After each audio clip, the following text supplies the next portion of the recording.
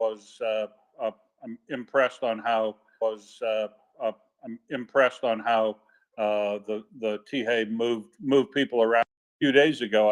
I would guess so that they don't give up anything intelligence wise, but apparently that was the wolves protecting the highway of life, I guess they call it, into Bakhmut. So, yeah, impressive. Also got another interesting piece of intelligence from Bakhmut today that Jorn passed on. That it looks like Russia, Ukrainian troops may have taken back a couple of blocks of territory inside Bakhmut. So, yeah, it isn't all backward movement there either. There's a bit of back and forth still going on. Yeah, wasn't that, I saw that the same as well, wasn't it a week's worth? It was like a week's worth of progress that's taken back in the day. They took back in one. Yeah, that's right. That is what he said. I'm looking around to see whether we can get confirmation on that, but it would mirror things that we saw down in Ivanivsky and other locations around Bakhmut recently as well. Yeah. Nali, I think back to you then. Yeah, thanks. So, and everything else also in that video, it's war, of course, and war is hell. So there was raining down artillery all the time. I don't know whose artillery it was, but if it was Russian, that would be completely crazy, because that means that they would attempt infantry assault during their own artillery barrage. But I wouldn't put it past them to actually do that. But crazy stuff. Yeah, neither would I. Definitely an inducement for their troops to move forward. Based on where those were landing, it looked like either Ukrainian artillery to try to slow that, as they reported, but I didn't hear anybody talking to folks on the radio to adjust fire. So yeah, it may well have been Russia not lifting or continuing with a barrage, either poorly timed or purposely just keeping artillery on while their men were supposed to be storming those trenches. Then John? Yeah, actually, two things. First, Marcus, this video probably puts moving pictures to some of the numbers you're reading every morning, maybe 10 or 15 or something. And second is, yes, I mean, it's as Nada said, it's war, and they're fighting hard. But also what strikes me seeing it is how the Russian is actually trying to overtake the Ukrainians. I mean, they're running on open fields. We know that, but we know that from all the reports before. But here we can actually see it. They're running like 10 meters from that trench without any protection whatsoever. Yeah, there's some artillery coming, and they're throwing grenades, but they're like sitting ducks. And obviously, if there are enough of them, they will overrun, but a lot of them will die trying, and it's absolute madness. not an armored vehicle in sight in that clip.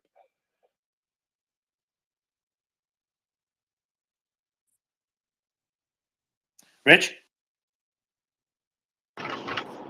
Yeah, it was really mirroring kind of what's already been highlighted there. It is you can see, yeah, the Da Vinci wolves protecting their den, protecting the road of life. The leadership that was on show there was honestly top tier. I mean, even down to the fact that the one I see is the man that got out of the trench, out of his foxhole, and was up top trying to provide not only counterattacking then, but also providing suppressive fire for others. On the flip side, there was virtually, like you said, they've advanced on the back end still of their own artillery barrage. There's no armor around. There's seemingly no kind of suppressive fire from the other side to even try and help them get to the point where they can even lob a grenade in. I mean, there's one that went in reasonably close, but he was still quite a ways, and it was just a crazy lob while he was still on the move. There was nothing really tactical with that. It was he completely overthrew the hole. It really does show you how these guys are purely just being thrown into the meat grinder over open ground. It's really surprising, and it is quite intense. But it's shocking to see that they still put people up on the tail end of their own artillery barrage. That I just cannot fathom. It just doesn't make any kind of sense.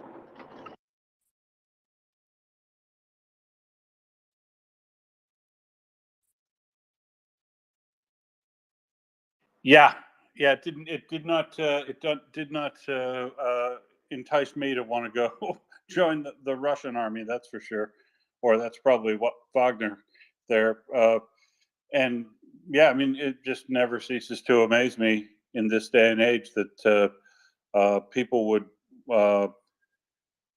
try to do that sort of attack with little support. But yeah, I guess nothing should surprise us anymore. Yeah, I mean, it definitely doesn't make you want to sign up for your couple of thousands of rubles, whatever it is, and a bottle or two of Absolute, does it? I mean, let's not forget these guys have probably got a couple of squads of their own guys behind them as well, making them advance at gunpoint. So it's like, are you going to get shot here, or do you want to run into an artillery barrage and maybe or probably still get shot or blown up, one of the two? Like that's a hell of a bad situation. Like freaking A.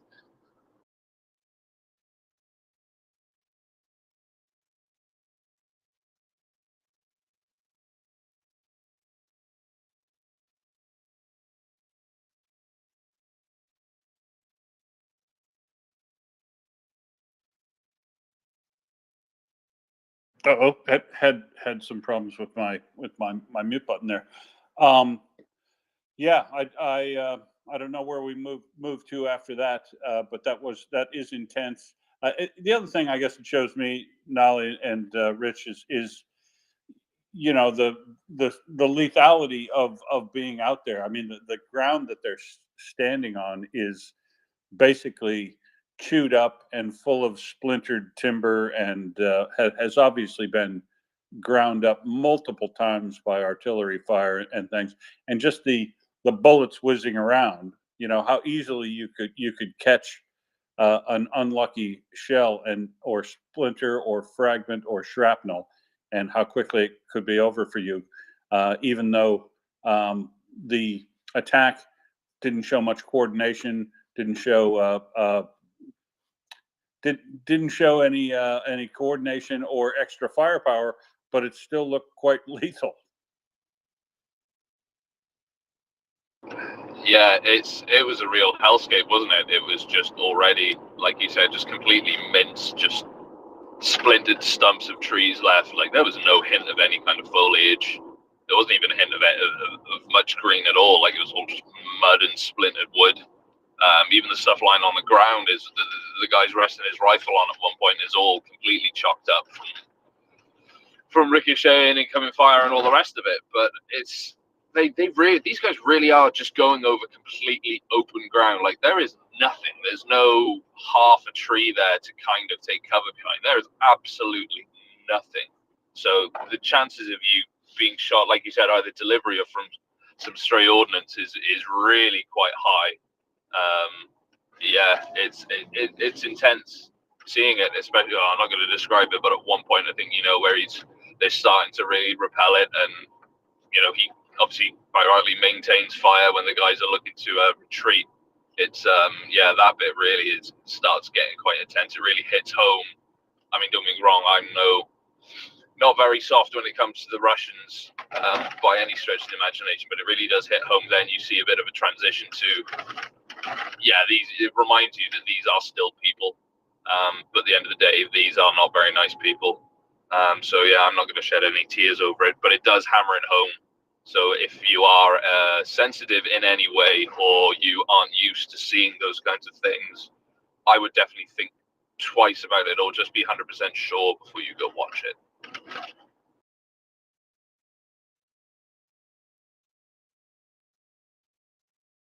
Yeah, agreed.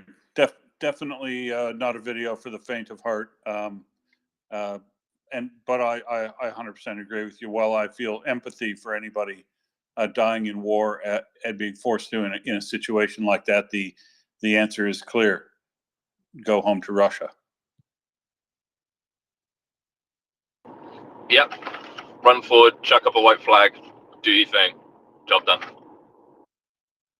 Although, from what we see from the numbers today, there's quite a few less APCs and trucks to carry you home after the haul yesterday, and no vehicles, as you pointed out, Rich, in the video that they show there. Yeah, it's always fun to hear of burning vehicles. That's one thing I'm always happy to see. Especially the trucks and the special stuff. It's a special time when special stuff goes up in flames, and I'm a bit of a pyromaniac like Mockers. Anytime anything's on fire, I kind of get a little bit excited.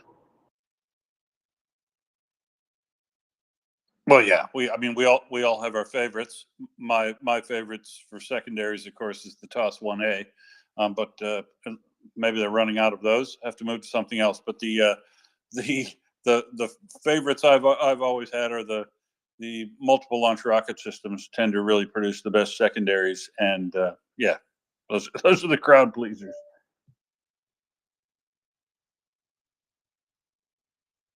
So sympathetic.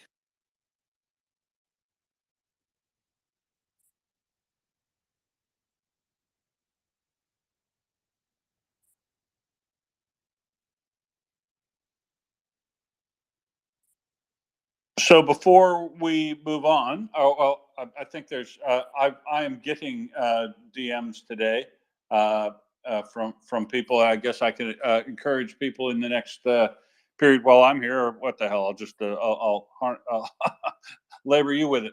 I'm going to swap over in not too long and give a new host the seat. But I'd like to encourage everybody, if you can, to follow on, as Verlaine said, and try to give what you can to MriyaReport through our donation button. That's the capability to do through the website. That's in the link up in the nest, to provide them that valuable aid that she was talking about. Tim was saying, that she doesn't need to put together that much money to make some real difference, because some of these pieces of kit, may cost $500, but doesn't take many donations to meet those. And we want to see that campaign through the end of the month be successful as possible, because it's the first real big one that Mockers backed, and I want to see that be a big win for a lady who puts in so much time and effort behind the scenes as well as online here. And yeah, please donate to Mariya Aid and MriyaReport where you can. And if you want to talk about any specific issue, please request to speak. If you're using your phone, request to speak, and we'll add you as a speaker, and then raise your hand, and you'll be allowed to participate in the conversation as directed by probably Doman, who has now something to add. Doman? Yeah, I have a question for Mockers. Mocker, do you remember a few days ago you were reading a UK MOD Defense Intelligence update? Was it the Defense Intelligence update? It was something saying about, maybe it was somewhere else. Was it somewhere else? About the Pacific Fleet now claiming to be at the highest level of readiness? I think it was not the Defense Intelligence update. I think it was somewhere else. It was somewhere else, yeah. I can't remember where from, but yeah. Okay, do you know how high a level of readiness did they reached? No. Well, No. they reached such a high level of readiness that there was an exercise, right, immediately afterwards, to show how really good they are of the Pacific Fleet. And midway through the exercise, they removed the admiral in command of the Pacific Fleet, who has been the commander since 2010. He suddenly retired midway through a snap exercise. I bet that's because they were so ready to undergo said exercise. You know, just as the propaganda claimed, they were the most ready they could possibly be. So ready, there was nothing left for the commander of the Pacific Fleet to do. He just, he left on a high, right? He retired at the peak of his career. Is he still alive, Doman? That's what we really need to know. I don't know. He's definitely not the commander anymore, I'll tell you that.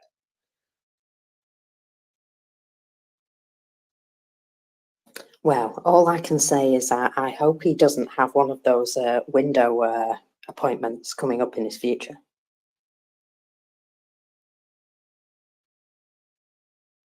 I mean, they should put him back in charge of the fleet if he's that rubbish, to be fair. That would be most helpful. No, but it does say something, right? When they first take the Pacific Fleet, send the sailors and the highly specialized folks of various types to go as infantry or whatever at Wuhledar, and then say that they are the highest possible theoretical readiness, and then they display on exercises such a great level of readiness that they get rid of the commander before the exercise is over. That's truly something. Rich, is that truly something? It is truly something. I with Marcus, I mean, not necessarily maybe a window. Maybe he's just quite simply elected to transfer to be the new CEO of the Moskva.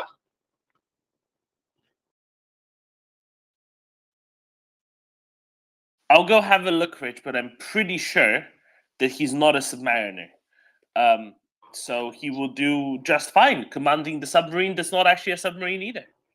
Exactly. He may not be a submariner by trade, but he may be soon. Yeah, makes perfect sense to me. Can you become a submariner by falling off out of a window that's too high up? I think that's the usual way, right? I mean, I'm going to go with yes. I mean, it takes a special breed to be a submariner. So yeah, why the heck not do that? Jump off the poop deck, like, just go crazy with it. It's fine. Makes sense to me. See the mysteries of the Pacific Fleet. Moneypenny, good morning. Good morning. Nice to speak on the stage. Thank you for letting me up.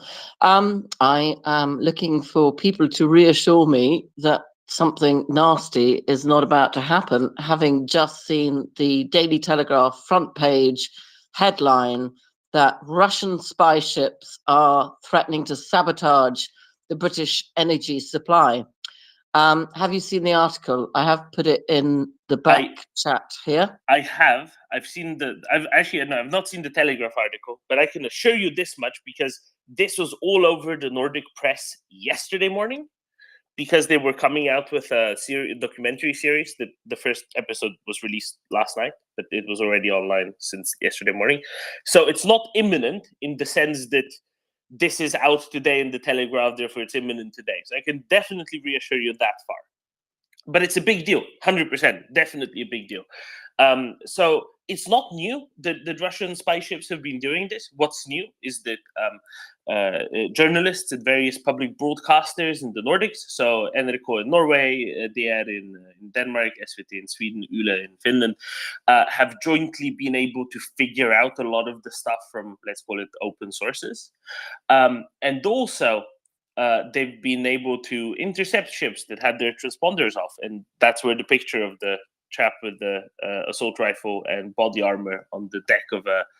Do you think it's anything to do with Nord Stream? Do you think that we have kicked up so much fuss? Because I think it is. I think, although in my head I firmly believe that the US were behind the Nord Stream being blown up, I know that there is an awful lot of tension and anger, and no doubt loss of revenue and loss of money for a few people in a few places. I think that it's connected. I live next to GCHQ, by the way. So if you give me a piece of rope, I'll go and find somebody in there to come and comment. That's all right. I will say that, you know, that's a lot of very general statements, and there's no reason why the Americans would be behind blowing up Nord Stream. We've gone into this with some in some depth. No, we've gone into this in some depth, including with people who you know, did underwater demolition in the British Army and the Royal Engineers. We've gone into some depth people who used to serve in, for example, the Danish military intelligence for a long time, and it's pretty clear that it was, you know, the mobster Russia that they are, the mobby Russia that they are, doing what mobsters usually do, which is put real behind their verbal threats or even non-verbal threats. And they blew up the equivalent of an empty warehouse, or torched an equivalent of an empty warehouse, to drive it home to those from whom they were trying to extort protection money, that yes, they are able to blow up warehouses, torch warehouses, and they would do that to their warehouse if they wanted to, and they could if they wanted to, right? There's a lot of underwater communications, both telecoms, internet, there's pipelines, there's electrical cables. There's not a few of those, there's lots of those, both connecting offshore wind farms, for example, and oil rigs, gas rigs to the mainland, but also connecting, for example, Norway with the continent. Norway is a big exporter of both gas as well as electricity. This is a threat. It is a threat. This is what it's designed to be. It was clear to everyone that Nord Stream, which had been off, you know, nothing was flowing through it for many weeks at that point, is not going to be used anymore. That was pretty clear to everyone, including the Russians. There was no more interest in restarting that by anyone. You know, flows started well in both directions, and there was no need for it anymore. It was an empty warehouse that somebody torched in order to threaten. The response from all of the intelligence agencies in the region was very clear. No, the Cobra equivalent meetings. We're familiar with Cobra in the UK, right? The equivalents of those in Norway started right away, and Denmark started right away, and Sweden started right away, for a very good reason, because everybody knew who was behind it. Not to mention that the Danish Navy has over 100 photographs of Russian ships just over Nord Stream blast sites in the weeks preceding. This isn't a mystery. It's clear to everyone. The only people who think that it's America are people who listen to the crackpot that is Seymour Hersh, and his one anonymous source, which he can't name because it doesn't exist, because he's a special friend inside his head, probably. Or maybe it's somebody else who just told him a tall tale. So well done on that. But that's utterly. Well, I do have a different opinion on that. You can have any opinion you want, but we've been through this Can again. you help me though on this story? Because I think you've got a lot of knowledge, and I really value it. I've just seen a reference in the Telegraph article to the Danish intelligence and the Norway intelligence officers, and you commented particularly on it having been already in the press in Norway, I think you said. So much as our opinions may differ on other things, I wondered if you could add anything, because there are some interesting comments in this Telegraph article I'd love to know your opinion on. Yeah, I've scrolled through the Telegraph article, and it's basically a very short summary of what you can find on dr.dk, that is dr.dk in Denmark, and nrk.no in Norway. If you look at those public broadcasters' websites, you can use some sort of auto-translate, DeepL or Google Translate or whatever, and you can read the very extensive, detailed articles that, you know, can provide so much more easily than I possibly can.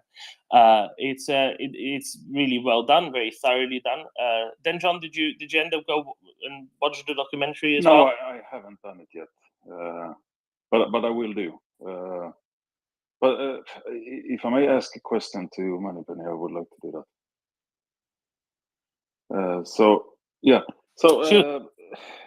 I understand the reaction that this is kind of can be seen as a threat. But what do you want us to do about it? Should we use this as a something No, I don't want. I don't want to get into a big debate and take you off kilter. I'm, appreciative of coming up on the stage, but I have a lot of research that I did at the time of Nord Stream, which gives me information which I tend to vert on another opinion to yours, which obviously I'll keep to myself for now. But I was interested because I do live next to GCHQ, and I like to keep up to speed on what is happening, and I know that alert levels change a lot in this area, and it affects me because of certain things I don't need to go into, but it affects me. So I was just wondering how far this Russian thing had gone, more especially because I'm interested actually in the cyber aspects of it, the cyber espionage. And we have a new base within GCHQ here in Cheltenham now, which is particularly focused on Russian hacking and Russian cyber activity. And because that is slightly referenced in this article, I just wondered if there was anybody who was able to talk a little bit more about it. The line says, experts say patriotic young Russians are carrying out cyber attacks against Western organizations and businesses, and then talks about the National Cyber Security Center, which is the place that I'm referring to just down the road from me. Yeah, I can tell you that's not really news in itself in the slightest, even though it's only in the Telegraph today. This has been happening since at least about 2007 or 2008 in a concerted fashion. Russia has extensive hacking collectives, which are ostensibly private. However, whenever their agreement with the state, their kind of social contract with the Russian state, is that when Russian intelligence services call on them for services, they show up. They also have an agreement not to target Russian domains, Russian websites, Russian businesses, and therefore they're very free to do whatever it is to others. Indeed, here we've had discussions, for example, with Dr. Biljana Lily, who's the author of the recent book Russian Information Warfare. What is it? The Attack on Democracies in the Cyber Wild Cyber West, something along those lines. We also had Mikael Sjöberg, who's a hostage negotiator for sort of malware attacks on Western businesses, formerly Danish military intelligence. We've gone through this in quite extensively, but this is fundamentally not news. This has been going on since at least the Russian, let's call it, vociferous complaints over the moving of the bronze soldier in Estonia from a city center to a less suspicious location. And that's been pretty consistent, at least ever since then.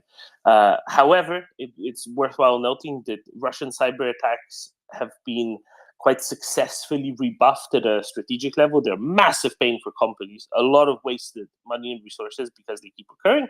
However, on a sort of strategic level, they've thus far not been very successful. A very good example is the Russian terror bombings aimed at electrical infrastructure across Ukraine, power plants, especially substations outside power plants, because they're softer targets, similar to that.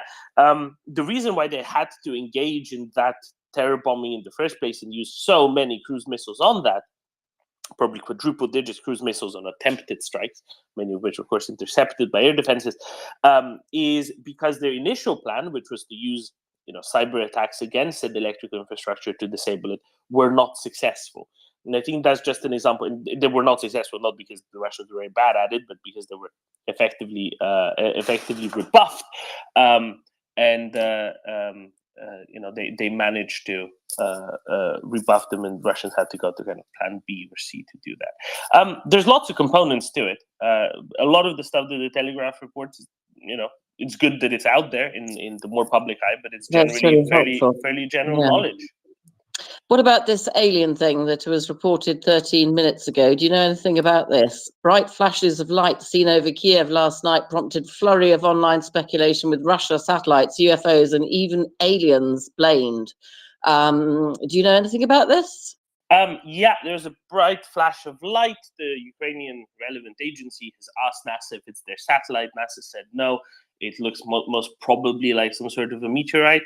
If it is aliens, I kind of hope it's aliens, because then at least we know whose side they're on. Because that'd be the most amusing of all possible outcomes. But yeah, there's lots of fun things. Of all of the things, it would be just the most amusing of options.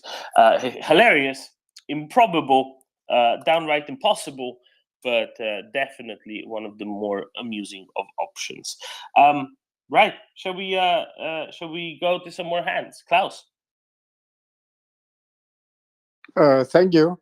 Regarding these articles that came on the public broadcasting services here in the Nordic countries, it's probably something that we have all known happened, but only with the Nord Stream explosions and all the sightings of Russian trawlers sailing all over Norway, trying to the cutting of the internet connection to Svalbard. The broadcasting services realized that this is actually a national security threat that is happening just in front of our eyes, and we haven't covered it very well. So they probably sat down together and said, we gotta cover this, and we gotta get some material, and we have to make some very good journalism. So that is probably why it came out now, and not 5-10 years ago, when incidents where Russians were purely spying haven't been covered in the same manner. Thank you. Exactly. It's prioritized more highly on what's going to be reported than it would otherwise, and now it's kind of a bigger deal than it is before. It's more likely to be read. It's more highly ranked on what people are interested in reading things. So of course it's reported on more now, but also journalists are more conscious of it, right? That's why they did these investigations into Russian ships now, because they were very conscious of the Russian threat, which maybe 5 years ago, 10 years ago, they just weren't to the same degree. Had this been happening in the 70s and 80s, it would be in all the news all of the time, but it just wasn't. Or it'd be, said that it was just some minks swimming off the coast of Scotland. With that, I want to say good morning to Ming, my first ever time next to me co-host. I just want to check if your audio works, Ming. It seems to be working, Doman. Can you hear me? Fantastic. Excellent. And if you want to, Ming, you can take it away. Go to Denjon, etc. Kind of get a hang of the ropes. And in about an hour, we'll be starting to talk more about some airplanes, aren't we? Yes, that's right. So, Doman, I just thought I'd kick off by saying, what day is it today? It's the 20th of April. Well, I'll tell you a story about today. So many years ago, when I was a little boy in Luxembourg, there was an English family who lived down the road from us, and the dad rang up my dad. My dad didn't like them very much, and he said, can my in-laws come and stay with you? And my dad was a bit sort of miffed about this concept of them parking their in-laws with us. So he goes, well, why? He says, well, they're coming over for my daughter's christening. And as an afterthought, he said, well, would you like to come to the christening? And my dad goes, well, when is it? He says, it's on the 20th of April. And my dad goes, I never go to christenings on Hitler's birthday, and puts the phone down.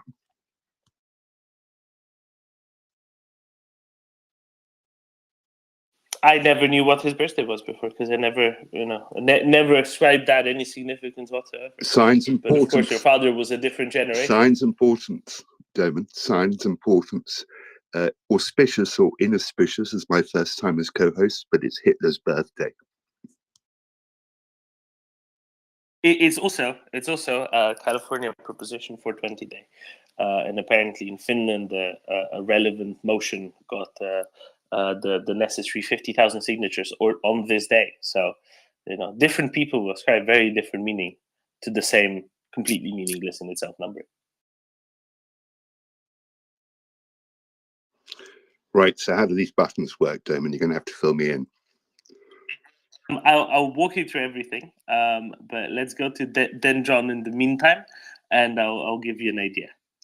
Okay, thank you. So, yeah, as you said, in about an hour, we're going to talk about airplanes. Would that be the airplanes with pointy things hanging under the wings, or some other airplanes? Yeah. No, commercial airplanes. So if you want to do the pointy airplanes that launch other flying objects intentionally instead of unintentionally, you can go right ahead because there's some good news on that. But, even so, very interesting. Number two, with a recent media coverage of what we just talked about.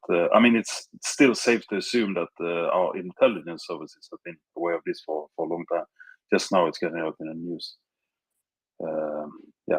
And last point, I'm a little bit disappointed. My theory, which is the most likely, has not gained any traction yet.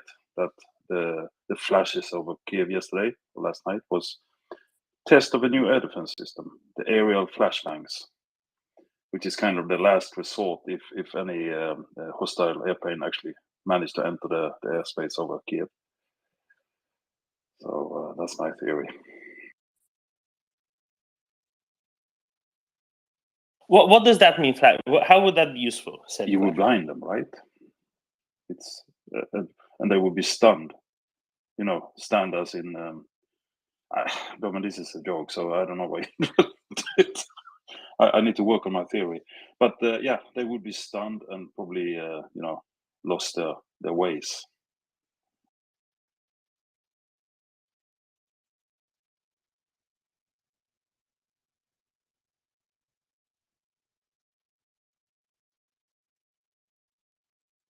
If only. Ming, do you have your favorite theory on what happened over Kiev last night?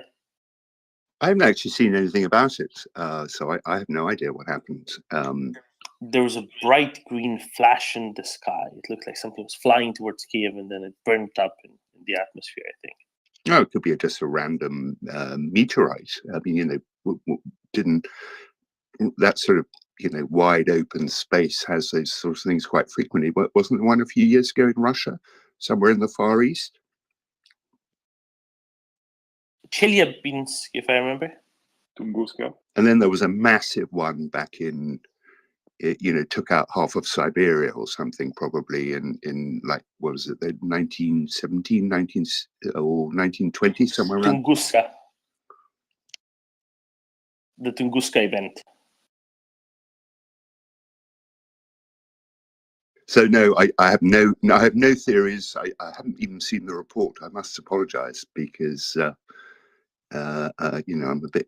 I've been swashing up on aviation stuff recently. Yeah, definitely wasn't a commercial plane. We can be sure of that. They don't go that color. Ming, are you sure it wasn't bits of equipment falling off an Su-24 or something due to poor servicing? Yeah, you see, I don't know, because I think they can probably handle servicing their Su-24s quite happily, since they make the parts themselves. But yeah, I mean, that's possibly another theory that could be suitable for this occasion.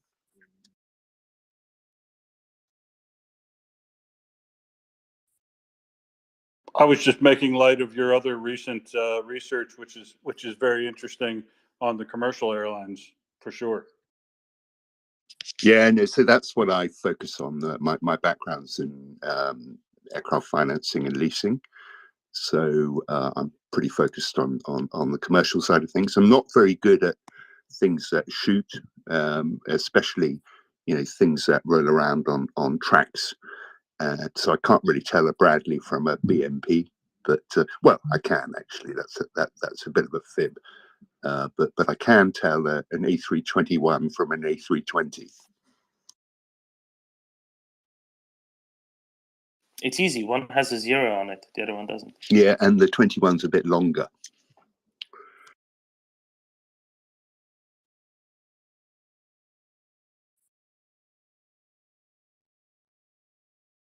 Well, so Ming, I'm curious to explore this topic with you more in relation to what and how Russia is doing, maintaining their commercial airline fleet, and some other things that might be quite interesting, because you also would know that a gas turbine that they use to power a lot of things over in the new areas, newly built areas of Russia, where oil and gas developments have gone on, particularly use a thing, like Frame 11 GE gas turbines, which is basically a jet engine that's meant to get up and run for long periods of time.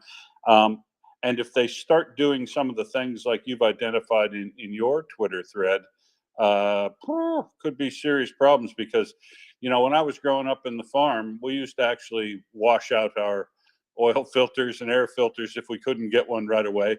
But I'm not really sure that's a really good idea to do on something as complex as a commercial aircraft. Yeah, that's a super interesting thing that you bring up there, Will. And of course, I hadn't really thought about that, but you're absolutely right. The aircraft gas turbine engines have a lot of uses away from aviation. And of course, they're exactly the same thing. They have the same kind of maintenance limits and the same requirement for life-limited parts to be replaced over time. I have no idea how many gas turbines built by the likes of Rolls-Royce, GE, etc., are knocking around in Russia, but there's probably quite a few of them. And that is something I should definitely look into, because, again, that's another really weak spot. The other interesting question in my mind is whether those particular gas turbines are covered by the sanctions that are currently in the aviation sector. So basically, as you say, a gas turbine, pumping stuff at a Siberian gas field is exactly the same thing as an aircraft engine, and therefore probably has a ton of the same parts. Like, for instance, the Rolls-Royce RB211-534 has those kinds of applications as well. And of course, it's a lot of shared parts. So are those parts covered by sanctions? I don't know the answer to that question. There might be some dual use interpretation put on that. So that's definitely a really interesting question you bring up there, and really worth looking into. I think you'll find that while they might be allowed under dual use things, that the dozen I know about that are over on Sakhalin Island will not be maintained and do not have service contracts with GE or Rolls-Royce, because those companies declined to participate, regardless of whether or not there are sanctions, because part of it was a really foolish assumption, I think, on arrogant assumption on part of the Russian side, that we'll get them up and running. They're running fine. They're basically meant to fly as long as they can. Get them up and running, producing electricity, and make them run for as long as they can without shutting them down. It is the normal good mode of operation. But then if they don't have the the regular turnaround and inspection of them, then they are much more highly at risk of a catastrophic failure. And then all the regular maintenance of the things like the oil filters and all that stuff that can be done on the systems that feed them also needs to be done with certified parts. But they don't have access to those certified parts now, primarily because they were a bit arrogant and said, "Nah, we're going to take care of them ourselves," because they primarily didn't want to pay the cost of the GE contracts, the long-term service contracts in the current environment, because I think GE was telling them, "Yeah, we can go ahead and service those for you, but the price, you're not going to be able to pay rubles like you used to be able to, and the price is now going to be a bit higher, and you're going to have to worry about converting to foreign currency for us." So I think I'm not sure they're sanctioned, but I'm sure that they don't have the maintenance contracts for them in the oil and gas projects, in what was Exxon Neftegas and SAC 2 out in Sakhalin.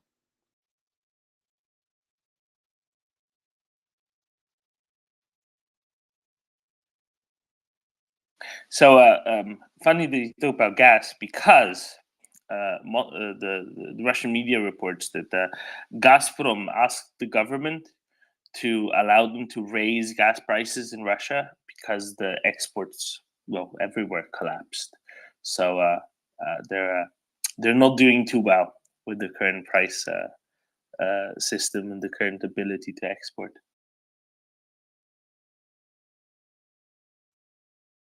It really flipped it on its head, right? Because what Russia thought strategically, what we get to do now is we get to make everybody else dependent on our gas, and then they'll be subject to our whims.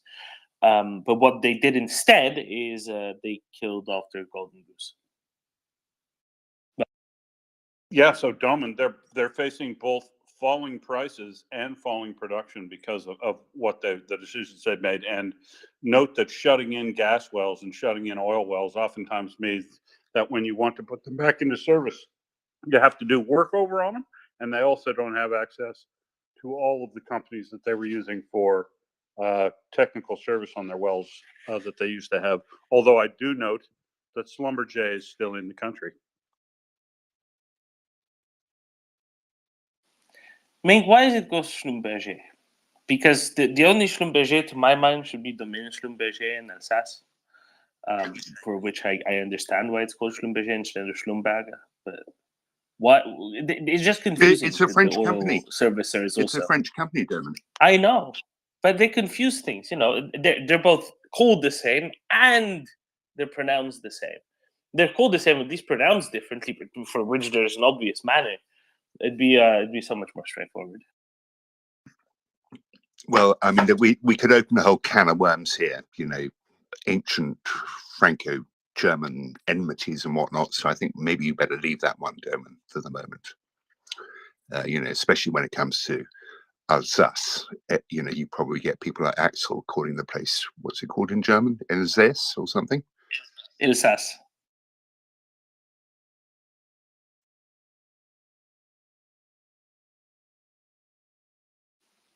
But meanwhile, thanks to a Polish gentleman living here in Ireland, who's brought me some very interesting news from the Irish papers this morning regarding a Russian state-owned aircraft leasing company here in Dublin. They have been sued in the High Court here in Dublin and applied for to have the company wound up to make good for someone's losses. Now, the interesting thing is I know exactly who the party is that's going after them. And interestingly, it's not an aircraft leasing firm. It's more in the kind of distressed debt investing type of field. And what they have done is they have bought insurance claims at a discount from aircraft leasing companies and used their ownership of those claims to try and make good their losses by going after GTLK. Now, GTLK is the state transport leasing company of Russia, and the Irish entity is 100% indirectly Russian state-owned. I haven't had a chance to tweet about this yet, but Jimmy, who very kindly provided this to me, I'll be doing that very near term. I think he's listening.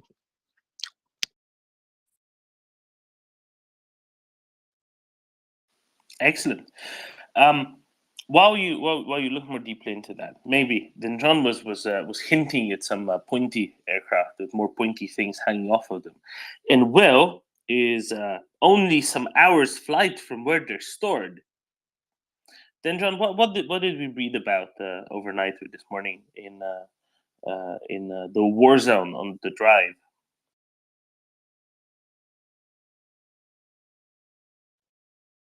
That's what you're referring to, right? You're referring to the Australian ones.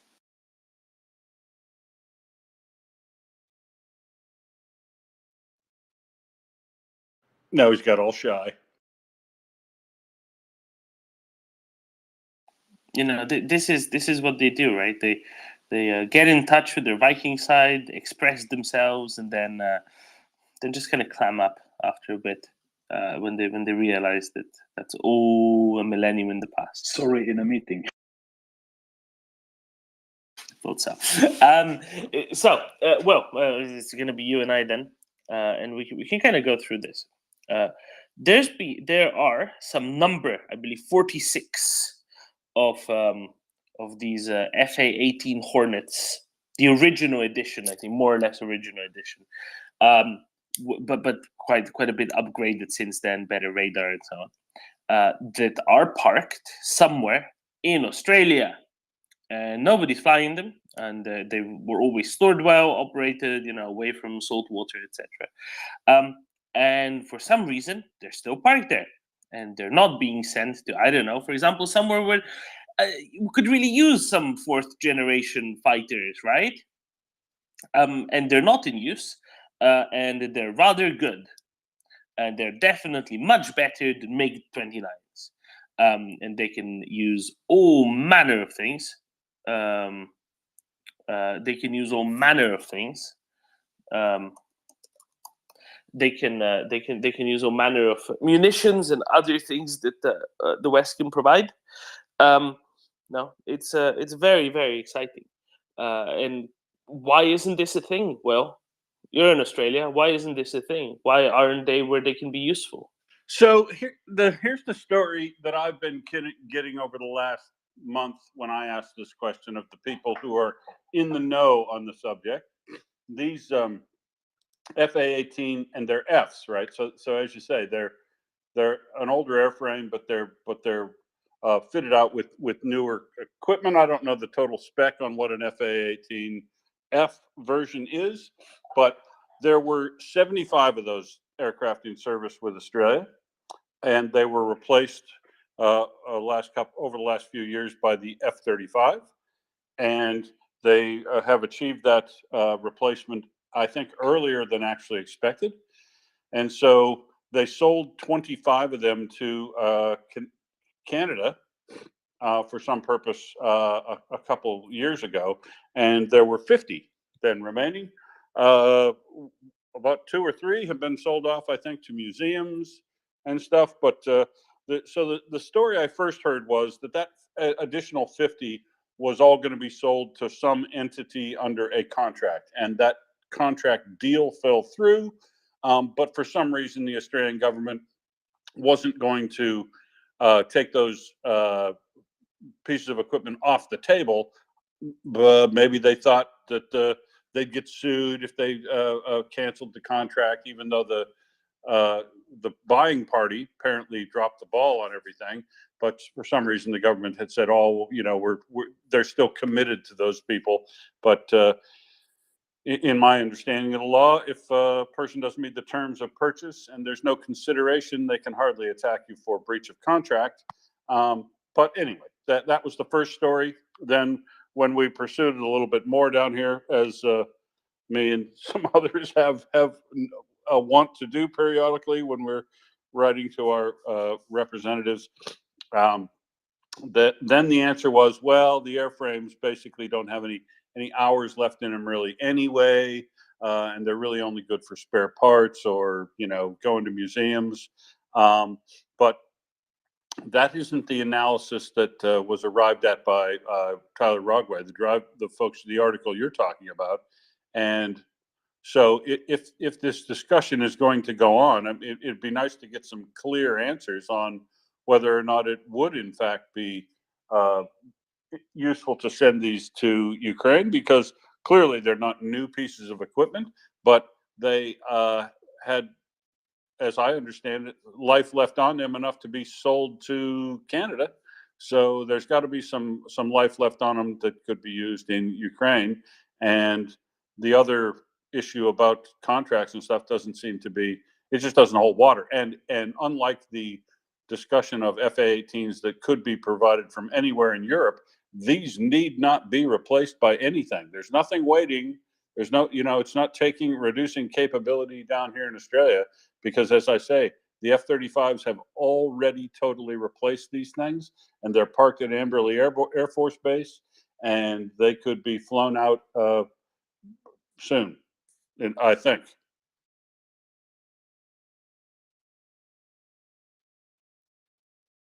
Exactly, and this is the thing, right? They were meant to go for basically OP4 in the US, right? For opposing force stand-ins, and the deal fell through, and they're just waiting. They're doing nothing. They're just waiting, just waiting. They're really good planes. Pauli, is the Hornet a good fighter jet? Is it good enough to fight off the Russians? What do you think?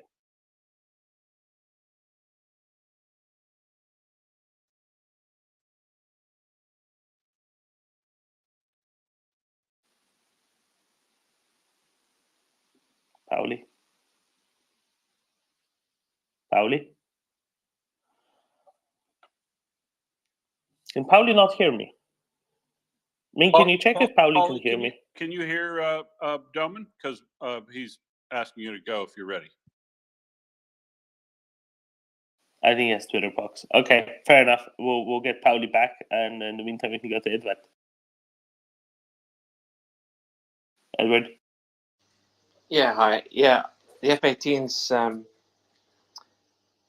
they had a great record here in Australia as a aircraft. I think it was the safest one they've ever had in terms of, safety for their crews. Yeah, I'm all for sending them to Ukraine as an Australian resident. So, yeah, send them. Yeah, exactly. They're very good aircraft. Well, there's no reason to keep them in the hangar. What are they waiting for? Well, yeah, I mean, if they were going to serve as OP4 for training purposes in America, Have we lost sound? I've lost sound. Yeah, I think Ming, if you might have lost sound. Ming's lost sound. But I can hear you fine, Ming. But okay, so we can all hear you fine. So those pieces of kit, here's how useful they could be. If they're going to go into an OP4 role, they ought to go in an OP4 role against Russia, because they will carry the M20. And this is how they're exactly fitted out now, Domin. They don't need any modification at all to be able to do this right now. They carry the AIM-120 AMRAAM, the AIM-9X Sidewinder. They carry joint JDAMs, including the ER version that's been modified by Australia. They can carry conventional and laser-guided bombs. They can carry the joint standoff weapon, the AGM-54. They can carry the AGM Harpoon, 84R Harpoon anti-ship missile, and they have an M61A2 20mm nose-mounted gun in them for strafing Chuchi targets as well. I think you will. Exactly. This is the beauty of it. Pauli, is a Hornet a good jet to fight the Russians off with? I would say it's quite decent. I suppose it's like a multi-role fighter, but I think Jeff can talk some more about it. I think that Daniel is raising his hand to tell us how great Gripen is, and Draken, of course, but don't believe the Swedes. Yeah, so I actually had a question. Have you been discussing the openings in the south, or is this a topic that we will not discuss until there's a party in Crimea? Thank you. Oh no, well before that, but I want to be absolutely sure that what we speak of is well verified, and that's why I just kind of leave it to people who understand this stuff better, and also sometimes it's good to be a little bit behind the curve. We like to be ahead of the curve. I think we were out with Denmark sending Leopards within about 3 minutes of the announcement by the Danish foreign minister earlier this morning, and with some things it's good to be a little bit behind the curve, and you know exactly what I mean, Pauli, right? Yeah, fully agreed, Tom. I think we can reflect so many slight information, or the small bits of information we currently have, to the concrete facts that we have discovered earlier. I think maybe 2 to 4 weeks ago already, we discussed about the AMX 10s. Then we discussed more IFVs, APCs coming to Ukraine. And I think if you calculate these things together, plus the temperature now, and the videos and the pictures we've been seeing, and the latest announcement from the, was it the either, well, it's the like the spokesperson for the military. I don't remember the name. She also announced that in fact the counter-offensive has now begun. I think I have to investigate the name of the spokesperson for Ukraine, but I saw a video, her announcing it. Natalia Kumeniuk, she's the Exactly. spokesperson for Operational Command South. Yeah, exactly. And you know, I will very happily say what she has said, but no, but nothing, nothing beyond that, just because I can't be completely sure.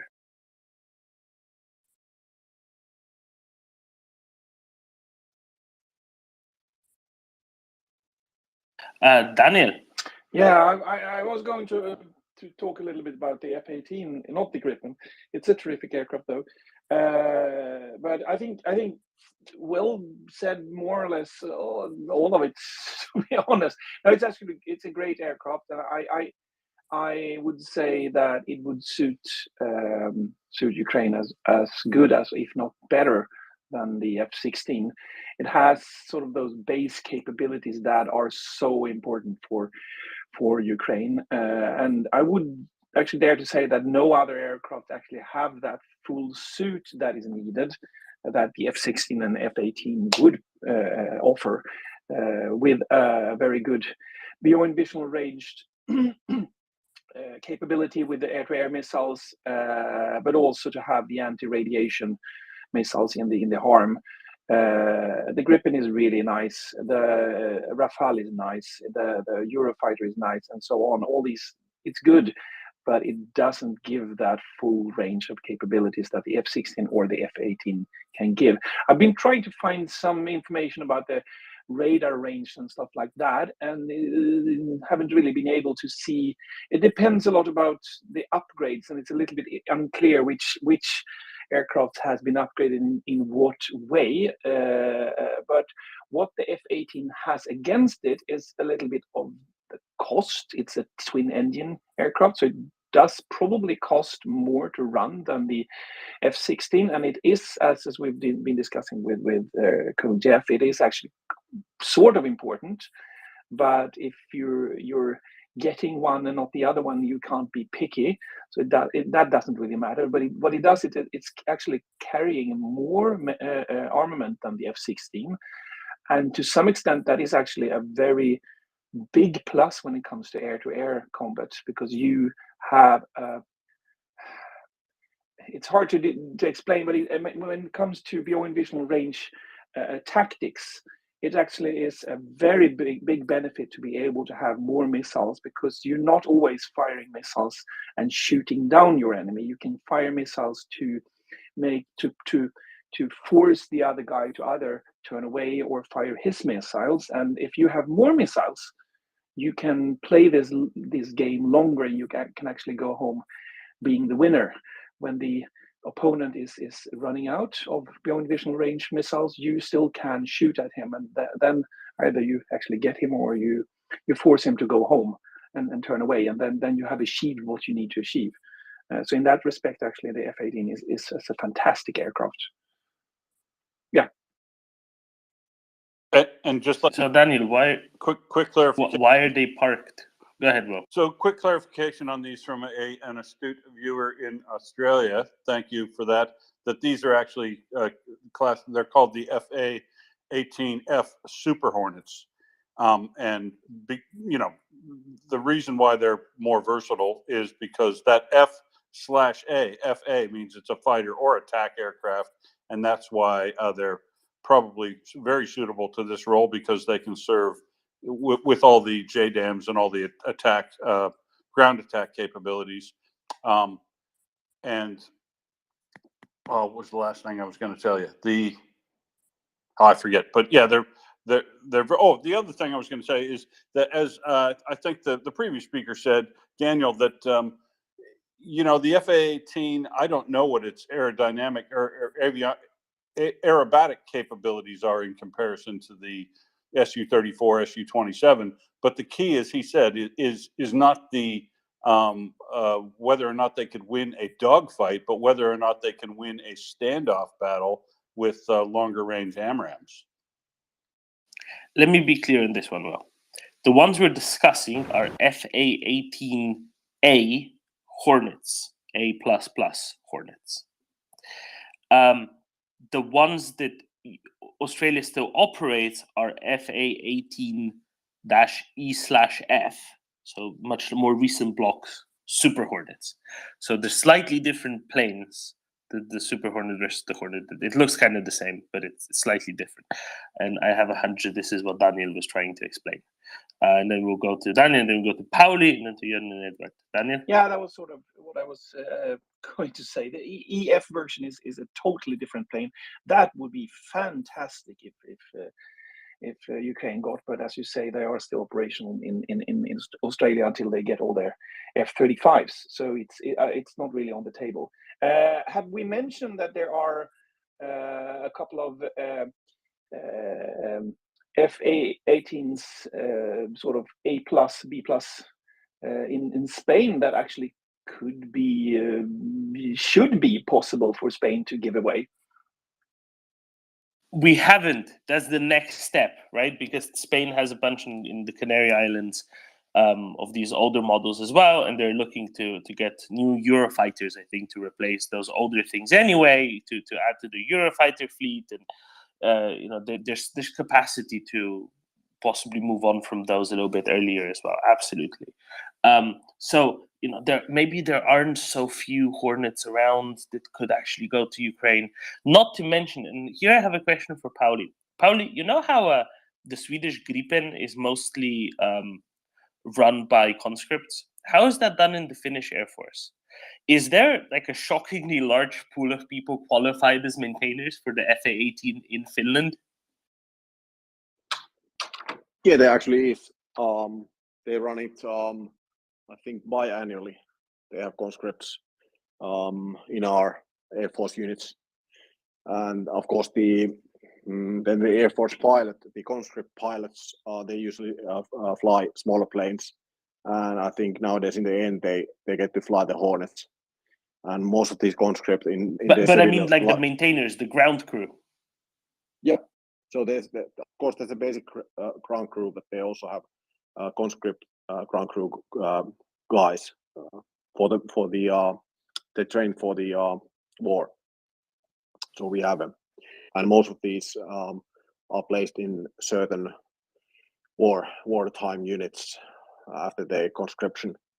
So there's like extra surplus crews. We don't just have the crews that are like working as an officer and NCOs or civil engineers in the units. We also have conscripts that could help with the F/A-18s. And if our government would announce this and be in favor of this politically, I'm 100% sure that the conscripts and the units would say that yes, where do we go? I think most of the guys would that we would have to tame them a bit, or them some kind of like how to say,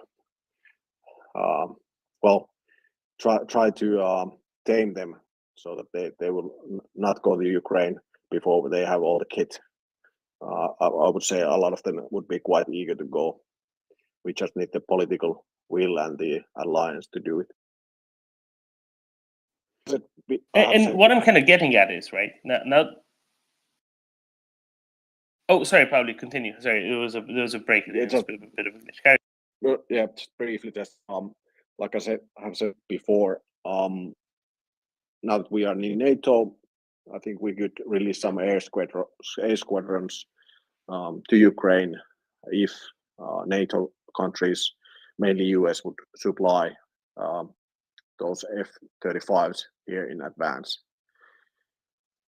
We have multiple air units that could already train them, but it's more of a political will I would say that the weapon manufacturers they would gladly replace the air units and they would supply everything. But I think it's more of a political decision. So exactly, and Pauli, what I'm thinking of is even easier than that. It's even simpler than that. No Finnish planes, just some Finnish ground crew who might be interested of their own accord to go help out Ukrainians for a few months, so that they can get off the ground a little bit more quickly. It's not exactly risky, 200 kilometers behind the lines at the airfield.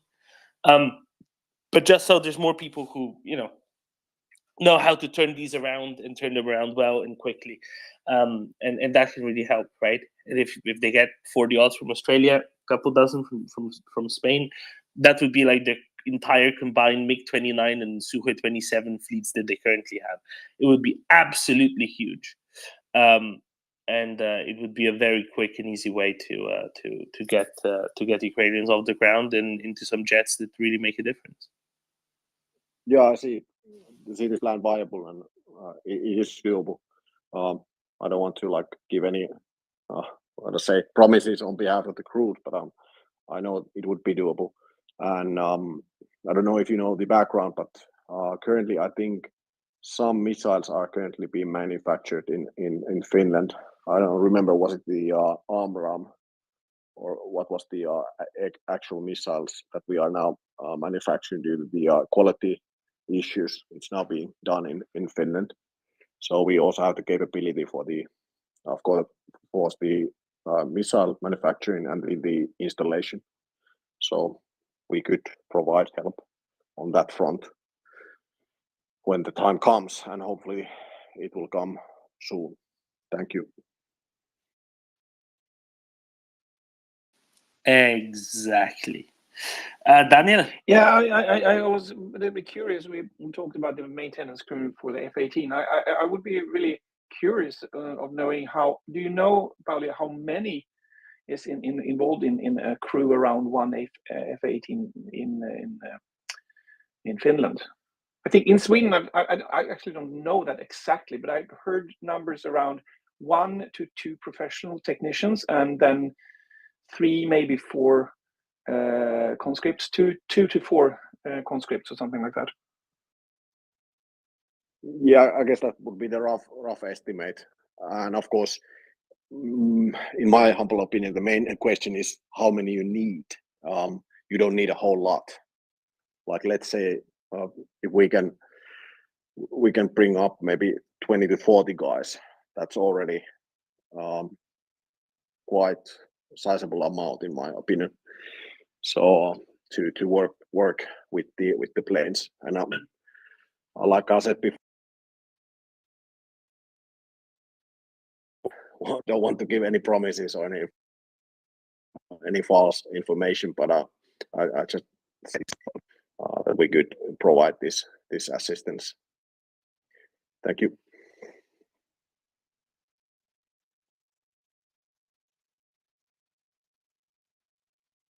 I think it's really interesting. I think it's a really good option. I'm really glad Tyler Rogoway wrote about it.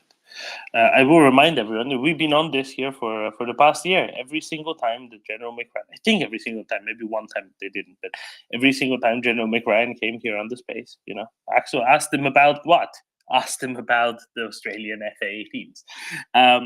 Because it's just such an easy option. And Daniel, as you say, it's a bit of a bigger jet than the F-16, right? It carries quite a bit more stuff. Yes, 2 engines, but more stuff.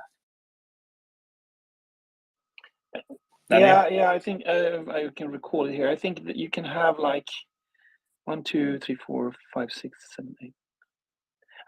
I think actually you can carry 10 AMRAAMs on one FA-18, and then you still have 2 sidewinders or similar on the wingtips. It's a huge amount of air-to-air missiles that it can carry.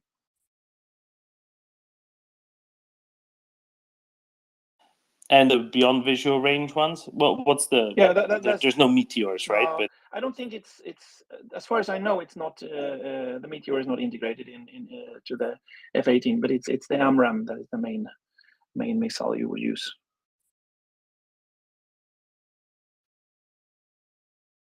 I mean, 10 AMRAAMs, that's quite good, right? Yeah, it's a lot of Russian jets no longer there. And as we were saying, it's not just the F; it's the FA, right? What does the A stand for there? That stands for attack. It's the same as the Gripen. It's called JAS. That's Jakt, Attack, Spaning. That's fighting, attack, and reconnaissance. It's built from scratch to be able to do both fighting other aircrafts in the fighter role, but also attacking ground targets. Now the F-16 can do that also, but I should probably not say anything that I don't know about sort of the differences in capability. But as Will mentioned, it can carry the Harpoon, and I don't think the F-16 can carry the Harpoon. And since it is a twin-engine aircraft, it can probably carry a larger load of both air-to-ground missiles and bombs. So it's actually a very capable aircraft. It's not as heavy carrier as the F-15E, but it's a damn good aircraft. I think the F-16s, some F-16s can carry Harpoons, but they can carry just about everything if you have all the right stuff set up. But maybe you need a newer F-16 for that. That's possible. Pauli? Yeah, just regarding like background information, the AMRAAM missile. So this is like the air fighting missile. So nowadays, the Nammo factory in Norway, that's co-owned by Finns and Norwegians. That's the main supplier of AMRAAM missiles, and AMRAAM is I would say the most important like air missile, and that's used in F-16s, F-18s, and F-35s. And so Nammo provides the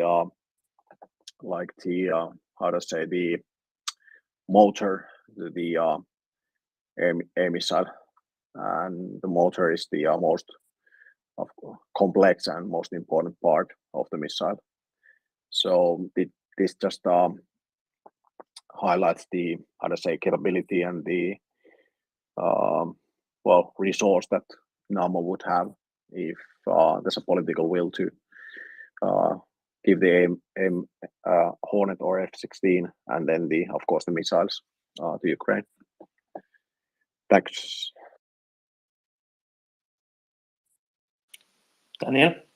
Yeah, you're absolutely correct. The F-16 can carry the Harpoon, and it has from quite early versions. I think also, I think the reason is I didn't think it did was probably because you usually see the F-18 because it's in the maritime role in the States, so that's why they are probably often the ones carrying it. And I think there is not that many nations using the Harpoon that actually was also using the F-16, but it's definitely capable of doing it.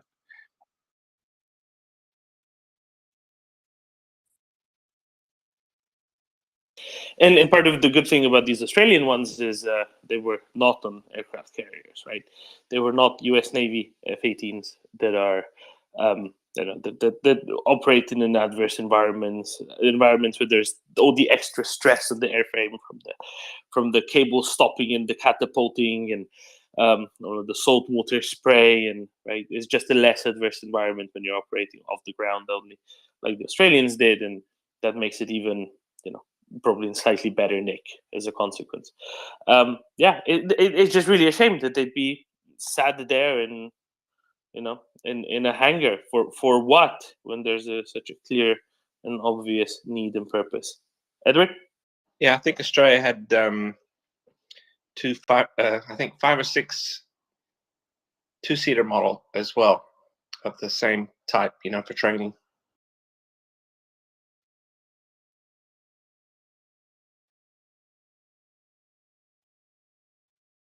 Yeah, for sure. And there's also some of that split, right? And the training ones can also be used as perfectly usable ones, with perfectly useful ones as well. So it's not just limiting them to that in itself, which is obviously also very good in itself, right, Pauli? Yeah, and then last but not least, the Patria, the Finnish weapon company, is also the Europe's biggest maintainer, caretaker of the F-16s for the F-16 motors. So I would say that if there's political will to supply the F-16s and F-18s, there just in the Nordics there's enough capability to take care of the planes and maintain and take care of the planes. So I don't see any obstacles here, just possibilities.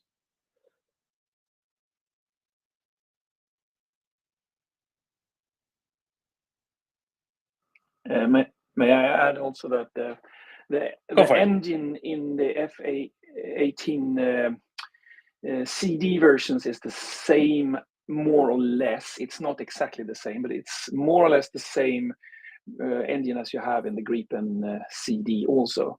The Gripen has a Swedish version that is sort of improved to some extent, but it is the same engine, and Sweden has the capability to maintain and take care of those engines. So there is a capability for that also.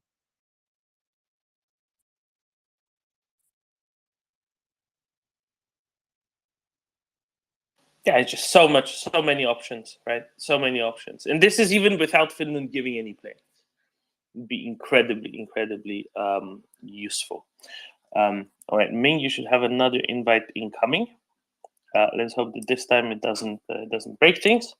And I will try to do a little bit of magic here, and get someone else up.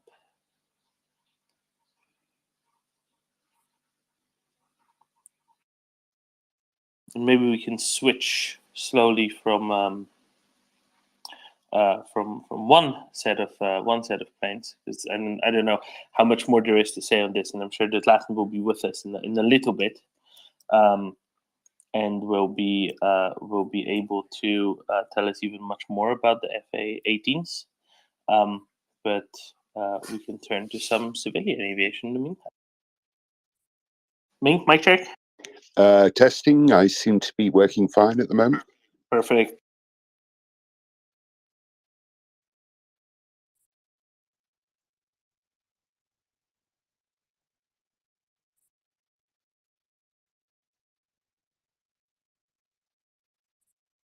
So in a couple minutes, we'll get another NATO fella up. This one much more British, much less Ming Dynasty-ish, to talk more about commercial aviation in Russia. Commercial aviation in Russia has been having a tough time on late, and we've covered this in bits and pieces here on the MriyaReport. I'm very glad to have had Ming, be able to help out with a lot of these things, because he's really plugged into a lot of it, and also has great stories from back in the day, as well as from shockingly not that long back in the day. But we always had a little bit of a limit on what we can do in terms of parts. So we kindly asked another NATO fella, who apparently was just a NATO fella in disguise, and is actually a NATO alien fella as of yesterday. They're coming out from all sorts of places to talk about parts a little bit more, but I'll let Ming and Maid Marian take it away on this, because I'm much less useful than the two of them. Maid Marian, welcome. Hi everybody. As you see, we can hear you fine. Terrific. Good. Go right ahead. Hiya.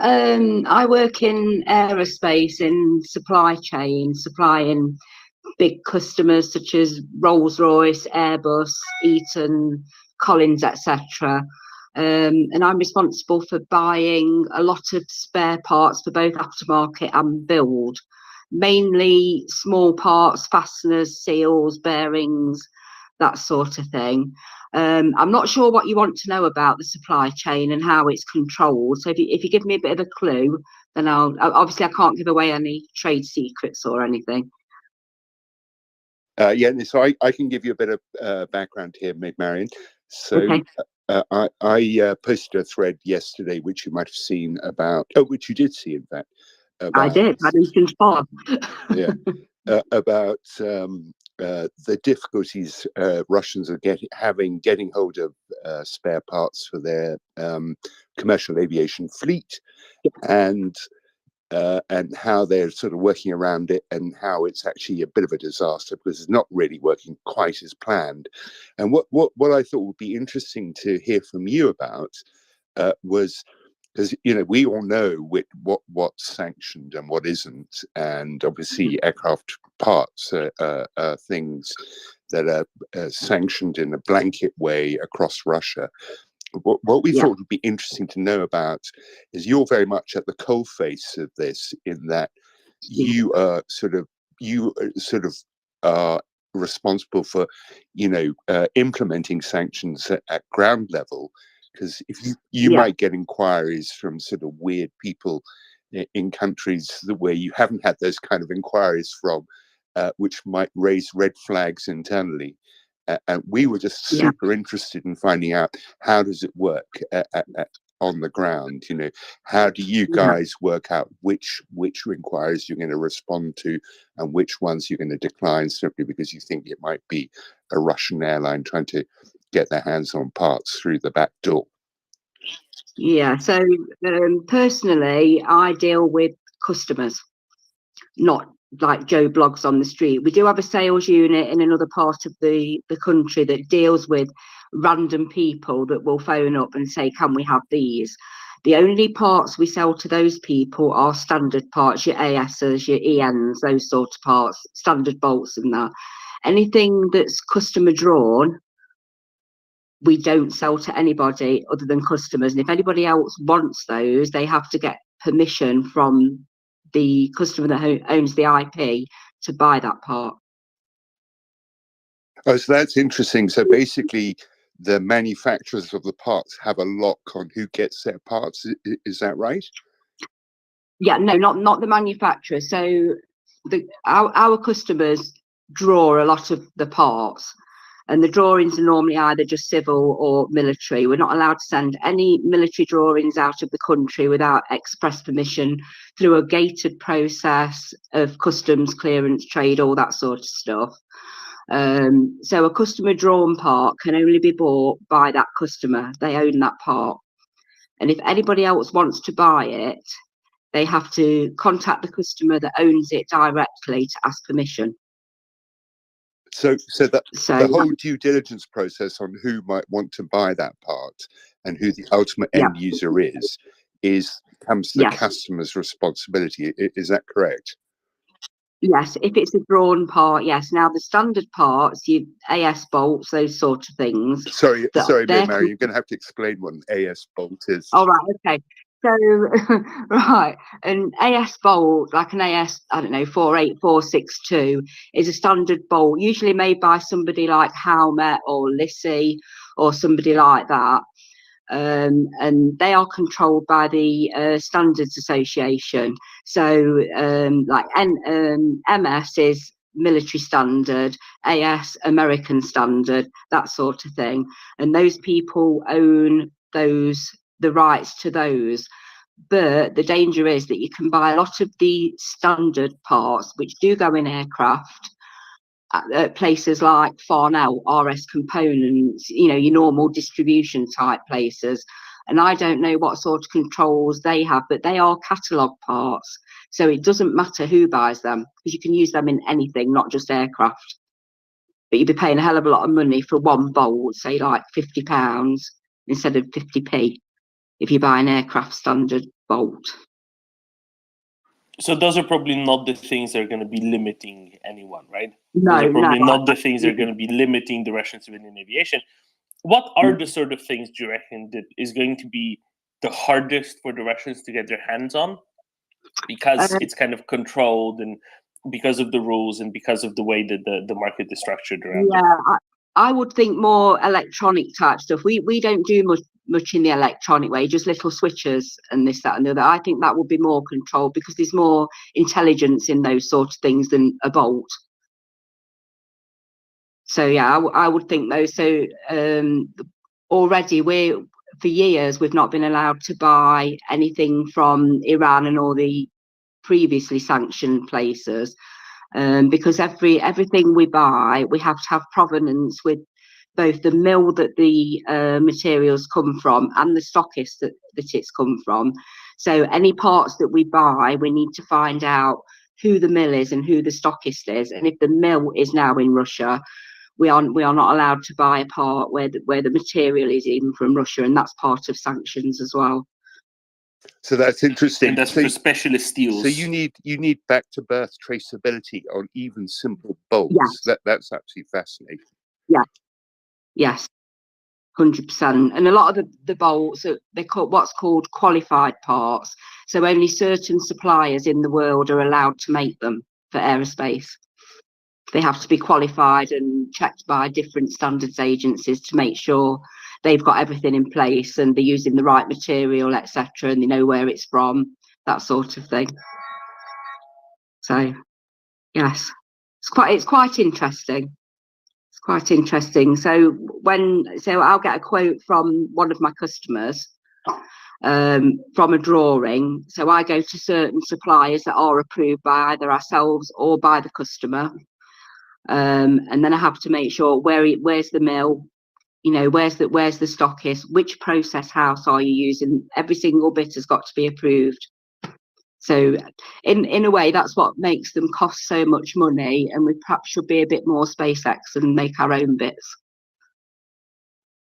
Yeah, so Dermot, that takes us back to the story I told you about the $60,000 coffee machine on a Cargolux Boeing 747, where it just makes the most ordinary coffee. It's not some old bells and whistles thing. It's just a normal coffee machine. But because everything in it has to be certified and tested to the absolute limit, it ends up costing $60,000. Yes, yeah, exactly. And we've got situations now where some of the standard bolts that we buy, and we buy millions of them a year for all the different customers that we deal with, and there's a shortage of some material. I think it's Inconel or something. So we're on lead times now of probably 14 months. Oh, and that's interesting, Marion. So is that material something that, what is that, a rare earth metal or something that?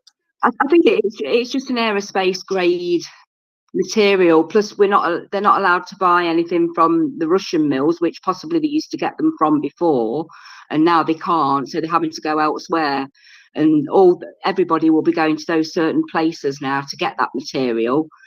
So they're now having to get more, and their order books will now be full. So the lead time's moving out and out and out. So it means that our customers are sometimes having to move the build of the engines, particularly the EJ200s, which we're buying a lot for. They're having to move the build to go with the supply base. So there's some of these materials around, right? Like Inconel that you mentioned, that are these very specific alloys that are kind of difficult to make, that aren't in high demand by volume, right? This isn't your standard stainless steel, that just endless quantities are made every year. This is something that's relatively specialist, and therefore not many people have invested into being able to make it, right? And it is a special alloy that has lots of nickel in it, whereas normally your steel would just have a sprinkling of nickel, a couple percentage points maybe, and it's a special alloy. But you need these special properties when you're under very high stresses, thermal stress, mechanical stress, like for example when you have an aircraft. Yeah, they all have to be like we have to have physical, chemical certificates for all of it to make sure they've been through all the tests and this, that, and the other sort of thing. So yeah, it's very interesting, but quite complicated and very, very quality orientated as well. Ming, shall we go through, for example, the problems that you highlighted yesterday and today in your threads, and maybe we can pick out some components there that clearly Russians are having difficulties with getting supplies of, and you wouldn't normally think of, but maybe there's something particular there that can pique the two of yours interests. Yes. So on that topic, what I thought was interesting was your response, Marion. You said lots of FOD, so foreign object damage. Yeah. Basically, that's jet engines ingesting, stuff. Is that what that filter actually prevents? So, how does it work? Because I just simply don't know enough on the technical side. And neither do I, Ming, so I can't answer you on that one. But I know that even at work, obviously we've got bins with all the bits in and this, that and the other. And every now and again, when they do a stock check, that's one of the things they check for, and that's before they even get to the site to be fitted in an engine. So yeah, I'm not very technical, really. I'm a little bit technical, but not enough to answer that. But when we've had presentations at work about things like that and counterfeit parts, we had one where on Air Force One, I think there were 40,000 counterfeit parts on the plane and the engine in total. And a lot of that, they weren't actually counterfeit as in made in Fred's shed. It meant that they hadn't got the correct provenance of the line of supply from the mill all the way to, or it was an unapproved mill or something like that. So that was a very interesting presentation we had at work. So that's fascinating. So Air Force One is flying around, or at some point was flying around, with a bunch of counterfeit parts. That's really quite extraordinary. But I mean, it doesn't mean that they're like AliExpress parts. They're just parts that haven't gone through the correct due diligence to make sure that everything is approved about them. And it didn't mean that they were dangerous either. It just showed how easy it is for that to happen. And if that's happening to Air Force One, goodness knows what Russia are doing. So what I'm kind of curious about is, what are the bypasses? What are the bypasses for Russia to be able to get their hands on parts, right? Obviously, one thing is stuff that they scavenge off of other planes that are in their possession legally or illegally, and they just move it from one aircraft to another. But what I'm kind of curious about is, where in the industry are there leaks, are there gaps where stuff kind of flows out into, for example, Iran, which is under sanctions? There's probably quite a lot, to be honest, because there's lots and lots of websites that we have access to that we can log in and go and buy parts. And I'm sure that Russia can do the same thing via third parties if they pay them enough money. And that will be because when people buy parts, whoever they are, when they've got a surplus, they can sell surplus aerospace parts to these websites, or they can put them on themselves. And it could be a genuine person buying them, but then somebody buying it off them could be Russia, and the supply chain could be so long that you're never going to get to the end of it. So yeah, I think that will be how it happens. And I don't know who can control that, to be honest. The Department of Commerce, the United States of America. But what if they're not in America? What if the parts are not in America, or the seller isn't in America? That's where secondary sanctions come in, right? This is what we saw when the US, I think it was US, the Department of Commerce sending that memo to the Turkish ground handlers saying, don't fuel Russian aircraft anymore, don't maintain Russian aircraft anymore. And that's basically the way, right?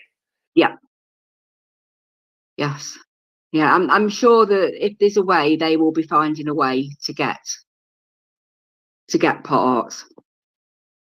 Can it at least be traced? Can it at least be identified? Or, you say somebody has a surplus and then just sell it on to someone else. Can that at least be traced so that that, somebody's been selling off an awful lot of stuff and to very sketchy people, and that's probably where we should prosecute enforcing sanctions and secondary sanctions. A lot of parts that are drawn parts, so they're made to order, don't have a part number on them. And then if they take away the original packaging, which has got all the barcodes, the QR codes on and everything like that, probably not. If the part's got a part number etched or stamped or engraved or a label on it, then yes, possibly. They'll buy the bar stock and mill it down in Russia. to build the part they need, but they have to find the bar stock from a very special foundry first. The steel mills are where they'll be watching. Yeah, they'll be buying, even if they can only get one, they'll be reverse engineering parts to see how they can make it themselves. And since we're talking about metal alloys and all of that, the struts used on cargo aircraft and even passenger aircraft are made of very special alloys, and I don't know how often they need to be replaced, but they're extremely expensive, and only a few steel mills or foundries around the world make stuff like that, and they have to do extensive NACE. Well, in the oil business, they call it NACE testing, but it's destructive testing. Yeah. So you have one that you soak in acid for 3 months and make sure that when it finally breaks down, it's not going to have microfractures or weird stuff in it, and that's why a bolt on the space shuttle or something that goes onto the International Space Station costs $15,000, is because it went through a multitude of testing and has mill certifications and a whole trail of paperwork that goes along with it. Yeah. Yes, exactly. That's what they're probably forging, and that's what you were referring to as artificial or fake parts that get onto into a supply chain, is people faking those mill certifications so they can sell a $500 bolt for $5,000. Yeah. Yes, definitely. I mean, and that's why as well, when we get parts in, if there's been a 2-year gap in production, then we have to have a first article inspection report where every single bit is tested, every single bit is measured, and check all the paperwork and everything like that. And you know, that's one chance to pick up anything that's wrong with the parts. So, I mean, it's serious. If a part's wrong and fails, it's very, very serious.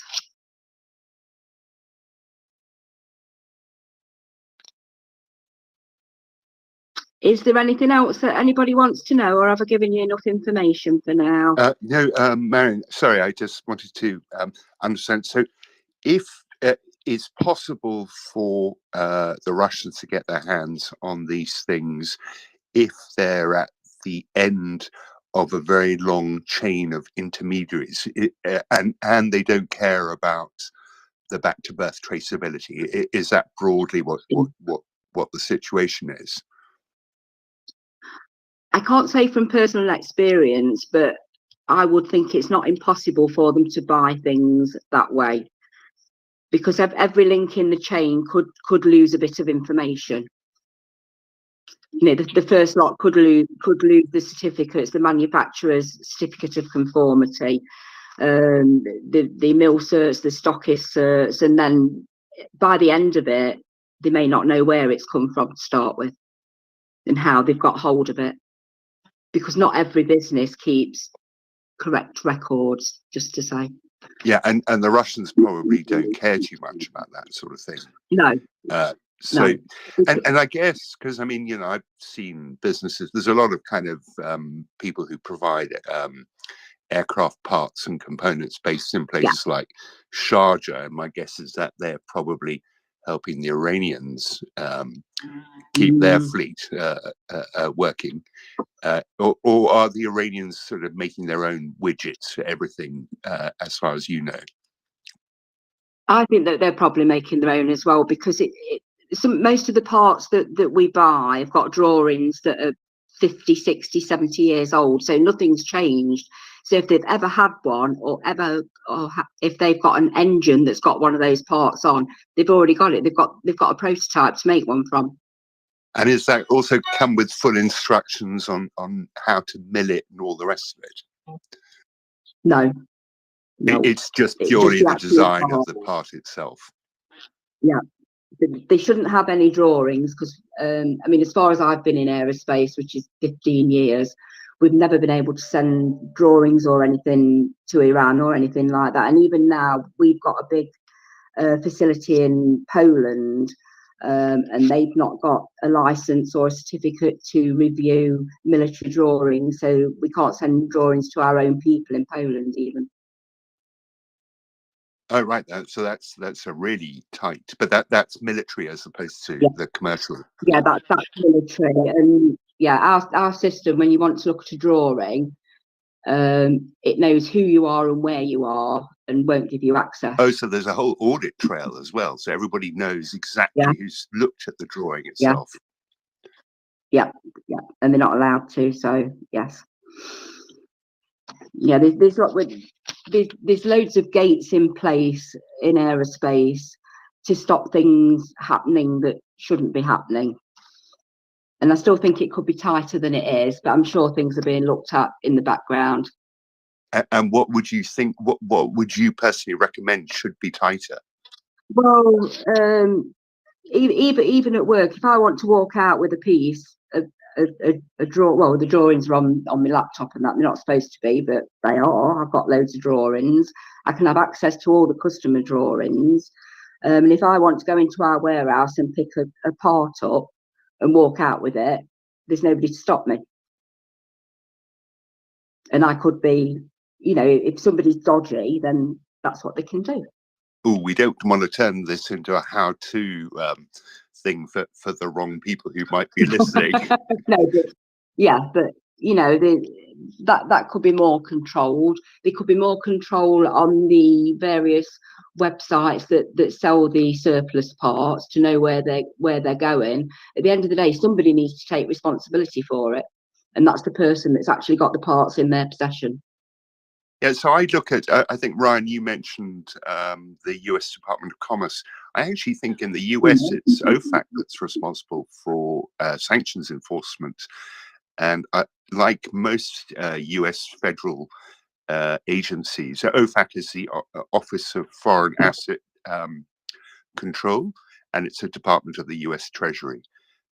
And I think probably like most US federal bodies, they are pretty under-resourced to be able to do stuff like this, like literally chase milled bolts around the world. But it does sound, from what Marion's been telling us, that the controls are in place to be able to prevent those parts from falling into the wrong hands, particularly the military ones. And but that more could be done. They are almost undoubtedly undersourced, but given the events of the last year, I'm sure they are placing an emphasis on stopping any supply chains that could feed into the Russian war effort. I'm sure that's a bigger priority than making sure stuff doesn't end up in North Korea at the moment, and they've been doing that for a while. So if you've been sitting with a pile of stuff on your desk of bolts you need to chase around the world for years, and then all of a sudden somebody says, hey, watch Russia, you're going to place a priority on that. Well, I mean, as a business, the only thing we got from Russia indirectly was material. We've never bought any parts from Russia. I don't think anybody in the UK does.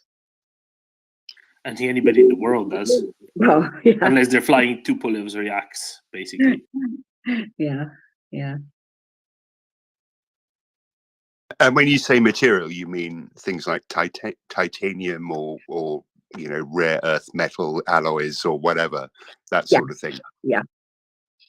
And there is quite a few big mills in Russia. Or just chrome content in steel.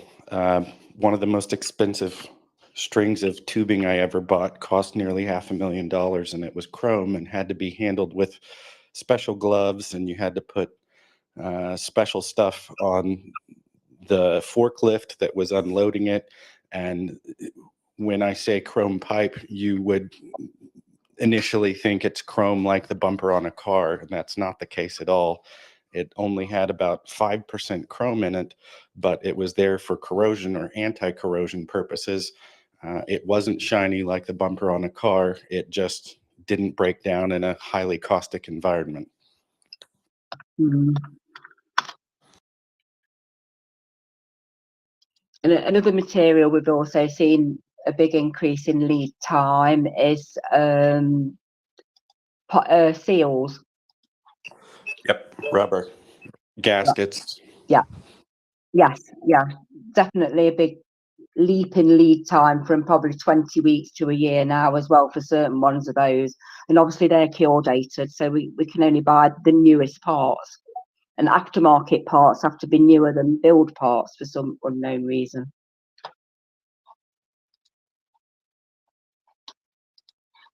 Interesting. Well, thank you very much, Marion. Unless Ming has some more stuff, because I think we learned a lot. I certainly did. I have a 100 million Ryan did as well, and we can better look at all the future civil aviation news out of Russia and the demise of the sector, right, Ming? Absolutely. Listen, thank you so much, mate, Marion. It really. You're quite all right. I need to go back to buying and selling aerospace parts. You have fulfilled your duty as far as we're concerned. Thank you so much. Yeah. I'm sorry I didn't join last time, but hey ho, I can join again now. Okay, thank you for having me. I'm getting back to work now. Speak to you later. 100%, anytime. Thanks so much, Bye. Marion. Bye. And we can turn to Will, and then Ming has some other aircrafty stuff to bring forward. Will? Cool. Just briefly, Ming, that verify origin back to birth, that approach you were talking about in relation to some of these specialized parts, that did actually apply to the massive gas turbines in Russia too. The plans for maintenance of those required those ones to use certified parts with, as you say, provenance to birth. Just in case you're looking into that stuff more, like you said you were going to. Yeah, no, I will, but I won't be able to do that and probably and get a view on that until tomorrow. I'll be doing that. No rush. I was just throwing it in for your information.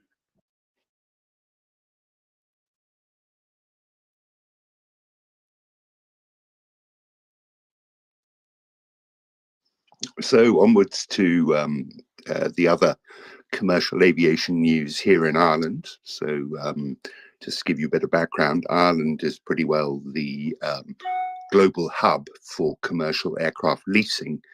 And what leasing companies do is they buy aircraft and they lease them to airlines. And they can do that in a few ways. They can buy them, they can go and order them directly from Airbus or Boeing, and then go and find airlines who might want to lease them from them by the time that they're delivered. Or they can go to an airline and say, oh, look, you've got an aircraft delivering in 6 months. We can buy it and lease it back to you. Or alternatively, they can go to another leasing company and say, oh, look, you lease that aircraft to, say, Air France. We'd like to buy it from you. So there's about 14,000 aircraft in the world that are leased from leasing companies as opposed to owned by airlines, and about 2/3 of those are managed out of Ireland. So as a result, we have a lot of leasing companies here, US ones, publicly owned ones, big ones. The biggest one is called AirCap, and we have a bunch of Russian ones. So we have Sberbank Leasing, we have VEB Bank Leasing, we have GTLK. Now, GTLK is the state transport leasing company of Russia, and their Irish subsidiary is called GTLK Europe. And they are basically an arm of the Kremlin, just happen to be based in Ireland. They're subject to sanctions, but interestingly, as of yesterday, they are now being sued in the Irish courts, where an aggrieved party is seeking to have the company wound up and liquidated. Now, the super interesting thing about this is that the claim isn't actually very big. The claim is for 162 million euros, and the value of the company is put at about 3.5 billion. So what the party he's suing is a bunch of distressed debt players. Now, they are not suing because they're holding debts, what they've actually gone and done is they've gone to the leasing companies who have had aircraft in Russia, and there's 600 of these aircraft, and these aircraft have effectively just been stolen by the Russians. Now that therefore makes them subject to an insurance claim, because all the leasing companies have insurance against this type of theft. The underlying insurances that covered these aircraft have all been cancelled, either because of the war with Ukraine, non-payment of premium, and also because aviation insurance is subject to sanctions. But all the leasing companies have backup insurance in the background that they pay for themselves, as opposed to the insurance in the front, which the airline pays for, and have made claims against those insurers. And what these guys who are suing to have GTLK liquidated have done is they've gone to leasing companies and bought their insurance claims on those Russian-based aircraft from the leasing company and are pursuing those claims in the Irish courts. So it's a fascinating developing situation here in Ireland. I've been trying to get people to do this for some months now without success, but these guys have jumped the queue. But that doesn't mean that I can't get my guys to go and do it too, since they're only after 162 million versus the 3.5 billion of the total that this fleet of aircraft. There's 37 of them, for instance, that are operated by airlines outside Russia, by people like EasyJet, Emirates, and of course there's a whole bunch in Russia, a bunch of Sukhoi superjets, which nobody's remotely interested in, but there's also some really quite young 777s, 777-300ERs at Aeroflot. I know there's 3 of them that were delivered in 2020, and those are pretty brand new aircraft, and probably at around, assuming the Russians haven't messed them up and cannibalized them, are probably worth about $120 million each. And I'll be doing a tweet on this, a little thread, because I've got the Irish Times article on this open in front of me, but it's a really interesting situation.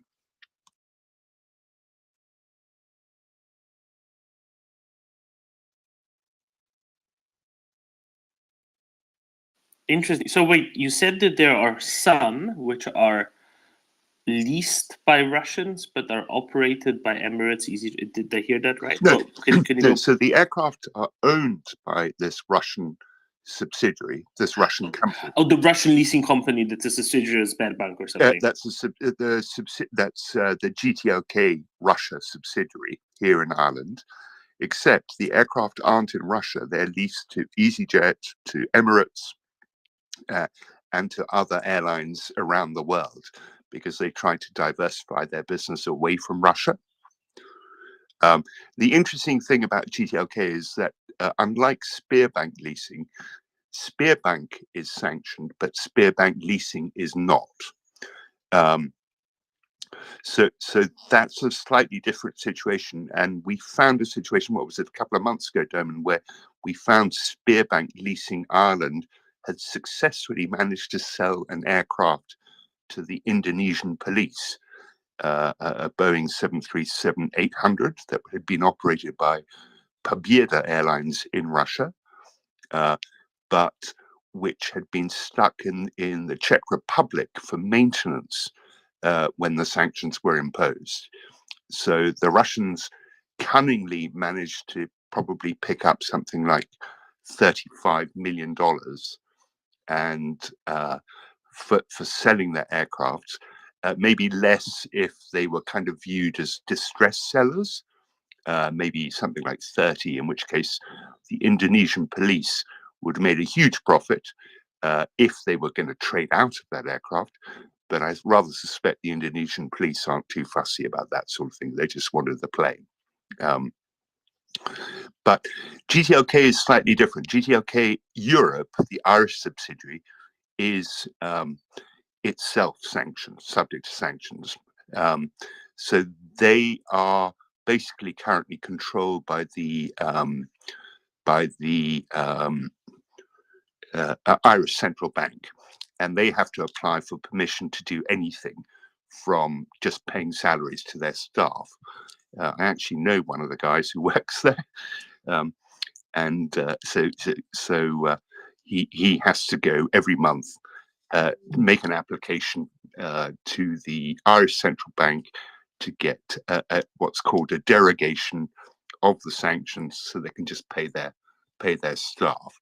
That derogation doesn't go as far as paying their other debts. So, for instance, GTLK have historically been Eurobond issuers, which is a debt instrument, and they are not able to, for instance, pay the interest or principal on their Eurobonds, which amusingly puts them in the situation of being sued by Spearbank, who apparently are holders of these bonds.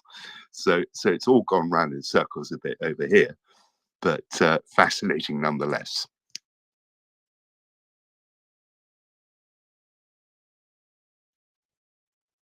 That is, if anybody, if it went over anybody's head, don't worry, you're not alone. There's hundreds of you, but that's okay. The important thing is Russians are in some degree of trouble at various levels for various reasons, and that's a good thing. Now, I mean, let's go to the more let's call it trivial thing, as you termed it this morning. Russian commercial aviation looks like it's literally falling apart. Are they literally falling apart? Well, there you go. So, yeah, I picked up on a Russian Telegram channel this morning, which was handy actually, because it's my first time as co-hosting and whatnot. Gave us a bit of material, Norman? But yeah, this morning there was a report on the Aviatorshina Telegram channel that a Nordwind A321 Airbus A321 aircraft had.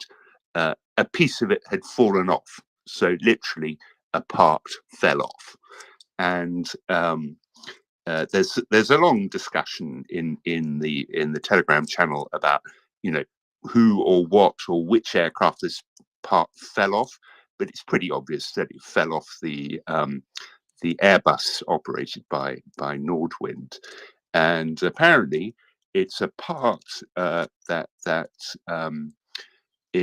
it belongs on the outside of the engine, on the engine nacelle, and gives access to the engine if you're doing any maintenance or whatever to it. And a number of airlines had reported to Airbus that they'd had a problem with this access hatch, and Airbus had issued what's called a service bulletin to all operators of the aircraft type, saying, hey guys, you need to replace this part with this new part, which you can get from us. Now, of course, if you're Russian, you can maybe find out about the service bulletin because that's public information. But what they can't do is get the part. So they therefore experienced a failure in the engine nacelle, and the part fell off and sat on the runway. And there's a nice little photograph of the part itself in the thread I did earlier. Now, on top of that, there's a CRJ 100. And now that's a pretty. Before we go to the CRJ, right? So the nacelle. What is the engine nacelle? Because that's a word that people will not have encountered too often. Is it the whole case that the engine is in? That's the case the engine is in, and that's got the access hatches in it for the maintenance and all those sorts of things.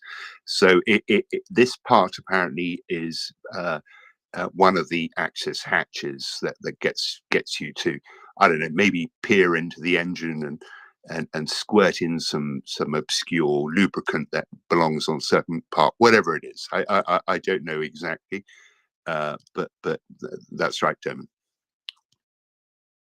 Okay, I'm just here, trying to guess which bits, which English words not everybody will have encountered too many times.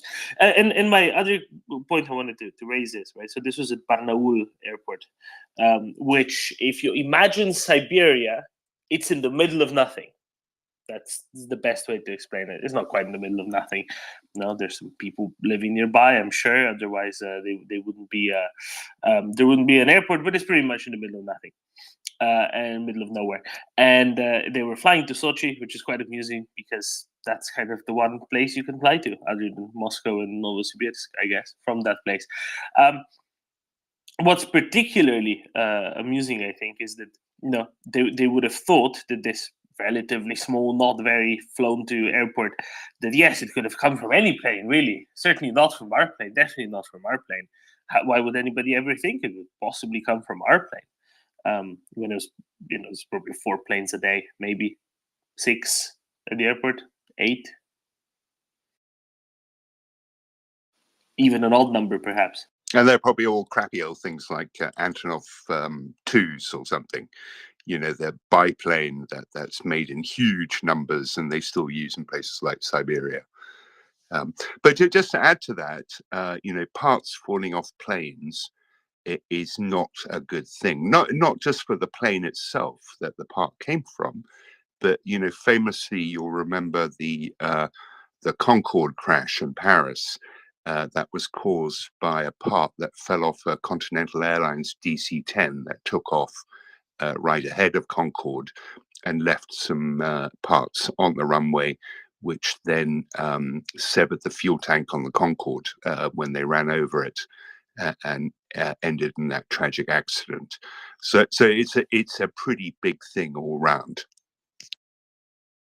I checked Flight Radar, and today they have 5 scheduled departures. Yesterday they had 6.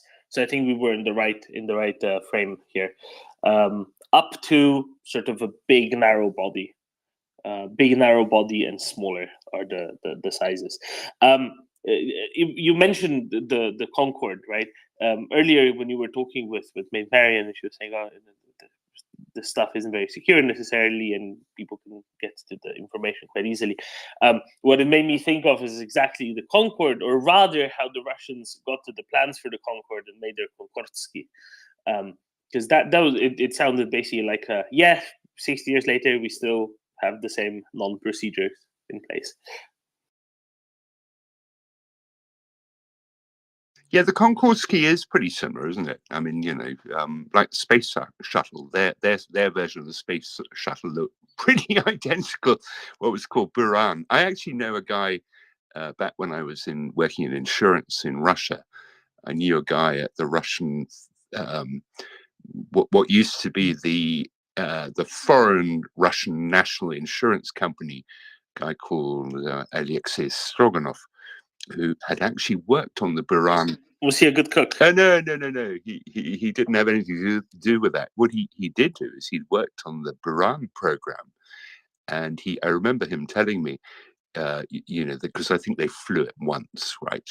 And now they're used as restaurants or something in the middle of nowhere in Russia. But he said to me, yes, the day the Buran flew, that was the proudest day of my life. Never crashed. Daniel? Yeah, no, I didn't hear what Ming said because I lost his sound, but the Konkordsky, it's actually a reason why it's very similar. That it's because because they stole it. They stole it, definitely. But the funny part of that is not that they stole it, because apparently, as far as I know, it's actually that's confirmed that they did. But they couldn't build it totally according to the plans, because difference in toolings and differences in sort of how you understand things and write them in your plans and so on. So they had problems with the aircraft even if they copied it. So they actually had to do changes. They added like these small canards in the front, canar wings in the front of the aircraft, just to make it more stable and so on. So it's not as simple as just copy some plans that you steal, even though the Russians seems to think so.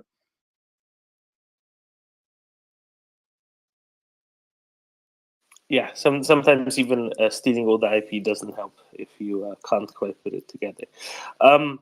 On the point of not being able to quite put things together, I mean, let's turn to the CIRJ. Sorry for stopping you from it earlier. But what happened? What happened to the CRJ? It was the CRJ 100.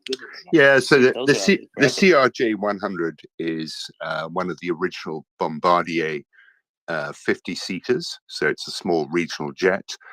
Funny thing about that aircraft is that Bombardier were always business jet manufacturers.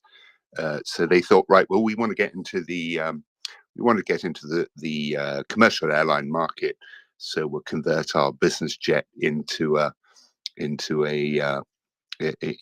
commercial passenger jet. Now the trouble is, business jets have a lot less luggage in them compared to commercial aircraft. So what they did was they raised the floor to make a bigger hold space, which means that if you fly on a CRJ 100, you can't see out the window because it's at your it's at the level of your stomach. You can't see out the window through your tummy. So it's a very begin. You have to kind of bend over at a really awkward level to actually look out the window. Anyway, there were loads of these left over from the bankruptcy of the US majors in the noughties following 9/11. So people like the Russians have picked them up.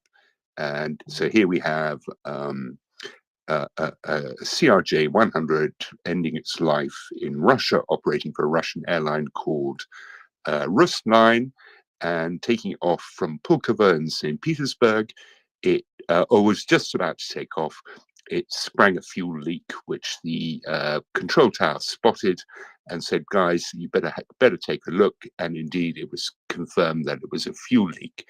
Now, unfortunately, we didn't get the cool picture that we got of the last fuel leak we spotted in Russia Dome. And you'll remember, what was it, about a month ago?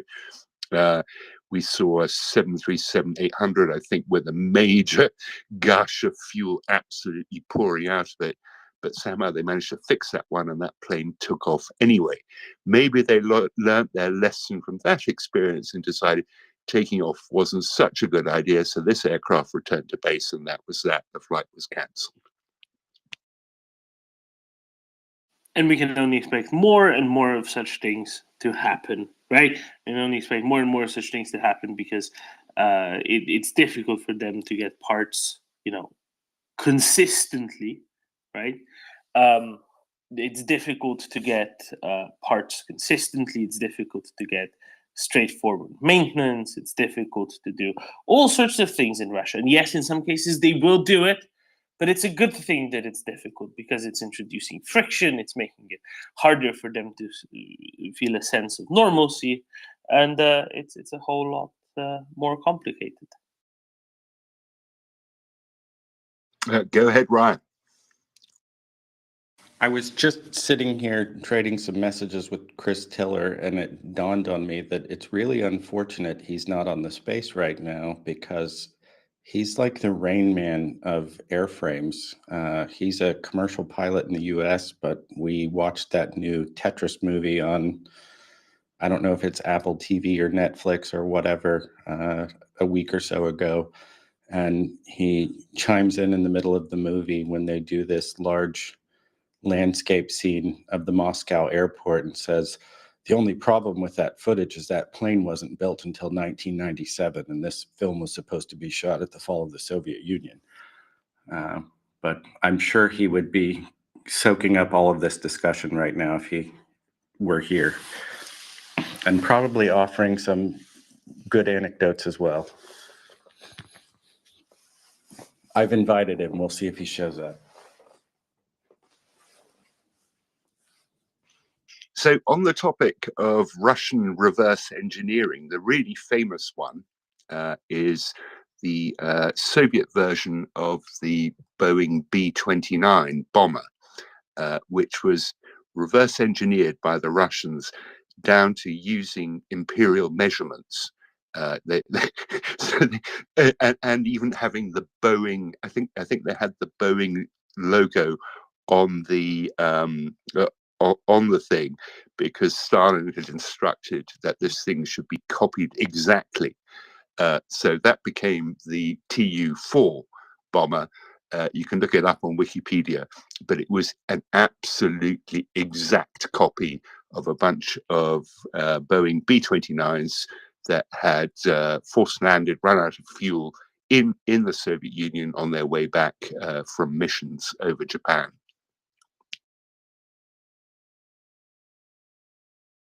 And to complete that, right, the crew of those bombers were taken prisoner by the Russians, or I guess interned by the Russians, because the Soviet Union still maintained neutrality with Japan.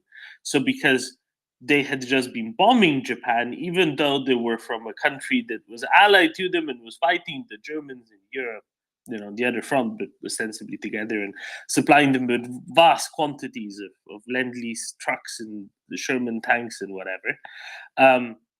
They interned the crew, kept them until I think the end of the war, maybe, and interned the bombers and never returned them despite all requests. Maybe one of them they returned. I'm not sure. Maybe some they returned, some they didn't. But some they definitely took apart and reverse engineered.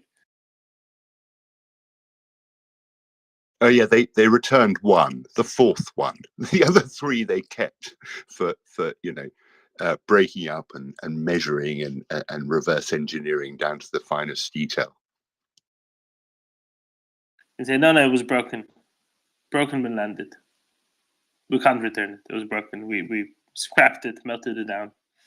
Some nonsense excuse like that. But I think the US returned the favor with the MiG-25 Foxbat, which was supposed to be this kind of super fighter that terrified everybody in the West. They had no chance of overtaking the superior Soviet technology until I think a Soviet pilot defected to Japan in a Foxbat, and which allowed the US the Japanese let the US have access to it, and they took a look at it and worked out that it wasn't nearly as scary as everybody had thought, and in fact it was complete rubbish, because, for instance, if you fly at its maximum speed, you burn out the engines pretty quickly, so that's fairly suicidal.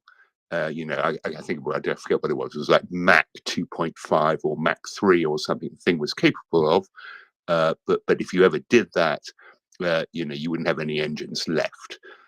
And once they totally dissected that aircraft, they returned it to the Soviets in crates. So I guess that's one way. They didn't need to do anything like reverse engineer this thing, because it didn't, turned out to be not very cool at all, and it was completely useless. So they were just happy to return the plane back to the Soviets in bits. Daniel? Yeah, but they got something else also, because of the sort of perception of the MiG-25, the West started to try to catch up to this super plane that never was really.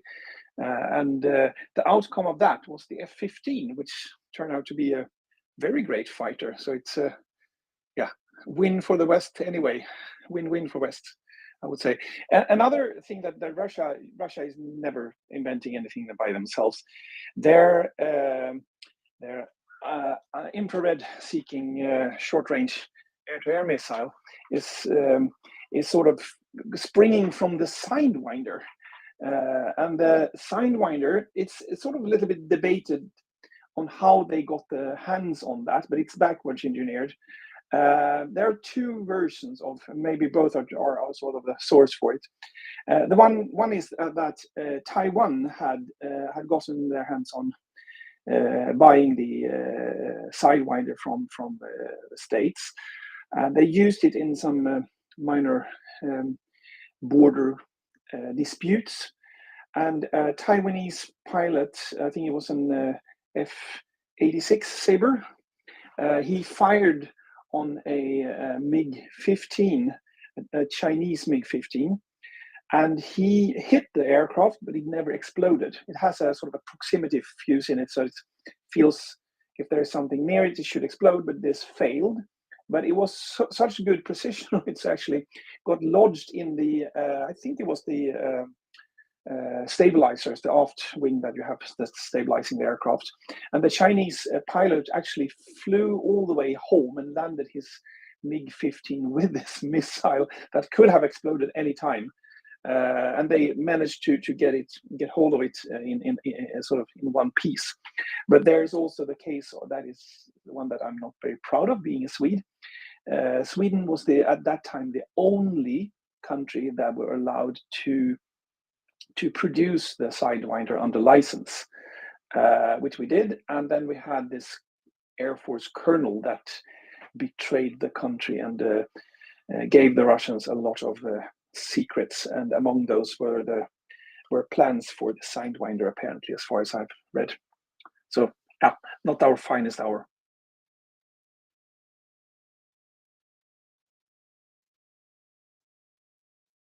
But Daniel, isn't there a famous story about Swedish fighter pilots saving a damaged U-2 spy plane coming back from a mission over the Soviet Union? And escorting it to safety? Yeah, I'm not sure how much they saved it, but yes, they did escort it to safety. Yes, I think it had an engine that was damaged. I don't recall the whole history, the story to 100%. There's also the story of a Swedish JA-37 Viggen fighter pilot that managed to lock a missile onto an SR-71. They were sort of flying the same route every time, so they knew exactly where they were coming, and they flew in between the mainland Sweden and Gotland, which is actually international waters within the economic zone, but it's still international waters. So they scrambled up, they knew when he was coming there, and he sort of put himself in the perfect position and pointed his aircraft upwards and locked onto it. And the story says that when he landed back at the airbase, he got a postcard with a congratulations, but it's supposedly one of his colleagues that sent it, not sending it from the States as it was meant to look like. Another, when it comes to copying equipment, actually, if we're sort of straying from Ukraine right now, but during the Second World War, Sweden were in a sort of very precarious situation with we had basically dismantled our air force and also the armed forces in general. And when it started to get a little bit hot in the neighborhood, we tried to get as much equipment as we could. We tried to get destroyers from Italy. I think we bought some old ones. They were seized by the Brits before they reached us. We also bought some sort of older aircrafts that no one really wanted to have. So we tried also to build our own, and that's where Saab is coming from. But we had we didn't have any real good engines, at least not radial engines. So they copied the Wasp engine that is one of the, is it Wasp or Wasp 2? I don't remember. It's one of the most famous radial engines used by the American aircrafts. They copied it, they had it from some aircraft that had it originally, and then they copied it down to the last screw and used it for several aircraft within the Swedish Air Force during the war.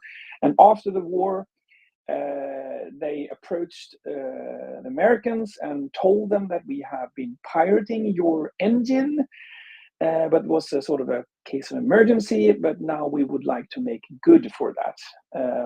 And the Americans, they laughed a little bit and were quite impressed that they were able to do this piracy copy of the engine. And then they asked Sweden to pay $1 for the license. So it was a sort of a fun story, but it ended well.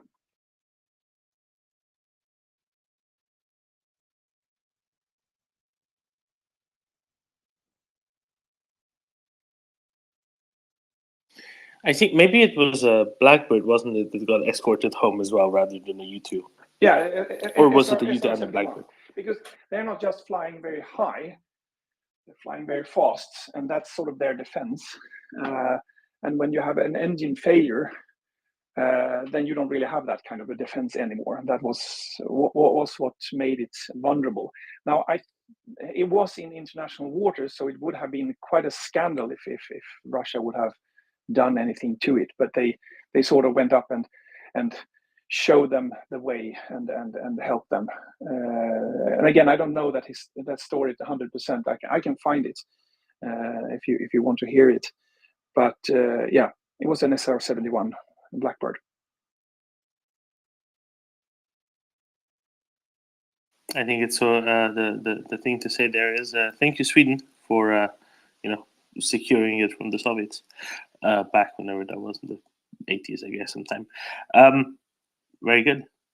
Ming, I hope you enjoyed your first stint up here. I did very much. I survived intact. You weren't too cruel and ruthless with me, Dermot, but you might have found me merciless in return. So anyway. I find you decidedly less fragile than the average vase. Then the average, sorry, I missed that. Vase. Okay. You know, Ming vase being, if you put Ming into Google, Ming vase is probably going to be the highest, the first ranked suggestion. Anyway, hopefully this was interesting. Next time we can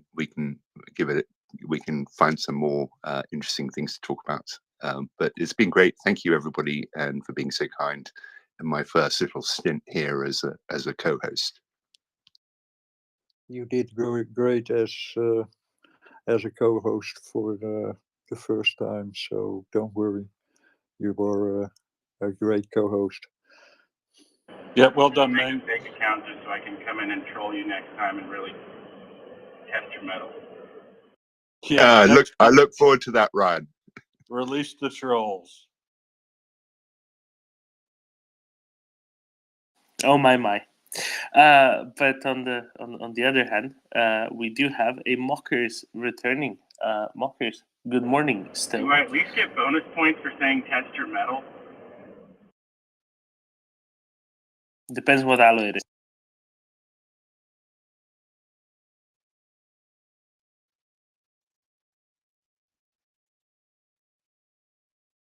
Mockers? Hello, I was just waiting to be made co-host and I couldn't unmute, but I'm sure you can hear. Coffee at the ready? Yes, we can. Yes, coffee at the ready, so all good to go. And have you had a lovely morning? I've really enjoyed the conversation. I have really enjoyed listening to just how hosed Russian aircraft are. And not in the sense that they're being cleaned, not at all. Much more in the sense that just bits falling off all over the place. Shocking, really. But then again, not surprising in the slightest. Well, indeed, we have seen a few telltale videos of things maybe not working as they should have. And I know only little snippets of this get out, unless you know exactly where to look. But yeah, it would seem they're having a few problems. And well, that's what you get. So there's a fella meme that says, "Cool story, have some more sanctions." And I think that fits. Yeah, well, now we see that the sanctions have really effect, and not what some people try to say, that sanctions don't have an effect. They do have an effect. Yeah, it's not about shutting anything down completely, right? Because you can't do that. Not with these measures. Not in a complex system like that. But instead, it's more of a case of how can we put this? Well, it's more of a case of introducing friction at every level, making things less than available. You know, they might be able to keep some of a type flying, but some of a type no. Making things not reliably, routinely accessible. It's all about that. About making it a massive pain to keep on doing things, and that makes perfect sense. Now, Daniel, since you're still about, I have a question for you. You know what else is a massive pain? I find massive pain in the fact that there's over 40 FA-18s parked in Australia in a hangar, while perfectly flyable, when there's a country that could really use some, fourth generation jets, fourth generation fighter jets, especially ones that can carry lots of ordnance. Yes, and 24 of them on the fine Canary Islands, I doubt anyone will really invade those. So they could also be sent, right? Do you know what? Maybe it's a case of Portugal wanting to consolidate Macaronesia. Yeah, but do they have the resources to do it? I don't think they really need to have 24 F-18 standing there. You could, No, you could have a I don't think Cessna so. or something Probably and not. load it with, I don't know, flower bombs or something. Portugal has this F-16s. Remember, With need really something to short fight. legs. I wouldn't try to fly it an F-16 to there and fly back with full combat load. Where does Portugal have bases in the Atlantic? I know in the Azores, but maybe Porto Santo as well, because they wouldn't fit the Madeira, right? There's not enough space in that airport. That beats me actually. I'm no expert on Portuguese offshore military bases. That's sort of a very particular area to nerd into.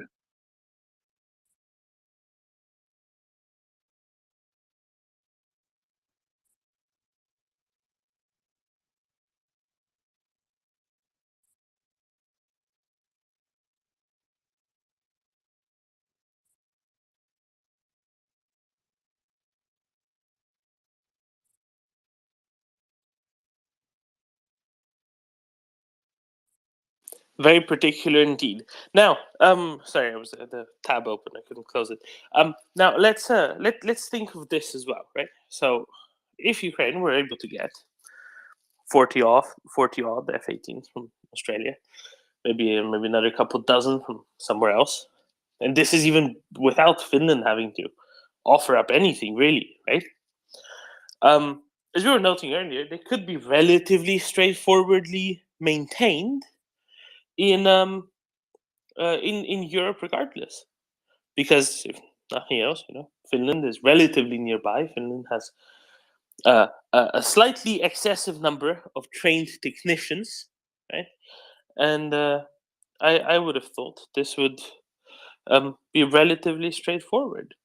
I would also have thought that just the ability to load them out with, maybe some more JDAMs than your F-16, certainly more JDAMs than your MiG-29, that wouldn't be too bad an idea there either, would it?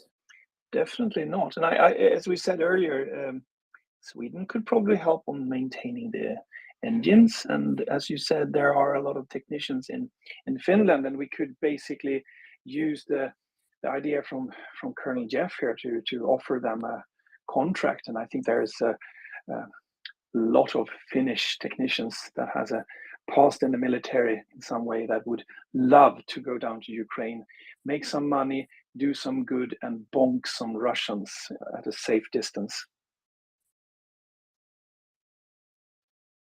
And not talking about, I mean, we mentioned also that the harpoon, the capability of carrying harpoon, that is of course also, as we said, capability of the F-16. But it would, I think Axel have talked a lot about this, about being able to make a strike towards Sevastopol and basically make the rest of the Black Sea fleet join the Moskva as submarines. That would help a lot, I think, actually.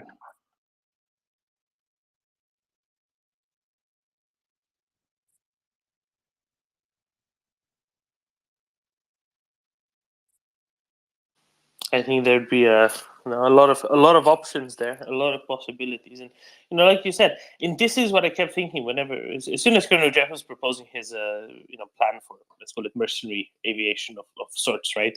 Foreign pilots, foreign ground crews, way easier than foreign pilots even. And then yesterday we had Lieutenant Colonel Dan Two Dogs Hampton up. He's very happy to hop in an F-16, fly for Ukraine. But what I'm getting at is, you might be able to get some pilots. You might be even able to get lots of pilots. What is easy to get is probably lots of ground crew, and you need lots of ground crew because that's kind of the difference between fighter jets and say tanks, for example, right? In tanks, much of the maintenance is done by the crew of the tank. Not all of it, but most of the day-to-day kitting out is done by the tank's crew. with fighter jets, you need a lot of ground crew. You need several people on the ground for each jet. You might need 5, 10, 15, 20, right, to keep each jet going. That's a lot of training needed as well. And if you can easily get them elsewhere, if you can find people who might be willing to, not go to the front lines in Ukraine, but go to 200 kilometers from the front lines in Ukraine, and do the turnaround and keep jets in the sky, that's relatively straightforward, isn't it? I mean, exactly. That's exactly what I mean. Of course, you can probably find some pilots that are willing to go down and to Ukraine and help. That are former F-18 pilots, but I would say amongst the Finns, you would probably not have any problems finding technicians, former conscripts that have worked with the F-18 previously, that would be more than motivated to help with the bonking of Russians. I think especially amongst the Finns, there is a sentiment that this is something they really, really want to contribute to.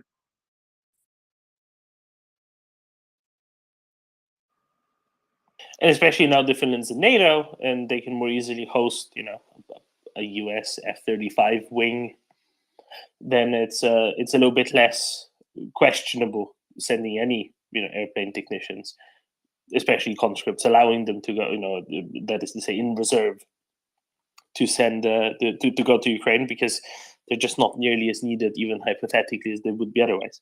Yeah, of course, but at the same time, I mean, I don't think that would be a real problem anyway. If you look at how it's in Sweden, there are some. It's not a vast number of them, but there are some volunteers in Ukraine from Sweden that were sort of active duty in the Swedish armed forces. They had to resign to go down there for legal reasons, but so the sentiment seems to be, and I think actually our commander-in-chief have actually officially expressed that there should not be any large obstacles for them to be rehired once they get back, and they would be an asset to the armed forces. So something similar could probably be done in Finland without sort of jeopardizing any capabilities that they have. They don't have to send all technicians down to Ukraine. I think that the Colonel Yeff, he's talked a lot about that such a program should also aim to train Ukrainian technicians in place, and that I don't remember exactly what time frame he's put up. It was like a year, half a year, and then you should basically have people in Ukraine ready to take over those duties. Oh, exactly. But it's always good to have extra people on hand. Especially when you have newer ground crew, right? It's good to have extra people on hand, and it's good to have kind of learning on the job when you have some more experience with it around. Right? That's always a good thing. It would just simplify things and make them more straightforward. So Peace for Ukraine has had a quick look in the meantime at Portuguese military bases outside of the mainland. And on Azores, there's Base de Lajes, which is on Teixeira in the Azores. And then there is indeed now a military airbase since 2009 on Porto Santo. Porto Santo just to the northeast of Madeira, of Madeira proper as well. So that's probably where they'd take off to, retake the Canary Islands, or take the Canary Islands, whatever the rule is. Well, there is an airport in Madeira also, I think, right? Yes, but it's very space limited. You don't really have space for operations if you want to keep running the airport. And it's a lot more necessary as an airport than Porto Santo, just because Porto Santo has so few people on it. And yes, it's a tourist destination, but to a much lesser degree than Madeira proper. But isn't the distance sort of a similar distance as going from south of It's Portugal? right. So it wouldn't really matter that much. I will check, but Porto Santo is about 40 kilometers maybe to the northeast of Madeira. I will investigate. Yeah, I was swear. thinking about the Canary Islands. That's the goal. They were going to invade Canary Islands. So the question is, does it really make any use using one of those bases than rather going from south of Portugal? Maybe this is OPSEC. We shouldn't really. There might be any. There might be Portuguese people here listening to this and get ideas. So we should maybe. No, it's way closer. So, for example, if you go from Funchal, so Madeira proper to Tenerife, I used Funchal because I forgot what the code is for Porto Santo. It's less than 300 miles. Actually, let me put this into nautical miles because that's what people want to hear, right? Okay, 253 nautical miles from Madeira to Tenerife North, and it's 663 nautical miles, so 2.5 times as far, more than 2.5 times as far from Faro in the south of Portugal. So it is much closer. If you have short legs and an F-16, then you're going to go from Porto Santo.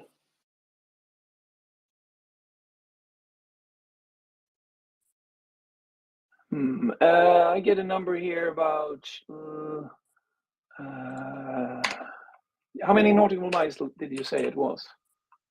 250 versus 660.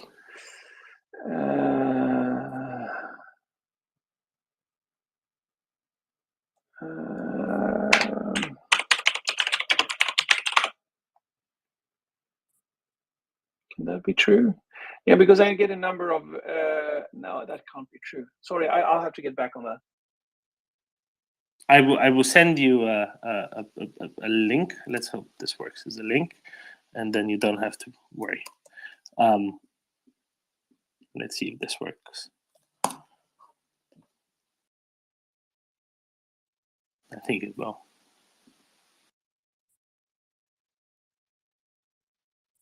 Questions nobody has asked before. We're adding to the list.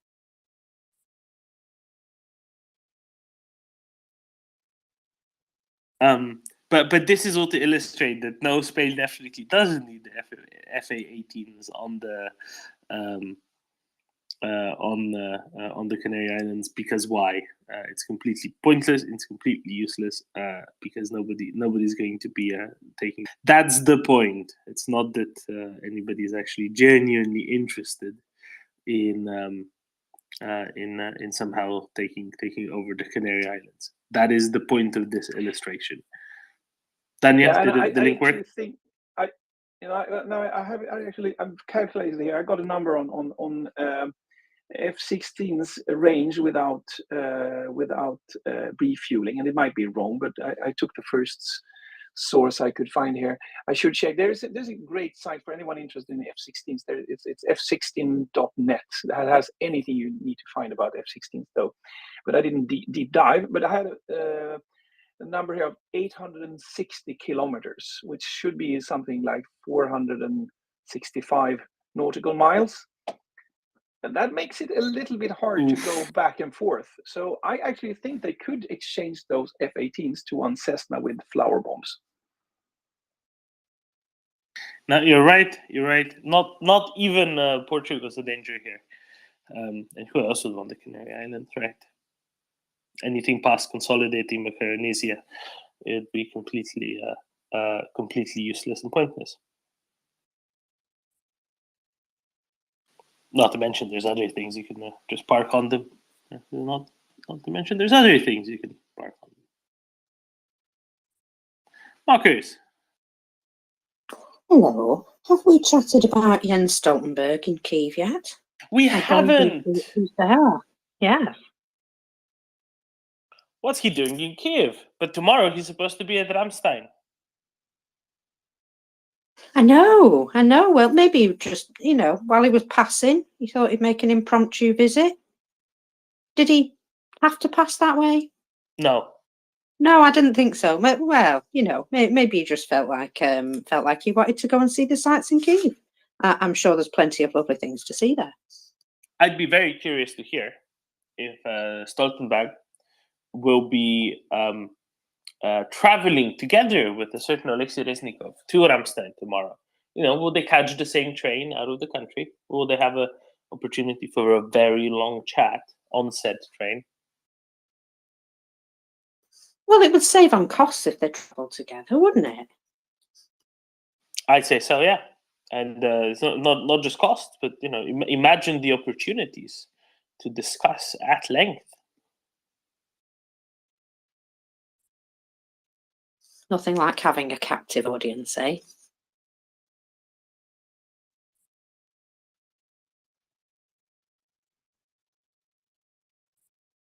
Exactly, right? Sometimes best discussions are had when the interlocutor cannot possibly escape, or indeed go to a circus. May I ask? Oh, you've seen that too. I have. Would you like to explain to people what I meant? Go on then, because yeah, this is today's fun item from Russia. So, from the wife of a mobilized chap, the authorities promised to give her firewood for free. However, can we just point out that this place is a massive oil and gas state, and she's still heating with firewood, but there we go. However, they couldn't find any firewood, I don't think. So instead, they thought, what's the next best thing? What's going to keep our house nice and warm? 2 tickets to the circus. And apparently this is true. 2 tickets to the circus. I don't know. Well, while she's there, she might be warm, perhaps. It's an awfully big space to have to heat in the first place, a circus. But the other thing I'd highlight here is, Oleksiy Goncharenko, the Ukrainian MP, posted this, and I'm thinking, well, if this is widespread news enough to trickle out to very busy Ukrainians, let's put it this way, very busy Ukrainians. No. How do more people in Russia not think, yeah, she got 2 tickets to the circus, but who's she supposed to take? Because her husband isn't even there. Who's she supposed to go with? Not to mention that can't even get her firewood. Really, is that the limit of what of what they can do? Isn't it a bit pathetic that in a country that exports so much gas, they don't even have a gas fire? Well, but that's maybe she lives somewhere out in the rural areas and it's hard to get pipelines done and whatever. But what's more amusing? It's not just a country that exports lots of gas or used to export lots of gas. So much so that Gazprom is now complaining that they need to raise prices in Russia because the export market has collapsed. How did that ever happen? But Mr. M, what else does Russia have lots of and exports lots of? Oh yeah, wood. It's a huge country covered. A lot of it is covered by a forest, and they have historically, produced lots of timber and sent it elsewhere. It's not a country. It's not a country exactly that's lacking in wood. It's more about the taking it down and processing thereof that could potentially maybe somehow be a problem that would be a limiting factor. So that's the really fascinating bit, the really particularly extra fascinating bit. It's not even a block of ice with some fish frozen into it. It's a question of literal firewood. Minas. Thank you so much, Domin. Moin, everyone. Domin, just as you said, oh God, I was just laughing out. So maybe because Gazprom is so successful in its own merchandising and business strategy, maybe perhaps that's why they went to Brazil, Venezuela, Nicaragua, and Cuba. Perhaps they must just, squeeze their partners in BRICS in order to, consume a lot more Russian oil. Perhaps, I don't know. Perhaps they just have a magical number in order to make their freight a lot cheaper than anyone else. That'd be good. But Domin, I know this is gonna be an uncomfy question because I do still have this question in mind. Do you really think there's any way Ukraine might ever get any compensation for all the war, all the invasion damages that Russia has been doing? Is there any way? Thank you. Good morning, everyone. Thanks, Minas. So that's a difficult question to answer because it's kind of a layered question, but I'll try to break it down. And the answer is yes, kind of. That's my short answer. All of those hundreds of billions of dollars worth of Russian assets frozen and seized in other countries. That's the easier source for it than stuff that is currently inside of Russia. That's my short answer, right? I think it will be very difficult to get Russia to pay for anything directly. Some of it might be done kind of in a secondary fashion through particular types of tariffs imposed on certain things. That's possible, in the medium to long term, not in the short term, but the medium to long term, maybe through that. Some might be sort of garnished to go to Ukraine, but the easy place to get it from, but it's a legally complicated place to get it from, so it needs to be done right, and this is why it's not being done yet, right? There's a lot of funds that are frozen, and they will stay frozen for quite a while before anything is actioned there, before anything is actually done there, before they will be transferred to Ukraine. But there's a lot of there is a lot of legal work kind of going into it to be able to do it right. One of the ways that seems likely to be pathways for this is, for example, Naftogaz, which is a Ukrainian company, got a $5 billion, roughly, I forget what the number is exactly, judgment in their favor in arbitration in The Hague about a week or two ago. And I think this is the sort of place that you're likely to get, or a likely way for seized or frozen assets to get transferred to Ukraine in these individual sort of court judgments. So instead of being transferred to the state, being transferred to individual parties in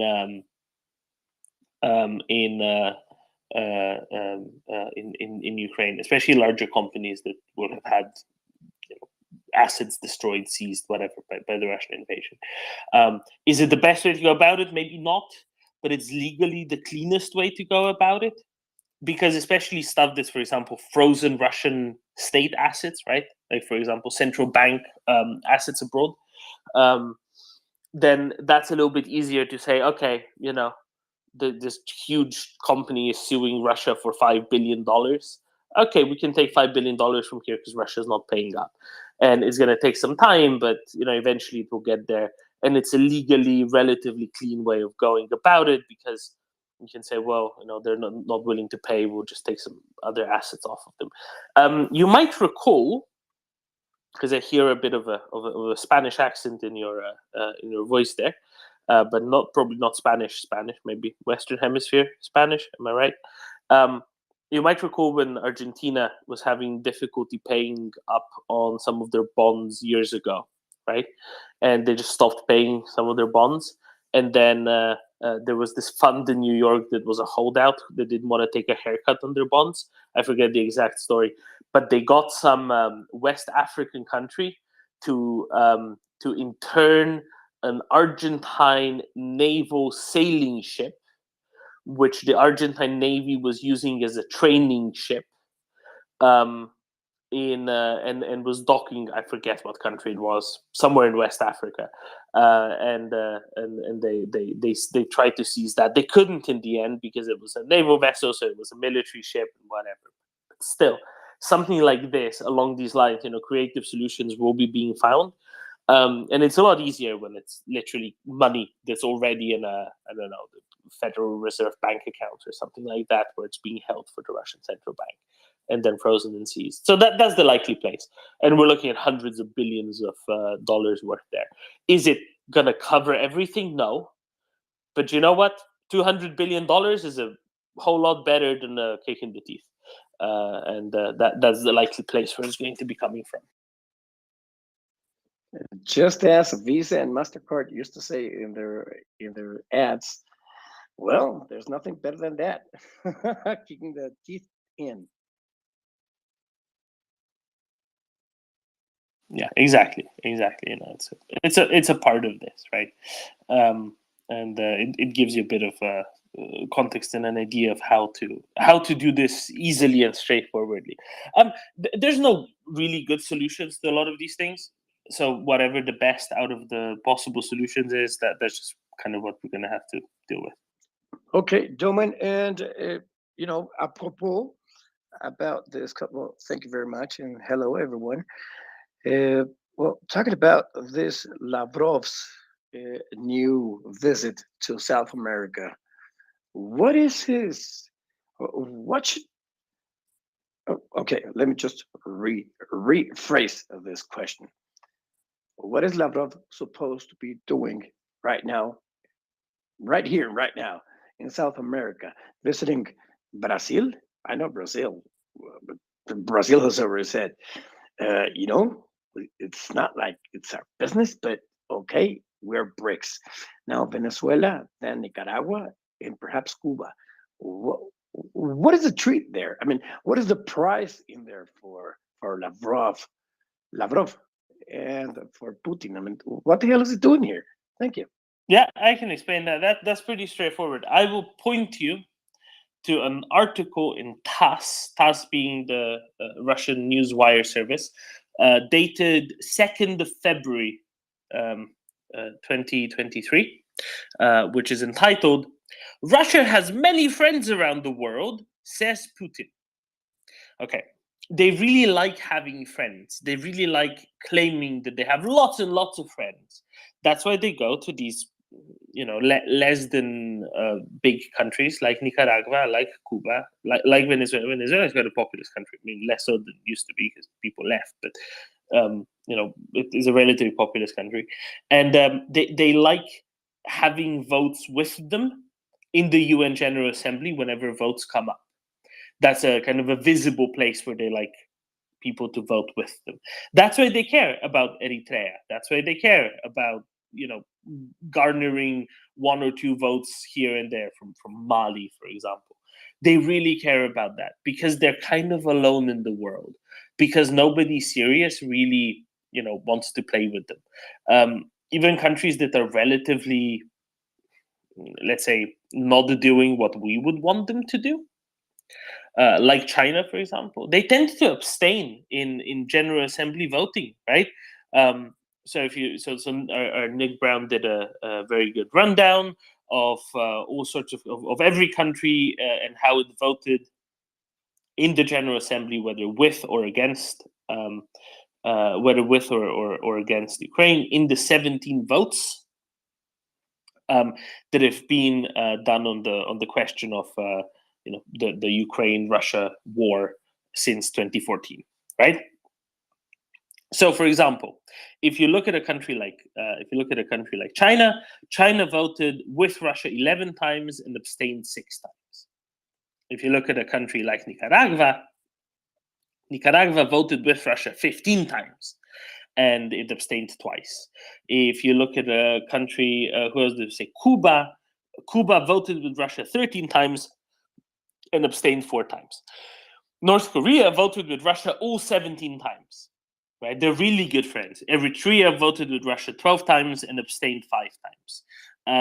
Who do we usually look at? Mali is a good one. Mali, for example, voted with Russia 5 times and abstained 11 times. But on the last 3 votes, it voted with Russia. And all of these 5 times came in 2021 and 2022 and 2023. You know, in those ones, they voted with Russia 5 times and abstained 3 times.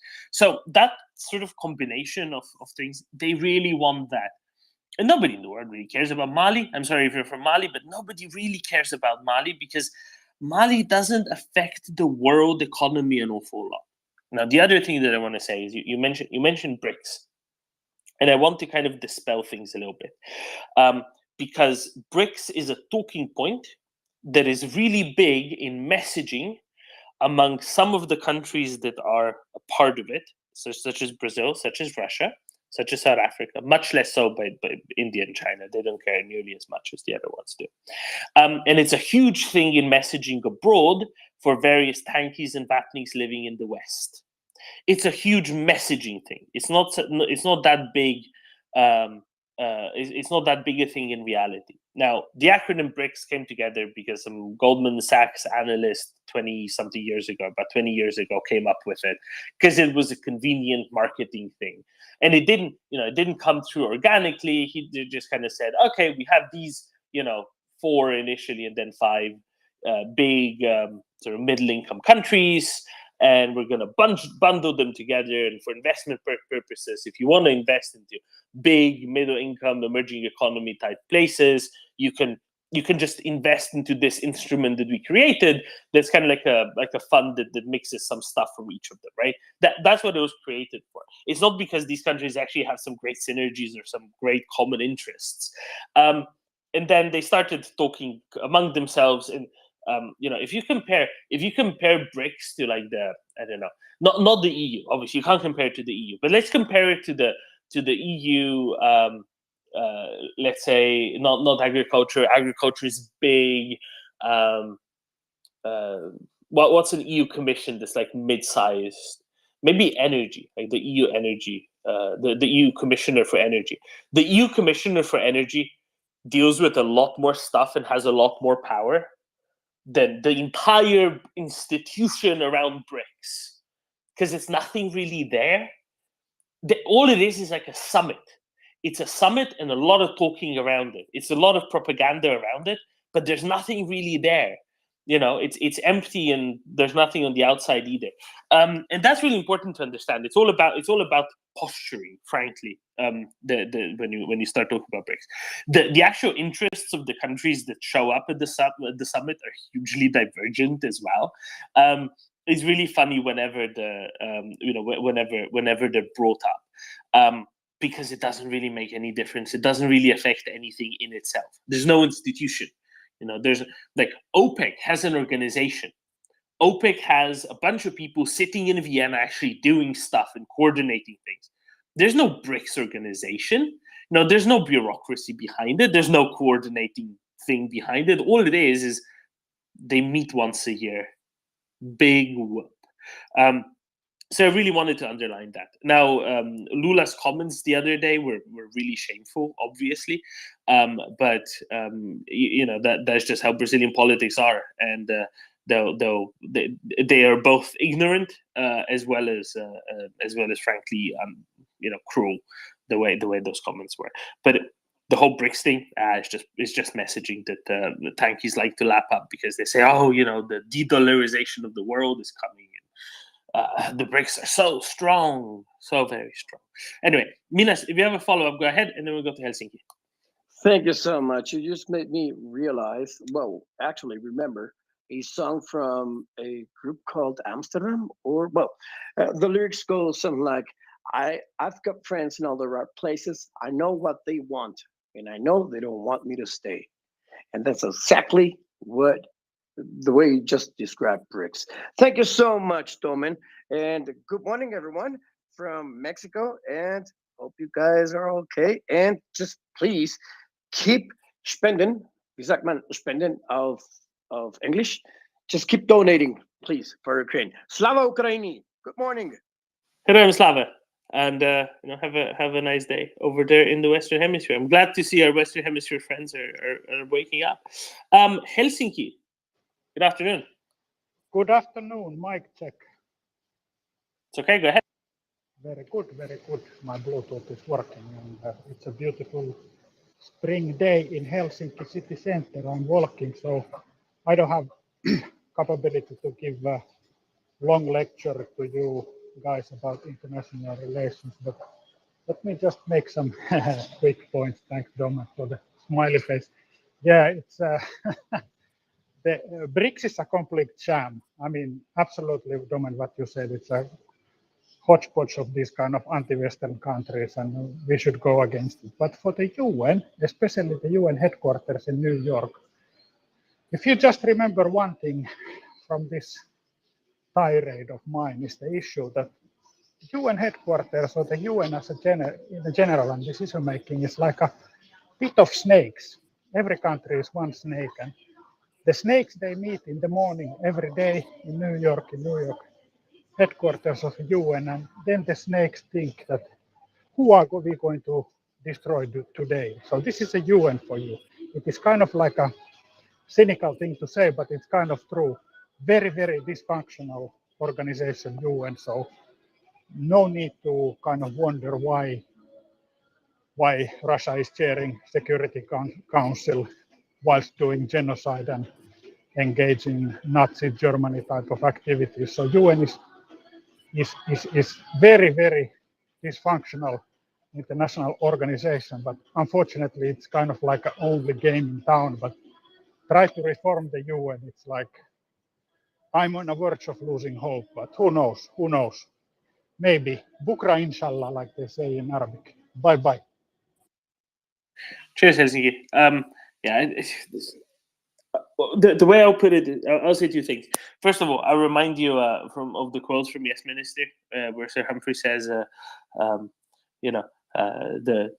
it's like the Tower of Babel. Worse, it's like the United Nations, saying that things are very difficult to get understood and get through. The other thing that I'll say is I wouldn't hope for reform on a month or a low single digit number of year basis. That's just not a timeline that such mastodons operate on. They operate on much longer timelines. So I wouldn't lose hope. I just wouldn't have hope in the first place that it's going to do it in a very short term. And that's probably the way to kind of realistically operate with these things, right? Don't scrap international institutions, but try to reform them as quickly as they can, however slowly that is. Yes, Domen. Yeah. I have to drop down as a listener. I have to go to do some business. But yeah, cheers and have a good one. Bye. Cheers, Helsinki. Good luck with your errands. Thanks. And George, very good morning. Добрый день. Good morning, Domen. Доброго дня. How I saw some. I'm seeing some interesting developments coming out of South Korea today.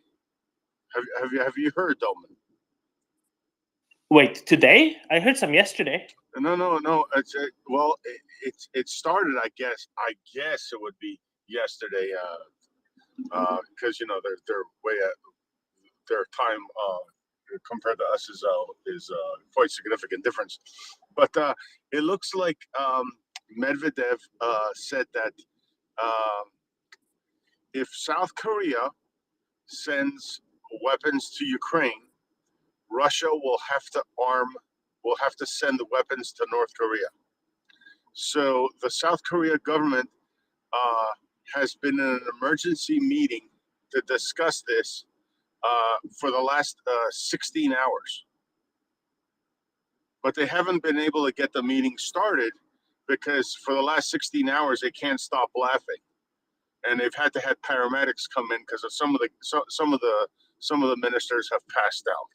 So that's where that stands at. I hear, George, actually some of the ministers have passed out and regained consciousness and passed out and regained consciousness. One of them even did it more than a dozen times. Yes. It's a very special medical event. Yes. So the fact, and here's the funny part, right? The fact that and I love how the tankies put it. The Russians are pulling out T-62s and T-55s, but they're updating them, Roman. They're updating them, so they're going to be really good tanks.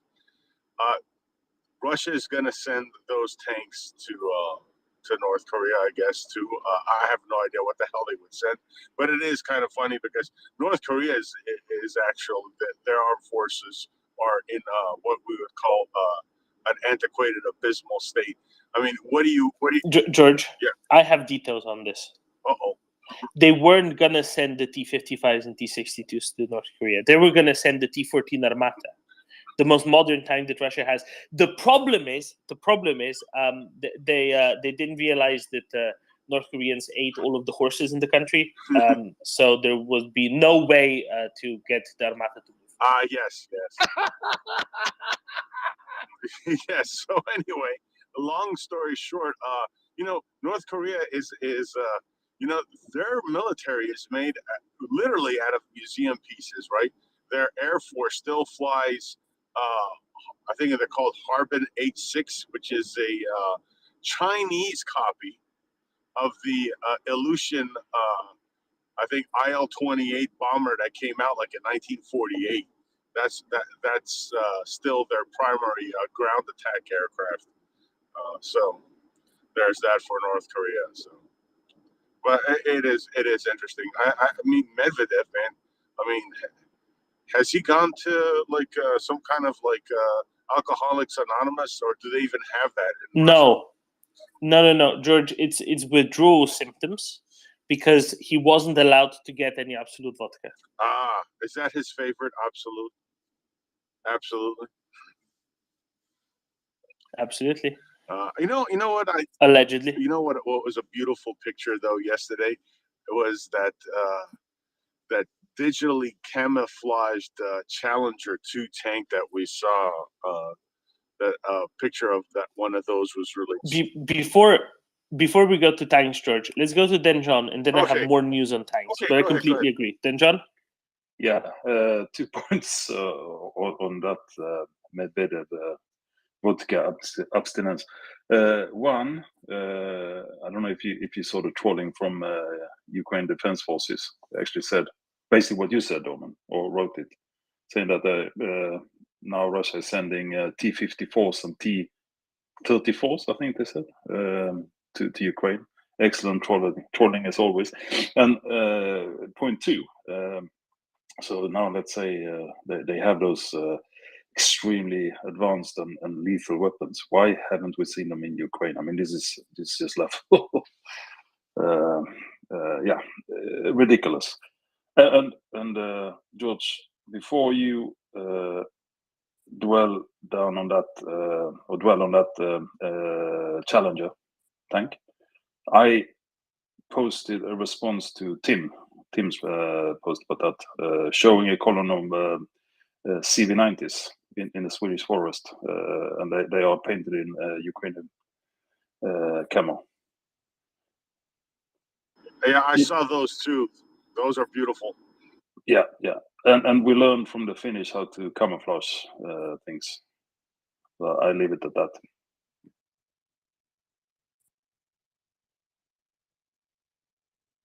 Very good. So, George, Challenger 2 in Ukrainian colors. Yes, just a beautiful sight. I like to see more of them, more. You know, just send more. But the first 14 are in Ukraine, and that's a good positive thing.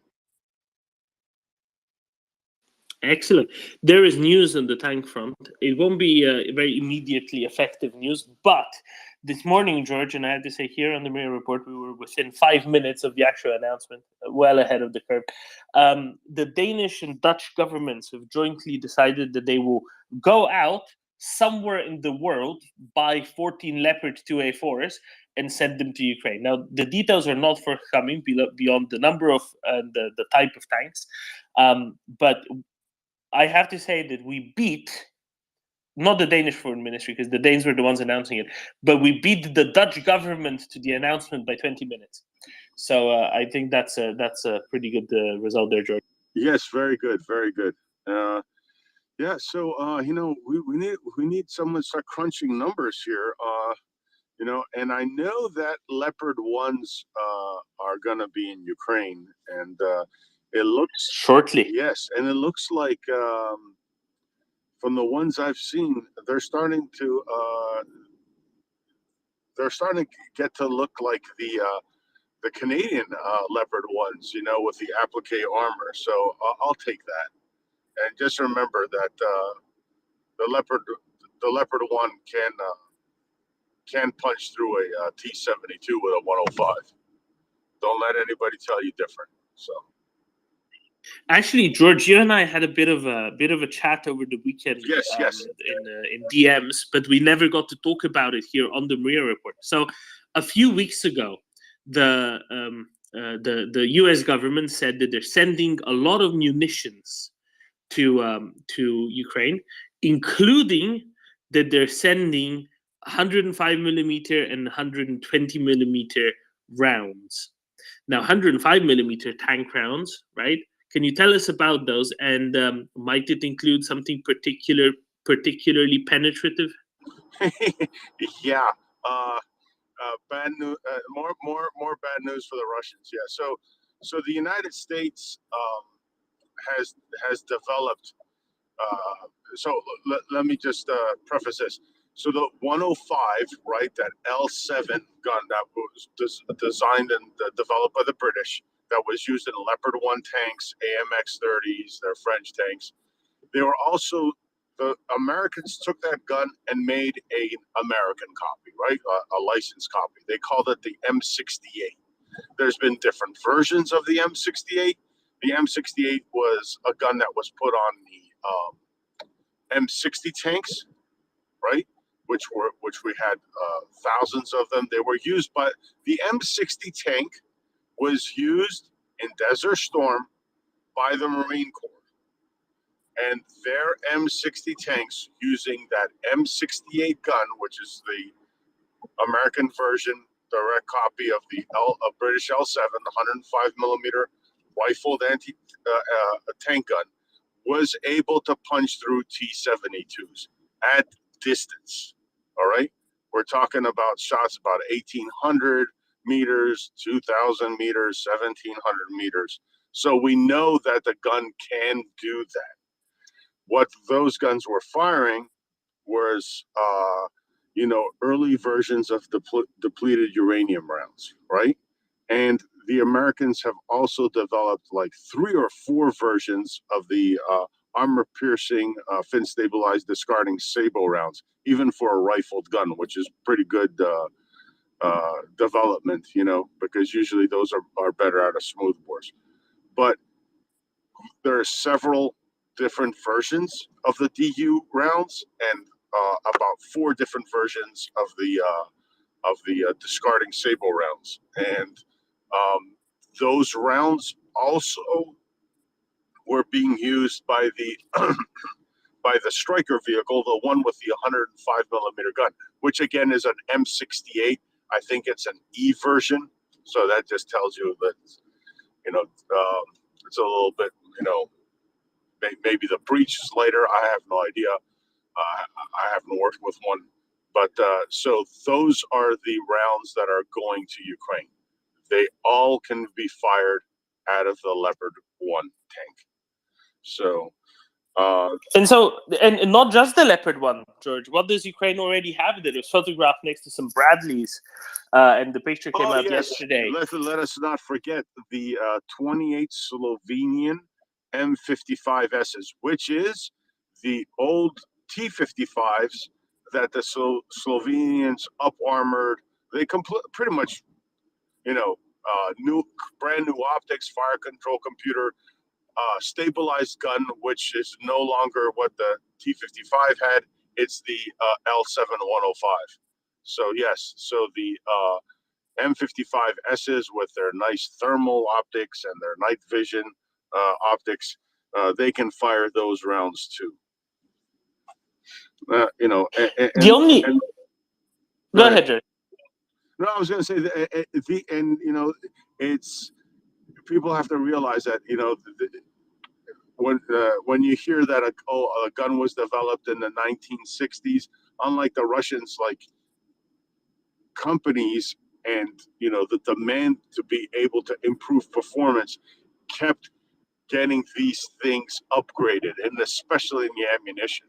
Like in the 1970s, it would be unheard of that you would have a 105 millimeter gun that could fire a projectile that could go through 500 to 600 millimeters of rolled homogeneous armor, right? And that's just a term that's used to equate different types of armor.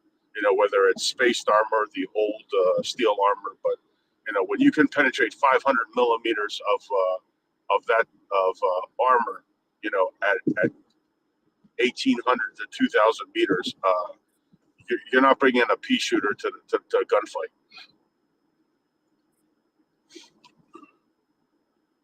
So the only thing I'm kind of curious about, George, is the fire control computer, because I wonder if they're set up to fire these particular, the DU, discarding Sabo rounds. That's the only thing I'd be worried about with the European Leopard ones, and also the M55S, whether it's compatible with the round, because whether it has the software bit. That's an easy fix, Dolman. In the computer, what happens is you put in the round, right? It's got pretty much a library. You put in the round you're firing, and that's an easy software update. And, you just put a flash drive in, and what it does is it updates the library, and then the computer knows what would be the typical velocity of, let's say, round X compared to round Y, its trajectory, all that data gets put in really quick, and fire away.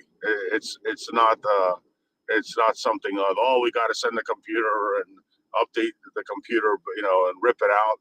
No, it's like updating your Windows or downdating it with Windows. But anyway, you understand what I'm trying to say. It could be done right there. You just have to punch in the new data. Dear George, Yeah. thanks God. Thanks God tanks do not have windows. Thanks God. Yeah, the kind of a problematic bit with the armor thing, right? Getting windows that can withstand as big a hit as a steel. Yeah, but so it's not an issue, and and some of these rounds, or their equivalents, were also being used, by countries like Denmark when they had their Leopard ones, because there's a Spanish company that was supplying 105 millimeter ammunition in the 80s and 90s, and also the Israeli manufacturer. And the Israelis actually make some really, really, really good rounds. And it would have been nice to see some of those in Ukraine, because the Israelis use them, the 105 millimeter L7 on their some of their Merkava tank versions.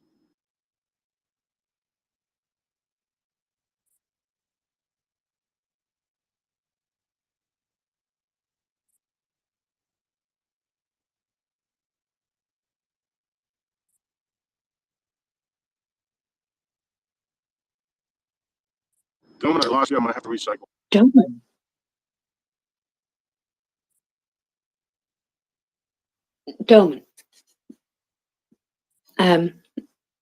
do you want me to bring you the MOD report? Because I haven't done that today. Feel like we've kind of missed out.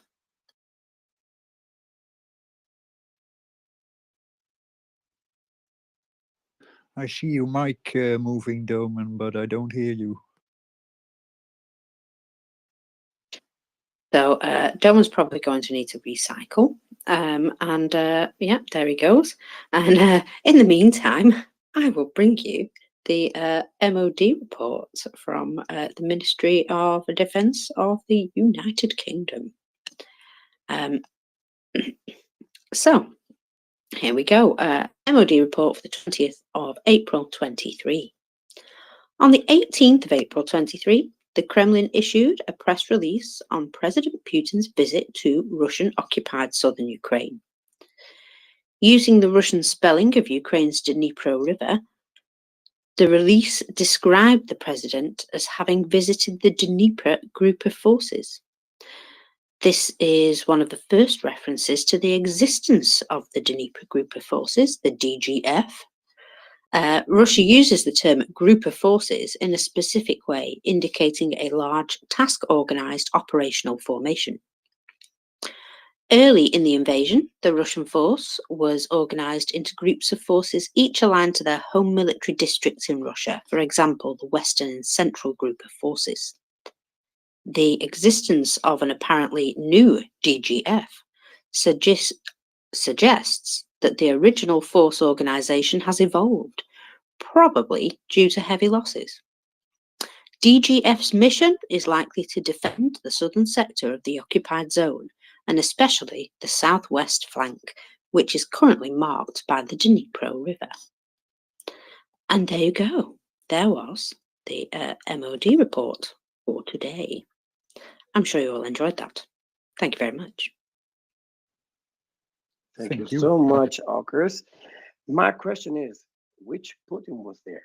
I mean, was that the double of the double, or the real double of the double Putin? That's kind of, well, we need some images. And I love your voice, August. I really love your voice. Thank you. Well, I have no idea why it's so good on the radio, but apparently it is. Yeah, so this new grouping of forces, we've heard of a lot of new groups of forces being put together recently. Certainly the wolves. These appear to be stolen MD forces that the Wanga group just seem to be picking up and almost forcing them into working for them instead. So that's fun for them.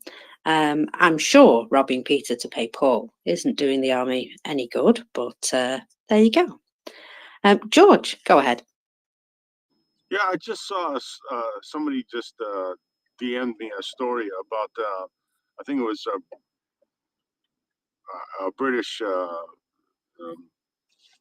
news outlet saying that the Russians complaining that Ukraine has used a new tactic, probing their defenses. In other words, using attacking them at night, and the Russians are wondering whether the Ukrainians have gotten a new type of kit. Yeah, idiots, it's called fucking thermal optics. So get ready, because that's when that offensive is going to come. It's going to catch you idiots while you're sleeping, humping each other. So get ready. It's going to be a shit show at night. Talk about shock and awe.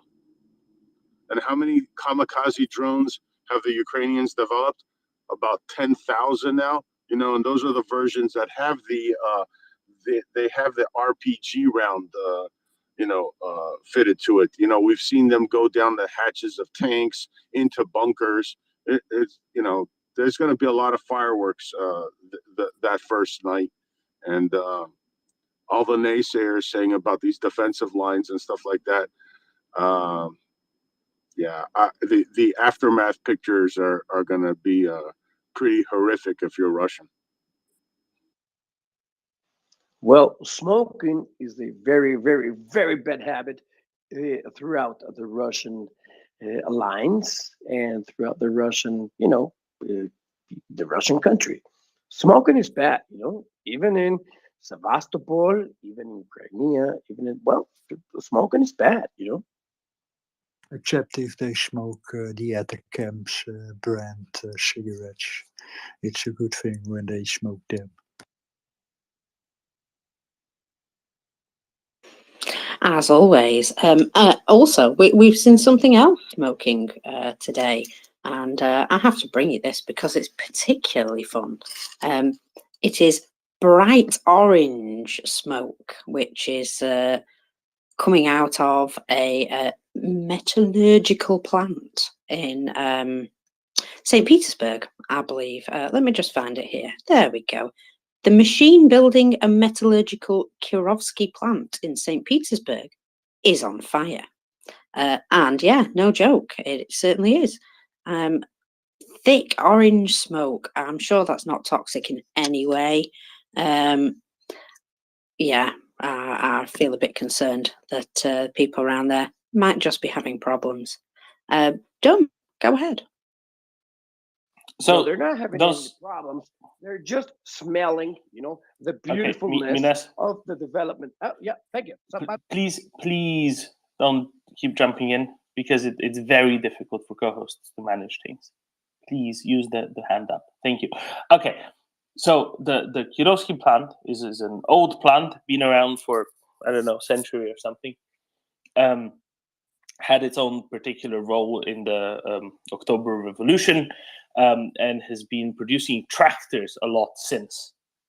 Now, what I'm curious about, not just that, but also, of course, artillery, right?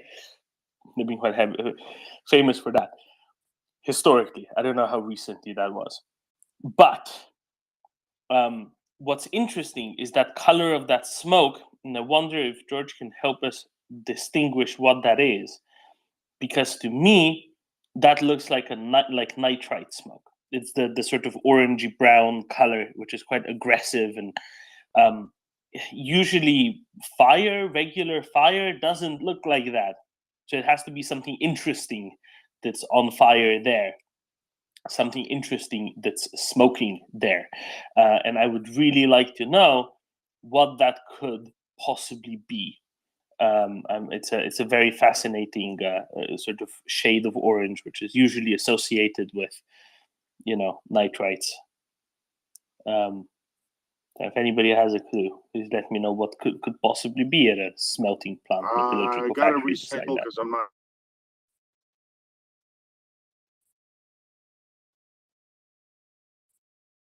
George?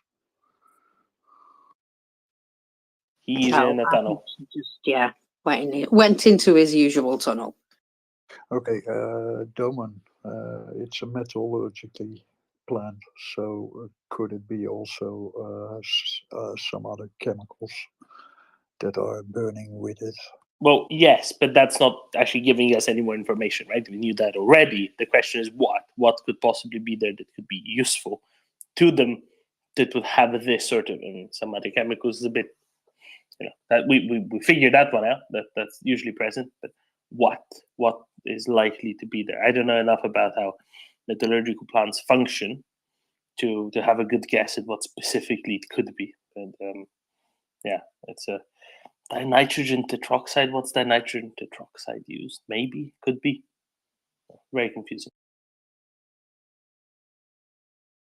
It is definitely some toxic smoke with such a color. I wouldn't be walking in such a cloud of. No, I don't think that is very healthy.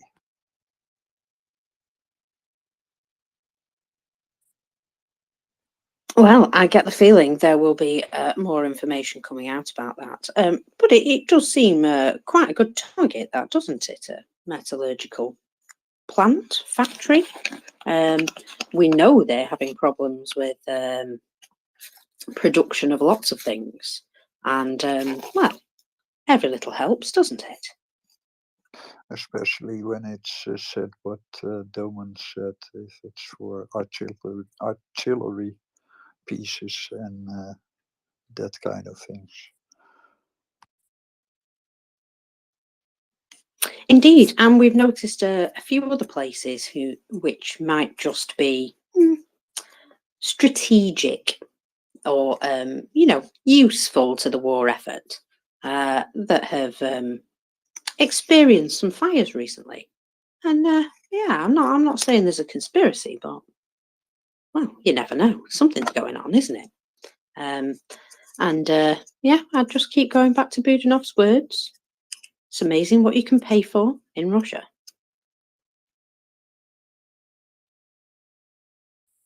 Amazing is one way of putting it. It's absolutely fascinating that certain things can be, can be done. It could be. So somebody's telling me, rocket propellant. It could be that. Yeah, totally could be. But I don't know if they're using that at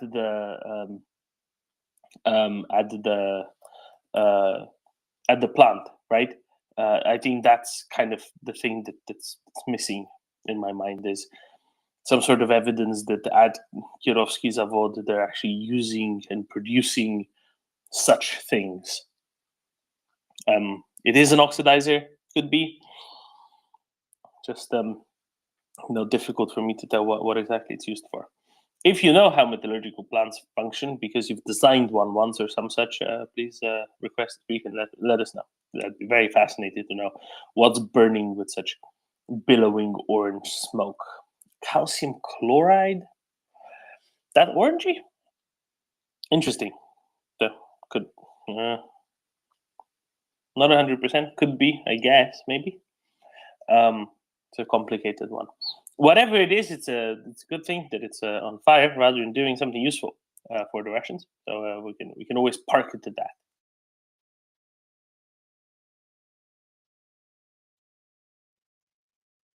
Okay, I'll go and address something else because it's been raised to me about, I don't know, about 27 people now.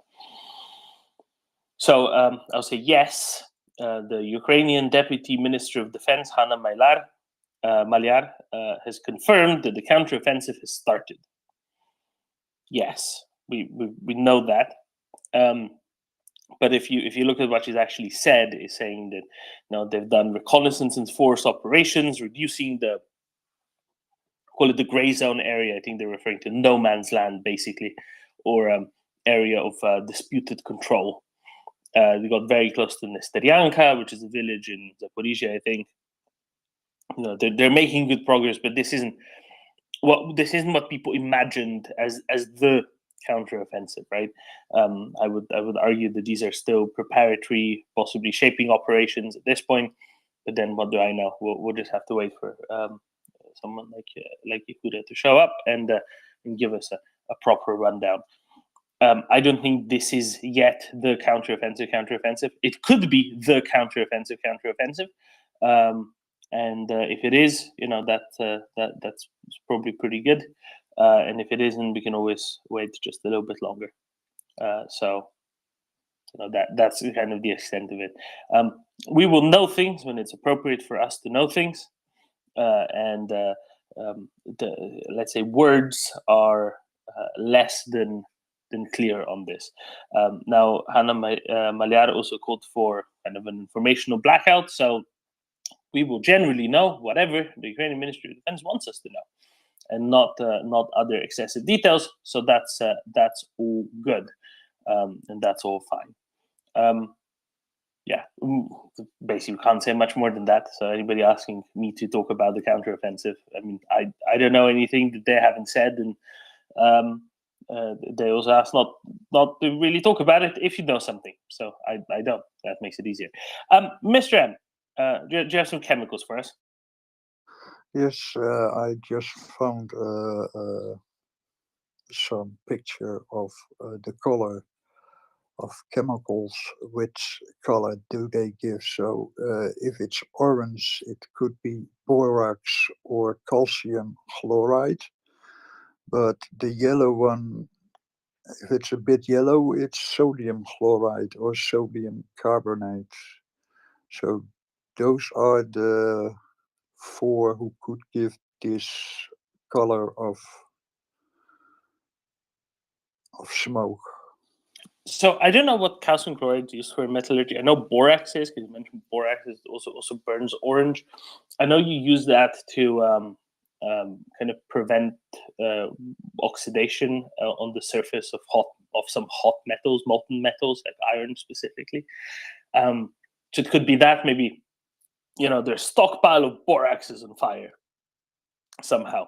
I don't know how easy that is to catch on fire, because isn't borax already something already oxidized? I thought that it's the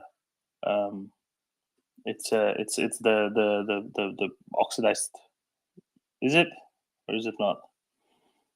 Or is it? No, boron's on the other side. No, it's not. I don't have the chemical knowledge to say what it does specifically. I only know that 1202 is a corrosive substance. And it was also a number I used to get on a school I was. There we go. So I reckon that could possibly be on fire. Maybe, possibly. But also it's often solution rather. Anyway, doesn't really matter. Whatever's on fire is on fire. There's great billowing smoke, and everybody around also knows it's on fire because there's great billowing smoke. We'll leave it at that for the time being. Mockers. Yeah, I was just going to say, I've watched a lot of forging programs because I'm weird like that. And they do indeed use borax to prevent occlusions in the metal or something like that. And it gives off bright orange sparks, I would say, when they sort of like brush it off the metal. So,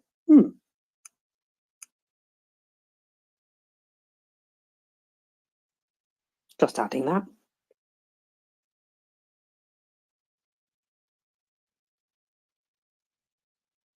So now we know. The good thing is it's burning, and I hope it burns for a long time.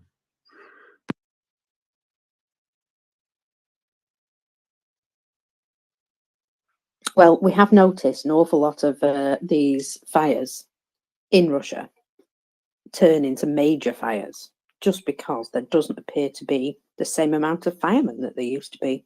Are you saying they get promoted? Promoted to infantry, perhaps. They just get a different outfit and... I mean the fires, because then it's major fire. Oh yeah, the fires indeed got promoted. Well, you see, they get out of hand because there's just not the same amount of firemen around. I'm pretty sure of that. That small fires that start, such as one guy starting a grass fire, turn into like a massive issue because the amount of firefighters are spread more thinly now.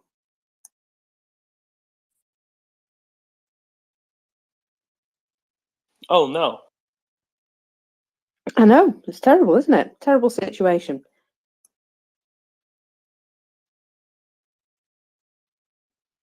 I've noticed a lot of these fires where when you see, the fire engines there. Put it this way, in the UK, you'd know where that place was because it would have its own fire engine guard all the way around it. There's only actually one or two fire engines that I ever spot, and I just think it's telling. Interesting. All right, shall we go to another one that got promoted? You know how the cruiser Moskva got promoted to a submarine?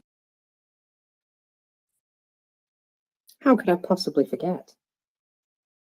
Well, there is news in that respect, and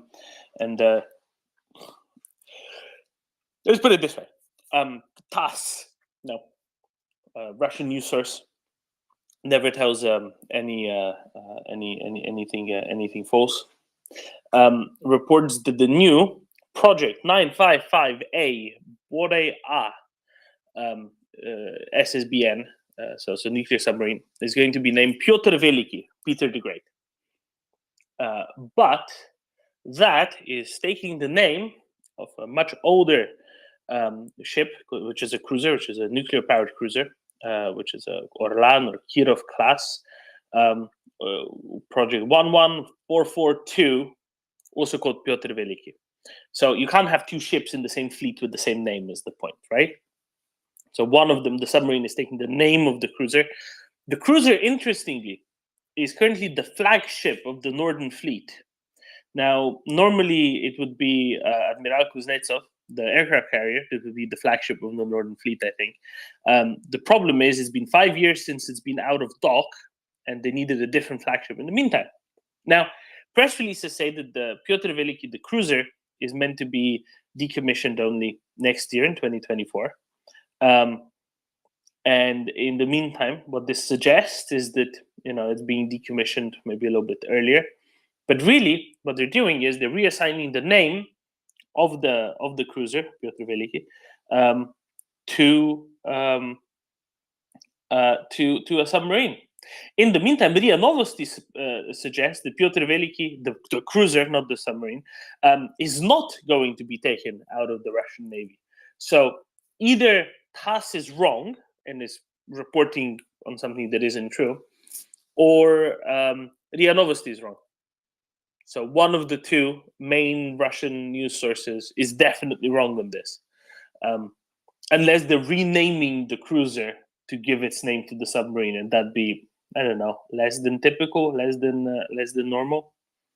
The particularly amusing thing is, of course, they would be converting a cruiser to a submarine by passing the name on. So apparently, they're trying to workshop and figure out what ways, what manners of converting cruisers to submarines best suit them.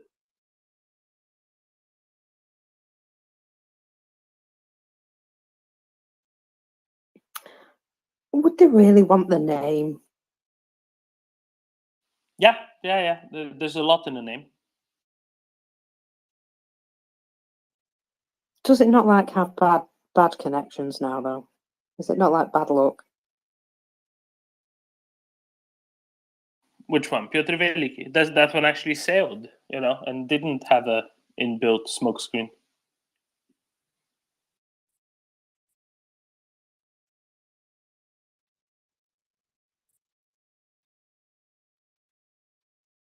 I mean, let's wait and see. I don't think we'll know until much later still. But it is very, very amusing.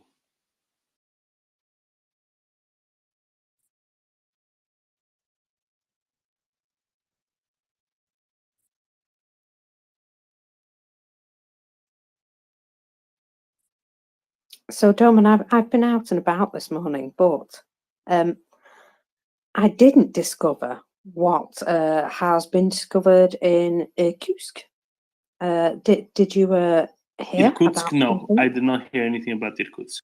Something popping up here? Well, apparently a mystery cemetery has suddenly just sprung up out of nowhere in Irkutsk.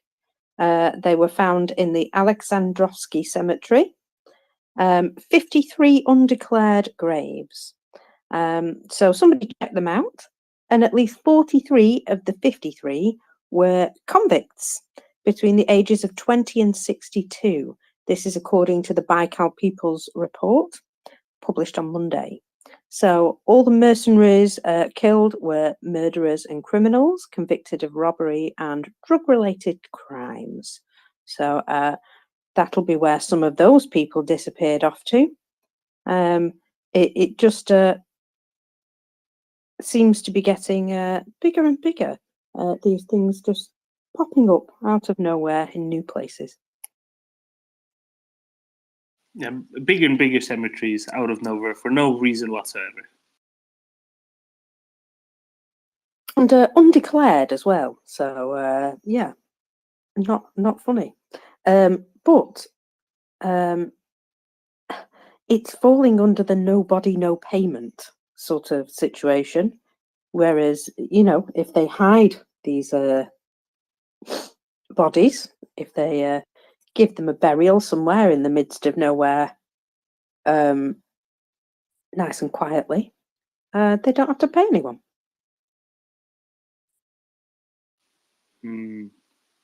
Is this it's almost like a pyramid scheme, isn't it? Except, in this one, Russians go get themselves killed on the battlefield in Ukraine. Yeah, so they just sort of pile up in pyramids. Yes, indeed. So I think we have a resolution to what the metallurgical thingy was, why it was red. So one of our dear listeners sent me a couple of articles from a couple of steel mill explosions in the US. They're both, I have to say, much less impressive. People say everything's bigger in America. No, definitely not. I mean, they weren't in Texas, admittedly, but still. And they both had these large plumes of sort of red smoke.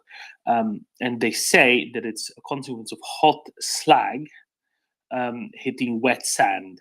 So the hot bits of iron that are kind of oxidized already hitting wet sand, and the thing going up in not in flames per se, but all between the explosion and all the additional heating and energy, very small particles of rust flying around is the short version of it, and that's why it's red.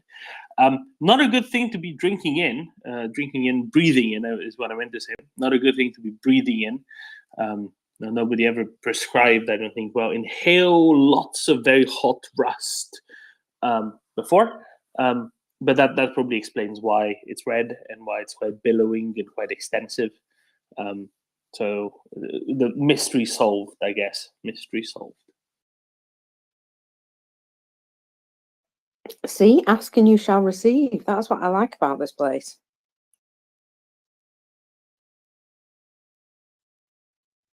Indeed. All right, what else do we have? So Stoltenberg's in Kiev. Do we know what Stoltenberg's doing in Kiev? Because all I've seen him is kind of be outside and go to a memorial site for fallen Ukrainians. No comments on any big press conferences as yet. I don't think. No big moves like this as yet. No, it's all been very quiet and civilized at the moment. We just know that he's there.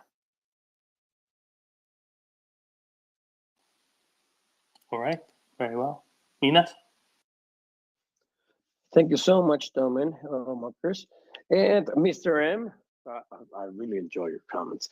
So I just read, it was yesterday, the day before yesterday, that U.S. was denying Lavrov's and his whole UN representation visa into the U.S., but the U.S. would not even dare to prohibit or inhibit or even delay his new visa into the U.S. Because somehow Russia, or there are some members in the Moscow U.S. embassy that Russia has been detaining randomly, and that's why Lavrov may still get into the UN Council with a U.S. visa in order to liberate, or at least deliver, all the personnel that was retained, unlawfully retained in Moscow. Is there anything there in your radar? Yeah, I can explain this one. So when the UN was based in New York, the US promised that it would let diplomats to go to the UN, right? And heads of state and government go to the UN and would issue visas commensurately with that, so that they could land in the US to attend the UN. It's the same thing, kind of, as what we were what we were already seeing and experiencing in the autumn the last year, when the visas were just delayed. They weren't issued very early on, and then they weren't also issued to everyone. So they were issued to Lavrov, but they weren't issued to all of his staff, because the US could basically say, well, you don't need him, you don't need him, you don't need him. These are just more spies, more, SVR people, whatever. So what they do is they delay. They select, whom they're going to give visas to, but they can't really deny the visa to the foreign minister of Russia. And it's a shame, of course, but it at least limits what nonsense they get up to in the UN. The Russians, not by much, but at least by a little bit. Is it the best outcome? No, but is it a somewhat useful outcome? I guess so. Yes. It's the most that can be done. As to the other one, I don't think it's a case of anybody being detained like that, but they might have been referencing some of the Americans that are in Russian prisons, such as Ewan Gushkovich, such as a few of the other ones from before. That's about it, Mockers, isn't it?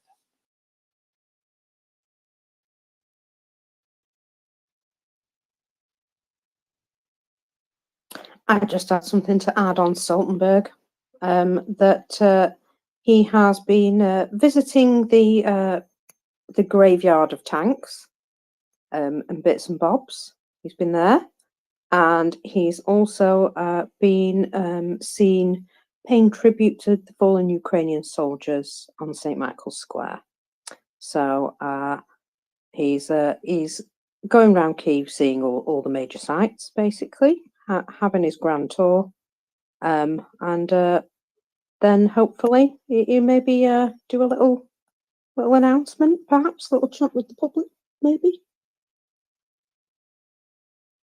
A very long meeting tomorrow is a part of it, right? Or tonight, whenever him and Reznikov both happen to just be heading exactly the same direction. There's only one train at a convenient time, so they will undoubtedly be on the same one. I think that's awfully convenient.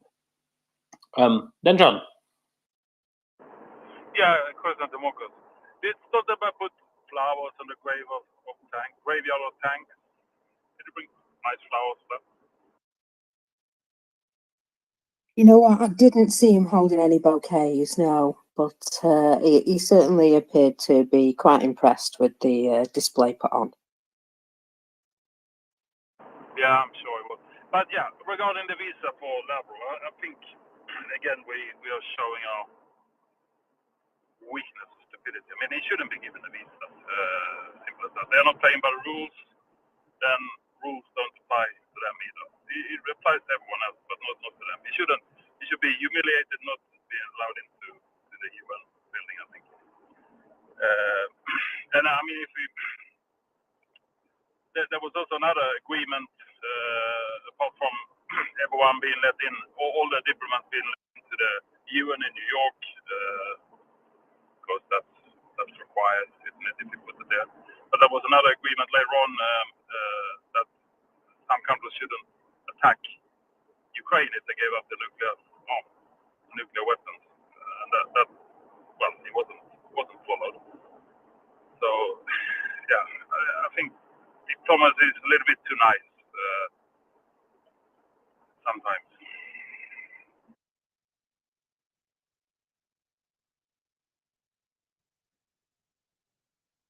And they have the Bond villain there already. I mean, he can speak for them.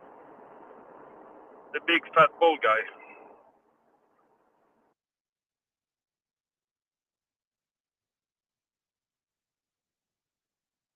Yeah, but then John, his the cat that he's stroking needs the particular Russian kibble, so. And that comes in the diplomatic bag that Lavrov himself carries.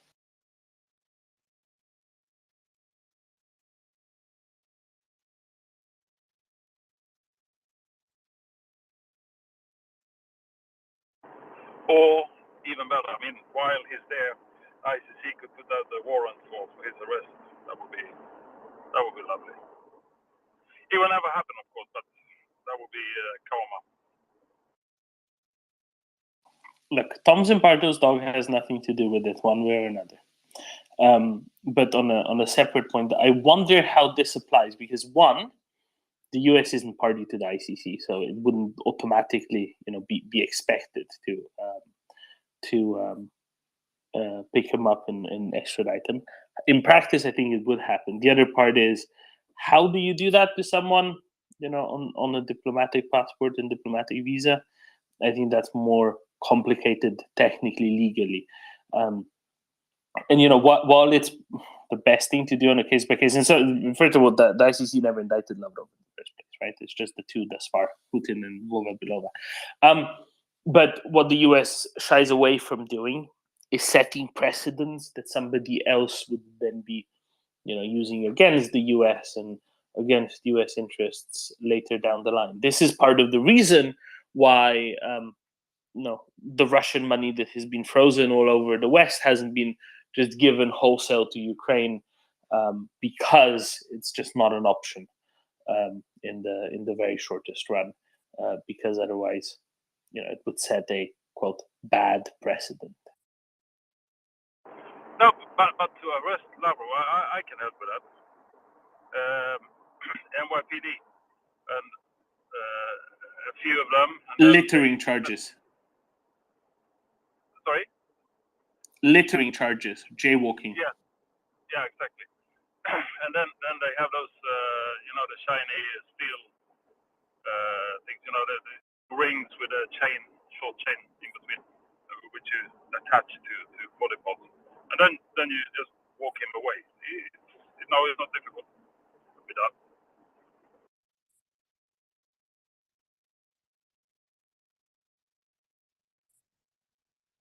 Not straightforward, but definitely amusing.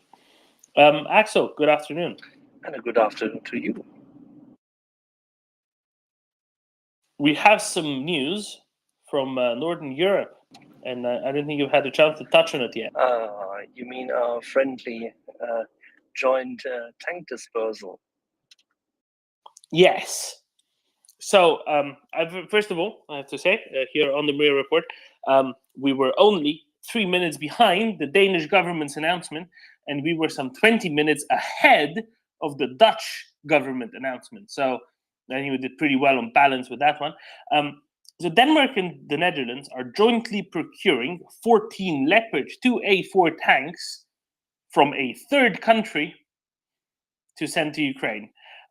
Nothing else is clear except that they're expected to get there in the first quarter of 2024. I know that's a while away. Hopefully that can be accelerated a bit. But Axel, who do you reckon they're buying 14 Leopard 2A4s from? Is it Spain, Turkey, Greece, Chile, maybe? I think the people who really would like to get rid of their 2A4s are Spain.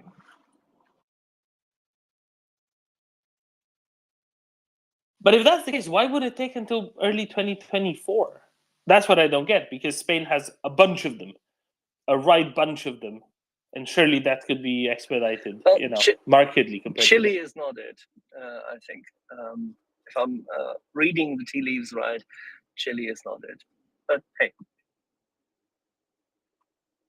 Spain has the 2A4s. They want to get rid of them. They want to phase them out. They have a very complicated process in managing their assets, funnily enough, and how they train the Spanish armed forces, as we have been led to understand. And seemingly they want to make sure that the remaining 2A4s are then fully up to date, which I presume there is a maintenance, recovery, and rebuilding period, which if the Spaniards, and if these are ES, by the way, Spanish tanks, then it will be interesting as to whom they can procure it from and when.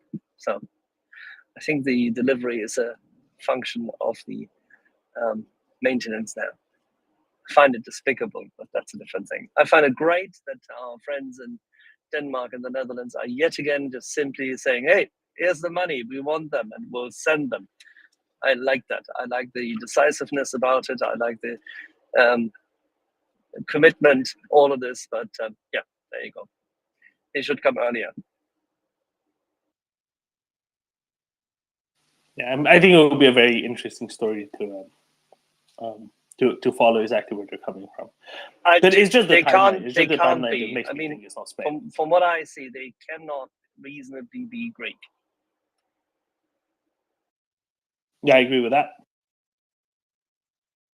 Definitely agree with that. The other thing I had in mind is that they're buying Polish ones, because maybe that's why it's early 2024, because Poland is holding on to them, quite unnecessarily, really, but holding on to them until they get the first Abrams, and the first Abrams are coming late this year to Poland. If Poland really were to make that deal, that would be stupid. That would deny, that would literally mean that the Poles believe that the German commitment in the multinational core is not existent, which is bullshit, because German troops are in Lithuania. They are of sufficient punch power. The MNC in Stettin is well organized and well coordinated with the Poles. I understand, or my understanding is, I am led to believe, that is, that the interaction between the Polish armed forces and the German Bundeswehr is on a sustained and long and intense and comprehensive level of trust and mutual respect and very good cooperation, to say the least. Quite contrary to what politicians make out to be, the soldiers, as always, brothers in arms, get together and get shit done. So no surprise there, actually. And so this would mean that the Polish government had decided to be yet again very peculiar about things. And I would call that a very specific form of insanity. At the very least, it would be very, very, very silly of them on many levels. And, you know, you didn't even mention Camp Kosciuszko, which has been inaugurated in Poland not that long ago. Right? On top of other European partners, there's a whole US base with armored units right there. There is no actual threat to Poland, certainly not an armored one. Yeah, that's the whole point. Indeed, there's no real armored threat to anyone in Europe, because all the Russian armor that they can possibly muster is a bit busy. Very busy. If anyone were to ever touch any of the NATO countries, we would activate what Ukraine doesn't have: air supremacy. You don't need that many tanks if you have that kind of air force as we have. Gee whiz. Dilman, was it 14? Yes. There is a country that has 14, and that is Czech Republic. But that they wouldn't be sending them. They're just getting them. And if they would be redirecting them, because they don't even have them yet. Not all. And they're not getting A4s. Because they're wood manufacturing. They're also not getting yes. A4s. So that doesn't fly either. So that no. one doesn't come in the picture for that.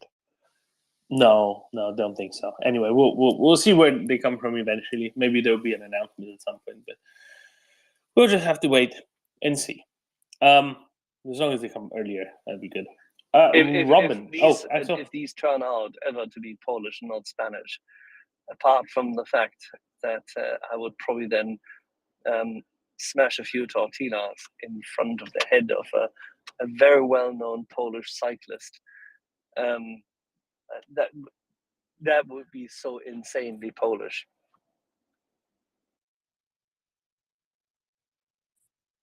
It'd be really ridiculous. Robin, morning. Good morning. I think Axel has a new job for himself. We have to get Free the Falcons to go the way Free the Leopards did. But the next thing that Ukraine obviously has needed for a while was F-16s.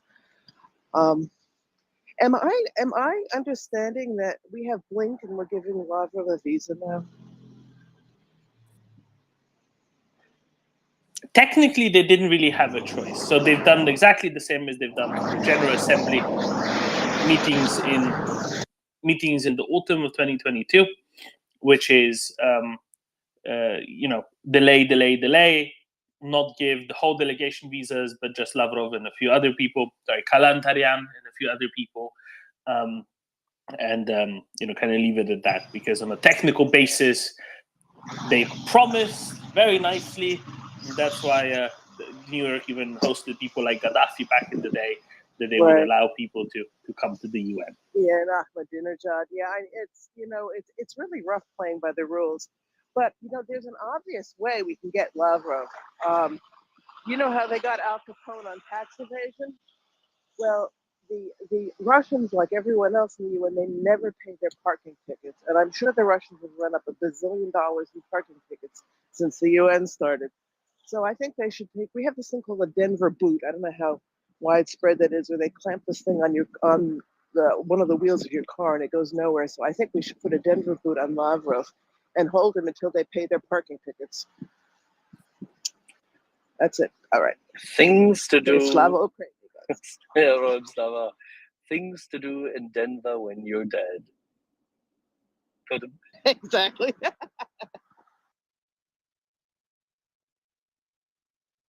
Yeah, getting booted out of Denver is clearly very different from getting booted in Denver. Then John. Yeah, actually, I only hear half of the people. I didn't hear Axel. Then I heard Robin. But anyway, so actually, my question or comment is on the 14 tanks that Denmark and Holland, there, or Netherlands, are buying for Ukraine. And my question is, why do they need to buy it? Why is there a third party needed to be involved? Especially if it's a European country like Spain, are they on the brink of bankruptcy or such? I mean, it's really. I know I'm maybe pessimistic, but really, they shouldn't have to buy it. Yeah, that's all I have to say about that. It's good that they do, but they shouldn't have to.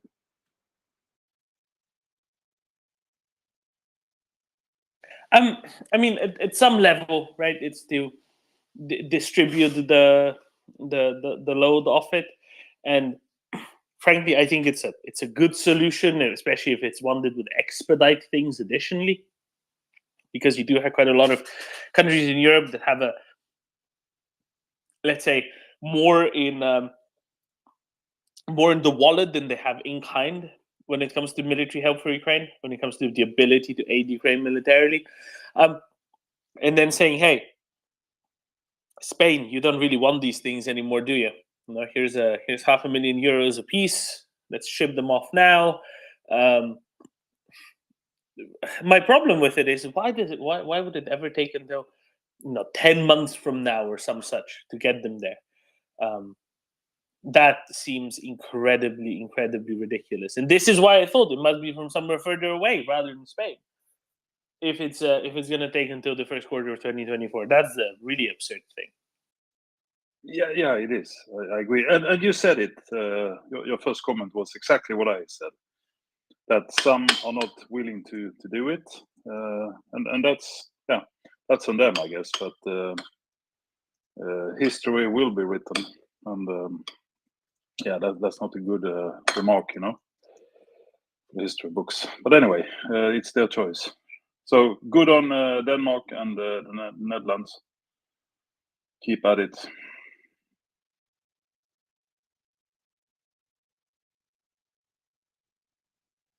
Yeah, sadly, it's not what I initially hoped for. Right, my initial hope was, Danish 2A7s. That'd be tremendous.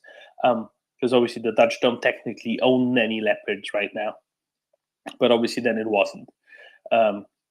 So alas, whatever it is, it is. But then again, the 2A7s would never really have gone. So again, we'll just have to wait and see where they're coming from and what the excuse is for why it's taking so long. I hope it's not Sweden, but don't think they're buying them off of Sweden now. Because if they were buying them off of Sweden, they could go, tomorrow because they're in good shape. I don't think that's the case. Yeah. Duke of URL, go ahead. Hello, good morning, Domen, Mokkers, and everybody else. Hello. What I want to say about tanks. Here in Holland, we don't have tanks of our own. They all got leased. But the public broadcasting company, the NOS, stated they're gonna buy the tanks from the industry, from Germany. As it seems, they're gonna order them new in Germany. And yeah, I think that's perhaps why it takes so long. But yeah, I think that's really You don't buy strange that they have to A4s. buy them. You don't buy A4s new at the moment. You can buy A4s refurbished. That's true. That's possible. Yeah, well, I only can tell what Can you send us a link? yeah, it's the NOS. Yeah, I can do so. I do afterwards. And what I want to say about the permit for the politicians who go anywhere, they could say, okay, let him come over in his own plane, but when he lands, he have to fill it up for his way home. But you can't do deals with Russia, so they can't fill it up.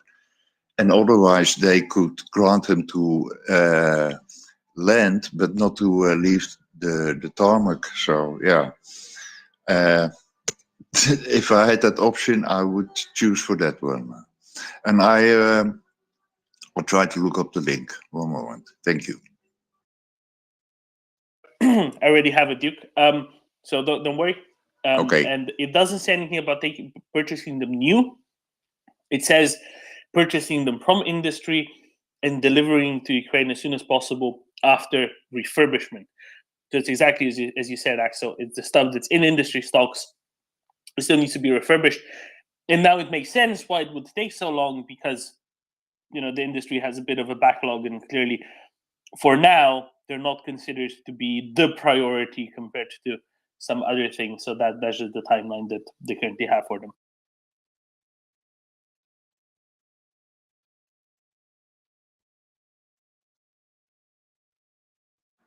But anyway, I think it's a good idea that they ordered some extra firepower. Never, ever, ever a bad thing. Just sooner would be better. It's not a bad thing, but the sooner the better.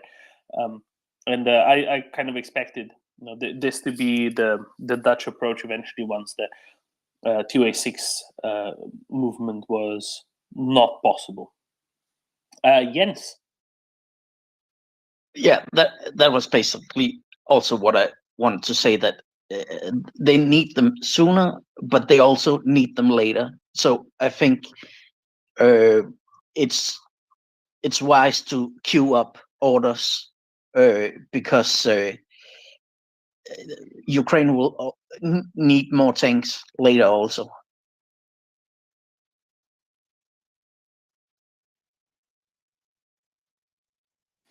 Yeah. So that let no one pretend that this is a bad thing in itself.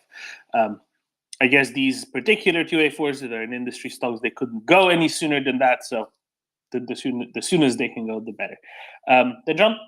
Yeah, no, I agree. It's not a bad thing. I was just against that there's greed in the world. I wasn't aware there's greed in the world. If they had to buy them from say Spain or somewhere to then give them to Ukraine, and also yes, they will need them in the future because they need something to patrol the demilitarized zone, which would be 500 kilometers from the border. So that will be vast areas of swamp that they need to traverse. So they will need it. So yeah, it will not be demilitarized per se. It will just be free of orcs, and you need to be guarded.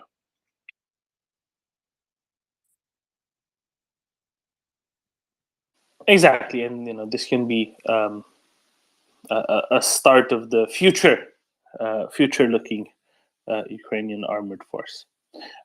Duke of Urel. Yeah, hi. If it's okay, I was wondering, did you had the conversation about all the spying that's going on in the Netherlands, meaning by Russia, by the so-called research vessel, and about the normal fisher boat sailing 130 times over a specific cable for internet.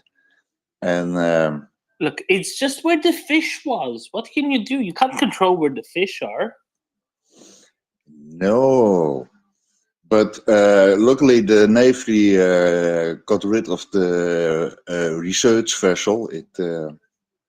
It went all the way up to northern of Europe, Norway, I believe. But that's a lot, and you also hear a lot about China spying, and now in America with. But yeah, the strange thing is that about three quarters of a year ago, we had the same issue in Holland with. There were refugees from China who complained they were stalked by agents of China, and nobody believed them at first. And at last they took some action and shut it down, but no arrest or it was all quiet down. But now you hear that they do it everywhere. So and yeah, in Holland they more and more you see officers. Yesterday, the head of the MIVD, the military intelligence unit, and they really warning Holland and the audience from, yeah, we are at the brink of a war, people, and it's serious, and we got to take attention and be prepared. And I think slowly in Holland, that's message is getting more and more across. All right, that's what I say. Thank you.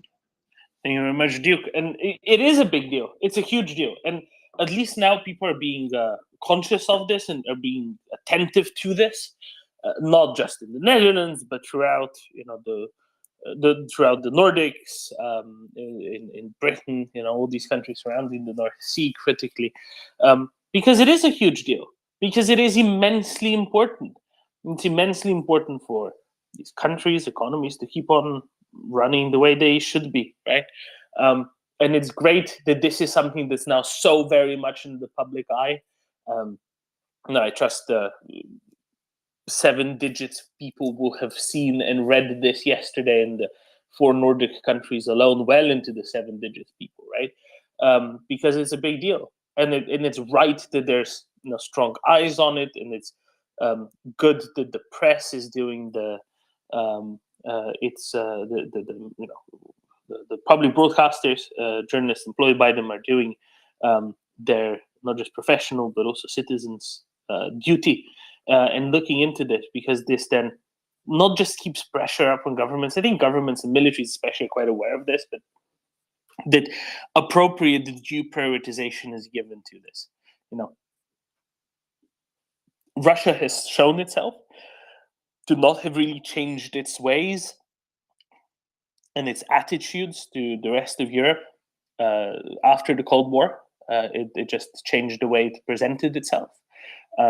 And it even reverted on that, if nothing else last year when they invaded Ukraine, but frankly already well before that. And the realization of that is important.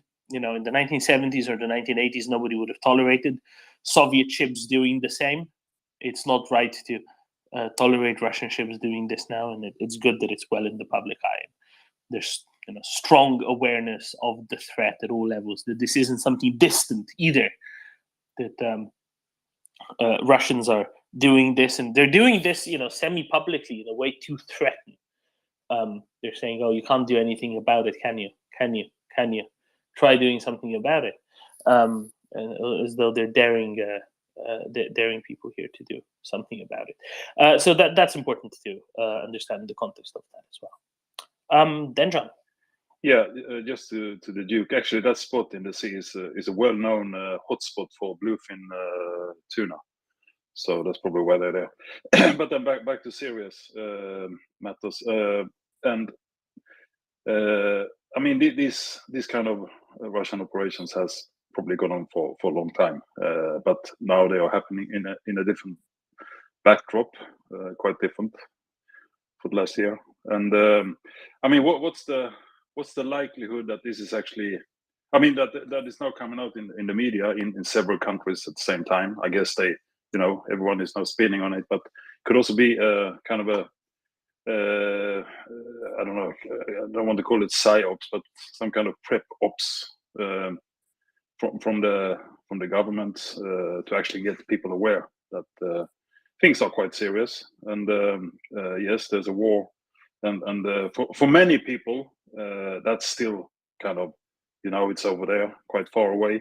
We should support, but we're kind of okay here. So maybe it's, you know, it's designed to. Not really.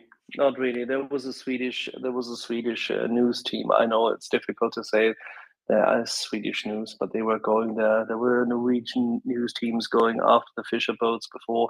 There were Danish news teams doing the same thing. There were German news teams. I could go through pretty much every nation which has an interest in this regard. And funnily enough, reporting on Yantar has been in public media. Yes, specialist media, because everybody else didn't really care, because the audience was not there. They weren't really into it. That's the whole point. It's not that the data is not there. It's not that it hasn't been reported on as such. It's just that people didn't care because people were so comfy. People don't want to fight. They think they can get away and say, leave the bully alone. And I say, sink one of their ships. I'm all for that, Axel. Sink it.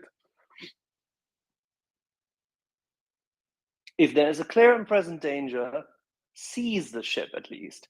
Take the ship. Let them complain. Let them try to defend it. Let them show their force. I want to see some Russian nuclear submarine go up there and challenge us.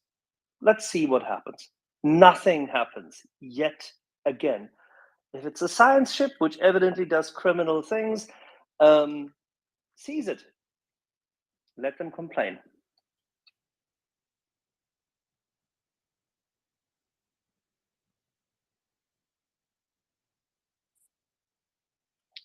And let them accelerate then. Let them try to up the ante. Do it again. Seize another one. Hit them harder. And when they continue, hit them harder. And if you're in doubt, hit them harder. Actually, I was talking about this before yesterday. So now I'm jumping before David, but just to stay on topic. That if this was a ship from Venezuela or I don't know, I shouldn't pick on Latin America, but you know, one of the non-nuke countries, that's exactly what would have happened, right? It would have happened. The ship would have been stopped, boarded, searched, and sent off, and never to return again. And that's how it should be treated. We shouldn't start with, oh, it's the Russians. What can we do? We should start with what would we have done if it wasn't the Russians, and stop and forget about the Russians. This is what we need to do, and then take it from there. It's the only way. Otherwise, it will not. It will just increase. They will just continue this bullshit and escalate it. They will escalate it.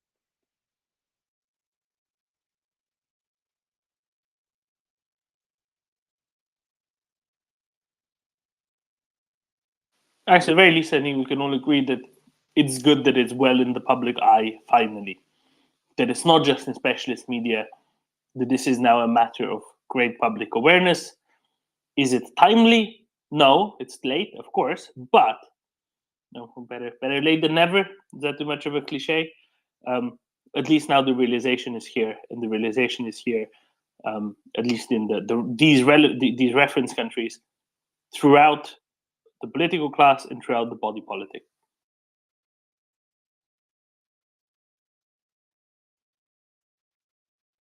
Right you are, Domin. Right you are. David. Good morning, David. Hello, everybody. Good morning. Today is Thursday, Domin. Thank you for listening to MriyaReport and for being here hosting Mockers. Please retweet and share the space. If you're listening, fly over to MriyaReport.org. David, it is Thursday? Really? So they say. I've been making this Thursday claim for the past couple of weeks. I check in with Domin just to make sure I'm still following the correct star, but just making my report yet. They claim it's Thursday. I wanted to kind of compliment what then John had said. I hadn't meant to say this when he had spoken, but it did bring it to my mind just now. That rather than a psyop, I think it's just a determination that news media cover what is news. It's news when an enemy ship is threatening our crucial infrastructure. That is news, and it's not something we should shy away from. It's something we should, as folks who are involved in this information warfare, we should welcome it and we should promulgate it. We should push it out. There are thousands and millions of people in all our home nations who rely upon these public broadcasters as the brand of truth. And so this is an opportunity for us to use that and push this information out so that more and more well-meaning but not informed people can have the opportunity to be informed from reputable source with reputable sourcing. That much said, I'd like to perhaps suggest that we can lend the fishing fleet from our south coast to the English. Seems they're having a little trouble. I'm sure the fishermen wouldn't mind, but you'd have to pay them for the catch that they can get the catch. It's an offer. It's there. You know, a neighbour trying to be neighbourly. A lot of wind blowing the other way, say from the east to the west, and now it seems we can help blow some west to east and send some support. It's an offer. Not in a position to make the offer, but I think it's humorous. Please retweet and share the space and visit MriyaReport Are you to saying dig your deep in your fishermen, pockets. David, are you saying that your fishermen were just around the neighborhood? No, what I'm saying is they said they were going to come look in our cables, and we said, shag off, we fish here. And they said, oh, no, you don't. We're really going to come looking with our guns. And the lad said, fair enough, we'll see you there. 8:30 in the morning, we'll be there. We know where it is. And then the Russians cried off. So if it is that they don't have the stones to face some burly fishermen, I think we need to grab a hold of ourselves here and realize these guys are a shower of shites, and that just because it's a big ship doesn't mean it's much for anything. You know, oh, Russia's a big country, we should be intimidated. Nah, it's a clown show run by drunkards and rapists. And I imagine their navy and their military is pretty much the same as we have seen. So I don't think we should freak ourselves out over this. I think we should take courage and we should push back and lean over these fuckers and loom over them. There's more of us than there are them. We are better fed, better paid, better led. We should make them feel that at every opportunity. They're playing for keeps. We need to realize that. 100%. Domin, shall we grab some Dutch courage?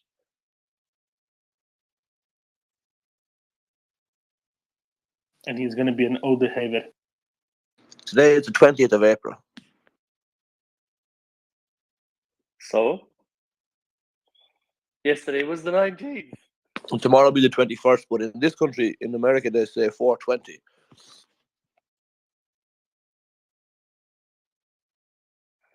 Tomorrow they say 421. I think so. Mr. Temple catches my drift. Let's go to the other Dutch and get some courage.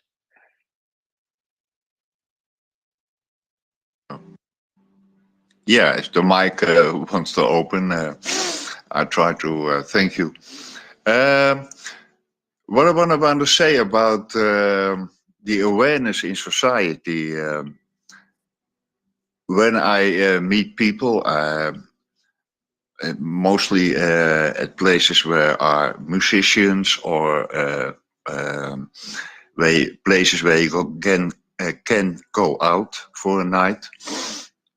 It's hardly on everybody's mind. They say, yeah, it's a bad thing and it's good we support them. But that's about it. They're more worried about, can I buy a house? Are there enough houses? There are all kinds of conflicts in our politics system. And yeah, I don't think a lot of people are still aware of that's a real danger. I see it on the internet. There is a vast group of crazy right-wingers with the most outrageous conspiracies. But Yeah, and they all say that it's our own doing, and yeah, I can't understand how they cannot compare one and message from the other, because yeah, there is so much evidence out there, and yeah, I hope that by getting it more in the open, that we will be more aware. But I think that the Dutch society only will react if all of a sudden total of Ukraine was occupied, and it seems that they were steaming up our way. Then perhaps they all would stand up. But yeah, I think that it's as long as it don't touch the income directly, or yeah, okay, the gasoline is expensive, but that's about it. Yeah, and I hope that awareness will come and stay, and yeah, be based on facts and not on would be or should be or maybe. And yeah, I think as a nation we should be aware, and yeah, I'm willing to try to do my utmost best.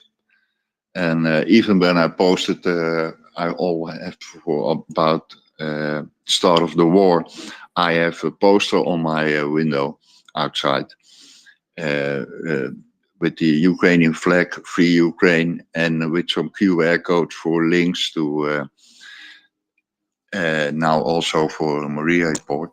But you see people look at it and oh yeah, that's true. There is a war. Yeah, yeah. And they look at it and they walk by. But yeah, at least I can try, and I'm very proud that I can listen here. And after a year the war was going on, I didn't know where to find some good info and insights. And I thank you all for doing this. Thank you.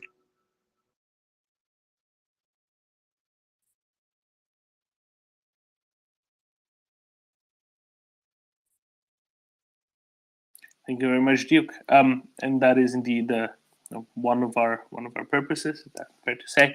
To maintain such a space, to maintain fundamentally also an information space, an information space that maintains steadfastness in the support, indeed, as you said, of Ukrainian freedom.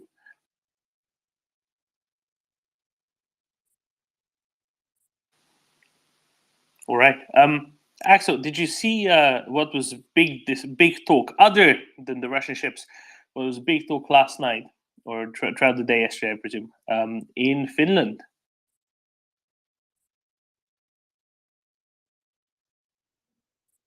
What do you mean?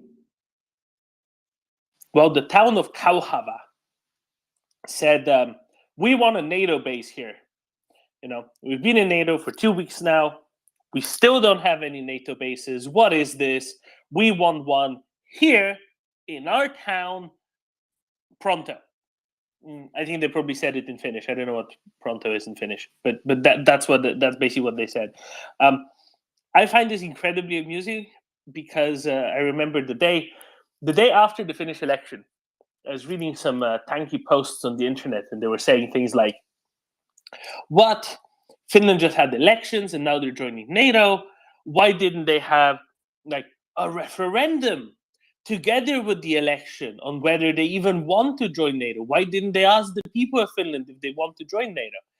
And this just kind of illustrates the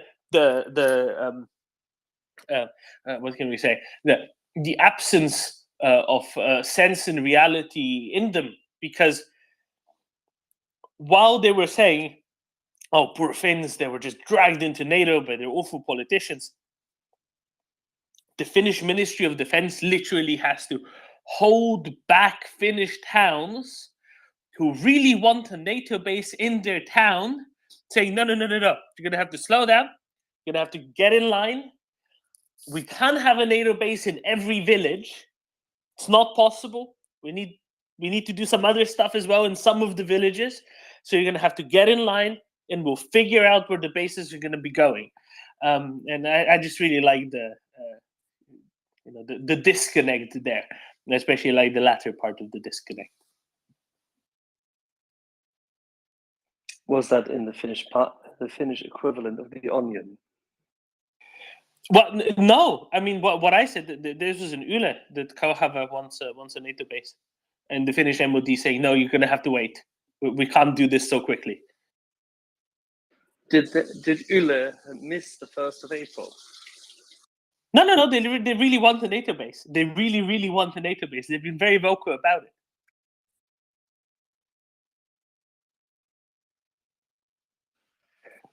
Given the fact that the concept of NATO bases has not quite been established, this is very wishful thinking.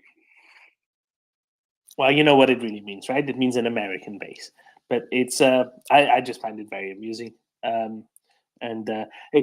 Finland is now playing OP4 in the Aurora exercise, trying to take Gotland. They're doing maritime exercises with Portugal. It's almost like the rest of NATO countries, especially the rest of European NATO, didn't know what they were getting into letting Finland in. Now Finland's doing all of the stuff, all of the exercises. It's like NATO was a slightly sleepy class, and they got this really hyperactive, really sporty kid who just wanted to do all the stuff all of the time. That's pretty much what they got with Finland. You know what you do with these kind of kids, right? You let them run around until they tire out. Decathlon.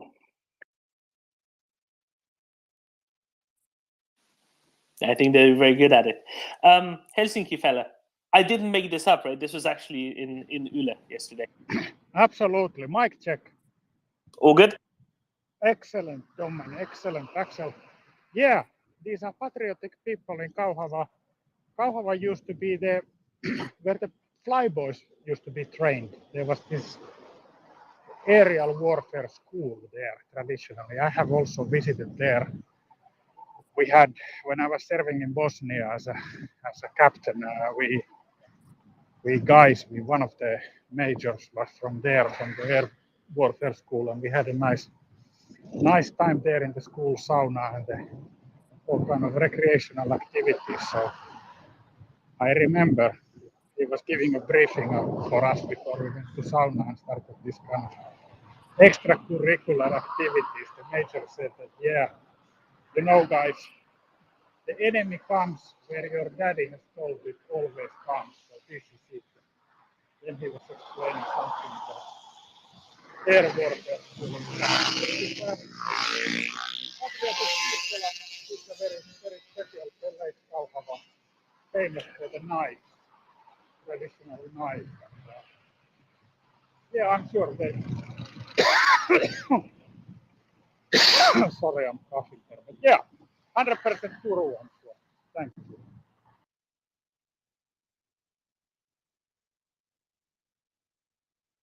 Sounds like that burning metallurgical factory in St. Petersburg. Sounds like the wind blew some stuff over to Helsinki. Hope not. That looked really awful. See, actually, I wasn't making it up. It was genuine in Yle. No, they just want their airfield back. I know where Kauhava is.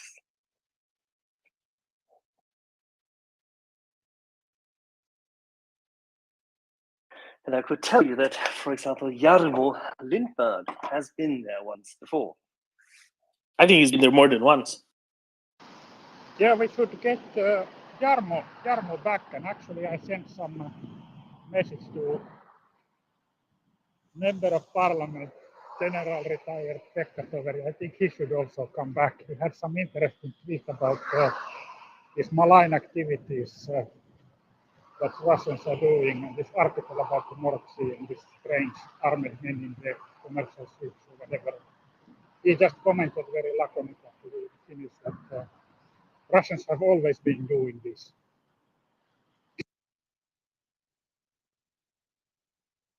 And we can talk about the undemilitarization of Åland as well.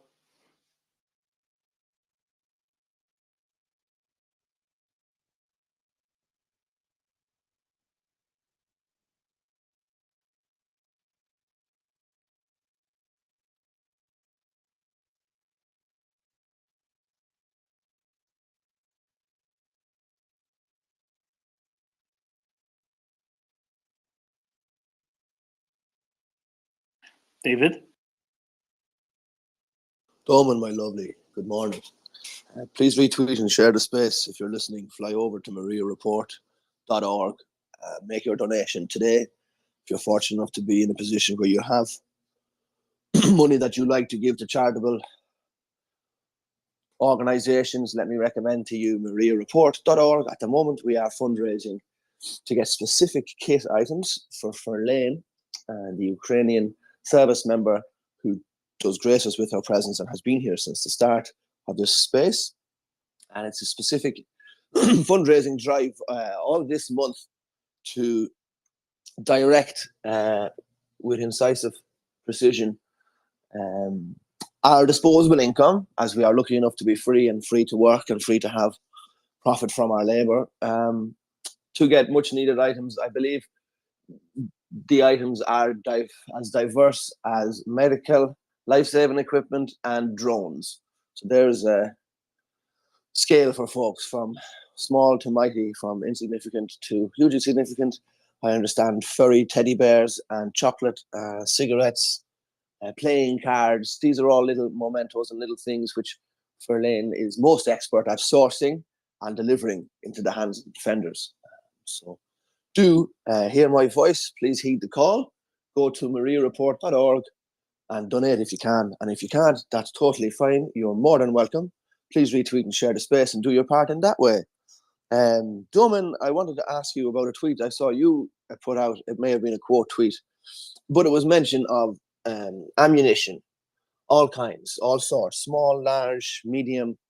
I didn't see mention of small diameter bombs, but mention was made of many other things to the amount of about $400 million yesterday. And I wondered, had it been mentioned here this morning or in your neck of the woods this mid-afternoon today as yet? If it's already ground is trod, we'll not waste our time. It has not. It has not. So yesterday, early afternoon in the US, early evening in Europe, the new package of US security assistance for Ukraine, the value of $325 million, was announced. That was pulled from US stocks, and that included ammunition for HIMARS, artillery rounds in both 155 and 105 millimeter calibers, TOW missiles, AT4, which are Swedish produced anti-armor systems, anti-tank mines, munitions for obstacle clearing, which I presume are MICLICs, 9 million rounds of small arms ammunition, and then precision aerial munitions, and the other stuff for logistics vehicles and some spare parts and such. Which is all good, but basically they're saying they're sending ammunitions for HIMARS, for tubed artillery, for TOW systems, these AT4 systems, 9 million rounds of small arms munitions and anti-tank mines and demolition munitions and precision aerial munitions, which I presume what they mean by that is probably JDAMs. So yeah, lots of kinds of ammo. There's nothing else in this package. It's basically just ammo and then some like consumables, some very consumably consumables like spare parts, which is good, obviously. And you can always use more ammunition. I have a strong hunch that there will be another package that will be announced following the Ramstein meeting on Friday, which is tomorrow, the 21st of April. David? Well, they're making claims as to this 20th and 21st business Thursday, Friday. Who knows? But I'll take your word on faith, Doman, a blind leap. Yes, I think you're right. I think this is what can be seen as a continuing of the Ramstein method, or the Ramstein three-step dance. So they talk about big game, and then they make maybe a subdued announcement like yesterday's, which does have some tidbits. Then we go to Ramstein, and everybody is doing their diplomacy and making their speeches. and we all have a cup of coffee, and then we have a sit down, a small bite, and we do the real negotiation and the wrestling afterward. And then the real sheet of paper comes out 2-3 days later with the meat in it. And then separate nations start crowing about, well, we're going to give this, and well, we're going to give this. And so I think it is that indeed. Yep, that's what we're seeing. And then towards the bottom of the list, but it could have just been alphabetically, but towards the bottom of the list, as I remembered, was mention of special vehicles or special recovery equipment. And if there's folks listening who have had armor experience, either with, in, or beside American forces, maybe you could help explain what that means. Is this some kind of an armored vehicle that would be used to recover a detract, or are we talking about like special military purpose vehicles for specific tasks that are not known to civilian people but are really helpful? Like when they used to publish the lists for months with the fuel trucks, and then I started to reread them and realize, hang on a minute, that means they're moving gas stations, which means they can move a lot more armored trucks. So is this something similar? Is this recovery or special purpose military vehicles? Are these mini trump cards that we don't know, well, that I don't know anything about yet, or are they just kind of humdrum tow trucks? Not in this. They're not the special heavy, super heavy armored ones in this package. There have been some in previous ones, but they're kind of kit specific, right? So ARVs, armored recovery vehicles for Leopards, are good for Leopards. Armored recovery vehicles for Challengers are good for Challenger, because it kind of needs to hook together, right? David, I have a question for you. So Ireland is a member of the Ukraine Contact Group. What are the chances that instead of sending their defense minister, they could send you instead, as a sort of a deputy? No. I think you do a terrific job of persuading everybody else to get the job done. Oh no, I couldn't. Absolutely not. And I don't know if they send the number one guy or who do they send, but no, absolutely not. Irish diplomats are well renowned and famous for their brilliance, and I wouldn't deign to count myself among their number. But it's a compliment. Thanks very much, Donald. But yeah, we are. Irish Republic is in the contact group. I know material has been supplied, but more valuable. I mean, let's be honest. We're a nation of 5 million people. We're not going to be beating the French for sending, tube artillery, or we're not going to be sending more rounds than the Estonians. But what we do have is human capital, and we're extremely good teachers. So I believe it has been more in the line of skills exchange for certain military professional specialties, and probably investigative and kind of genocide research and war crimes, that kind of conflict professional, people, I think more than likely have been what has been contributed so far from the Irish people in the government in Dublin. I'm not sure if there's a list. I know it's not something that's broadcast broad and wide at home, just because it doesn't seem to be any need. It seems to be making a lot of talk about something that should be perhaps talked quietly about. So people are aware. It's much similar to the NATO question. Ireland should join NATO. Well, Ireland is in NATO already, up to the very brink of where it stops being useful for us and starts becoming not useful. So, no, I'm very flattered, David, Norman, but I may don't rise to the level of those skilled professionals. I'm flattered, though. You're very persuasive, but also, David, I have to say that Norway is a country of 5 million people, and Norway has supplied almost twice as much in terms of military aid than France did. So you can, if you really want to, and yes, it's Norway, and lots of money, whatever. If you really want to, where there's a will, David, there is a way. There's a relative. Where there's a will, there's a relative. Surely, no. I mean, somebody's relative. You're totally right, Norway, but Norway's in a slightly different geographical position. I say it again with confidence. I don't think there is a British person who would contradict me. If Ireland, in its current form, had started arming itself when, let's say in 1986, let's say the Anglo-Irish peace agreement was scuttled, it didn't work out, so Dublin says, fuck it, this is starting to look like the South Lebanon. We're going to have to rearm, protect the border.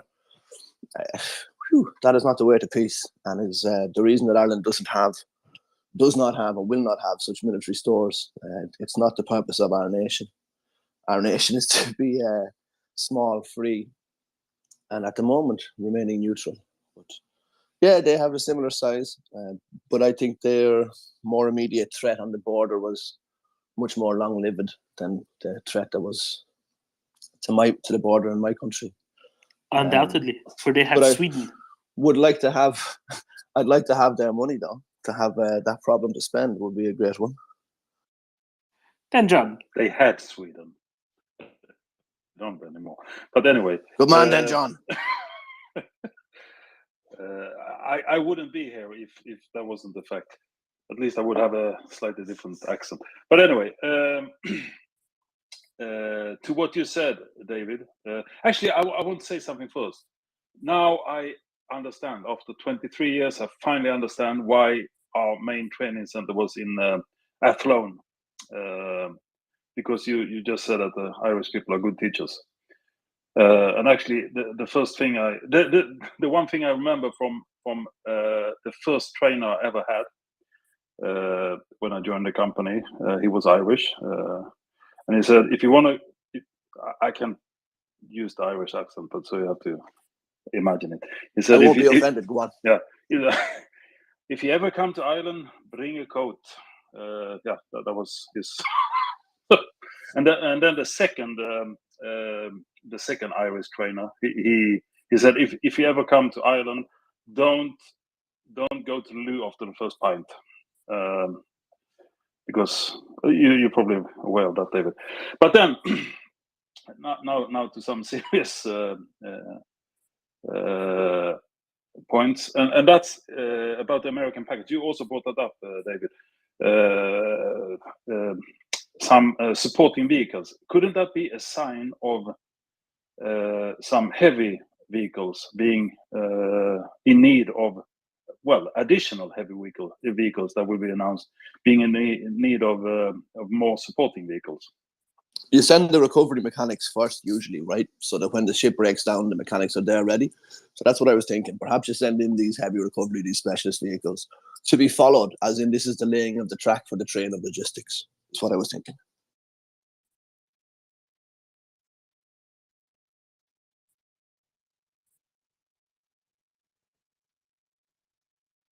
Well, we said where there's a will, there's a way, and now we have a will, so there must be a way. Will, good morning.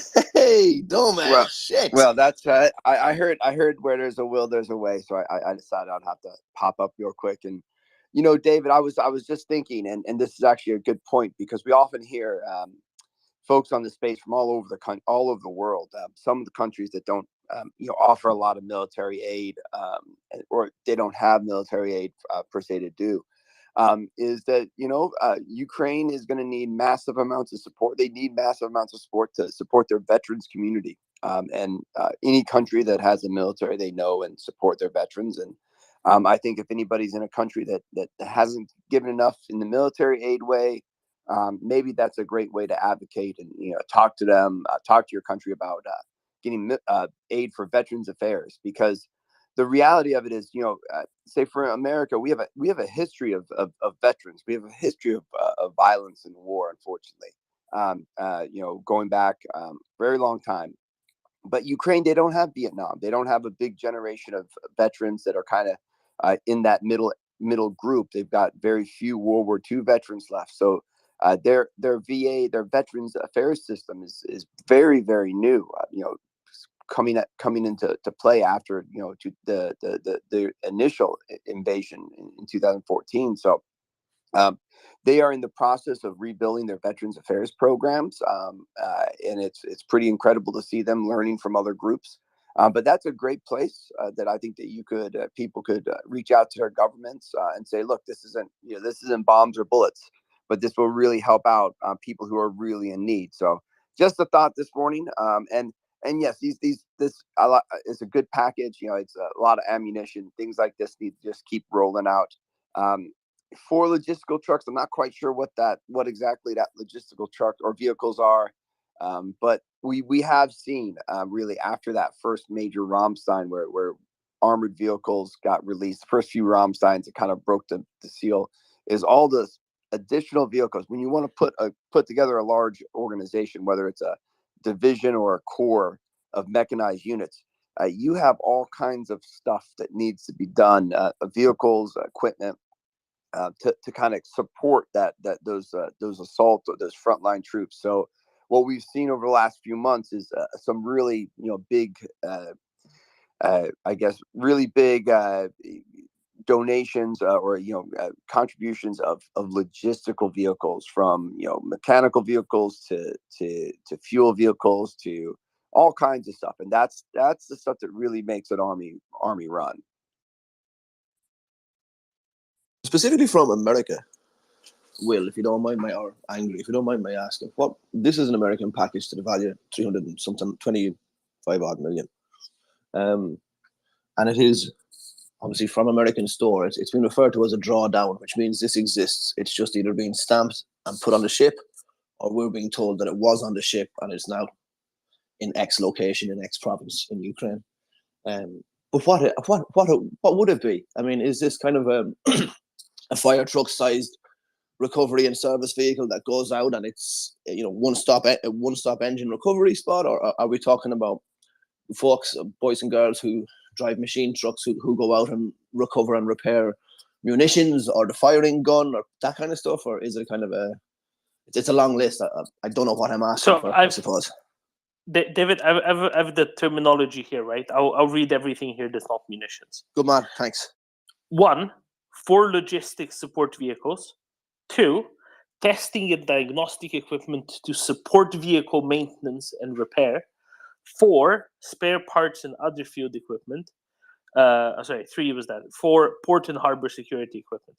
David, I apologize. I put numbers out of order because they're listed in order, but I wanted to put port and harbor security equipment last instead of in between. So anyway, so I don't think that this includes any very heavy vehicles per se, other than the 4 trucks.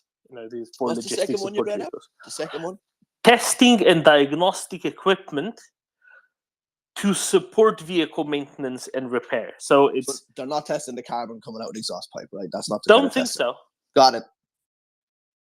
Don't think so. I don't think that's very high on the priority list. I think it's diagnostic equipment that it's probably David, when you go to a car mechanic and they plug a laptop in and they get a bunch of repair codes. I think that modern tanks and Bradleys probably have similar repair codes somewhere in the computer that it puts out, and I think that's what they're sending. Well, is there a laptop up I would say from looking at that, from what the testing and diagnostic, that could be I think that could easily be from the very handheld stuff that frontline mechanics use. Because remember, we got to remember, we're talking about combined arms. So in combined arms, we have units integrated with all of our. If you have an infantry company, you're going to have mechanized infantry or mechanized mechanics with you for that infantry company. If you have a battalion, you're going to have battalion level maintenance. And it just think about frontline, first line of the rear, all the way going back. So it could be from frontline to maybe this is something that costs a lot. Maybe it's a computer that has to be plugged into these tanks or whatever.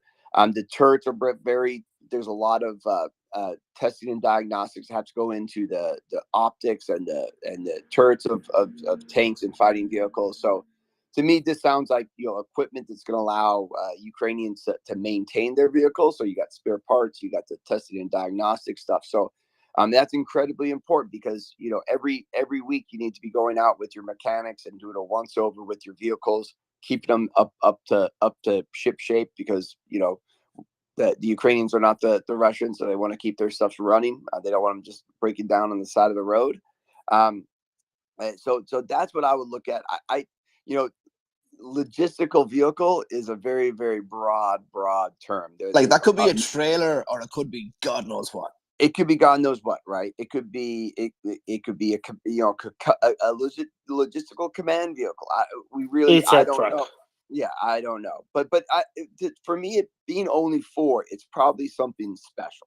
right? So to me, 4 makes me think of it being special, either the very like heaviest of heaviest load vehicles, or something that plays a specific role in logistical support.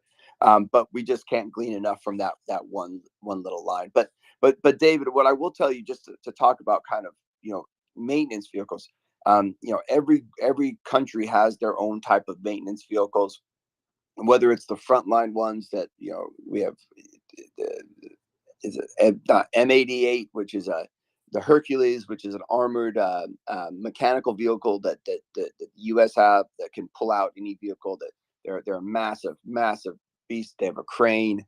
They can do. They're decently armored. But what they can do is they can do combat recovery. They can also be set up in maintenance, frontline maintenance bays that you may need, because they do have cranes to be able to do stuff. So there is a lot of vehicles in that category. But the one thing that's good to see is that the continued support of ammunition. And what is interesting is the small arms ammunition, because I think every day we see more and more Ukrainians using NATO style weapons, and especially the newer units coming into play seem to be all being fitted with NATO weapons, and having ammunition for that is incredibly important.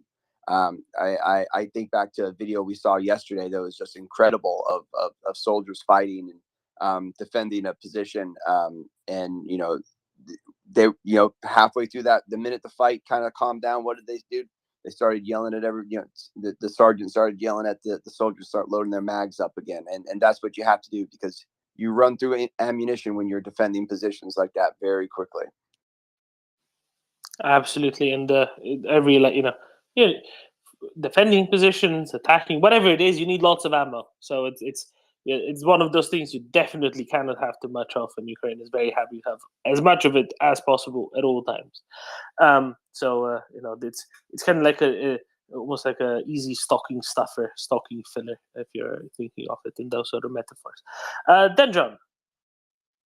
Yeah, I think Angran said it there. I mean, you probably don't send 4, I don't know, what do you call them, tipper trucks, or just normal vehicles. So meaning it's something special. It's like when the Finns announced they would send those mine clearing vehicles. And then also I want to take the opportunity to mention to David what I forgot to say before, because you mentioned Ramstein air base, and I know you didn't. You were kind enough not to complain about my Irish accent, but Ramstein, it needs to be more German aggressive accent for that. It's Rammstein. It's kind of an aggressive place. Ooh, made me jump then, John. Do that again. Go on. Rammstein. Oh, there you go. You bad man. Südtirolen. That might be wrong, but you get the gist. Glory be. That's terrifying. Thank you for the answers, gents. I did notice 9 million's a big number, and I remember it being 1 or 2, 3 million before Angry. So that's very interesting that you pointed out. I hadn't really thought about it, but yeah, it's a significant increase, which means it's being used and put to good use, and also that the replacements are required more than, say, the Soviet round. Not that they have totally stopped using it, but it's interesting that is now 9 million. And then, interesting, is more of a personal privilege. It'll be the last logistical one I'll burden you all with, so forgive me. If you're listening, retweet and share the space. Visit MriyaReport.org and make a donation today if you can. Is it possible to think of, or is it not something we should discuss in public? Is it possible to think of these support vehicles being being deployed and sent with their trained operators before the heavy division or the heavy units arrive, or should it be the other way? Or you can't really tell because they're just going to release a list of some items and there's no really way to plan a calendar or to guess their schedule off of that, if you see what I'm asking. Yeah, David, I think we've talked about this for a while, and I mean, I have my personal belief that I think that most of this equipment that's coming that's going to come, that's already been announced and that we'll see be announced in the next couple of months, because I believe we're going to see additional U.S. vehicles, especially armored vehicles, being announced in the upcoming weeks and months. I don't think we know what all is going to be in country until we find out what's in country. The U.S. has been, pretty vague when it comes to these things. We saw, what a great thing. A great thing is that, there's a brand new all-terrain vehicle for the U.S. And the LATV, I think it is made in Oshkosh, Wisconsin, by good union members. I was able to visit there a year ago during the last cycle with Alex Finman. Actually, we were at the Union Hall with Ukrainian American Alex Finman. For folks who don't know him, That's tremendous. He's a celebrity. Yeah, we were able to go up to Oshkosh, and we did a round table and a very long conversation about Ukraine and democracy. About this was prior to the election, the last year's election, and we were able to do it at the Union Hall, the Oshkosh Union Hall. It was a very, very important thing, and you got to see all the vehicles that were being made. And so these brand new vehicles that they're made to replace Humvees, what I was going to say, they had never been announced. Most American units don't have these vehicles yet. But what happened was a couple of weeks ago, we saw a video come up that there's hundreds of them now in Ukraine, and that was something that was sneaky and kind of, or maybe 50 to 100, I think it was. Now that they're in country, so that's something that we have to think about. I think for the next couple of weeks, there's a massive fog of war where we are not going to know what's going in the country, what's going on. I think a lot of this has probably already been planned, but again, we're not. I don't think the U.S. is all about letting folks know when that haymaker is going to come, and so I would say take these reports with a grain of sand, and don't. I would, and to your point exactly, I think that this stuff is going to be coming in multiple different waves. But what it will be done is there will be assembly points. There'll be places that these units get reconstituted in Ukraine. And, maybe it's behind the front line, maybe it's as they get to it. But that is that we're going to be seeing a lot of movement over the next couple of weeks. We just don't really know what it's going to be. Exactly. And we would be nice and patient and sit down and wait and see what happens whenever it does happen. Thank you very much, Angry Hands, for the ground perspective. We're now going to rise above the clouds with Latin, except before that, I need to ask one thing of David. David, the Swedes have rebelled against Pernod Ricard selling Absolut vodka to Russia again. And the Swedish farmers have said they would not be supplying them with grain. They lost one of their largest markets in Finland almost overnight. But Pernod Ricard still supplies other of their drinks to Russia, including one Jameson whiskey, David, I believe. What are the Irish farmers doing by not resisting against this perversion of the good name of Irish whiskey? I'll just kindly remind you that barley, when it leaves the farm gate, can be turned into beer or whiskey. Pernod Ricard, is that a French company? So it is, yes. Well, I mean, did we expect much else from our French allies? They've been having a big month. They made friends with the Australians and the Americans, and then immediately went to China to... If people really want to know what happened, they played second fiddle to the EU, but that's not how we're playing it. So I think the French have had a big couple of weeks. Good for them. I hope they drink a lot of Jameson. But do I think we should stop farming barley? No, hell no. Stop farming, just not sell it to Jameson. Like the Swedes threaten with their wheat. David, I think there's a potential there for a proper public revolt against the It's never going to happen. Allegedly revolting business practices of supplying Russians. You're not going to get elected organizing against whiskey. Just organizing against it being sold to Russia. They have their own. They tried it in America, and all they did was make the Kennedys very wealthy. Oh my! All right, moving. God forgive me. God forgive me. moving from one bastion of Catholicism to another, let's go. I know you're not actually in Uruguay, but let's go down south to Uruguay. Latin, we have heard some very interesting, not so much news, some interesting analysis coming out of the drive with some details that were previously known, less than known. I'm not entirely sure. But do you want to fill us in on what is stuck in a hangar in Australia completely unnecessarily? And possibly some other places as well. I would, if I could ask Angry Ants a question first before we get off the topic of. Go for it. Yeah, because Angry Ants, you were talking about the that Oshkosh vehicle, and I don't know if you've heard anything else. I have not about when I think it was the previous announcement of American aid that they had mentioned a 30 millimeter gun mounted on a vehicle for anti-drone work. And I'm not sure, I mean, when I looked around, I thought, and there were a lot of pictures of A10 multi-barrel 30 millimeters, which I think is unlikely to be the platform in question. But the gun that is essentially from the Apache that some variants of that Oshkosh vehicle have, potentially with some kind of optics, I could see being a real possibility. I don't know if you've heard anything else since. Latin, I'm so glad you brought this up because this was something it was one of those things I was wanting to bring up last week, and I think it slipped my mind.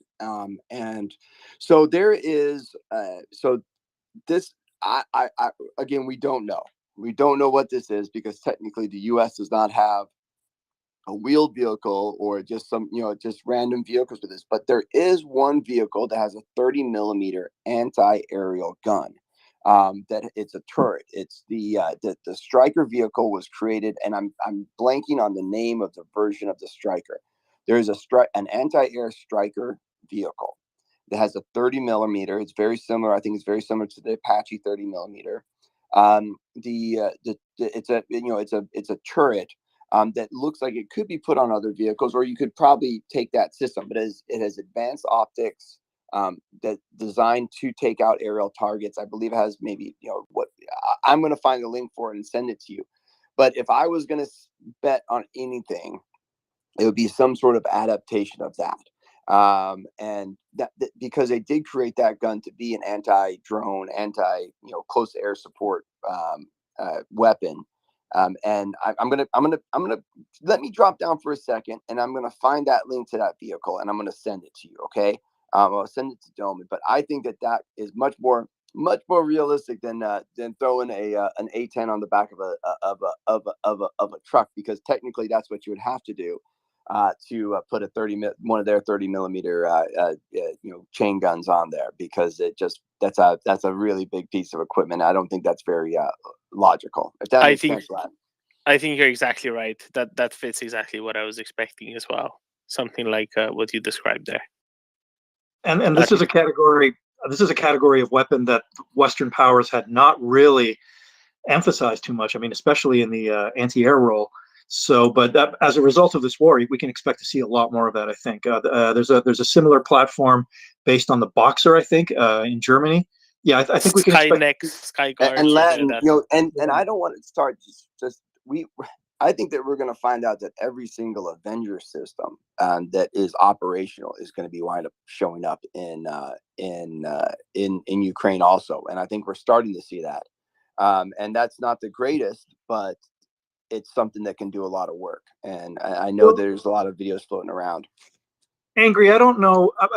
On the ground side, I know you watch the ground side of things of the way that I watch the air side of things. And it's, especially when it comes to procurement and announcements, or just as importantly, sometimes not open announcements, but indications, things that are said. And I wonder if you've come to the same conclusion that I have when it comes to providing aircraft to Ukraine, which is that sometimes the lack of clarity, to me, is becoming, as I'm seeing a pattern develop here, sometimes something that is hinted at officially, but not really explicitly clear, is I'm starting to find that more and more encouraging. In other words, we don't need to know the details, but there's always that indication that something's going on. Yeah, I would agree 100%, and I think that I've been trying to be someone on the space to kind of convey that message for a while, that just because someone says no, we're not going to send something, or maybe we're looking into it, doesn't mean that that's not going to happen. And I think that, especially with the aircraft, I think that there's some very telling stuff that was talked about early on from the administration, from folks at the DoD a few months ago, when this real big conversation started, was that it really seemed like the U.S. wanted other countries to lead when it came to supplying, fourth generation fighters to Ukraine. It was just simple. Now, when it comes to long term, I think the U.S. is probably is in the best place to provide, the large scale, fleets of planes that Ukraine will need to rebuild a modern NATO force. But right now, to me, it just seems like that's the one thing that I think that there's a lot of comments. There's a lot of little sly comments about how they wanted Europe to lead, and I bet you, Europe or other countries. So, and I don't think that means not sending U.S. planes. I think it's simply meaning that I don't think that the first initial batch of U.S. based or U.S. designed or fourth generation fighters will come from the U.S.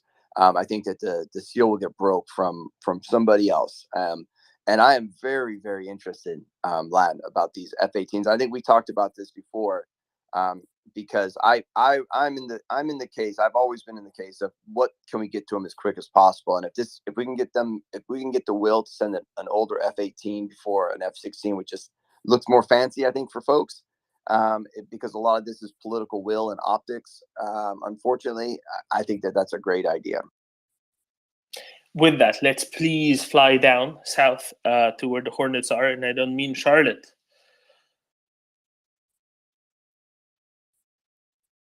So do we want to talk about Hornets? I think we desperately want to talk about the Hornets. The F-18 Hornet has been mentioned several times officially by the Ukrainians, consistently since last year, when they give us that repeating list of Western fighters that they would like to have. The F-18 is consistently mentioned there. And right now, full disclosure, I haven't read the Drive article yet. I have full confidence in their journalism. Those guys are pretty good, and I'm going to be looking at it later.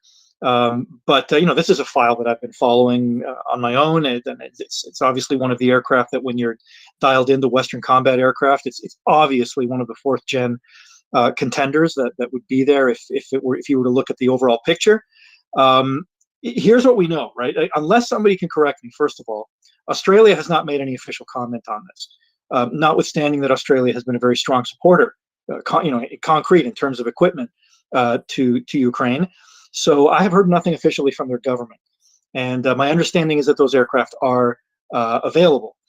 I would add to that one, the one that actually does have a little tiny bit of official connection to it, which is Spain. Because when Pedro Sanchez was in Ukraine a while back, I think it was February or so, he did specifically, as Prime Minister, mention aircraft that Spain could provide. And there's another example. I see David clapping, because I think I know why he's clapping, because it goes back to this idea of what is either not said openly or what is said very indirectly or discreetly. And I think the Spanish Prime Minister's comment, which certainly I noticed at the time, my immediate thought was, okay, he's not saying that for no reason.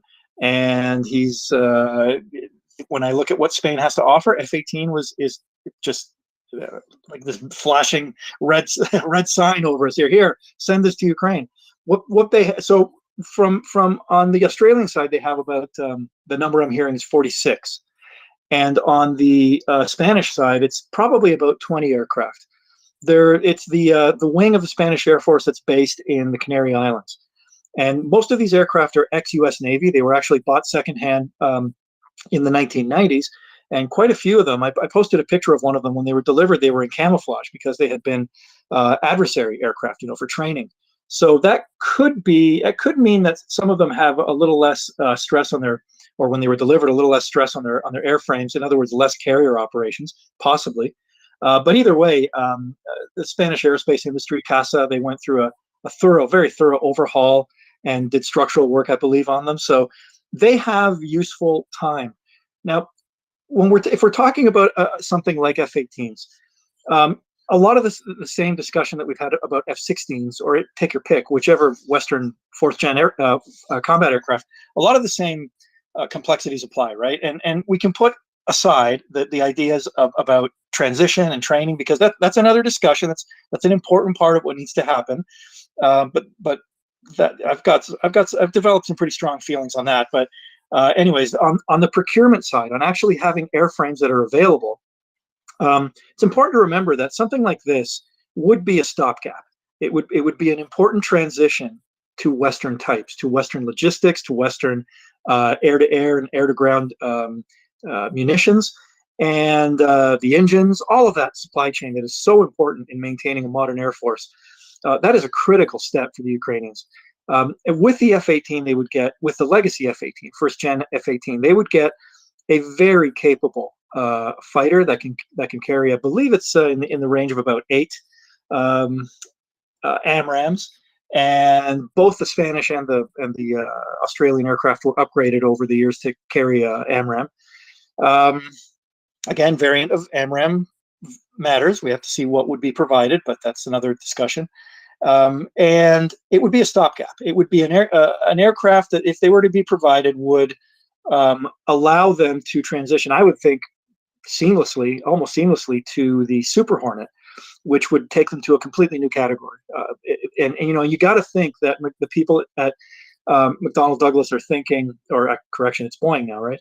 The people at Boeing are thinking this, you know, because Super Hornet production has either wound down or is about to wind down, and the potential for a significant order, probably financed by Ukraine's allies or partly financed by Ukraine's allies, for Super Hornets for Ukraine is something that I'm sure they would. And remember, from the political point of view in the U.S., this is also about votes. It's about jobs. It's about supporting American industry that produces an excellent product. And all I'll say about Super Hornet, which, you know, I know I'm getting ahead of myself here, but we know that if the conversation about fourth generation Western combat aircraft for Ukraine cannot be seen strictly in a silo. The next step, that step that President Zelensky had, his vision of Ukraine as having a military posture like Israel, must include a further step a few years down the road of moving to something like more like a 4+, probably not 5th gen anytime soon, but something like a Super Hornet would be an excellent fit for them. It can carry upwards of 12 AMRAAMs. Its most advanced radar, the APG-79, it's the same radar as it's being actually retrofitted to some aircraft, and it's the same as the F-15EX, probably the best fighter radar in the world today. All I can say about that, and I know I'm maybe getting ahead of myself here, but if President Zelensky's vision of, you know, being like Israel is really what Ukraine moves towards, in the air, Super Hornet would be an incredibly important part of that vision. And the Russian Air Force couldn't go anywhere near them with that kind of equipment. I mean, it's not 5th gen, it's not an F-35.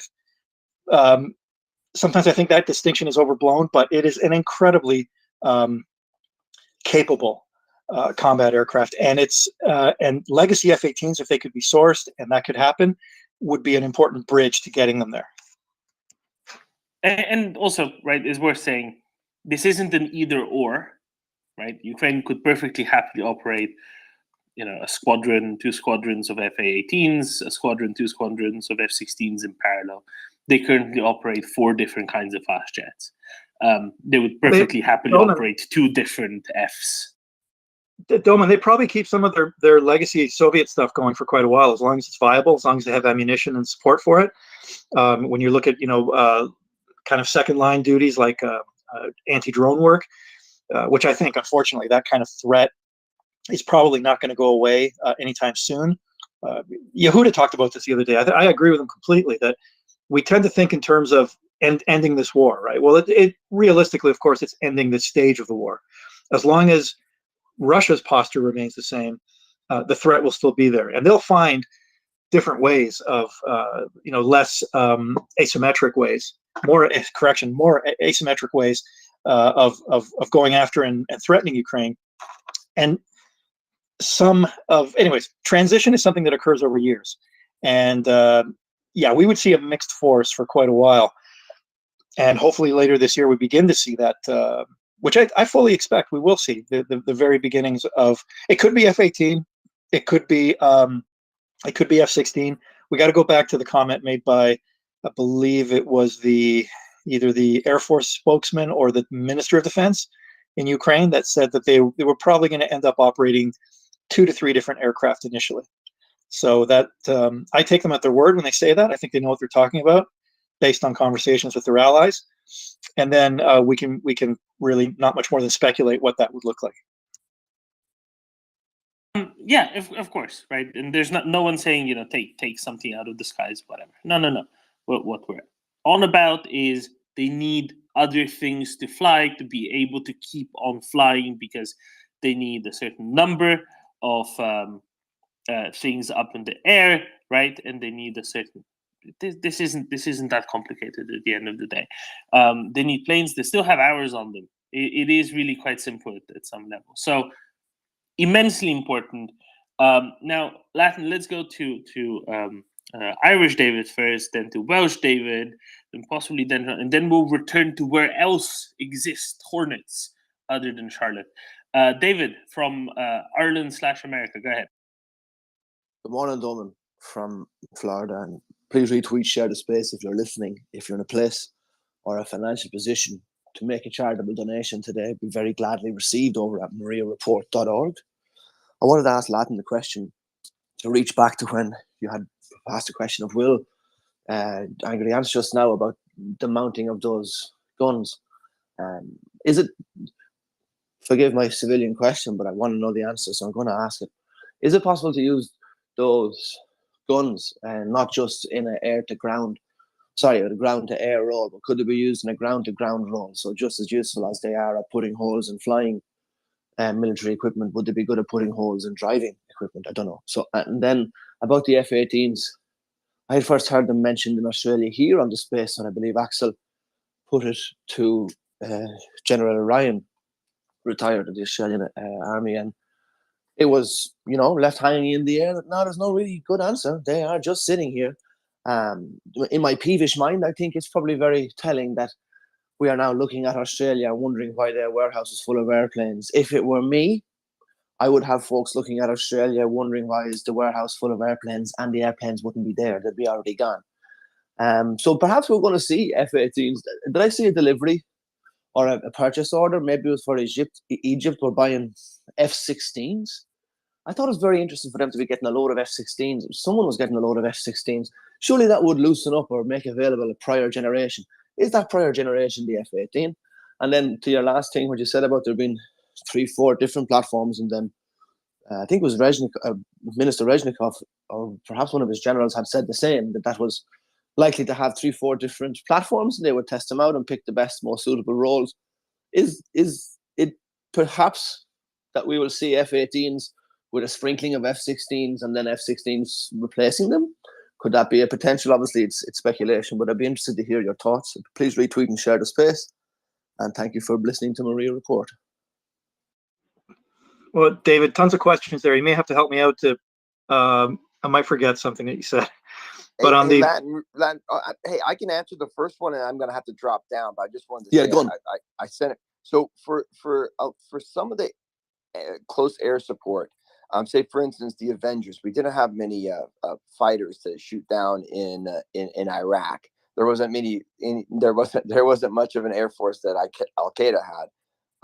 But what they used those Avenger systems were for some sort forms of guard duty, things like that.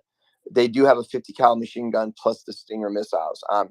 What I sent to a couple of folks, and I just made a tweet about the short range and air defense system for the Strikers, which is it's a modular turret that has been put on, and there's a question of how many have been designed already, but this is something that when you look at the turret, it's not a very big turret.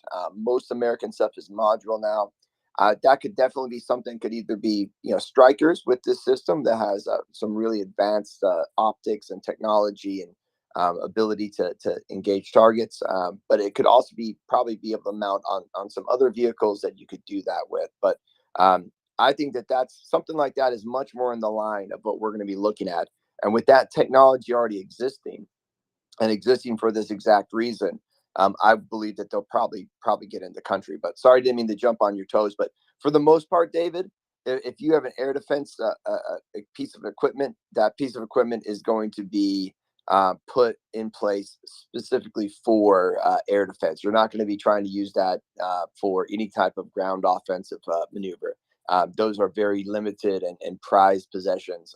And air defense, mobile air defense is going to be incredibly important. So watch them to be taking care of those vehicles. Very good. So anyway, great talk, and I'll see everybody later. I got to do a little advocating today, and I'll talk to everyone later. Thank you, Angry Ant. I guess, David, the answer is if needs must, then you can use it in a ground to ground. Latin, there's more questions in there. Yeah, like I said, David, I was there were a few questions, so help me out if I kind of forget them. But you were kind of talking talking about the F-18 as like the punch that's being pulled. Sorry. It's going to No, get go ahead. pulled. Go ahead. F-18 Kind of might show. Yeah, I'm just trying to make it shorter for you. I suppose I rambled a lot. Just that my thought is that F-18s are being mentioned now. Wouldn't it be funny if folks are focusing on this warehouse complex in Australia when in fact the planes have been put somewhere else more close to Ukraine already? I heard Axel on this space question General Ryan about that months ago last year, and they didn't seem to have a good answer as to why they weren't already being used. So timing being everything. I had also heard Minister Reznikov of Ukraine saying that they were going to take 3-4 different models of aircraft. Could it be that we're going to see F-18s and a couple of 16s sprinkled in, and then the 18s being replaced by the 16s? And then the reason I'm asking, or it gives me pause to think and ask, is because I've seen one of the allies receive a massive, or make a massive order, or be promised a massive number of scenes. I think it was Egypt. And that would mean that their previous aircraft are now less needed, and they could go to our friends.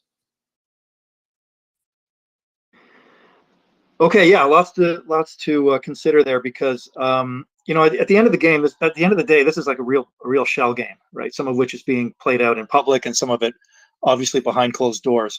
That Egyptian angle, I haven't heard anything about that. Important to remember that Egypt is already one of the biggest F-16 operators in the world, and has been for some time. I'm not sure if they're in discussions with the U.S. about replacing them. And remember that if you're talking about replacing an F-18 or an F-16, you can easily be talking about replacing an F-18 with an F-18 and an F-16 with an F-16. Like, variants matter, right? Because a legacy modernized F-16, for example, and the latest Block 70 F-16 that comes out of the factory in Marietta, Georgia, I believe is where it is. It's a very different aircraft in terms of capability. I mean, the new production stuff, it has the avionics, it's just a completely, it's a much more advanced aircraft. So it becomes complicated. It ends up becoming a discussion that can become really bewildering to anybody who doesn't regularly read Air Forces Monthly.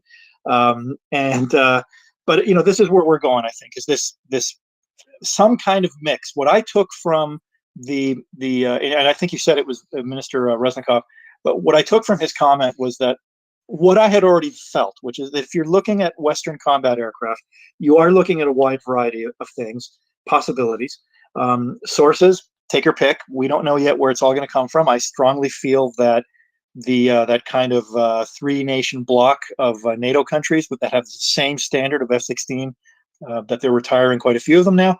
I think that's still my first choice for the initial move on this.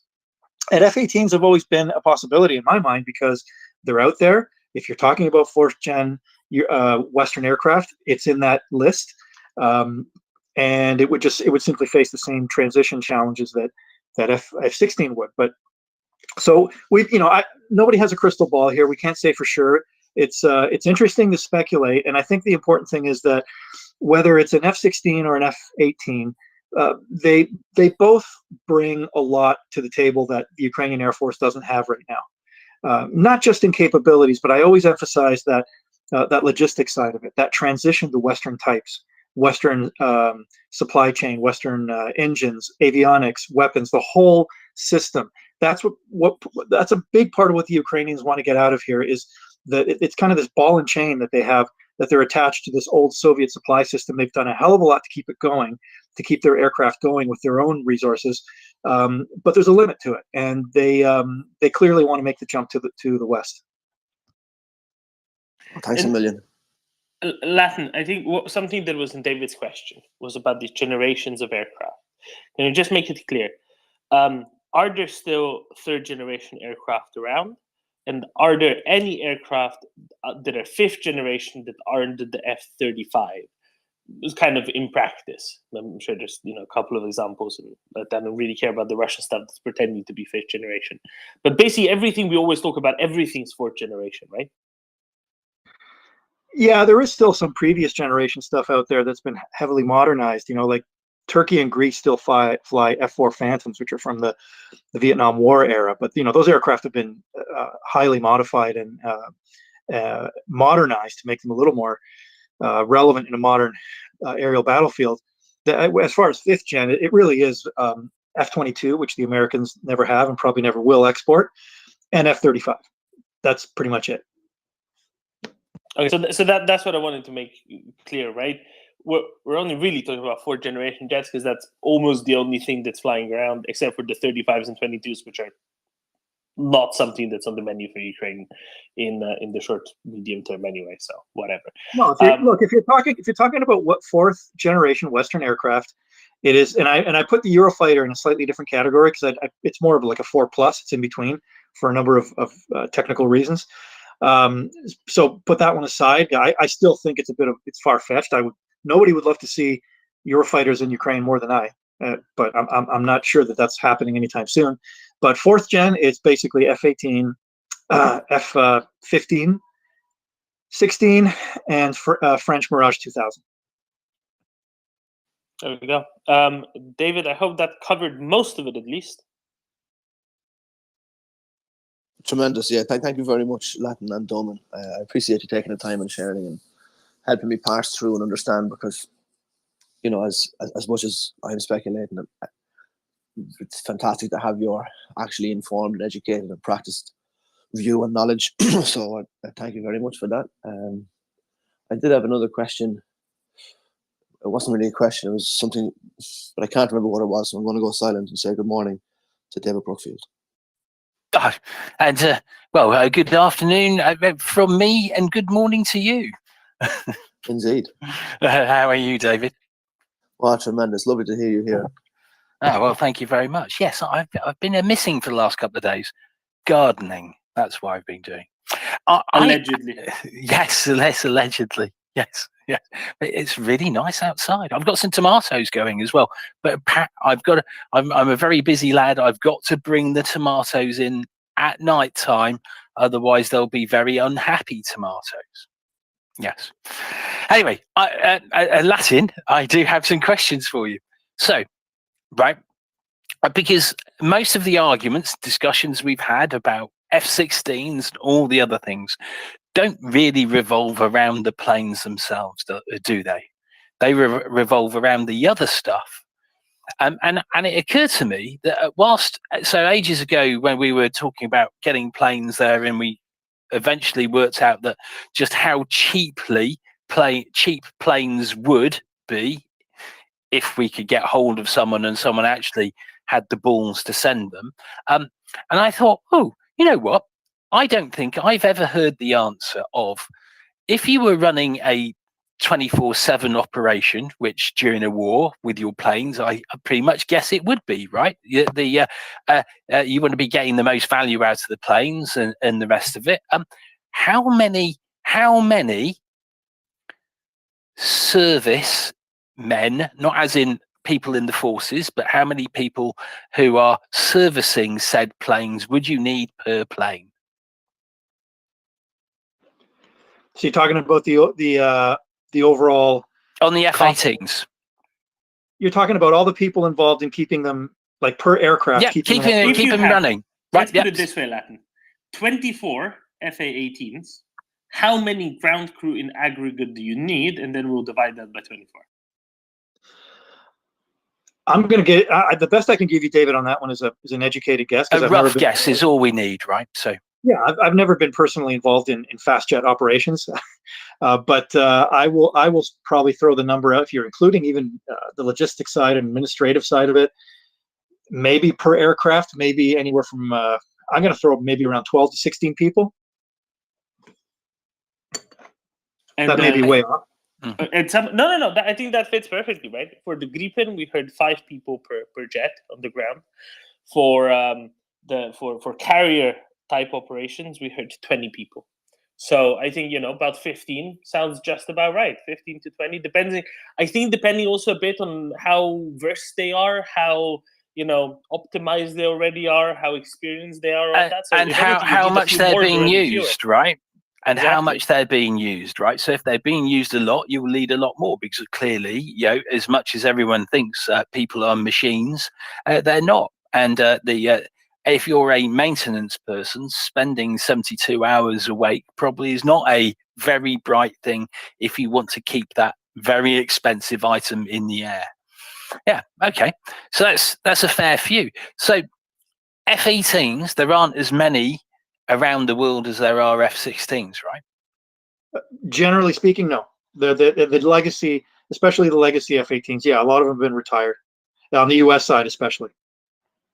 And so I think you understand where I'm leading to, right? Because this is the argument that's being pushed by whoever it is who's the crazy person, in American politics and elsewhere, right? Not just American politics. Is where do you get the crew?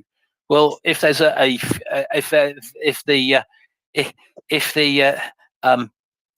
numbers available or less, it's going to be an even bigger problem, isn't it?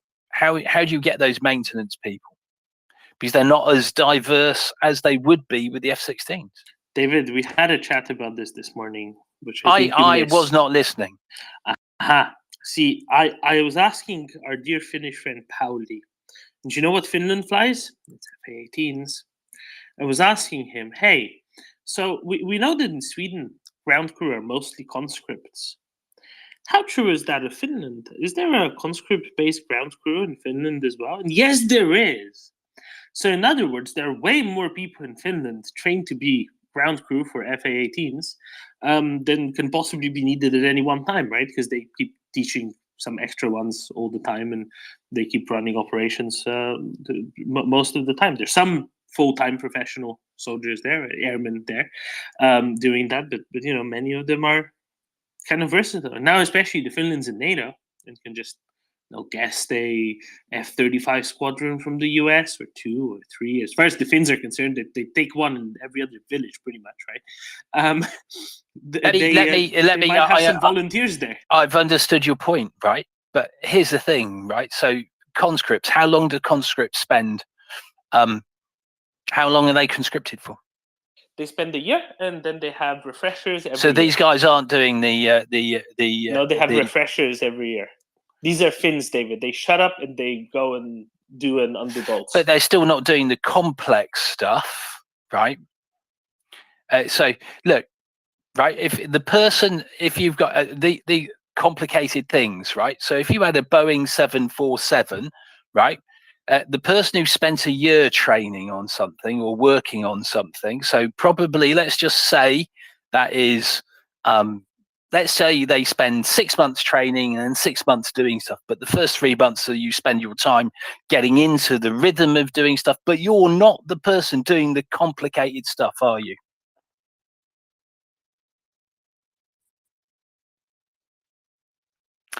So that was my point. So I understand, that's great, but I still go back to if F-16s are the most relevant plane, and the most likely you will get people who are really experienced, aren't you? Do you not think? But David, are you talking about an expeditionary force? You're talking about that idea of foreigners operating these aircraft for the Ukrainians? Well, it's the quickest way to get people in, isn't it? And you wouldn't do that as wouldn't be forever. This was how you would get the planes in quicker, because unless you're saying that you could, let's just say F-18s were available and they spent 6 months training it, would all of the maintainers be able to would they be up and running and prepared in 6 months? for everything, for every bit. I can't see that happening. Can you? Yeah, let me. Boy, we come back to the $1 million question all the time, don't we? Whether it's ground crews or air crew, which, by the way, both are essential. Both are playing a critical role right now in the air war over Ukraine. There are ground crews out there freezing their fingers off, well, maybe a little less so now, but through the winter, and working at night under whatever, rough conditions. Absolutely every bit as heroic as the pilots that are flying. And I'm sure the pilots would say that as well. Both need to be brought up to speed to operate the aircraft. And I don't think this point can be stressed enough or enough times. How long will it take? We don't know. We know what it is by the book. And this is an unprecedented situation. I repeat that over and over again. It's an unprecedented situation post-Cold War. The closest example that I can think of anything like this would have been Finland in 1939, where they had quite a few aircraft thrown at them after the Soviet invasion, and they had to integrate them very quickly. That was 1939, obviously, very different technology. But how long will it take to get pilots operational on some of these types? How long will it take the ground crews? I don't know. I don't think anybody has an exact number on that right now. I think that when it happens, we'll know about it, but it's not going to be by the book. So that doesn't mean next week, but I really just my personal opinion, I absolutely reject these ideas of, 1 or 2 years that sometimes we hear. That's kind of the range, right? Some people expect things to happen very quickly. We hear things from government officials that about 1.5, 2 years. I'm comfortable. I think you misunderstood my question, Latin.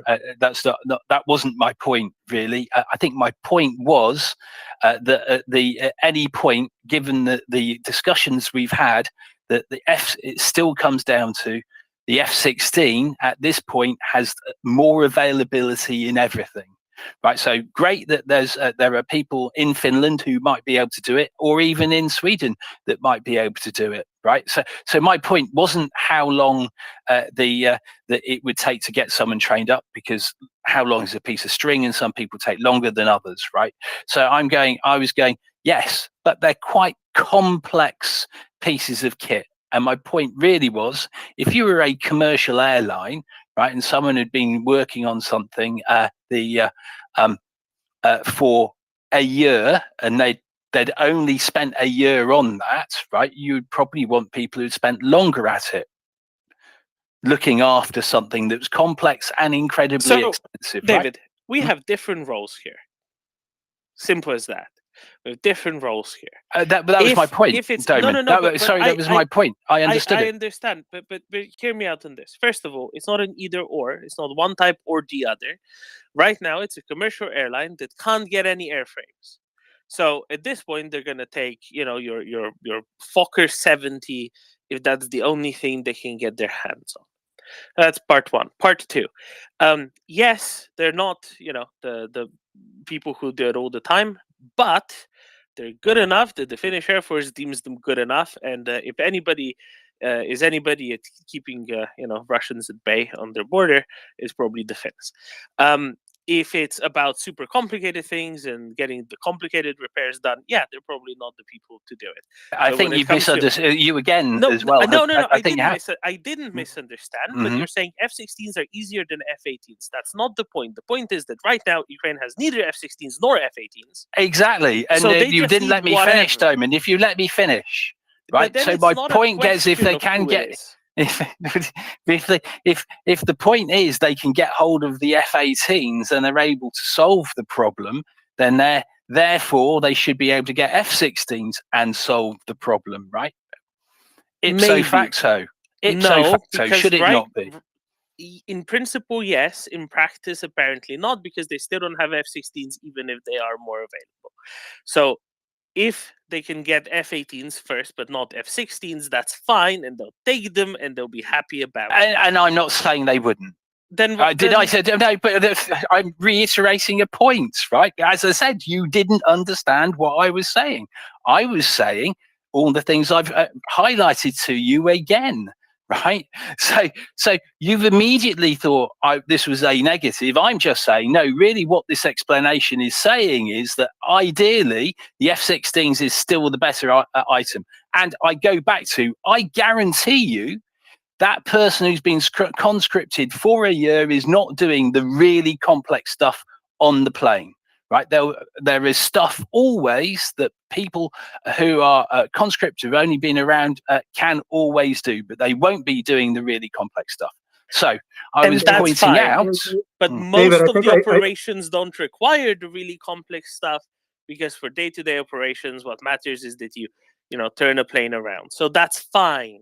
So it doesn't matter for day-to-day operations. For day-to-day operations, and I think what David's talking about is the higher level levels of maintenance, which for I'm sure in a war zone you're probably doing more of. My point. Oh yeah, airframes have to go back because of the stress being put on them. They're being cycled through quite a bit. The Ukrainians are getting by right now because they know their combat types very well, and they do have pretty good maintenance facilities for them. Again, not that front line stuff, but the stuff that you're referring to, David, the more deep maintenance that requires more of an engineering. I mean, Zed Goldman's probably chomping at the bit here to get in on this, but he knows more about that sort of stuff. But I think where you're going with this, I think I see where you're going with this now, David, is that the F-16 might be a little more, just in terms of overall familiarity and people that are, am I getting that correct? I'm saying you can solve the problem more quickly with the F-16s, can't you? Because there are more people around who can do pretty much everything, and the size of the pool, despite Finland, etc., is still going to be bigger with the F-16s. So if you can solve the argument about F-18s, then you should be able to solve the problem or the argument about using F-16s, because they're the same argument, except for with F-16s that it's easier to solve the argument. That's my point. Yeah, I got you. I agree. Well, it's like, David, but it's still a bit like you're saying, what kind of, well, we'll have some problems with some ingredients if we want to make an onion soup, and other problems with some ingredients if we want to make a consomme. Our problem is we don't have a pot. So I'm aware, right? But this is, of course, just part of a thing. Which pot it is, just get a pot, and then we'll be solving problems for either the consomme or the onion soup. But you know, I say this all the time, Doman, right? So hopefully, I genuinely hoped you would take my question as being the way it was, right? Because you know this is what I'm saying, because I would have them have the 54 Typhoons, right? I would have them have the 54 Typhoons. So for which I, of course, see that there's still the same problem. But as Lassyd said, so Goldman is no doubt chomping at the bit. Let's please go to Goldman and then to Gunny, so we can expand this conversation around and swirling around in a circle. Goldman. Yeah, my personal opinion is that a maintainer of an F-18 or F-16 could probably quickly transition to F-16. There's a lot of commonality, in approaches. It's not exactly the same aircraft, obviously, but the certifications and associated stuff like that with those folks. I think that's a relatively short transition. You could make someone that's an experienced F-16 to F-18, and there will be F-18 folks out there. And to me, the thing that nobody's talked about, and that is the biggest issue, I believe, is the fact that there's not a lot of F-18s out there as compared to F-16s.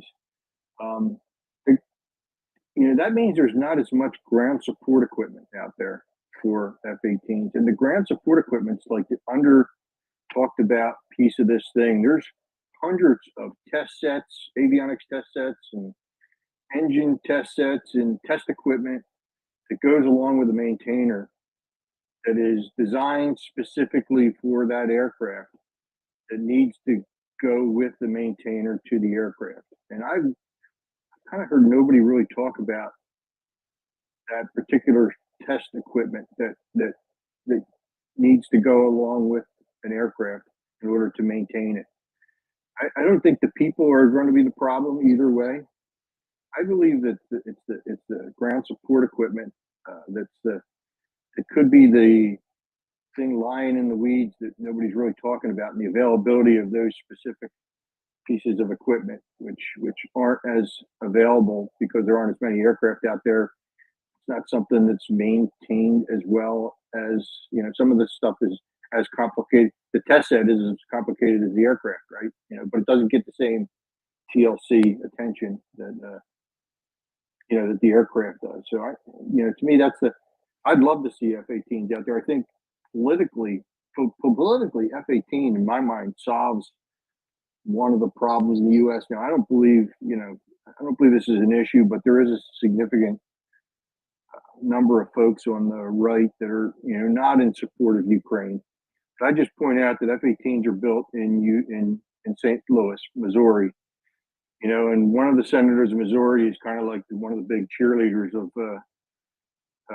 you know, of us doing, or actually not a cheerleader, you know, a detractor of what's going on with chicken US hawk. and Ukraine.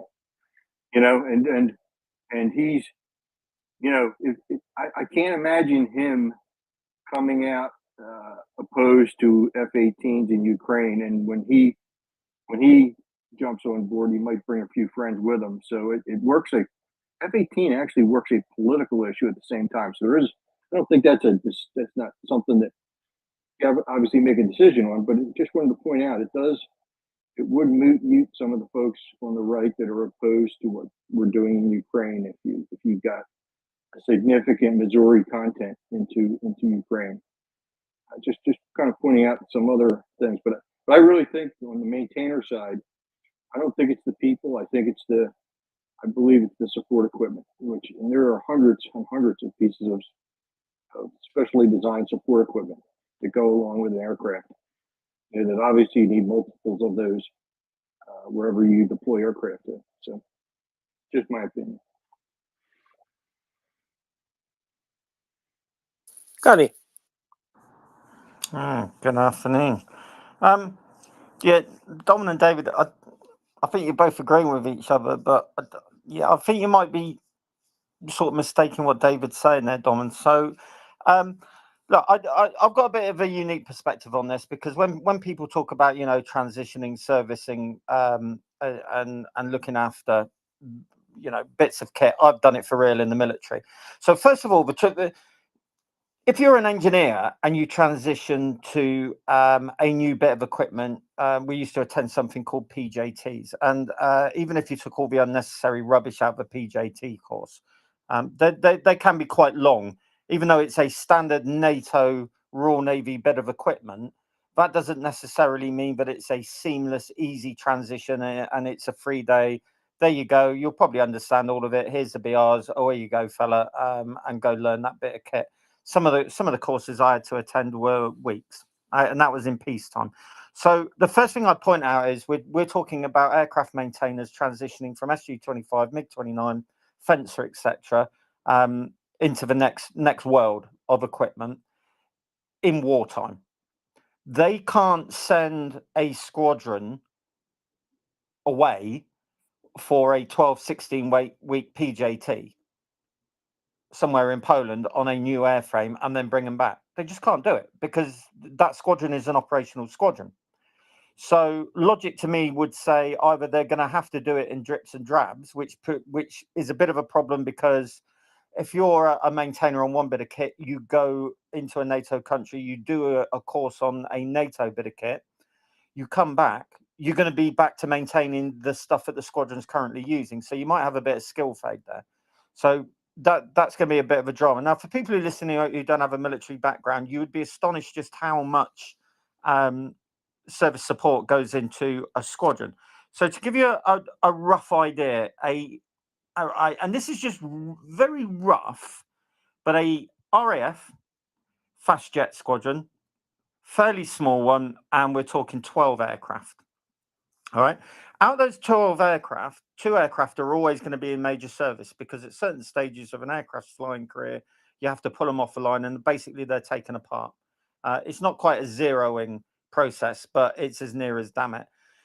and then you'll lose 2 aircraft in for a minor service. So like a major service could be 1,000 hours, a minor service could be 500 hours. So at your 12 aircraft, you're down to 8 already, straight away. Now, in order to do that, this is a rough and ready kind of rule. For 12 aircraft, you're going to have 20 crew, 20 air crew. Now, out of them, per aircraft, you're going to have, what does it say? 8. So you're going to have a junior engineering officer, plus a flight sergeant, plus a warrant officer, a senior engineering officer overseeing armourers and suppliers. So for an operational squadron of 12 aircraft, still with 4 either down for major or minor servicing, the RAF rulebook, rough and ready, 242 people for 12 jets. 242. And they're not operating, these Ukrainian squadrons are not operating from airfields unless they're very, very far west, because that's dangerous. So we know that they're operating from temporary strips, probably pre-designated before the war, roads, nice long roads, no central reservations, all that kind of thing. And they're having to hop around a bit. Now, sticking to this squadron formation, also your ground security team, obviously all your chefs, everything like that, extra drivers, because you're having to up sticks every 24, 48, 72 hours for security. So you start to see what a major kind of tail, a logistics tail, a squadron has. Now, on top of that, they're in combat, so they're flying sorties every single day. And we're saying to them, we know that you need your cap up. We know that you need to continue doing close air support. We know that you've got all this stuff.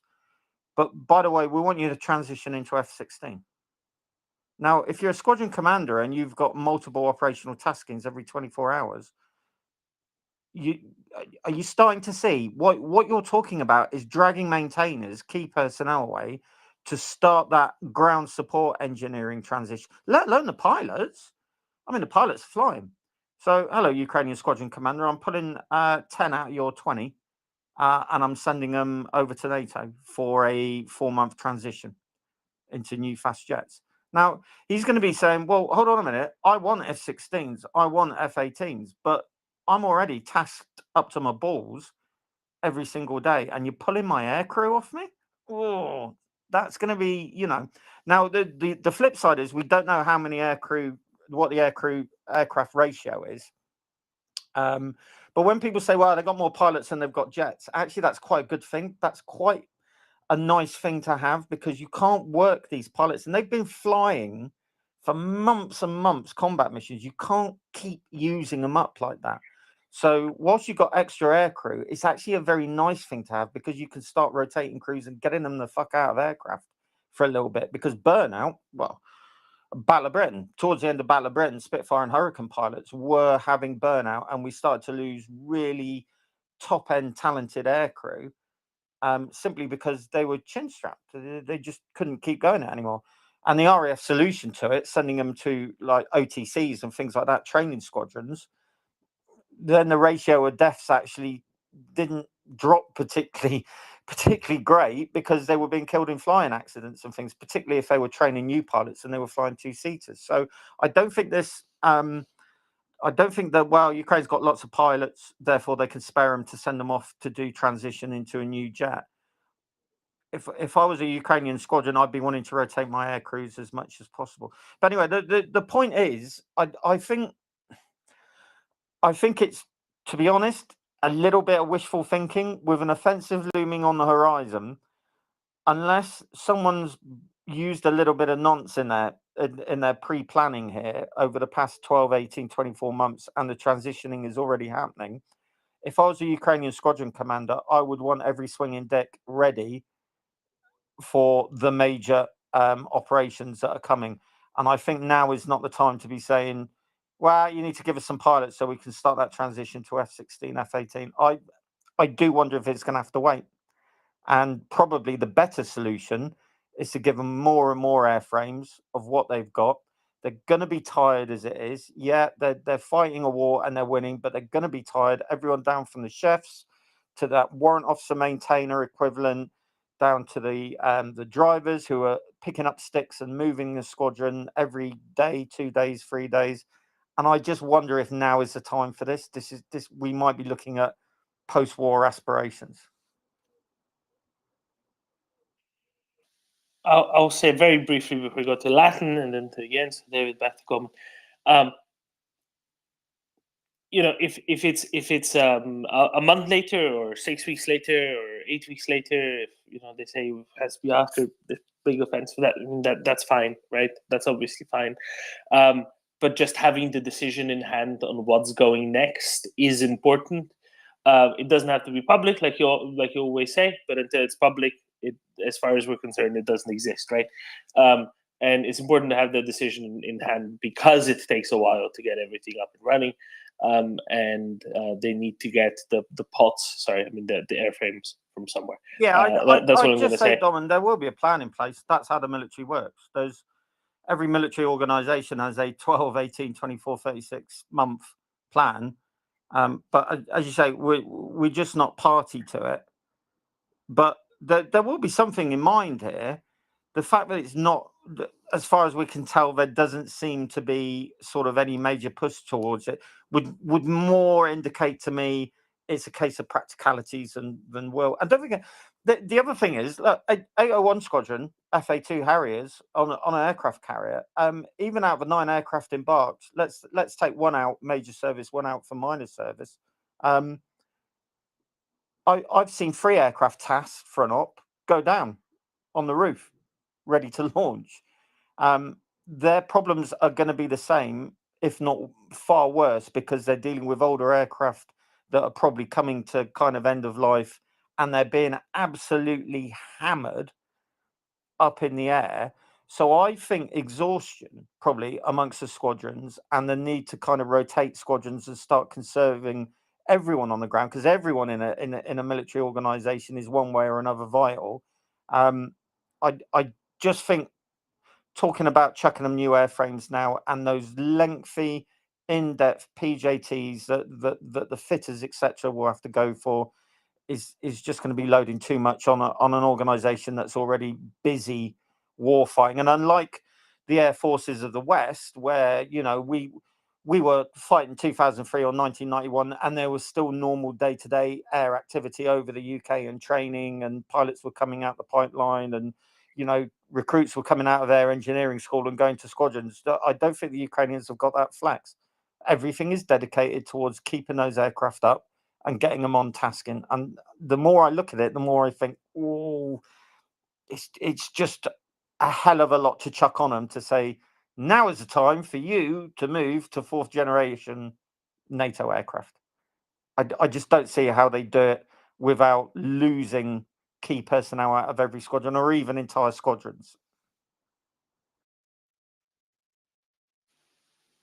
Latin? Yeah, absolutely agree with Gunny. He brings up some important points, brings us down to earth with this conversation, I think, because just to be clear, I don't personally expect any Western aircraft to appear anytime soon. When I say anytime soon, I mean certainly in time for in support of counteroffensive operations, which I suppose are imminent. There's always that possibility of something appearing out of the blue that we didn't know was in the works. That's always possible, but I don't personally believe that's the case. I don't think it's about to happen. I've been saying for weeks that they're going to go to this critical phase of the conflict with what they have, and I've done quite a bit of analysis on my own of what that might look like. I think there's a lot of capabilities they have with what they have, and some of the ordnance that they've been given from the U.S. There's a lot of interesting possibilities. I think we're going to be very surprised in the next few weeks. So yeah, to be clear, when we're talking about Western aircraft, assuming there has not been a significant amount of work done already, we'd be lucky to see anything really operational towards the end of this year. That would be probably the best case scenario. So they will get through this next phase with what they have. Those are not zero capabilities. They have excellent experienced air crew, and they have some augmented ordnance weapons capabilities. And I'm confident they're going to be able to do this with what they have. It will cost them more. then to be absolutely clear, than it would have if they had had Western aircraft up and running. But that is a project that obviously should have started last year. It didn't, and so that's where we are now. Okay, thank you, Latin. Let's field a couple of questions points from Jens and David back to back, and then we'll go Coleman back to you guys, I'm sure. Jens. Yeah, I just want to state that I believe there's a long-term plan. And when I look at the evolution from artillery to air defense and to tanks, I see this patchwork model where not only for practical reasons, but also because of political cover. When we see tanks, we see not just one tank, but we see British, German, and American tanks. So I kind of believe in also a patchwork model for the planes. I also think that in this last year, NATO's militaries have been scrambling through their inventory, and I wonder if I don't think our air forces have been sitting around with hands in their pockets for a year, and we are in the middle of a transition to F-35s already. So obviously so I think for practical reasons you have to make a patchwork of Mirages and F-16s and 18s. I guess that's my statement.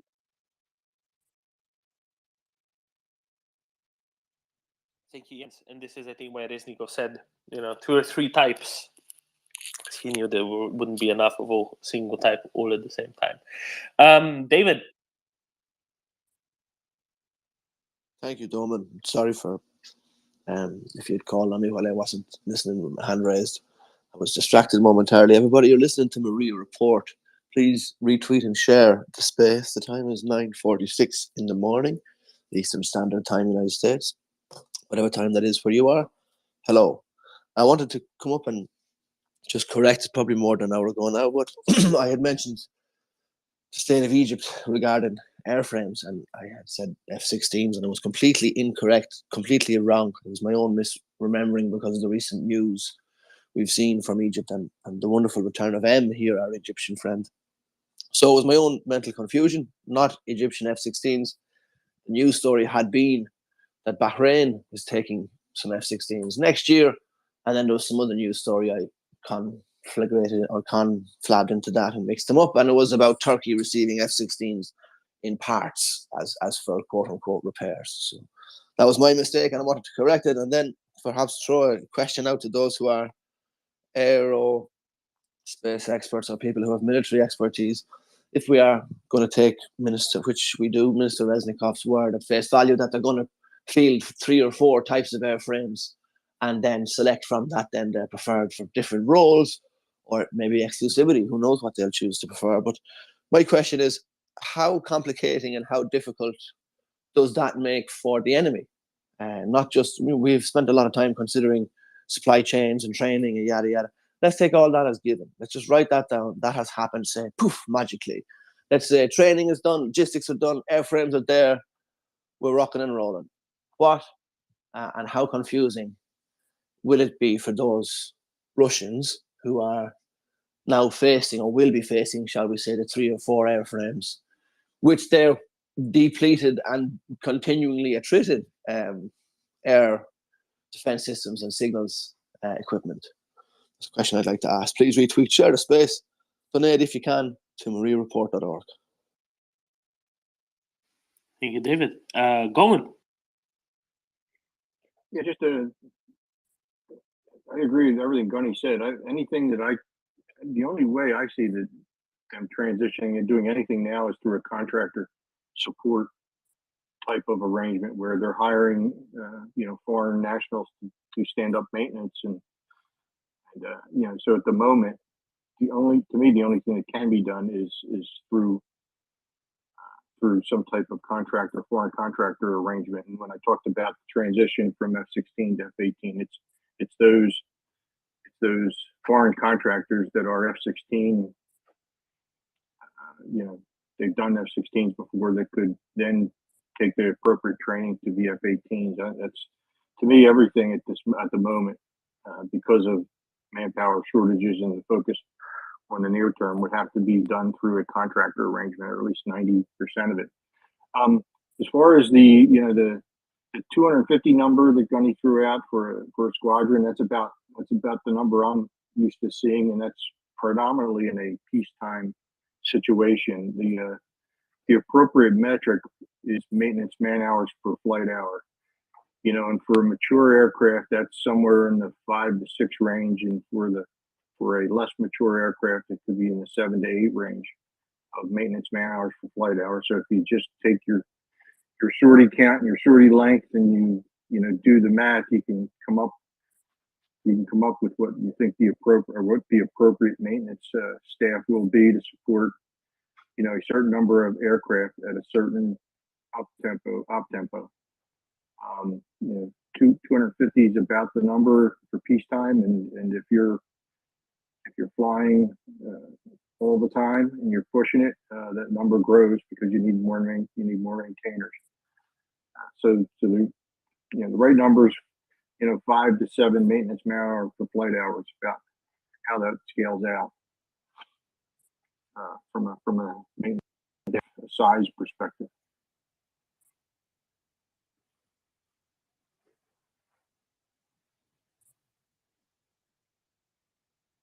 And this is where I reckon, you know, when Colonel Jeff was talking about pilots from other countries flying for Ukraine, I'm sure that can be done in some cases, some of them, such as, for example, with, you know, yesterday we had Lieutenant Colonel Dan Two Dogs Hampton, who was proposing something like that for himself. But this is where I think, especially the ground crew, you know, could be maybe more easily got recruited, at least temporarily, from other countries, and that can really help with keeping stuff rolling when you don't need all of the full complement of Ukrainian ground crew turnaround guys from the get-go, especially since these aren't exactly frontline positions, right? They're much further back. And I was just trying to point out that model. I was just trying to point out that model works with F-18s, because I think it, you know, if you used foreign contractors, you could transition experienced maintainers, F-16 maintainers, to F-18s. You know, there's not zero investment in that, but the investment isn't. I believe it's less than taking someone that's supporting a Soviet aircraft and a Soviet designed aircraft and transitioning into a Western aircraft. 100%. Latin. Just to Goldman's point, and I think I'll take a stab at answering David's questions, but to what Goldman said, yeah, I mean, the one kind of more on one end of the spectrum scenario, the kind of stuff, the ideas that we've heard from Colonel Jeff, fabulous if it were to happen, you know, like essentially having a foreign cadre of pilots and maintainers to operate pretty much independently a unit of combat aircraft. But what Goldman's talking about is also very doable and really something that is quite common. The idea of military or civilian personnel to help kind of behind the lines with maintenance and keeping a fleet going. That is very common. And the last time that I remember the Americans doing it in really in more of a, let's call it more of a higher intensity conflict, was when they officially left Vietnam. They left behind a lot of contractors, and we're talking about like the 1972-73 timeframe, and they had a lot of contractors that stayed behind to help keep the South Vietnamese Air Force going.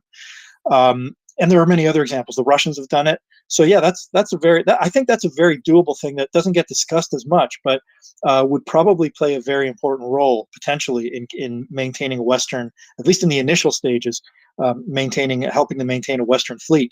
To David's point about what, if I understood it, what would it look like, this mixed fleet of Western aircraft from the Russian perspective? Well, I think primarily it would be a tremendous challenge. Like a lot of the weapon systems are common. If you throw the French Mirage into it, that there's some different weapon systems there, but similar capabilities. But in terms of range of weapons, range of radars, and also just as importantly, those systems resistance to jamming, to Russian electronic warfare efforts, which is kind of an unknown because because the Western countries with their latest aircraft never went up against the Russians, and especially some of their more modern upgraded types that they have. So, but I think one thing is clear is that it would be a much greater challenge for them than with the existing Soviet era equipment that the Ukrainians are currently using. Gunny. Yeah, I mean, I'm with Latin. Actually, it's remarkable how many private fast jet companies contracted to nation states. So over here we've got Hunter Flying Limited. They still fly Hunters, I think, in the aggressor role. There's another company as well that do it.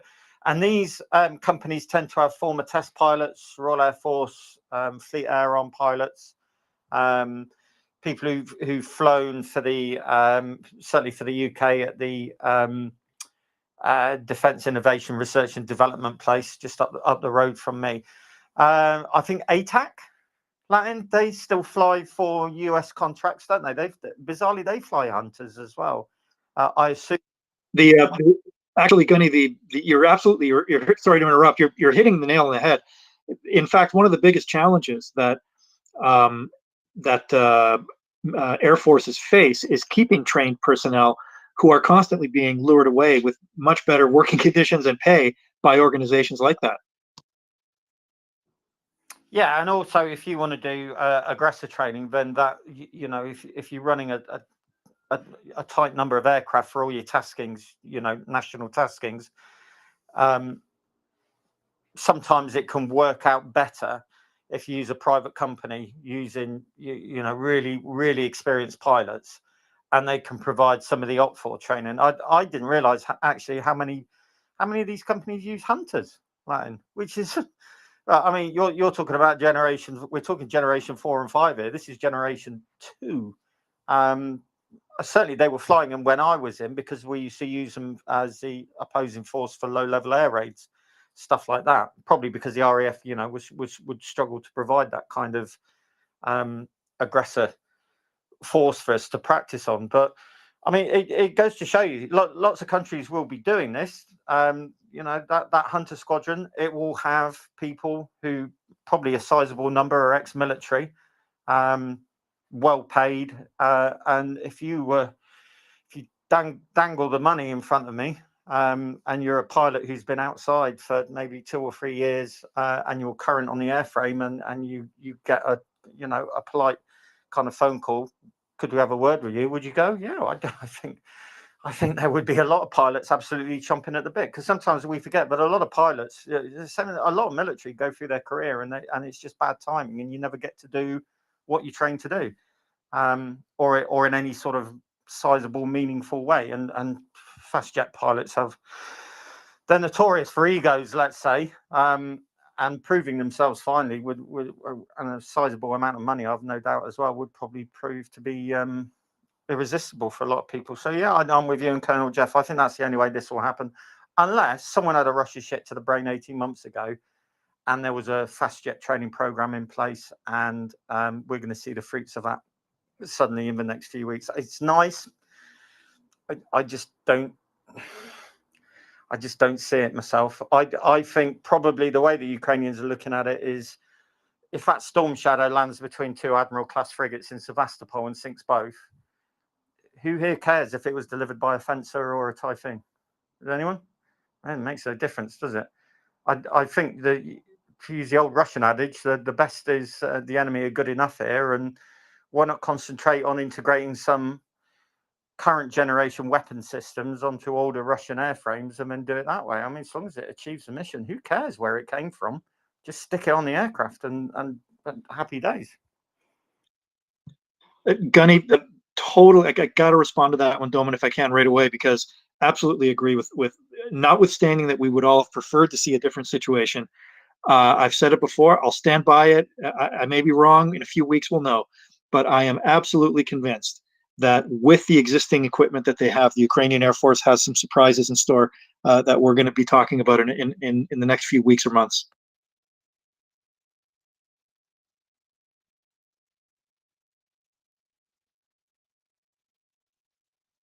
Skolman, do you have something to pitch in on top of all of this, or can I ask Latin about the Canary Islands? No, I agree. I mean, we like I said on here before, the U.S. government's purchasing anti-ship missiles, air-launched anti-ship missiles for Ukraine that they don't have any obvious platform to launch them from, but they're buying them. So I'd like to think that they're not buying a missile that they don't have the launch platform identified and in work to be able to launch it. So someday we'll see it. It'll be a glorious day when we see that thing, because that means that there's probably a ship at the end of that missile. But we know that they were ordered in December of last year. So can't wait to see the air-launched anti-ship missile take flight. Not sure what it'll take flight from, but But you can guess what the target will be. Yep. Doesn't matter what it came from. It only matters where it lands, right, or where it ends up. These are all the tools to or paths to a goal, right? It's not nothing is a goal in itself. All right, Latin. We talked about the 46 Australian Hornets. What's up with the Spanish Hornets and the Canary Islands, and why does Spain not need them to defend themselves against a Portuguese consolidation of Micronesia? No, that's not the real threat. But the serious threat is for the Canary Islands is Morocco. That's what they basically lined that force up against. But they are replacing that wing's aircraft with Eurofighters. They had placed a follow-up order. It's their second order for Eurofighters. And Spain is replacing its aircraft quite slowly compared to some NATO partners. They've taken of all the countries in NATO that have really enjoyed the Cold War peace dividend, Spain is at the top of the list. Well, maybe Canada first, but Spain is near the top. So they've been doing this in a protracted way, and I think things have accelerated a little bit with the with events of the last year, and certainly since 2014. So they are replacing those aircraft. Those were former U.S. Navy aircraft, for the most part, that were bought up as a follow-up batch of F-18s in the 1990s. They were thoroughly reworked and have gone through a modernization program, and they are very useful aircraft. They still have, as I understand it, again, when you say sufficient number of hours, I mean, I think from my perspective, that means not as an aircraft that could serve Ukraine for the next 25, 30 years. That would require new production, but as a useful stopgap or bridge that could connect them to a subsequent purchase, more than likely with the financial aid of their allies. And I think that's very possible. And again, it's important to mention that it's something that is backed up by the idea that by the fact that the Spanish Prime Minister specifically referenced aircraft on his most recent, I believe it was the most recent visit to Kyiv. So it's not 100% total out of the blue speculation. There's that grain of something there that, as we discussed earlier, the non-comments, the half comments, the sometimes even the silence. We're going to have Nuno on later today on the space. And something he said about 3 weeks ago has really stuck with me, because it really resonated with me when he said that he essentially told us that there are things happening in NATO. The silence that's coming out of NATO, that what seems like silence at times, there are things happening there that are going to be very interesting for Ukraine. And I absolutely agree with that. And I think he's got better sources than I do. So it is definitely a space to watch. And this Spanish F-18 thing, who knows? You need a crystal ball to know for sure what's going to happen. But I think it's possible. It's entirely possible. Again, to Gunny's point, unless something has been happening behind the scenes, concrete, this is not something that's going to happen in May. This would, any of this would be later in the year. And we always have to keep that in perspective. These are all things that just have to happen at some point. And the sooner it goes through that, the better. All right. I have a question for Gunny, and it's a question about the Pacific Fleet. Specifically, Gunny, about 3 or 4 days ago, there was an announcement on Russian propaganda television that the Pacific Fleet is at the highest level of combat readiness. This is, of course, after they've taken a bunch of sailors, put them into infantry uniforms, and sent them to die in trenches, and taken most of their more specialized naval infantry troops, including some anti-submarine trained forces, and send them at Vuhledar to get blown up in anti-tank mines. So they definitely were at the highest levels of combat readiness, so high that now that they started their exercise, 2 days into their exercise, the Russians fired the 13-year tenured Pacific Fleet commander because he's obviously done such a good job.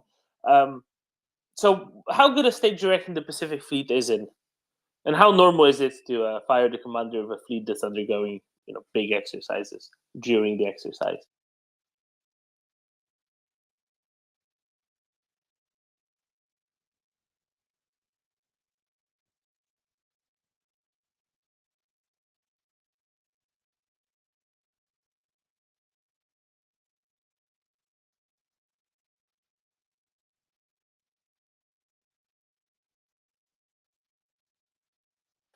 Is my audio gone, or have I cursed so much that I'm going to have No, I to can go hear open a you, bottle? Dom.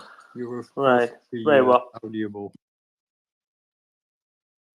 Very well. In which case, I tried. I tried my absolute best.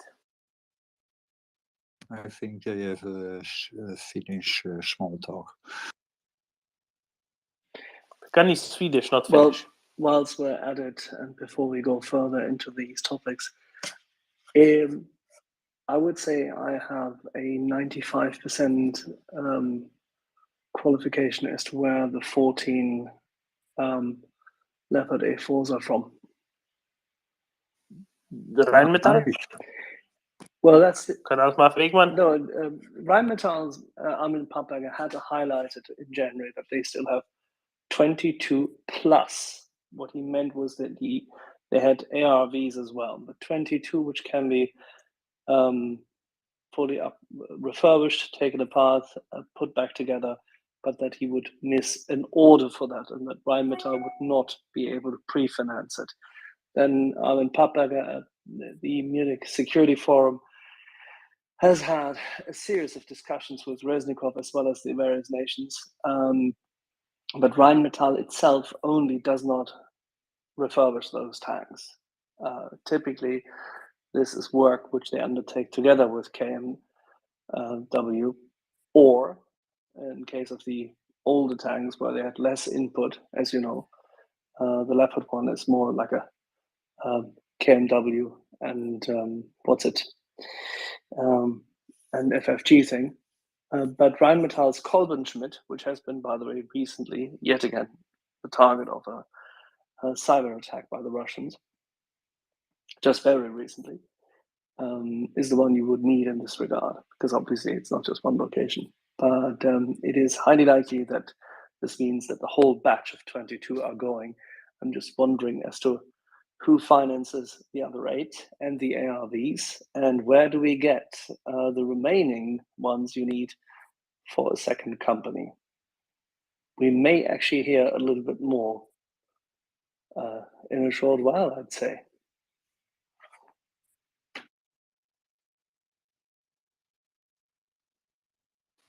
Excellent. Well, the more the better, but also the sooner the better. I really hope that it doesn't have to take until early next year. Of course, they're quite busy renovating the Leopard ones, right? That's part of the reason why it might take a bit longer.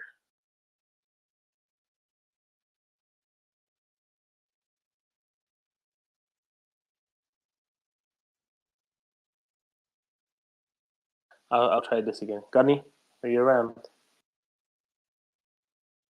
Yeah, sorry, mate. I was hoovering. Excellent. Fantastic. Okay, let me ask you this again, because I think it's quite interesting, and I've actually had requests to ask you about it. So, the Russian Pacific Fleet had a very interesting last year or so, because a lot of their sailors were sent as infantry into the trenches, and a lot of their naval infantry were sent as armored forces into Vuhledar to get blown up on tank mines. Even there's anti-submarine specialists did likewise. So, of course, about 4 or 5 days ago, they announced that they are at the highest possible state of combat readiness that they can possibly theoretically achieve, and they're off on exercises. Now, the exercises apparently went very well because, as of yesterday, they have fired their 13-year tenured commander of the Pacific Fleet. I mean, it must have gone just absolutely tremendously well, right? That they no longer needed the commander. So yeah, it looks like they threw an all hands exercise, sorted everything to see, and it didn't go very well, and he got himself popped. So yeah, we can only begin to guess. Yeah, I mean, it looked very good on the surface of it. Ship sailing, smoke screens. Oh, how quaint, lovely. Lots of submarines going out, all of that kind of thing. And yeah, they probably got out, and I would imagine there was a probably like what you'd call an auditing team, maybe from Northern Fleet, something like that, but certainly an assessment team went out there, and it all went to hell in a handcart really quickly, and he has now been binned. Probably lost his pension as well and everything. And I think we can probably accurately guess, due to malpractice, misappropriation of funds, poor readiness, all that kind of. Didn't they cancel a missile shoot as well that was supposed to be part of the joint PLA Russian naval operation? And I think they cancelled it for some reason. Yeah, I bet they're just in shit state, to be honest with you. And he'll be one of a number of people whose heads will roll. Maybe they got a tip off. They've had a couple of ships join the Pacific Fleet from the Northern Fleet anyway. You know, I wouldn't be surprised the way that country works. Maybe a couple of those, maybe one of those ships' COs knows someone in Northern Fleet HQ or something, and emailed him, and you know, he was asked, what's it like out in the Pacific Fleet? And he just went, fuck my life. What a bunch of lunatics. And then the Russian Navy decided to do a on-the-spot exercise and inspection, and now it's all come out. That would be my guess. So the new posting for the former commander of the Pacific Fleet is known. He is now going to run the Center for Military Sports Training and Patriotic Education. Sounds like a promotion. Oh, well, if they haven't binned him, maybe he's a crony of Putin, something like that. So they didn't want to balcony him. Yeah, commander of a Pacific Fleet down to I/C of a sports school. Wow. I mean, if you're lazy like me, fucking fabulous. I'd be all over that. Yeah, I can live with that. Do I keep a pension? Yeah. What, same rate of pay? Yeah. What are my jobs? Look after the sports school. And the replacement is also suggested already, that it's going to be the hitherto commander of the Baltic Sea Fleet, because I don't know, I guess they might as well disband the Baltic Sea Fleet now that Finland's in and Sweden's about to be. Might as well just mail it in. Yeah, we don't know what the operational state of the Baltic Fleet is. Nobody really talks about it, but I think from that we can probably assume they're pretty good, probably fairly competent. Certainly Nord Stream would have been chalked up as a success by them. Yeah, so maybe he's a hard driver, this guy, knows his stuff, and he's been taken out of Baltic, and he's going to be dropped into Pac Fleet until clean house. So I would expect to see either a number of quiet replacements in Pacific Fleet HQ, and maybe one or two balcony accidents, unfortunate accidents with a trouser press, whatever unique ways they're coming up with disappearing people at the moment. But yeah, that's what this says to me, mate. It just sounds like Pact Fleet's in an absolute mess, and they probably want to bring it up to full efficiency, because Pacific's where it's going to be next. And if the Russians think they're going to have a part to play in that on the side of the PLA, then they're going to need to get their Pacific Fleet house in order. Thank you, Gunny. I knew that you'd be just the man to ask about this. Then John, and then Raver. Then John. Yeah, so now if this guy, Admiral, was he? Or something similar? Yeah. Yeah, so now he will be heading the sports platoons, or whatever they're called. Would he survive Russian teams being banned from, the international stage? Maybe that's the interim step just before the window. Yeah, but they'll always win the Tank Olympics. That's because we don't have turrets, or didn't used to have them. I've been telling you this a long time. Yeah, Swedes and their special stridsvagn without a turret. Raver, good morning. Hey, good morning. So do we know what role the hockey coach had before he became commander of Pact Fleet? Because it was just a few years ago that greed and corruption cleaned out their whole command staff in a single plane crash. So was he a Pact Fleet long-timer who got promoted up, or was he an outsider brought in? If I read it right, he was actually the commander since 2010.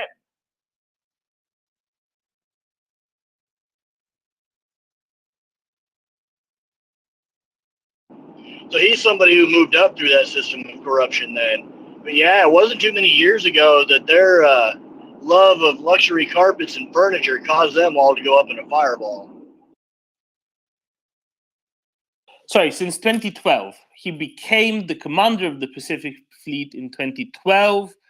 So he was the chief of staff of an operational squadron of the Northern Fleet until 2007. Then became the chief of staff of Novorossiysk, or as Gani calls it, Novorovorova.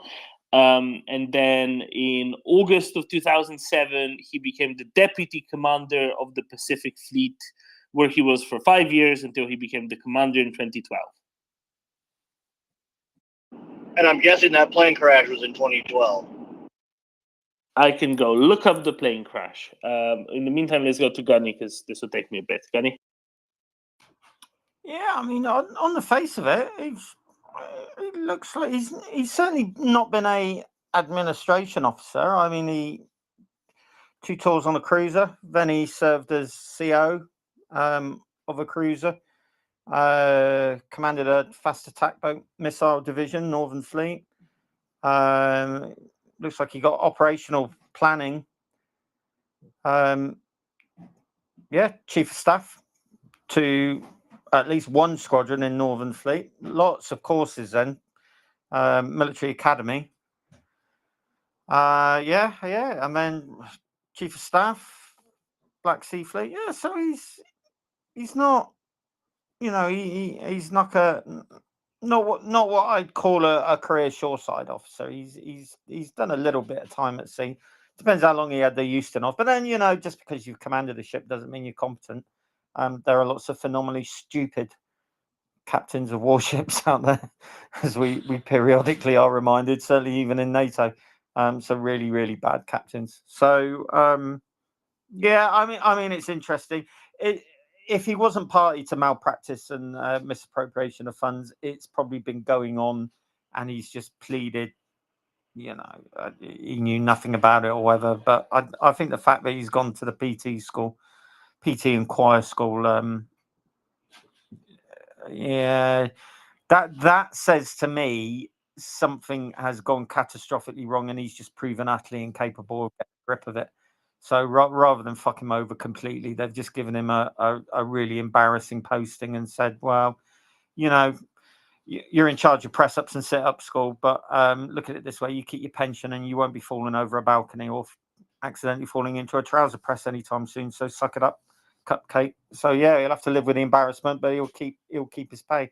But like I say, I would just keep an eye out for a number of accidents or people getting booted, because clearly that exercise did not go well for them at all. Maybe they had a collision or something. I really recommend not using smoke when you're leaving harbour. It just makes things, it's already very complicated leaving harbour. You don't want people dropping smoke in front of you. I mean, just what are they thinking, honestly?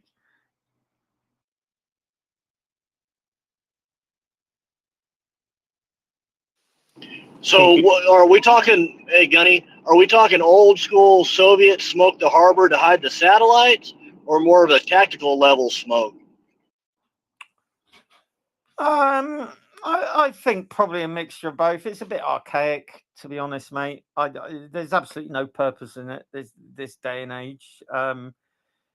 There was probably an American attack boat watching the harbour when they were deployed anyway.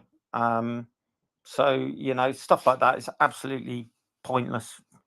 And in terms of seamanship, it makes, you know, leaving harbour is always, there's a degree of danger to it all the time. And just throwing smoke down just makes it really, really, really unnecessarily difficult. Maybe they had a collision or something on their way out, which wouldn't surprise me, and we've just not heard about it yet. But yeah, interesting, but also probably an indicator that the Russians have got their eye out to the east now. And as I say, they want to clean house and get Pac Fleet ready for potential operations in the future. So I would keep a wary eye out on that as well.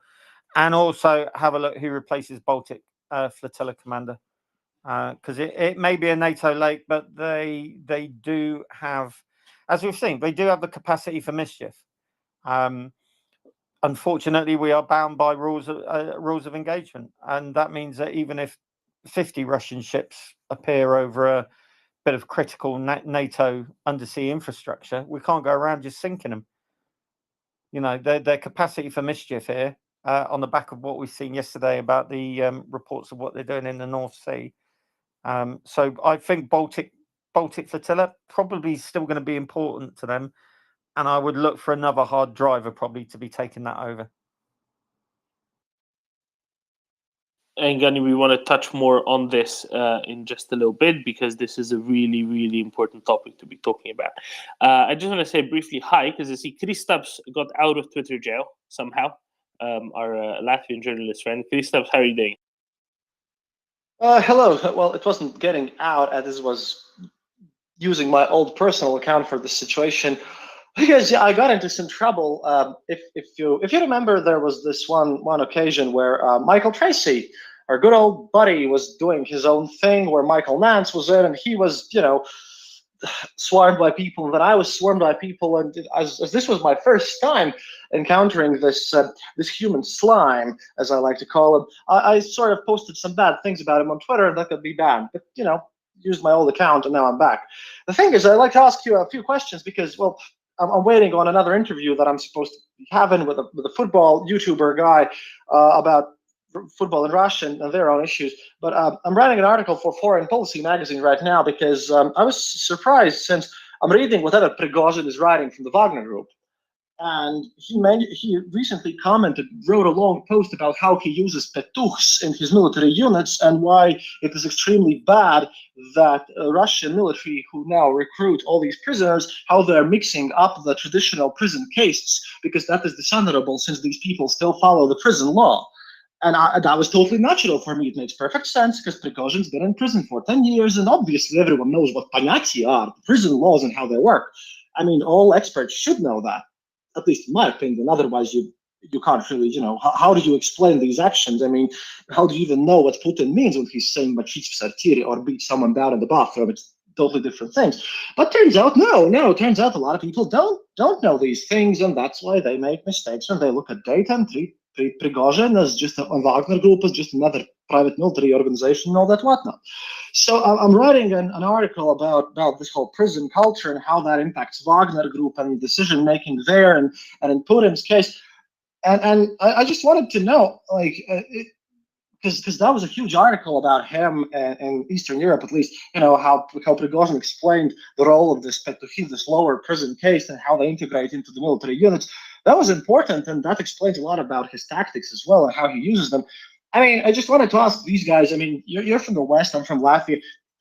are you informed about how Wagner Group follows these prison laws? Do you know something about these prison cases? Because I'm now trying to write an intro, which will be very formal. Obviously, it's for the Foreign Policy magazine.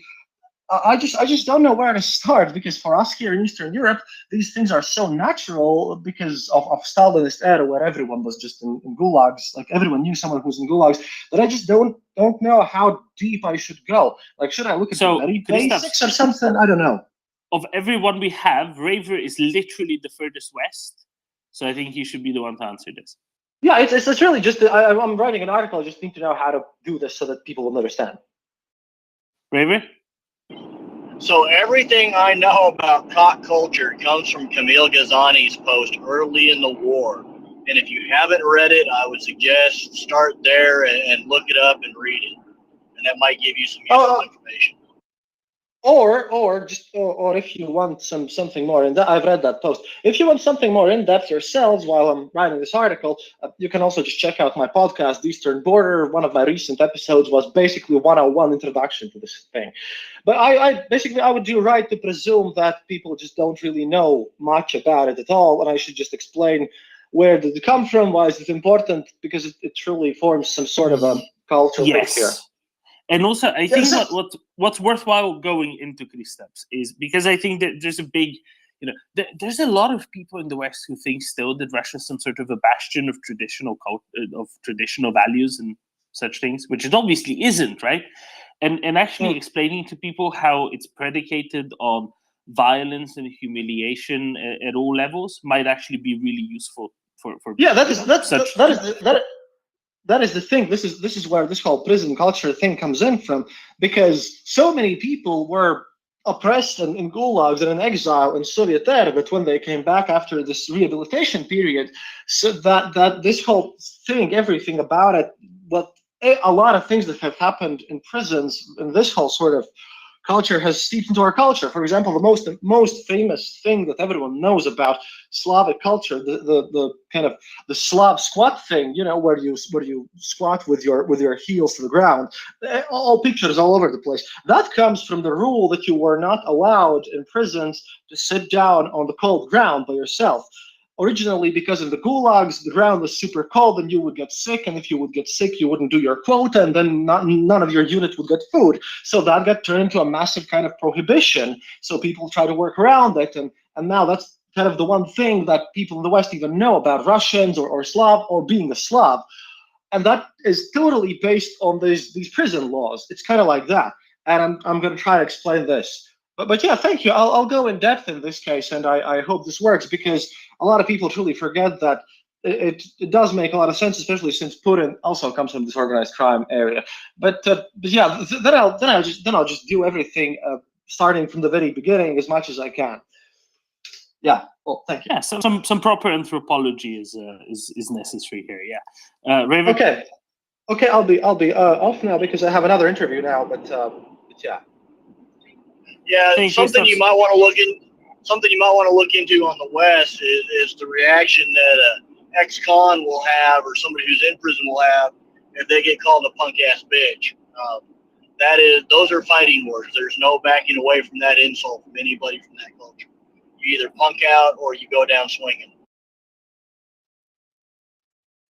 Oh my, yeah, some comparisons might work well. Sweet, Kristaps, good luck with the next interview. Pauli? Okay, yeah, I'll go on, and have a great day. I'll be joining you sometime else as well. See ya. Excellent, looking forward to it. Pauli, shoot. Yeah, I think Krista already left. I just want to highlight that I think this Wagner or Wanker, it's just a side quest. Of course, you can draw parallels between the prison culture and Wagner culture, and even the army conscripts. There's some same kind of humiliation and hierarchies, but I think the foundation is rooted deep in the Russian culture. They don't have any appreciation for human life or dignity. And this is deeply engraved and rooted in the Russian culture for at least 300 years. So I would say this is always the basis if you are writing that kind of article. Like I wouldn't like just labeling it these atrocities for Wagner to be the sole creator of these atrocities, or somehow trying to play Wagner. I think that's the wrong opinion in my view. And actually, I was going to ask Gunny about the ship ratio, Russia against NATO. What's the current ship ratio for the military ships? Because I think NATO is leading quite a bit. I don't know if Gunny is online. Yeah, before we do this, Paulie, just very briefly for Christoph's, if he's still Christoph's is dropped, right? Yes. Okay, I'll send him something because there is a lot of recent discussion on this matter. Okay. Exactly. I will send you Yeah. his new if you don't have other comms. Pauli, go ahead. Yeah, and of course, he was from Latvia, so usually people from Baltics, they are quite aware. So they usually have a proper knowledge of history. That's my usual approach. Thank you.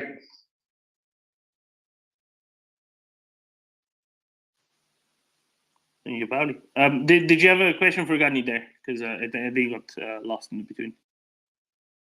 Yeah, so I don't know if Gunny left. Yeah, there was a discussion about the Ruskies operating in the Baltic Sea and at the sea in general with civilian ships and conducting recon. And well, I would have liked to hear what Gunny thinks about the current situation with the military ships and the capability. Because this topic was briefly discussed, I think day before yesterday, by one of our generals, Pekka Toveri, and his approach was that the NATO fleet is 20 to 30 times bigger than the Russian sea fleet. That there's no comparison at the moment. The only area where the Ruskies are leading is the northern fleet in the Murmansk direction. Yeah, but maybe we discuss that later.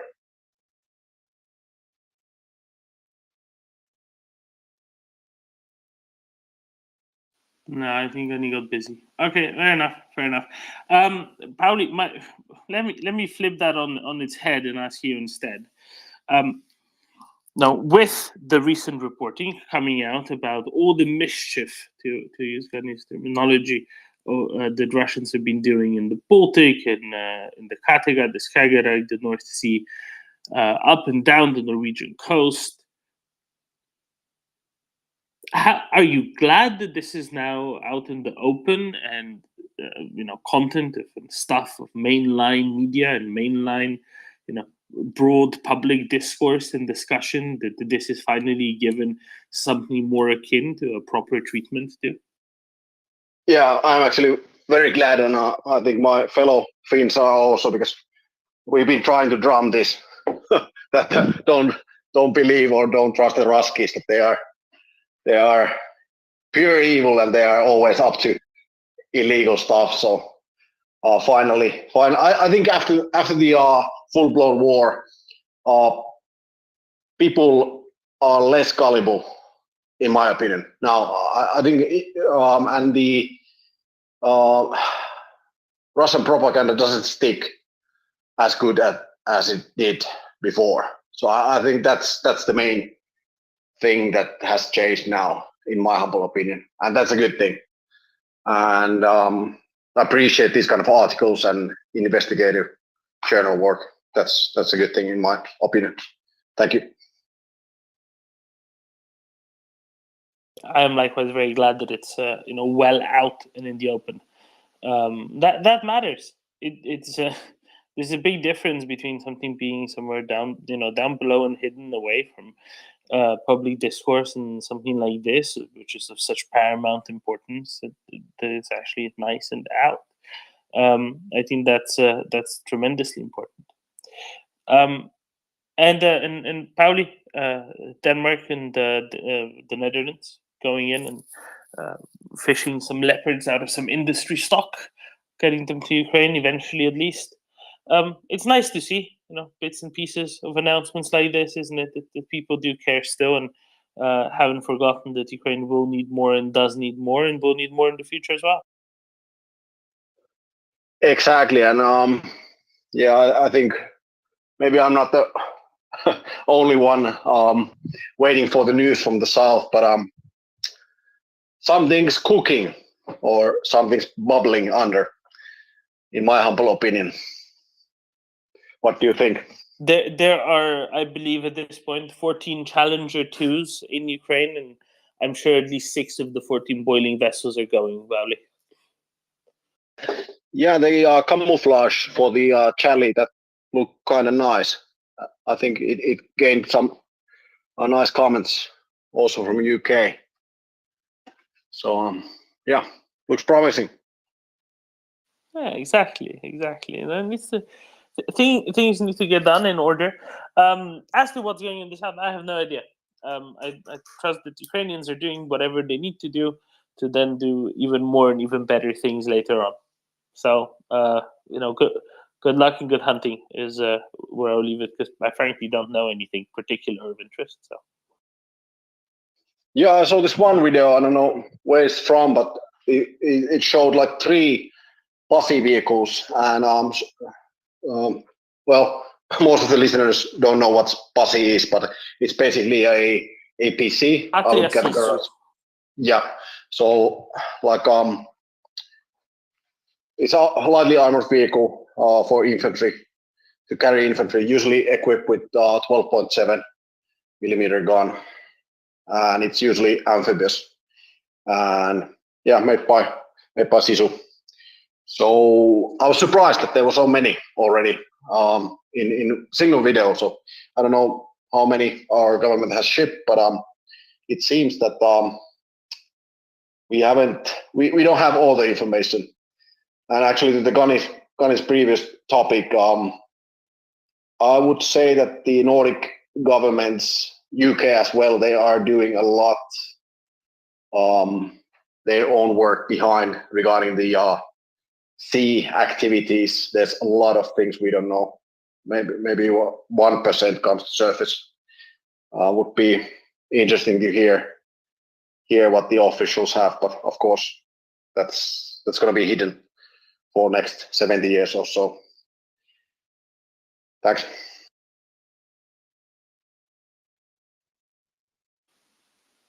Here. Shaggy fella. Good, what is it? It is afternoon. Good afternoon, Diamond. Happy 420, everybody. Yeah, basically on what Pauli was saying about Russian disinfo not sticking, yeah, I fully agree with that. I have noticed a drastic change over the course of the war, especially over the last 3 months, actually. That's probably partly down to the fellas and partly down to just the absolute nonsense and the length of time the nonsense has been being spread by Russia. There's a lot of people, especially in the West, who are just not falling for it anymore, and that's a great thing as well. For decades, they've been getting away with it, and now they're just not getting away with it. It's a real pity. It's taken a war and a lot of Ukrainian suffering for it to get to that stage. But yeah, I hope it'll continue. FAFO, in effect. I won't say what that means, but I think everyone knows what that means. That's it. Out.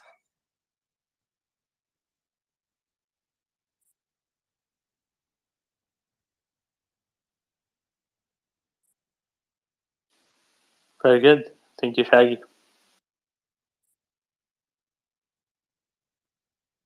George. Hey, I just wanted to ask, I keep seeing, videos posted of the Ukrainians doing these mass takeoffs of all these drones, these kamikaze drones that they've been practicing with, like swarms of them. I've seen estimates of some saying of 5,000. That was maybe about a month ago, and now maybe up to 10,000. What do you think all these kamikaze drones are going to do, Doman? The swarms of them. Their job, which is it knitting? You know, that would be really cool. Like if they can put yellow and blue yarn on them, and then somehow they intertwine and they weave this giant Ukrainian flag in the sky, and then just drop it right over the Russians. You know, and it's heavy fabric that would just suffocate them to death. But I think that that's not a possibility yet, right? Where there's a will, there's a way, George. And with how many drones there are, it's bound that one of them's named Will. Yeah, well, the cool thing is you know, I would like to see the kamikaze drones with a Ukrainian flag over a streamer that's yellow and blue, you know, coming out the back as you know, they use them when they launch the offensive. Can you imagine all 5,000 being launched at the same time around the same, like over an hour or two when they launch the offensive? How many targets on those bunkers and things they could take out with these things? That's the incredible part. That's what people aren't talking about. I think between my belief is that whenever this offensive is going to take off, it's going to be at night, and I think they're going to go with the shock and awe campaign. We've seen some HIMARS strikes. We haven't seen any of the what Doman likes to call it daggers, or none of the ground launch small diameter bomb strikes on video, if at all. And I think they're just saving them for the big day. You know, I don't know when the big day is going to come, but I'm sure that people in the surrounding area will be able to see it and hear it at night. You'll know something's afoot from all the flashes and the explosions and things that are going to happen. So, think of Baghdad, you know, 1990, 1991, January, when the air campaign of part of Desert Storm commenced. George, I'm just thinking of the one time I was in the US for 4th of July. Yeah, I think the booms are going to be a little bit bigger than what you would see at 4th of July. I think there's going to be a lot of ammo dumps that the Russians think or believe they're out of range, and I think they're going to quickly find out that the Ukrainians have things that they didn't know about. So, just a hunch, you know. And as Gunny said here, there is probably things in Ukraine that will not be announced. You'll just see the results of them when this offensive takes off. Obviously, they're not going to let us know. There's OPSEC, and the best OPSEC is not even knowing that it's there, right? Because then that lulls your opponent into thinking, oh, you know, we're good to go here. We're 120 kilometers away from the front. We're good to go here. You know, just unload the train right here. We'll be fine. So it'll get very interesting. But the word for the Russians won't be interesting. They'll be just running for their lives. But that's what we want to see. You know, the faster we see that happen, the faster the ground opens up to armored advances into Crimea. I think I'm still holding to the belief that Crimea is not going to be defended. There's going to be a lot of you know, I looked at the currents of Doman in the Black Sea, and there is going to be a lot of you know, bodies washing up on the north shores of the Bosphorus isthmus there. Turkish guys are going to have a lot of beach cleanup, unfortunately, this summer.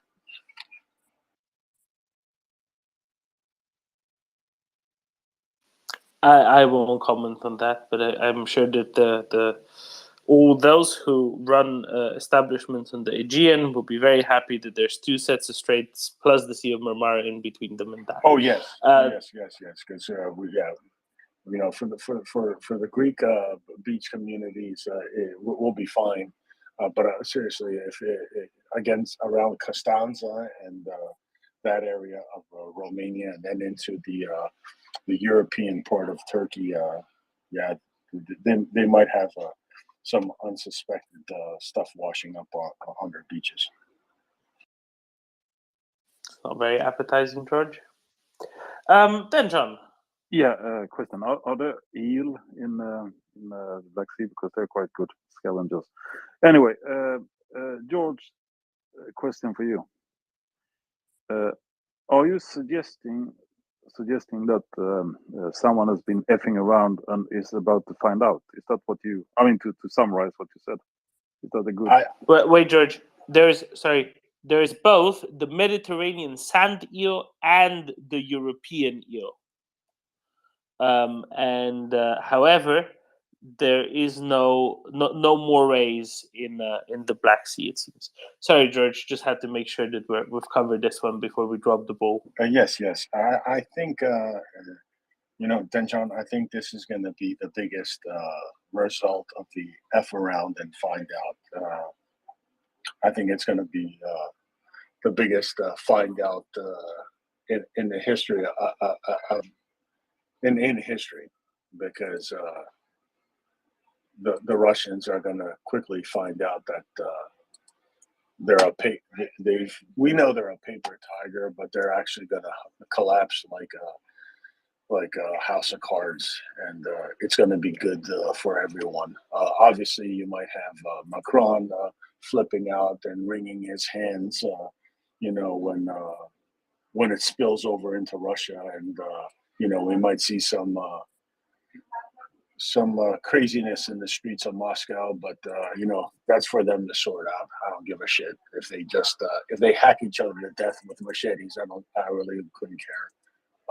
It couldn't happen to a better deserving group of animals. So just leave it at that.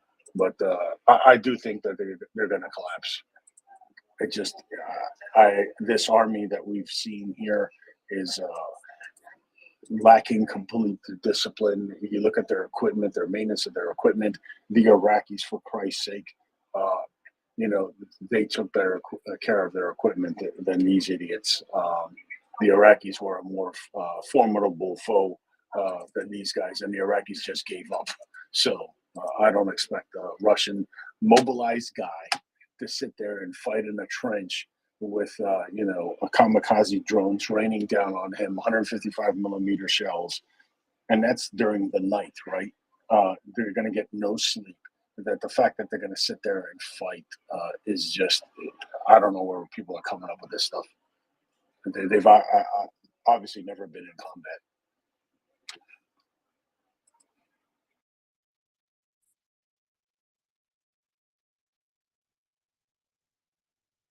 It's the most demoralizing thing is to sit there at a defensive position at night, and all of a sudden fire and explosions are happening to your left and right, and there's precision strikes where the guy you were just talking to earlier in the day 100 meters to your left and to your right is being vaporized, and you can't even see where it's coming from.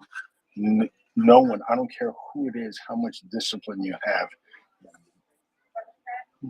practically no one's going to sit there and fight at that position, because you're next, and that fear just takes over. That panic sets in, and like Gunny and and many of us have said, you'll be able to hear the radio traffic. They'll be screaming and yelling and all kinds of pandemonium on their radios, and that'll be it. Once it starts, it's next to impossible to stop, and that's if you have a professional army. Right? Panic has immobilized even professional, very well-trained armies. When you have an army that doesn't have any discipline, that can turn around and kill its commanding officer because they don't want to move forward these are the type of hordes. That's all it is. It's just a horde of gangsters and rapists and murderers.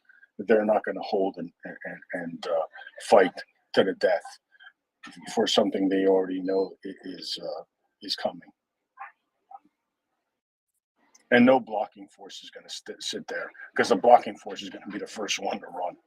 Trust me, because blocking forces are usually guys that are just thugs that haven't really seen combat. It's easy. There's no one shooting back at you.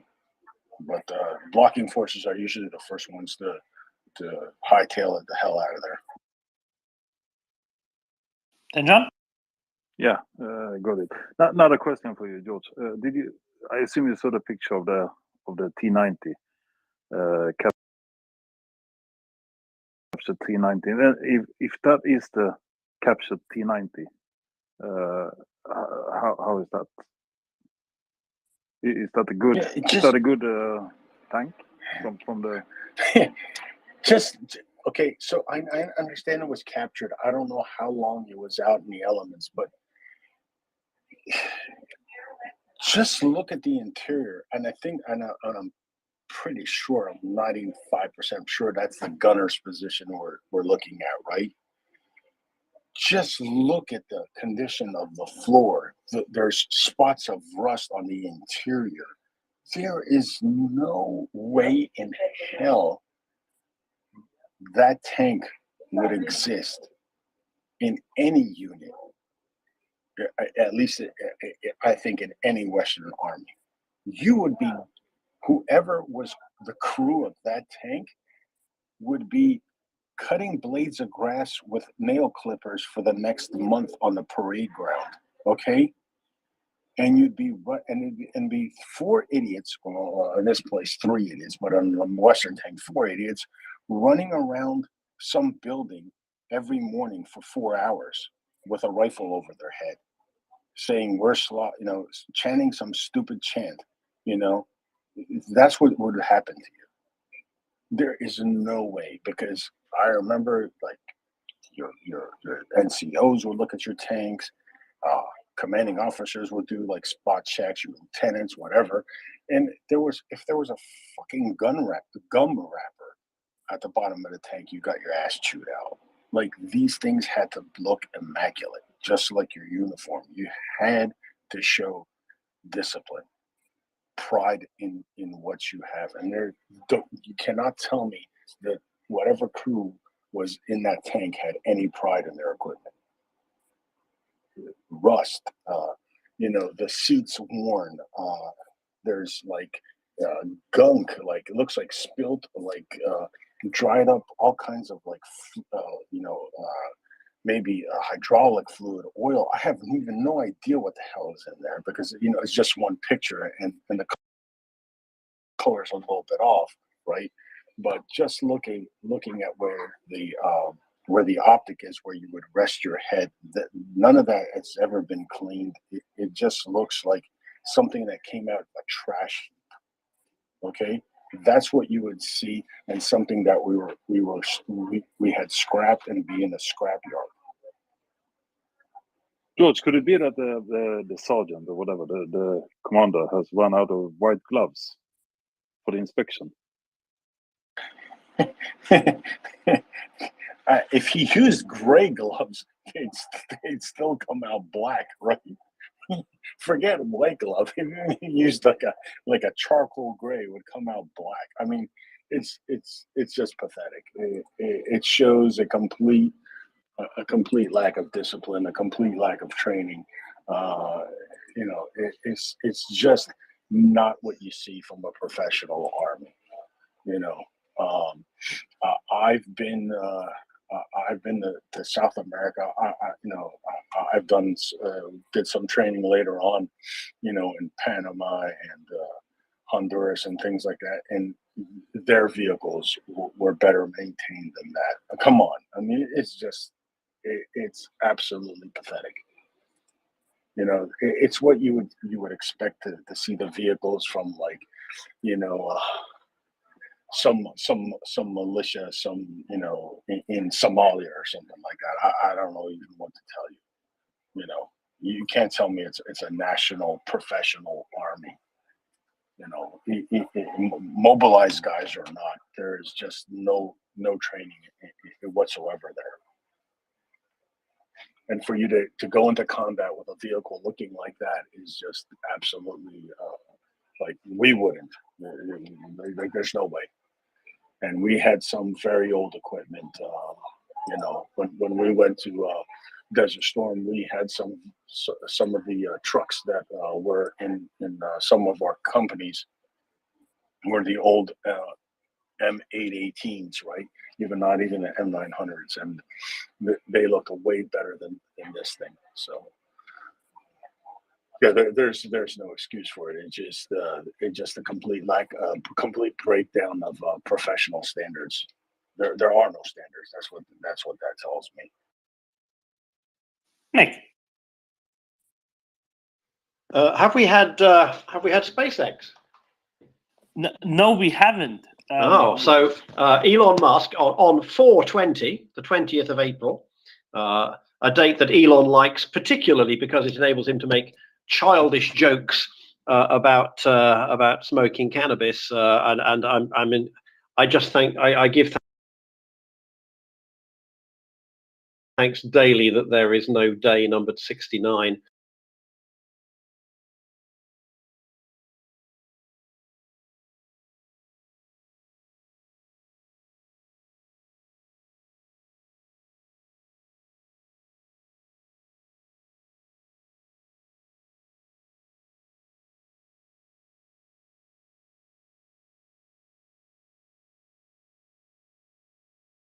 World's largest, yeah, I guess so. Built the world's largest, yeah, I guess so. Built the world's largest rocket, and it was launched about an hour. You or meets you and determines that you have a negative wallet biopsy.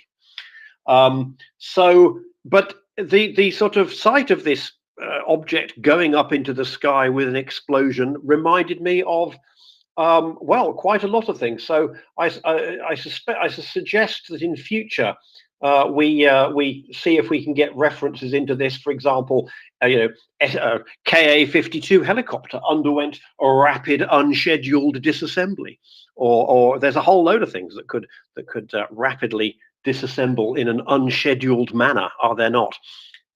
So yes, whatever we think of SpaceX, it's as I say, I think it may not even be original. I think it may be the term that NASA used. But yeah, controlled flight into terrain.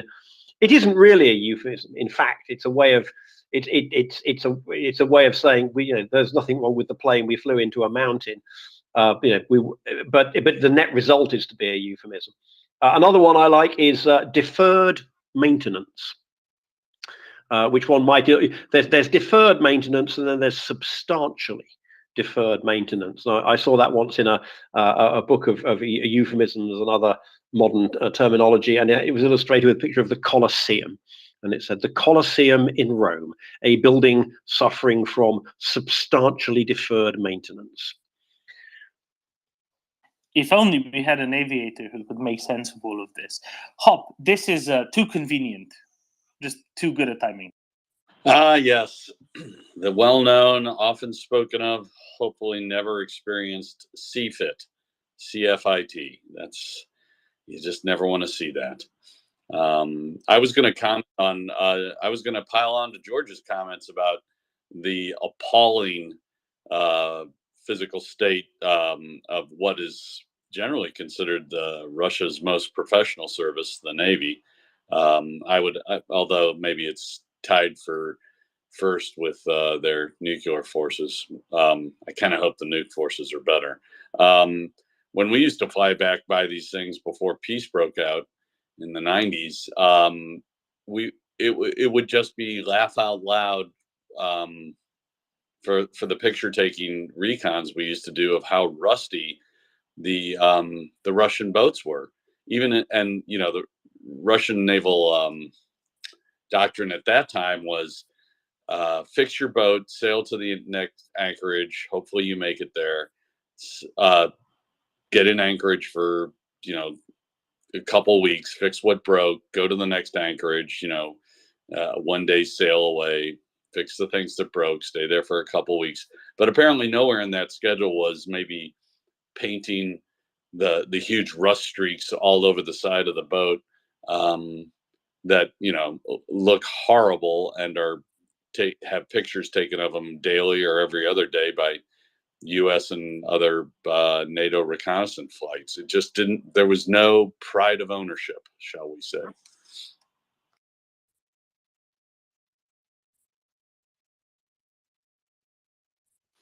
And Hop, do you want to quickly comment again on why is it important that there is pride in ownership and tidiness and structure and good procedures outside of strict maintenance?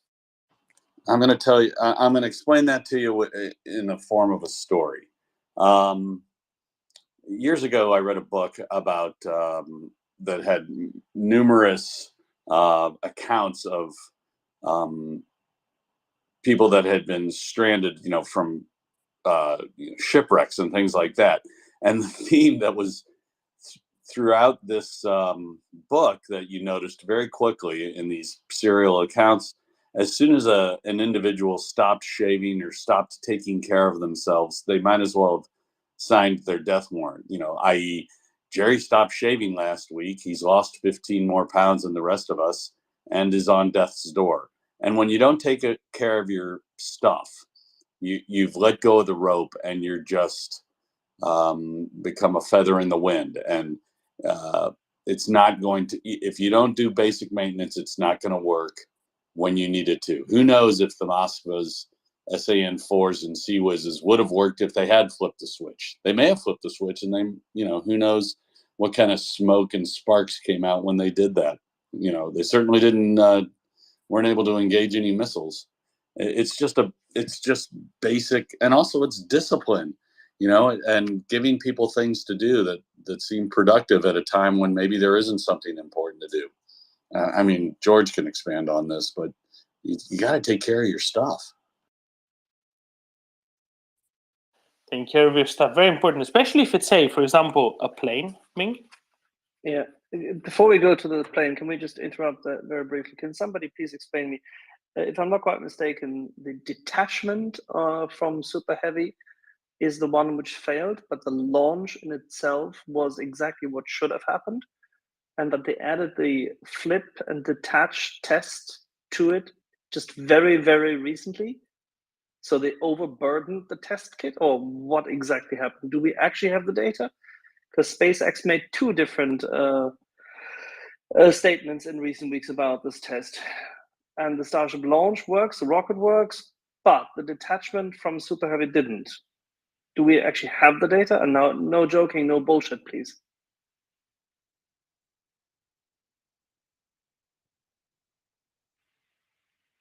That's an awful lot of silence. That's what I heard, that that the launch was successful, but that the detachment went awry. The operation was successful, but the patient died. The patient would have died anyway, Nick, because the rocket was not to return. Even with the detachment, if it flips, it would not have returned to base.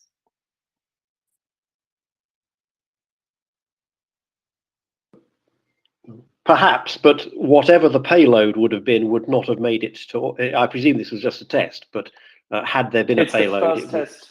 It is the very first test ever of this rocket in that configuration. Yeah. And the fact was, would it be able to lift off in the setup as it has been configured? And that was the major test of this. Not what would happen, I don't know, a minute something after. We would do well to remember that when Ariane started, the first few years, it had a terrible record, below what even they were expecting.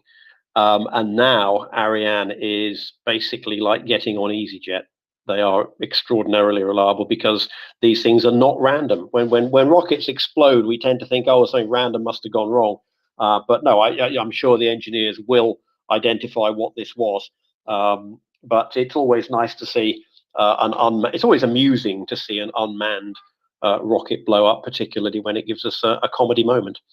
But yeah, you plan for a certain number. I remember when they went from Ariane 4 to Ariane 5, and the first rocket blew up, having been, having had 50 or 60 or 70 flawless launches before. And the chief executive said, we're aiming for 98%, which I think he said, I think we're aiming for 98 out of the first 100 to work. The first one went wrong, he said, but we will deliver. And I think they have. So yeah, as long as they learn from it, as long as they work out what it was, I'm sure they'll make progress. But it's still kind of funny. They have 3 more rockets to go, and the next test should actually occur in the next 45 days, which is significantly shorter time frames than NASA ever did, even in the first phase of its rocket tests. By the way, Hop, remind me, what did we once learn? They shot all in total 50 rockets before they found it suitable to put put a living creature into space. Oh yeah, if you look at one of those compilations of the early space failures, in sort of a chronological order, it's well, I mean, just cue the Benny Hill music when they're playing, because the first one explodes on the pad, the second one lifts off 2 feet from the pad, then it explodes. The third one, gets 10 feet, then it explodes. It was, God bless them for was all the paperclip scientists, saying, it will work. Yeah, people underestimate ingenuity, persistence, engineering, and testing. With the attitude some people show currently in media, we would never have gone to the moon. Oh yes, and it all comes down to one thing, as always: the will to push through the problems and accept them and understand that they're going to come, just like the will that is needed for our friends in Ukraine, and to give them what they need. But let's not go down that road again right now. No, it's just a Ukraine space, why would we? I'm sorry, I distracted before, and from Ming. Please, Ming. Yeah, no, I don't know the answer to your question there, Axel, but I have to admit I'm having a bit of a giggle at some of the replies to Elon Musk on Twitter today.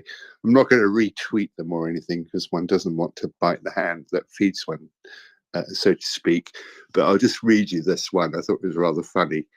So a chap called Jane, he says, so didn't go as expected. Will there be a relaunch in a few weeks? Can we name it Twitter Blue? Oh, SpaceX Blue, yeah. But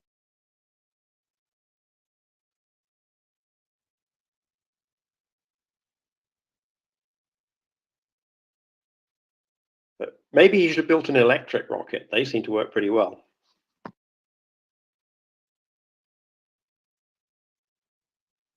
Unless somebody figures out that whole ionic drive thing, I think it'll be very difficult to power. Something that's supposed to work without any friction with electricity. That'd be very interesting.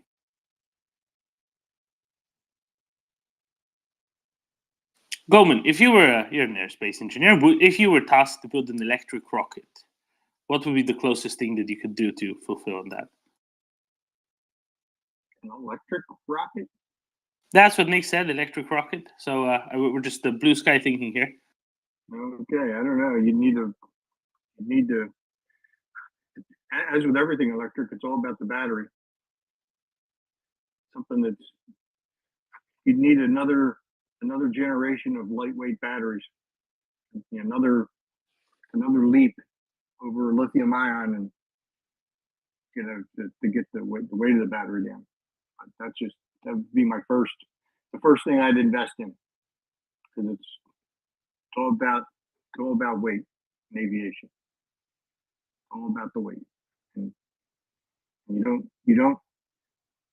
it doesn't get any lighter as you're flying when you have a battery. So it's not, you're not getting the benefit of burning off fuel. Just as as an engineer, there are cultures, and Elon put it at 50-50 that would make orbit, right? Which is, so I can tell you that there are company cultures that kind of have led us to where we are in the aviation and space industry. There are some companies that are intolerant of test failures, and they will do 4 times the analysis before they do anything, as opposed to a company that's comfortable with test failures will do half the analysis, test, and recorrelate their analysis. Right? Clearly, Elon has set the expectation that test failures are not fireable events, as they are in many of the large aerospace companies that are now. And to me, that's what differentiates them, is the acceptance of at least a safe test failure is acceptable if you learn. And learning early is important. And that's a company culture thing.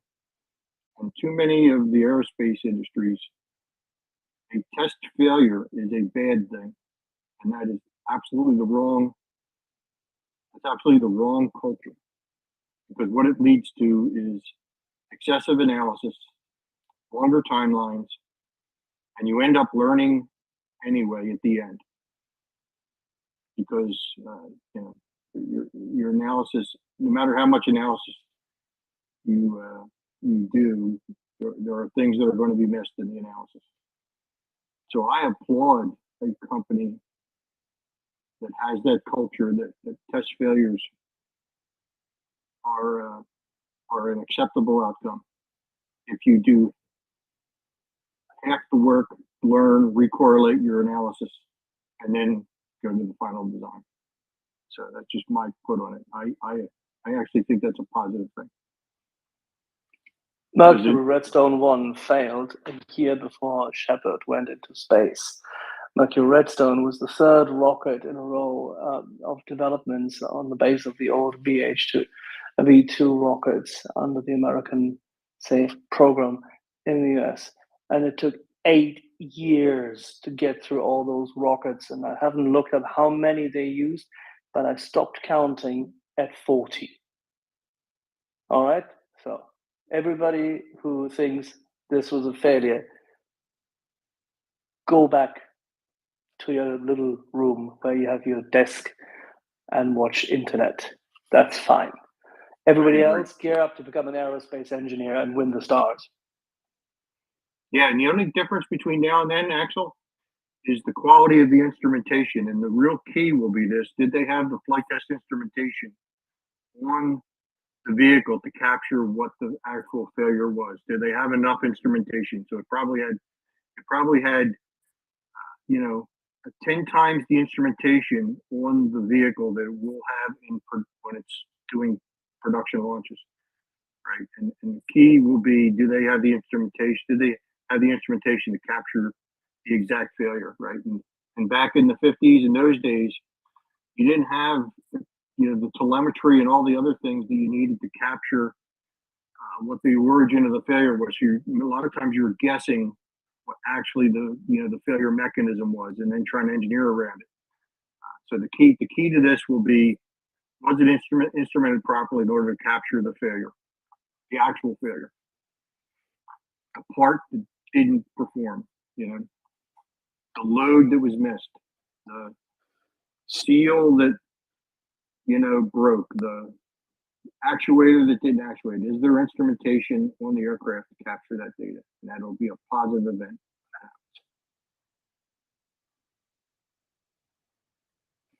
Yeah, this is absolutely cool stuff and a major achievement. And I haven't seen anyone in Europe ever developing anything that quickly. So SpaceX is doing well. There's a great bunch of people doing it.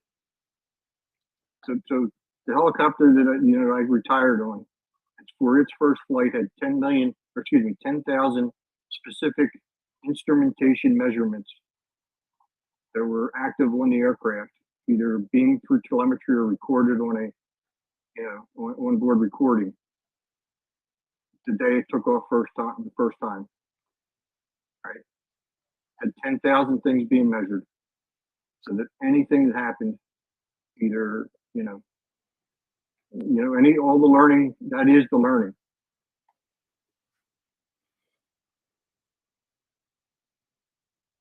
And you go back, you take all those 10,000 things you're measuring, you go correlate your analysis, your prior analysis that said, hey, I expected the load to be 5 and I actually measured 10, and you re-correlate your analysis and say, okay, so the next one's going to be, follows the same trend, it's going to be, Y. You know what I mean? That is it's a great process. The best part of aviation. I would come out of retirement to do that type of job, a flight test program. I knew for a new thing. It's my dream job, be flight test director or something like that.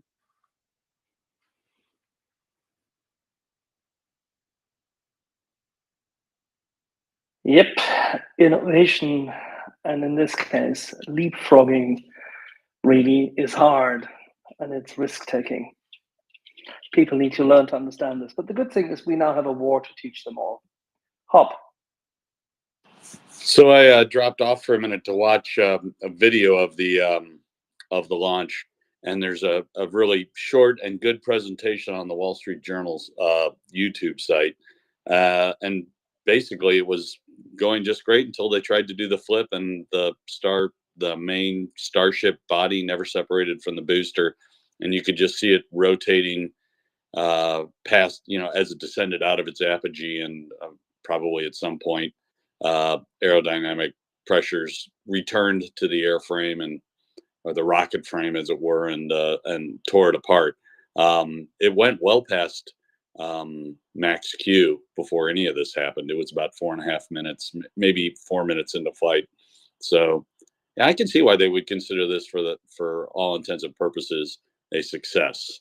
Albeit not 100%, as Z was talking about. It's the Wall Street Journal YouTube presentation is quick and easy to watch, and pretty good. Mercury 1 Redstone went up how much?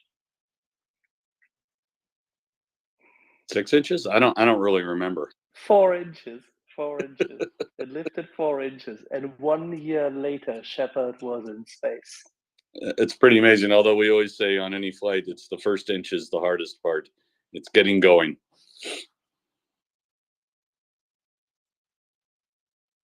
Speaking of flights, Hopsy, did you see the article on the Drives Warzone about the FA-18s parked in Australia for a couple of years now in a hangar? 46 of them. They were going to be sold to some a private company that does op-4 flying, and they never were. That'd be a great source of things for Ukraine. I did see that, and I think that is a fabulous made-to-order, ready-to-go, and any other sort of accolade you want to throw on their idea. The Aussies take pretty good care of their stuff. It's not been out at sea, getting corroded with sea and salt spray, 20 hours a day, and I believe they're I don't know if they're Super Hornets, but they might be. But if they were, no, they're not. They're A++. A++. Okay, so sort of C- maybe is the way to look at it. But I think the airframes have a fair amount of time left on them, and even I remember talking to a gentleman who was a Marine aggressor pilot. He was ferrying a F-18 A+ to that had been reworked to the boneyard as it was getting retired, and he told me it was the hottest Hornet he'd ever flown. And I asked him why, and he said when they redid everything, and the weight of the avionics just kept going down and down and down, and he said these ships got hotter and hotter and hotter, and by hot I mean that, more responsive, having sort of the acceleration that you would expect from a later model F-16, because that was always the F-16's thing. If they got themselves into a pickle, they could probably accelerate out of the fight. It was a good escape maneuver that the Legacy Hornets didn't have. And so this would be sort of an advanced Legacy Hornet with some of the open architecture to add to more modern weapons to it. But I think it'd be a great idea. And then maybe you could talk the Spaniards into, as our Canadian friend pointed out, to throw their Hornets from the Canary Islands into the mix, and now you've got 2 full wings almost. I would love to see it. And the Australians, they seem to have the will. Well, seem to have the will. Hopsy, you may not know this, but Doan can tell you. When Every General time McR- General Ryan is when- here, yes. When General McRyan and I first spoke about those Hornets last year in March,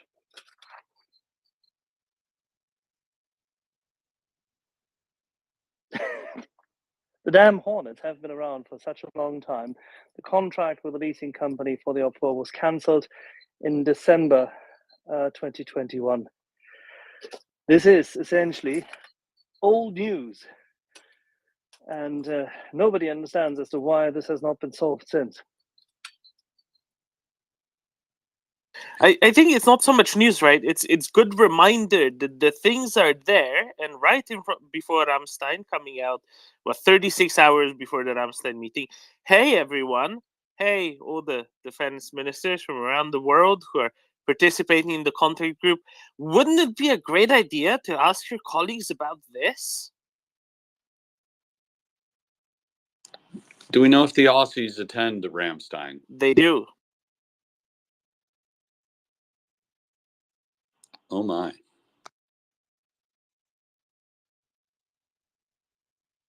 They have been there from the beginning. Everybody knows about these Hornets since the very beginning. We discussed it here. We discussed it with McRyan. McRyan has a reasonably comprehensive meeting schedule since then, if you look through it. He met President Zelensky. He has met with pretty much everyone high and mighty in that regard. There is absolutely no lack of information or understanding, I'm quite sure. It comes back, hop to what? Yet again? What's that thing? People are getting tired of hearing me say political will, I think. I'm just so mystified by the inability to see the forest for the trees here, but I'm but a simple man. Yeah, well, somehow, the funny part is, what if I were to tell you that Ukrainian pilots have in the past familiarized themselves with the Canadian F-18s once? Well, it would bring me, it'd make me happy, just like when the guys went out to Luke to look at the F-16s. Just not going down the maintenance and the training pathways. I mean, these 4th generation plus fighters, every time there's an avionics update, and there are people other than space that can speak to this better than I, they become more and more intuitive to fly, in the sense that once you learn how to muscle memory the stick and throttle and integrate with the presentations you're going to see on the MCDs, it's so much easier to connect with the airplane than it was even a generation ago. Each iteration of the software that comes out and updates the avionics and the presentations is better than the one before. So we're not going to be training these guys, with the old programs that you had to have with the legacy versions of the F-16 and the F-18. They're getting somewhere, maybe not the newest and best version, but a much more advanced version. And let us not forget that we're not going to be getting any nuggets. We're going to be getting experienced pilots whose ability to absorb is much higher than a sub 500 hour, sub 1,000 hour pilot. You know what the funny part was? One of the main points of critique which we got last year in spring and then throughout summer when we discussed the F-18s, they were too expensive to fly, had the wrong range, where the old F-18s wouldn't stand up to the S-300, S-400, and they were generally on the way out, old planes, not worth it. And I had to listen to all that crap, and we were constantly battling with this, and we're constantly trying to dissect it. Could you please tell people what it means, even if an airframe which is stressed gets replacement parts, and how it is adapted, so that I don't have to? Well, I mean, specifically when an aircraft, and I believe this happened with the Aussie Hornets, gets completely reworked into sort of the A++ or whatever they want to call it, you almost zero time the airframes out. So that, let's say an average legacy F-18, I don't know the number, so I'm just going to pick one out of the sky, had maybe 7,000 hours on it for its lifetime. And when you if you spend enough money reworking these airframes, you can dial that back by half, or you can even zero out an airframe if you want to, and take it back to almost having no flight hours on it. Now, theoretically, that's possible. Realistically, there's always going to be fatigue on the parts that are on there. But if you do deep inspections and whatever level of depot maintenance that the Australians performed on it, probably with the help of the fine people at Boeing, you can take these airframes and almost make them new, and then upgrade the avionics and almost make them new. And believe me, they are way more capable, God bless them, than a bunch of Polish MiG-29s that don't have this sort of open architecture and ability to improve with time, like a fine wine. Insert all our wine drinkers here. Yeah, and they're generally not McCoy and trash can. Yes, but the F-18 is superior to everything the Russians have built up until very recently, and that's entirely equivalent. Probably an equivalent to the 35s. Exactly. And how many of them have we seen actually flying properly and fully engaged and regularly and effective? Well. Not many. They want to protect those assets. It's like their first guard, right? In Moscow. You never know. You may have to defend the city against your own people. Therefore, you make them lazy and you never test them. Yeah, there you go. And they become barracks rats.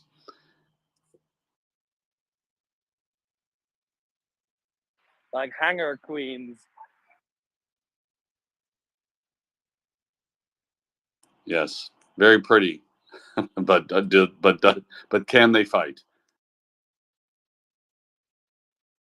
Gentlemen, I didn't see the hands, and I'm walking the dogs. I apologize for the background noise. That's right. Let's go to Skolman first, then to Latin, then to George, and I'm pulling that out of my hat. So. Yeah, that's a little talk about the whole fatigue question, which is the the airframe. So there's fatigue can be broken into multiple pieces of fatigue, and different sources of fatigue. So the two predominant sources of fatigue on aircraft are what are called high cycle fatigue, which are things that happen as I said, high cycle, which that's the wing, the body joint, stabilizer joints. It's usually a joint that's flapping. There'll be a flapping motion that stresses it, and that fatigues the joint. It's usually around joints. And then the second and that's one that's really a function of flight hours. The second part of fatigue, second usually most important part of fatigue, is what's called GAG cycles or ground air ground cycles. And the F-18 being a carrier-based aircraft, it has significantly reinforced undercarriage for anything that's driven by a ground air ground cycle. Anything on the aircraft that's driven by a ground air ground cycle has been beefed up in the baseline design of the F-18, right, in order to get the life out of them, because obviously carrier landing is much more violent than a typical normal landing on a normal runway.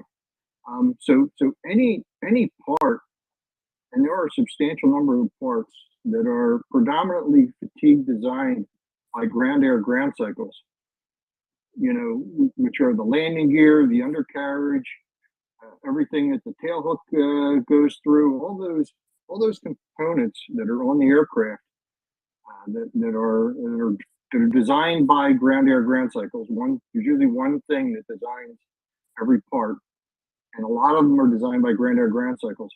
For an aircraft that's never been on a carrier or never been carrier based, those things are like brand new, I can guarantee, because of them not going through that violent takeoff and landing cycle. It sizes a whole lot of parts on a carrier-based aircraft. So those are from a life perspective probably almost new if they've never been on a carrier. So to me, that's the part that makes these unique aircraft from a airframe lifing perspective, because it's all the parts that aren't life. Their life isn't determined by flight hours, but their life is determined by ground air ground cycles. The Canadians, so go on. Just let me shoot this in there, and you can opine on it. The Canadians had been testing some of those. This is when they declined on taking them over, and prior to the leasing company actually taking the deal, and they said that some of those they had tested were a little bit long in the tooth. Okay. I'm just saying that from an engineering perspective, ground air ground cycle fatigue parts should be in really good shape from a structural perspective. That's my only. I mean, nothing which couldn't be fixed. They just said that they had aged a bit and needed updating. Yeah, I mean, eventually they are, but I'm just saying, typically, when you're carrying a lot of extra weight, and that weight benefits you from a fatigue life perspective. Those parts should be relatively unaffected if they're not landing on carriers and taking off from carriers. There's a whole lot of parts that are designed by ground air ground cycles, and a ground air ground cycle on a carrier is a much different animal than the ground air ground cycle on a runway. So, yep. That explanation has me very excited, Scoman, about the potential of these Australian ones, because they were never in a carrier and they lived most of their life in a desert. So every part that's sized by GAG cycles is, should be in great shape. And oh, by the way, there are a lot of materials that aren't used on carrier-based aircraft just because of corrosion considerations. So they're not even in the designer's toolbox. So the baseline aircraft has some more enhanced corrosion capability just because certain materials and coatings are just not allowed to be used. So therefore, if they're not in that corrosion environment, they're even better off.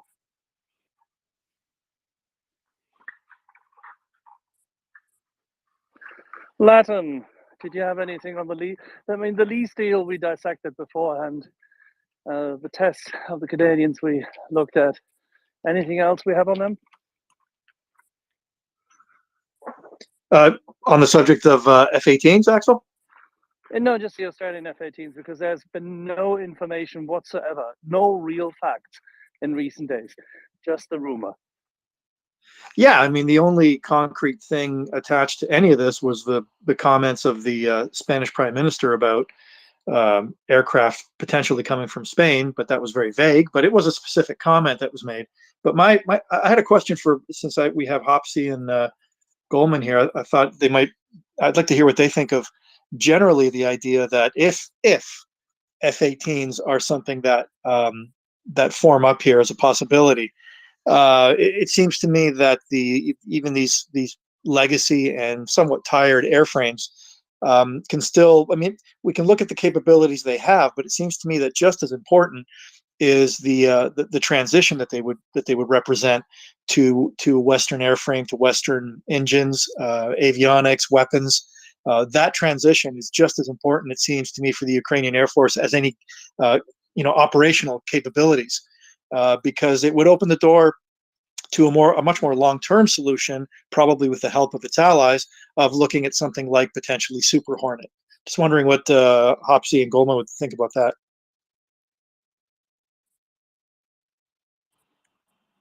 Shall I go first, Z? Yeah, go ahead.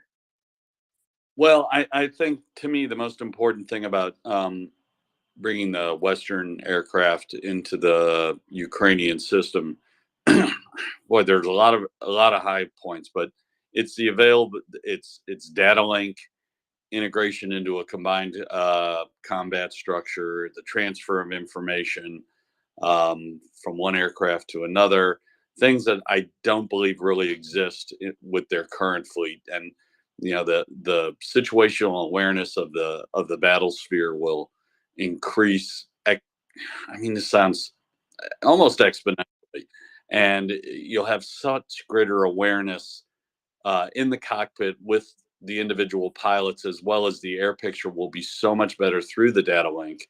And being able to see what, let's say if you're in a combat spread and your wingman's looking a slightly different direction than you are, you can see his radar picture. If he designates, he can send that to you on data link, and now you know what he knows and he knows what you know without having to talk about it.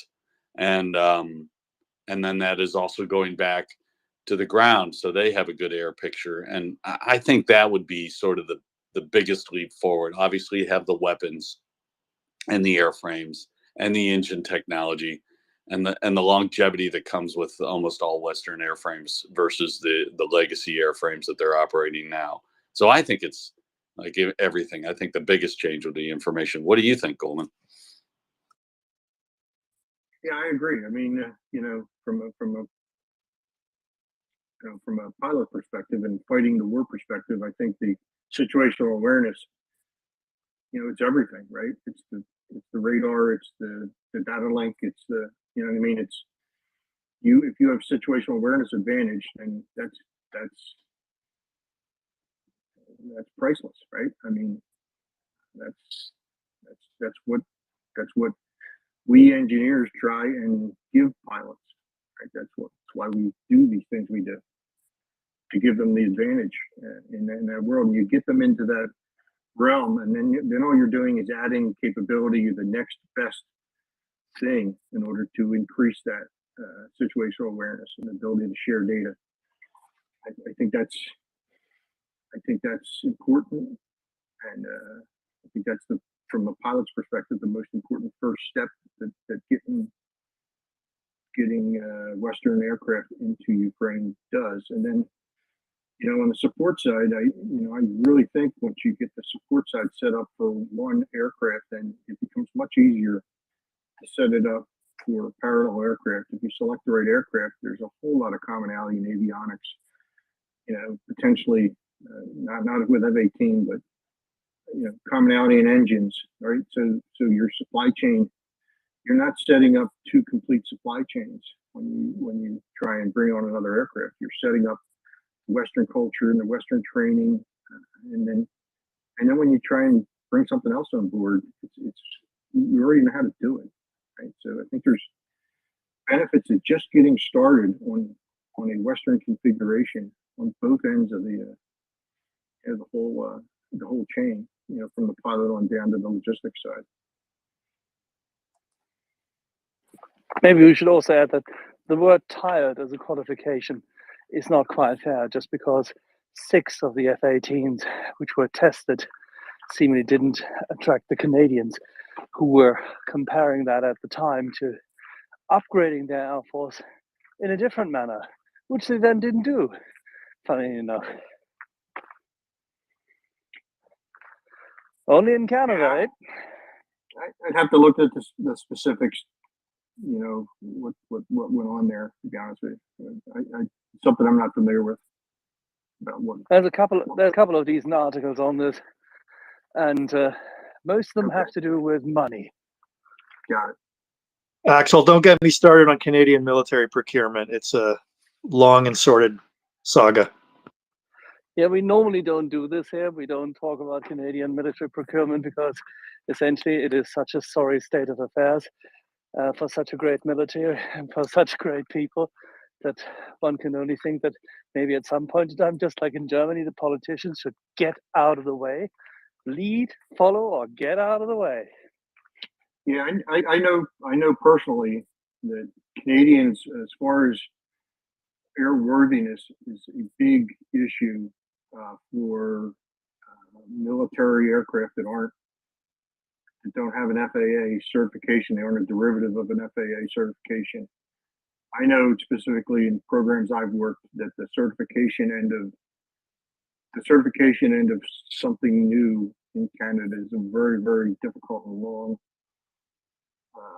process. That the fact that we had an aircraft that had flown millions of hours, but was not certified to the most current standards, was always a challenge to get that. So if those aircraft are significantly different from a certification perspective than what Canada had already certified, and there were components that didn't, that were different, that can be a very costly and long process in the Canadian system. I can tell you that for a fact.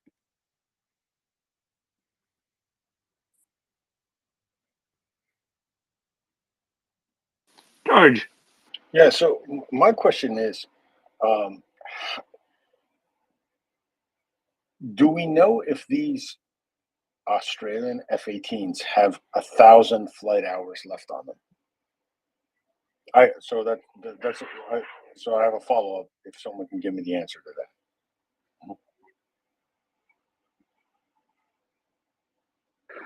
They have more than that. Okay, so all right, so we're talking at least 1,000 hours, right?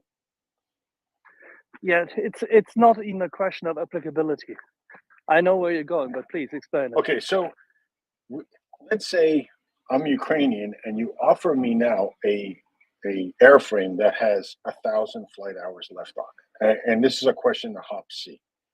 How many hours do I need for my experienced pilots to master the aircraft? I've got a bank of 1,000 hours, a bank of 1,000 hours. How many hours am I gonna put on this airframe? Okay. So you want to know, you're bringing, it's sort of a two-part question. You're bringing in an experienced Ukrainian pilot, combat pilot. So let's say he's got over 1,000 hours of fast jet experience, and you want to know how many hours you're going to have to put on the airframe to get him fully experienced. Yes. I mean, George, it could be as little as 50 hours, because you're going to do the majority of your training in simulators, all your weapons training, all that stuff. You're getting that, learning your buttonology, just like in the Ape or the Bradley, Exactly. You're spending hours in the simulator. So I really don't know, but let's just say 50 hours. Let's do this. Let's do 150 for the naysayers. Okay. Okay. Yeah. 150 is a great number to go with. You got You got to learn how to land and take off. That doesn't take very long. And you got to become, a little bit. You got to fly a couple formation flights. Yourself used to, how the controls feel, and then the rest of the time you just how to manipulate the HUD, the hands-on stick, and the button out. Getting to the menu. George, you need to mute yourself, otherwise we have interference with Hop. Sorry. So you can get to the menu you want to get to on your multifunction displays quickly, without having to think about it. And that's a function of studying and weapon systems trainers. And weapon systems trainers can be a mock-up cockpit bolted to the floor in a hangar deck, and just running through these, different configurations and simulations. So 150 hours is very reasonable. And let's not forget that your average sortie time, probably in a tactical jet on a training mission like this, is 1.0, 1 hour. So that's 150 flights. So that is a lot of repetition. So here we go. I've got an airframe that's got 1,000, let's say, flight hours left on it. Okay, whatever that's taking into airframe, it's taking into landing gear, all the components. I know I've got about 1,000 hours.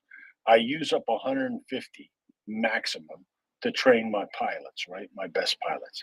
I now have 850 hours, round it down to 800. I've got 800 hours left on that airframe. And you're going to tell me that Ukraine wouldn't jump at the chance to be able to get, 400 or 500 1 to 2 hour sorties or air caps out of these airframes? Yeah, they absolutely. That's the numbers we're looking. They would definitely, in a perfect world, get 500 sorties out of 500 combat sorties. That's an amazing number. Out of worth each the plane. effort. So if you're talking about 40, let's say they get 40. Let's say that would be typically 2 squadrons, right? Squadron about 20 airframes. That's a shitload of sorties, flying, for over and you're talking about using them over the next 4 to 5 to 6 months. That would give the Russians a hell of a headache. So yeah, even if they have 1,000 hours left, somehow, this needs to happen. Oh yeah, it would. The six planes which had been tested, some of whom we do not know how many, some of which the Canadians consider to be long in the tooth and in need of additional rework, are the ones which people have been flaunting about as having only a few, meaning 1,000 hours in them. All right, just imagine that the others are in significantly better condition, as Hop has indicated, because the Aussies know what they're doing. That's an excellent, and that's why. Let them have 2,500, 3,000 hours. There you go. Well, that's why I used the 1,000 hours, because even the 1,000 hours, you're talking about several months of sorties out of these airframes that are now just sitting there idle. And that's why I stuck with 1,000. I agree. Beating the shit out of the fucking Ruskies is worth it.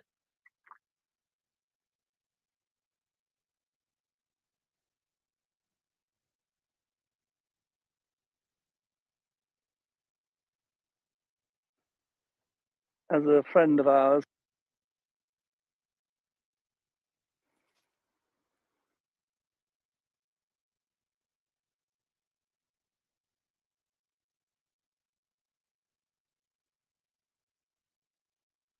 Did I lose Axel? I did too. Okay. I'm here. I did too. I'm just walking around along the Miles Latifundie. That's a wall. For people who missed that.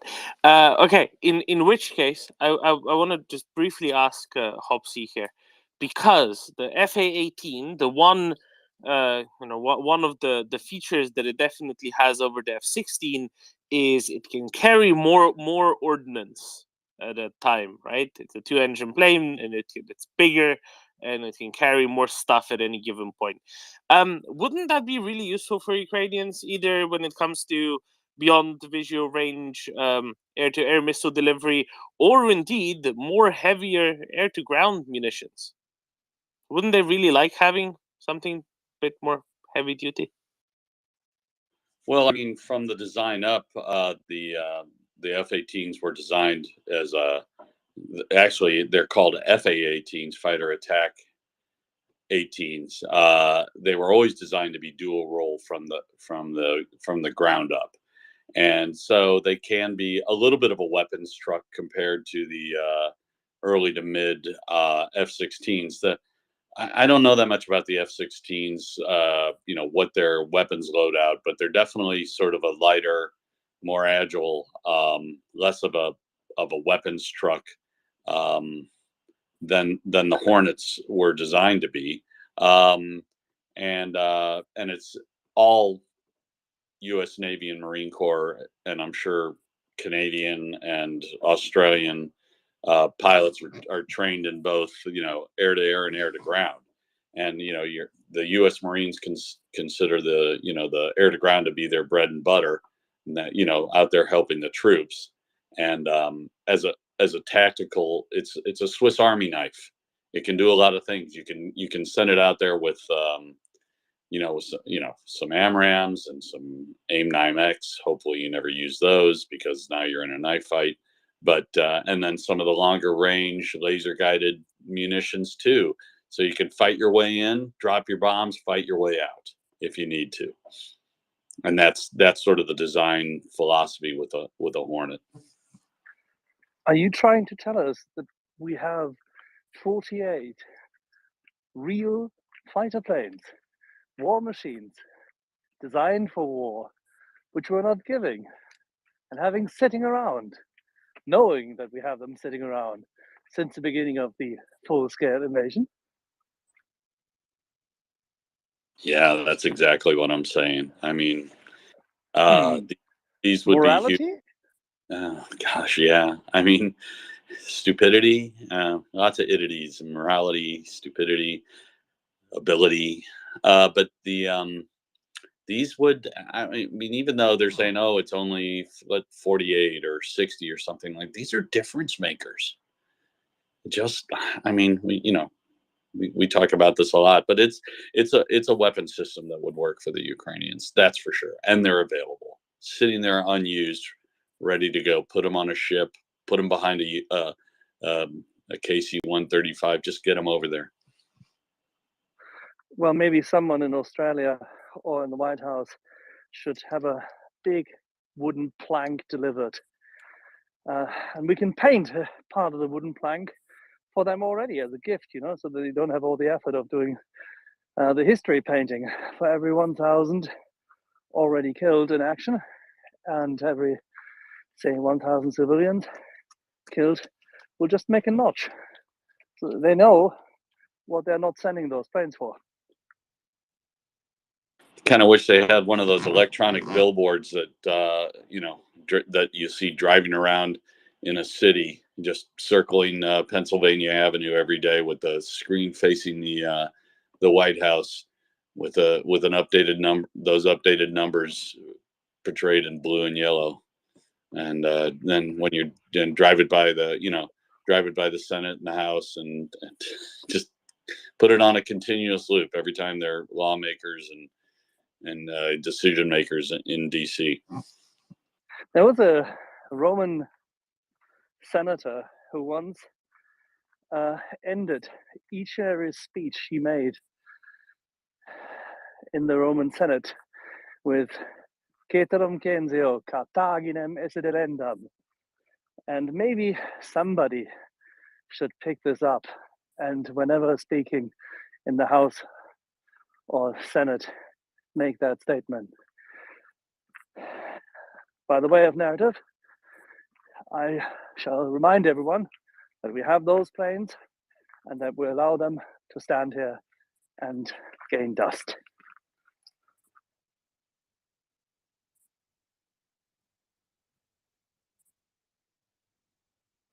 It is the Axel. utmost disgrace what this administration does or fails to do. It is the utmost disgrace what the Five Eyes do in that regard. It is the utmost disgrace that we dispatch someone who has converted from Saulus to Paulus, Mr. Stoltenberg, who once was a hardline, not quite communist, but hardline, anti-NATO protesting, marching socialist in Norway. And now as the General Secretary of NATO. It is an utmost disgrace that we dispatch him to Ukraine, and him saying that, yes, Ukraine shall be part of NATO, all that nice, good stuff. But what have we done? Remind me, please.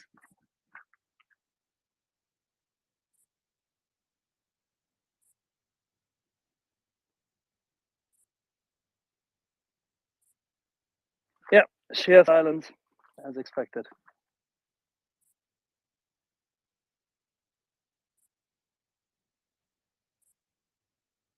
If Australia comes out and says 46 FA-18s Ukraine, here you are, you just need to come and pick them up. And would anybody be standing in the way of those? Then all Australians who I meet in the old town of Tallinn get a free beer. Do you reckon there'd be any issues with re-export licenses? You have to ask Mr. Sullivan whether he has those tiny little things hanging between his legs. Okay, so right, so probably not, but hopefully not anyway. Latin, do you want to very briefly run down to why yes Australian, why yes Canary Islands based Spanish ones, why no Swiss, no Finnish, no Canadian FA-18s?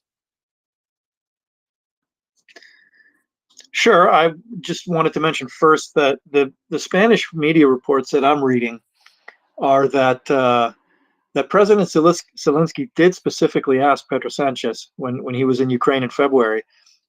Apparently he these are the reports that he did specifically ask him about F-18s, and that might have led to the reason why the Spanish Prime Minister made the comment about well, the Spanish term is ayuda aérea, like help in the air domain, let's call it.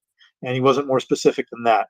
Spanish defense minister has been until recently categorically denying that Spain will provide any aircraft.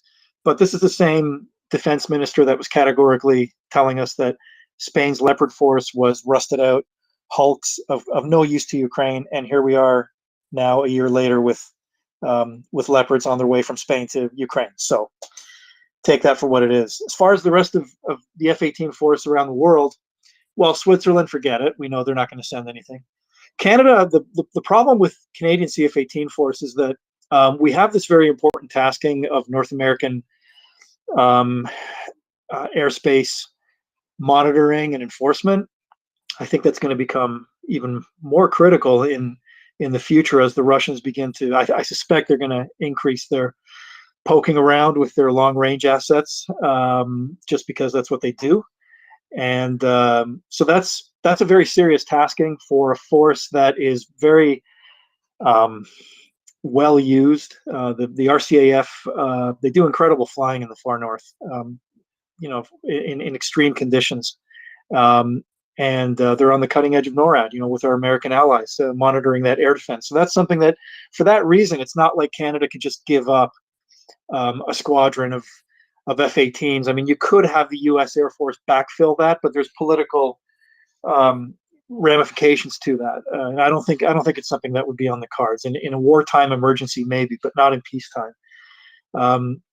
Finland, the only way Finland could do it, we've talked about this before, would be if NATO were to backfill them, because they're being a frontline state. They're not going to just give up half of their F-18 force, which is essentially what would have to happen to be of any use. They're down to 2 operational wings of F-18s. So that's something that would have to be sorted out with NATO.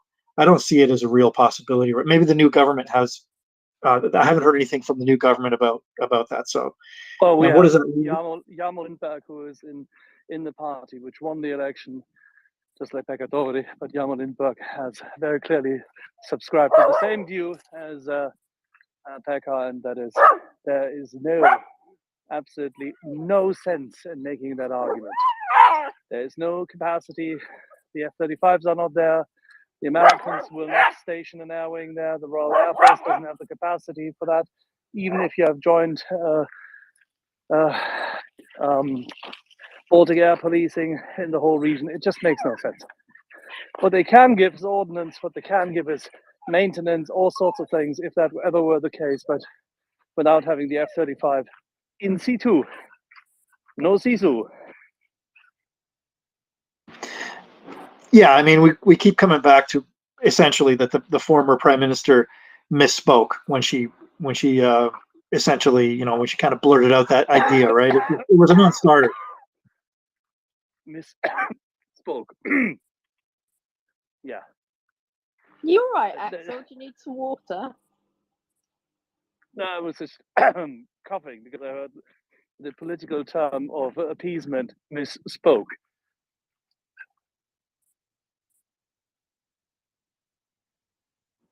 Oh, sorry. She really stepped in it, didn't she?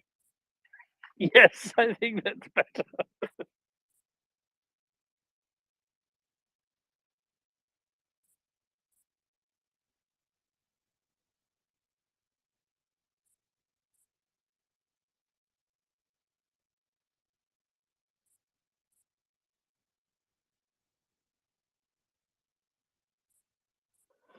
Kerry, you've got your hand up, my lovely. Go ahead.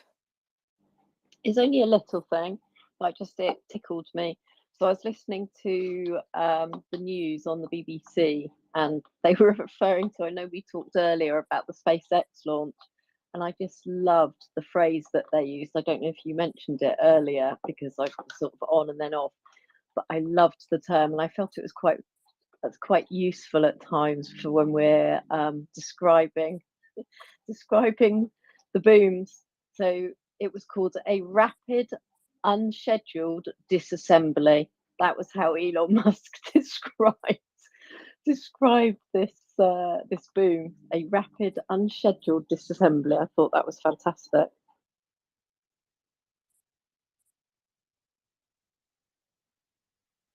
Yes, I have a funny feeling we're going to be using that phrase quite a lot. We'll be delighted to see Richard Branson finally getting anything into orbit.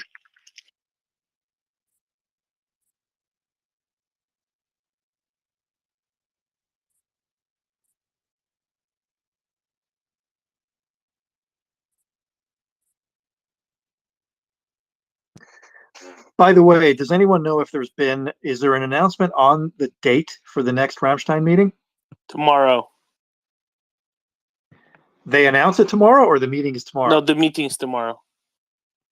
Oh, wow, that's close. Okay, well. Secretary Austin was in Sweden earlier this week, and he arrived at Rammstein 3, 4, 5 hours ago, something like that. So he's there a day early. Yeah, it's tomorrow. Great, excellent news. So that's going to be interesting to watch. That's what I said. That's why I think it's good that this article came out now. After Poulsen's, that is to say, the Danish acting MOD's comments in Odessa a couple of weeks ago, 2-3 weeks ago, about this will be decided on before the summer holidays. That is to say, by the end of June, sometime by mid-end June. There's only 3 meetings ahead of that. This one, and then the one in May, and the one in June. So it's right that this is very much front and center on the table. And addressed properly.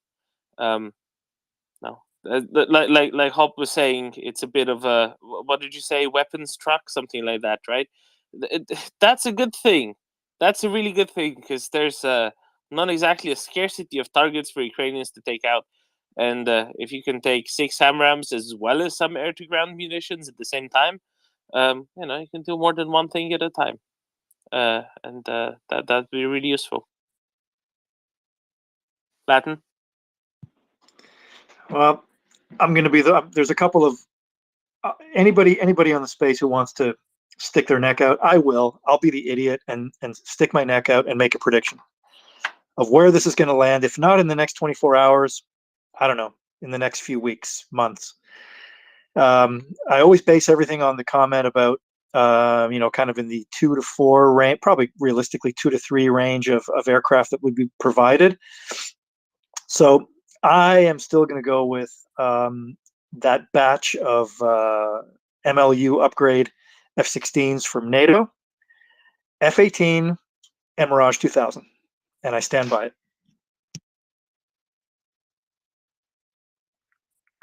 If they Can will you can come, you that's tweet that great. out? But the F-16s are the ones which we all expect to come. Norway, Denmark, Netherlands. It makes absolute sense. Completely agree.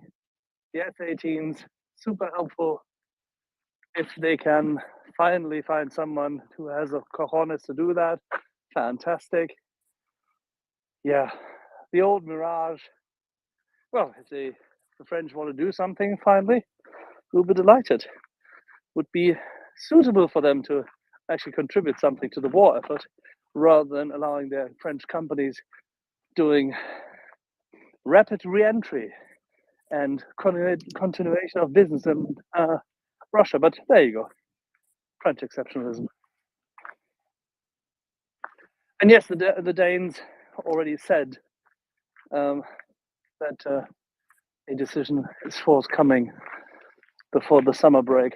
So I think Yeah, this is clear. that NATO MLU F-16 thing has, I think that's been pretty, there's been a lot of signaling that makes that the likely choice. But again, everybody needs to be reminded that unless something's been going on under the radar, we're not talking about May. This is going to be for later in the year.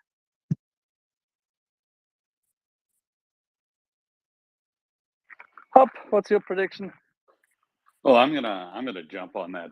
I'm a bandwagon guy, so I'm gonna jump on that prediction. And those 3 airframes seem very likely to me for a couple of reasons. One, they exist. We know they're out there. There is stock on the shelf, for lack of a better term.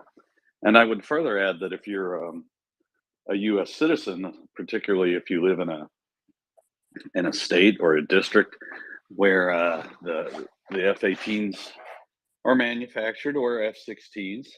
I mean, F-16 production line, from what I understand, isn't ending anytime soon, but I know the Super Hornet line is supposed to shut down in 25. And if you live in a state where Boeing has a presence, call your congressman, call your senators, and explain to them that if Hornets or F-16s, either way, end up in the Ukraine, there's an opportunity for all those, for General Dynamics and Boeing and GE, the engine suppliers, and all the avionics suppliers and small components, jobs.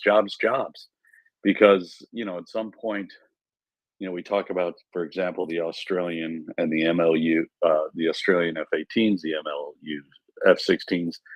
They're tired. They're not new. I mean, not tired in a not useful to fight a war, but when we get to peace, which will be sooner rather than later, a lot of these airframes will be just tuckered out. They'll have been ridden hard and put away wet, and they're going to need replacements to maintain their strength, piece through strength.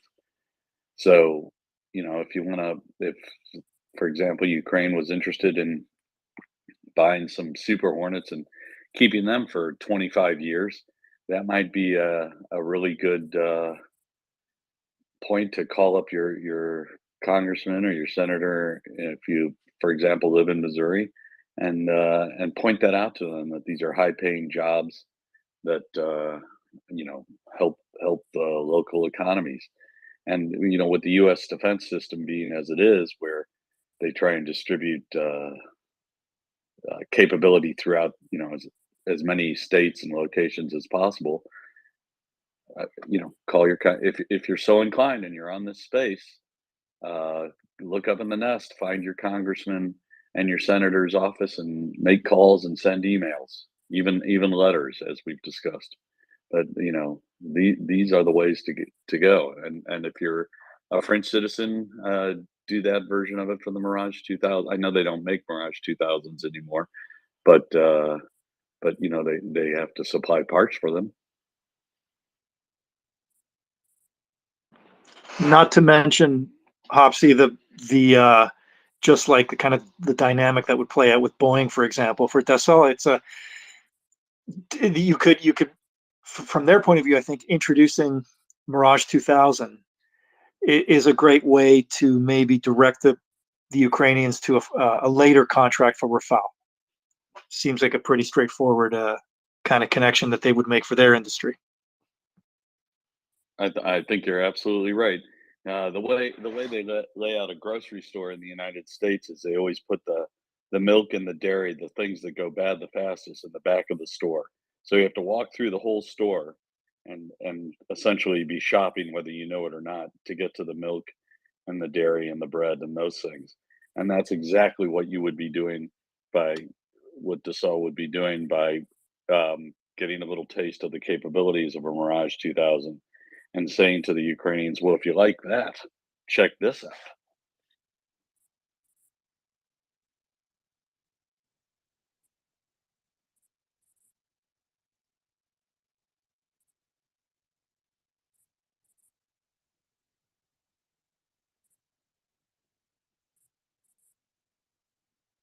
Has the space gone quiet?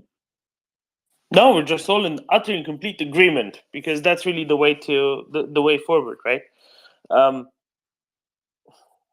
We spoke so much of F-16s, and obviously, it's just so many reasons, just sheer numbers. They're such a good fit, but really, genuinely, these F-18s seem just what the doctor ordered. For a country that has to contend both in the air-to-air and the air-to-ground. They're there. They're plenty good enough. Like Axel said, the Russians don't have anything better. Not really. Anyway, and they seem just perfect for all the things that Ukrainians need them to do. And they're parked in a hangar. It just makes it so much easier.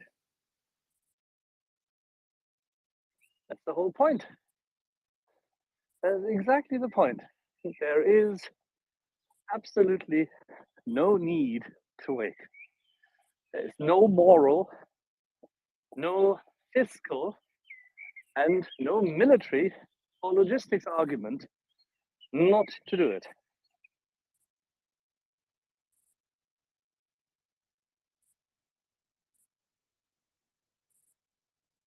So let's do it. Latin? I'm not sure if Axel gave us his prediction. I'm interested in hearing his and Goldman's prediction, but just on a historical note, this was always going to be more than one aircraft provided, just as the way that main battle tanks played out because of the political nature of the procurement. And it's historically, I come up with the example of probably when Israel, the state of Israel, was emerging out of its period of establishing itself into the 1950s, and it was by the 60s it was a real mishmash of they were acquiring from, they kind of made a transition from French to American aircraft, but they were pretty much, especially in the early phases when they were really under the gun, it was get it from wherever you could. Anybody that was willing to sell them something, they would just grab it. I think it's similar with obviously much higher technology right now. Absolutely correct. And by the way, coming back to what you just called predictions, and I still tend to believe that European weapon system industry needs to assert itself, talk to its completely listless, spineless pygmies of politicians, and tell them we want the Typhoon to be tested in battle conditions because we want to have a proper defense industry in aviation. This is the thing. You don't rely on the French to defend Europe. That's insane. You build the damn thing. If they want to participate in future, fine, fair enough. If not, then not. We have the Eurofighter or Typhoon. It is a very decent multi-role. And what better way to make it sellable in future? And by the way, keep that competition in innovation up with our American friends and colleagues and partners. What better than actually getting it into the battlefield.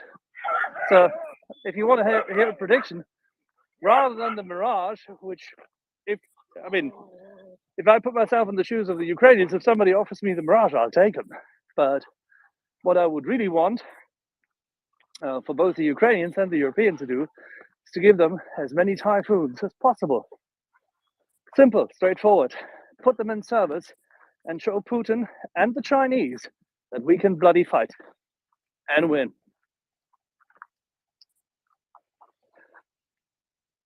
Coleman.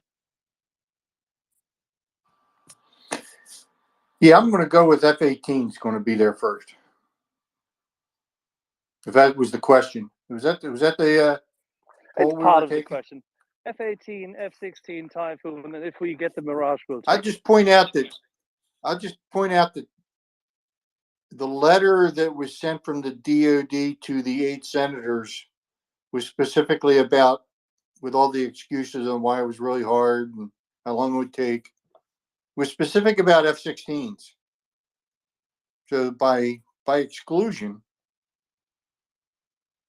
I'm going to say they haven't said no to F-18s in such a clear excuse fashion. So I don't know. Maybe I'm going to say F-18 is going to be what breaks the ice. Goldman, you just said something really interesting, because you're right. We've been talking all morning on and off about the subjects come up about how things are said and what is not said. And I had said earlier that I've come to the conclusion that sometimes the absence of or lack of clearly defined statements are actually end up over the long run being good in this scenario. It often leads to, we saw that with the main battle tank procurement. And I think you're right. They've never actually specifically denied anything about F-18. That makes me think.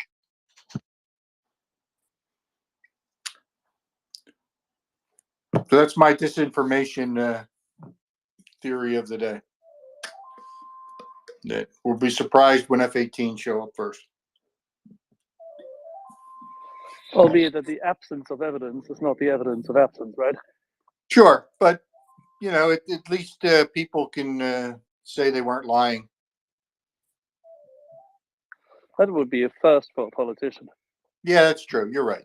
Well, the DOD, I'd like to think the DOD doesn't outwardly lie in that letter of response. Like I think that they were putting the ball into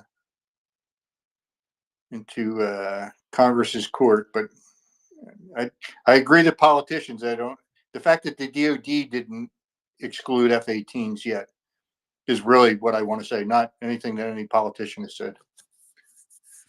As far as I know, they've never addressed it in any way specifically. Right. They also haven't been asked. Yeah, because the American media doesn't do shit in that regard. Oh no, you're right. You're right, and and clearly Ukraine has it on their list, and nobody's asked. So I'm just, I don't know. I'd like to think that there's something going on, and that's the only way in my own mind that I can rationalize that something actually is going on, that because nobody's asked the right question. And now comes the next conspiracy theory layer. Nobody has publicly asked the right question because they've been told under the radar not to ask. Yoo-hoo, and now we know nothing. Well, I guess when, I don't know, I could believe that there are 8 senators that know the answer and are being coached to ask the right question. So there's to create the deception. I doubt that we could do that with.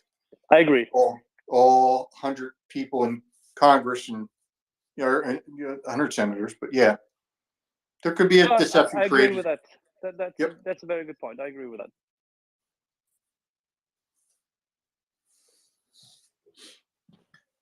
Goldman, do you agree that, and Axel as well, do you guys agree that, would you agree with the characterization that regardless of what the U.S. administration has said, I believe that it's not that they're not interested in upgrading and helping Ukraine increase the capability of its Air Force. I think it's just a question of how and when, and that may include giving the Europeans wanting to give the Europeans more of a role in it, etc.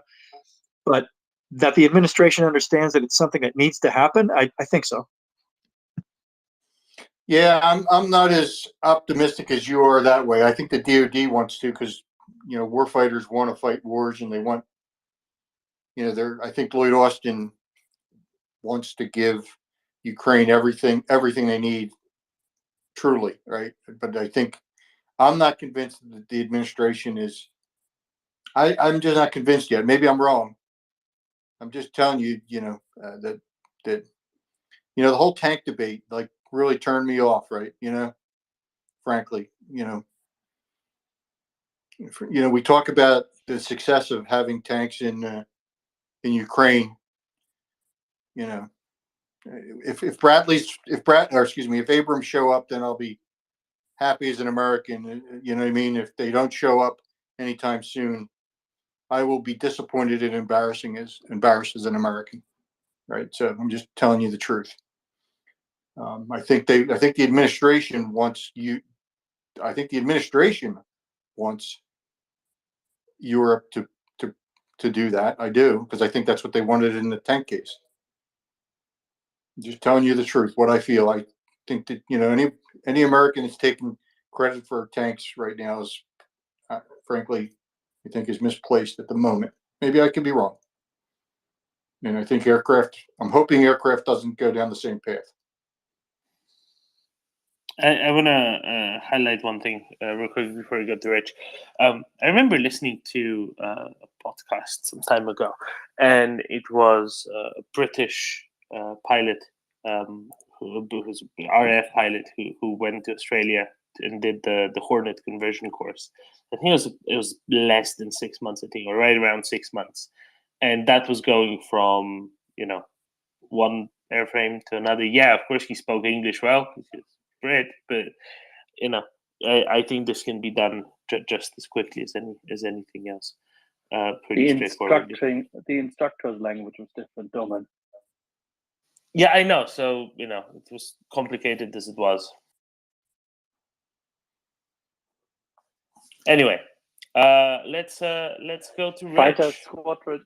That was the Fighter Yes? Squadron School Department of Woolloomooloo. It would have been, yes.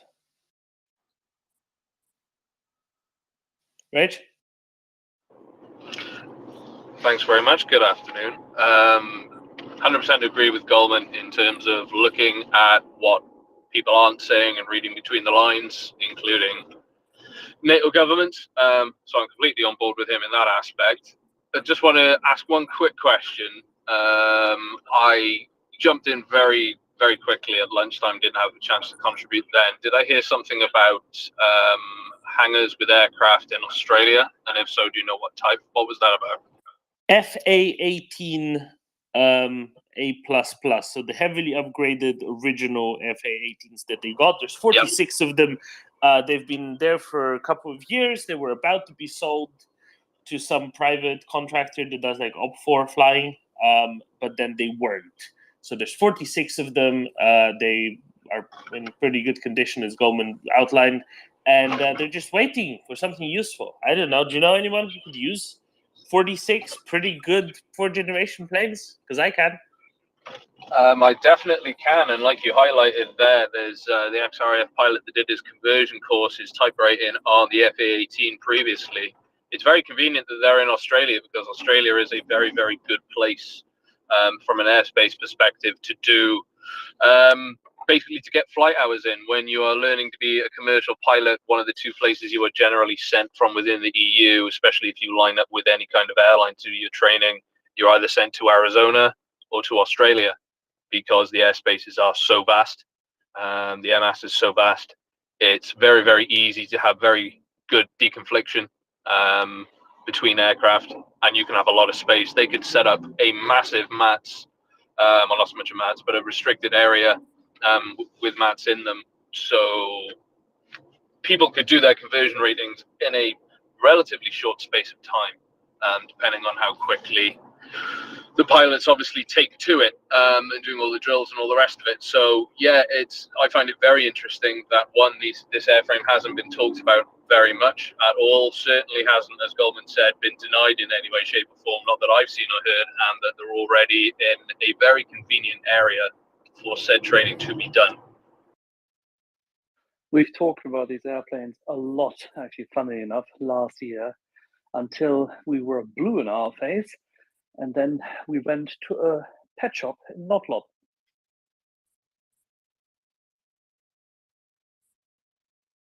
Just resting. Oh, Rich, we were told by our Aussie friends that this was not on the agenda for the Australian government. Yoo-hoo.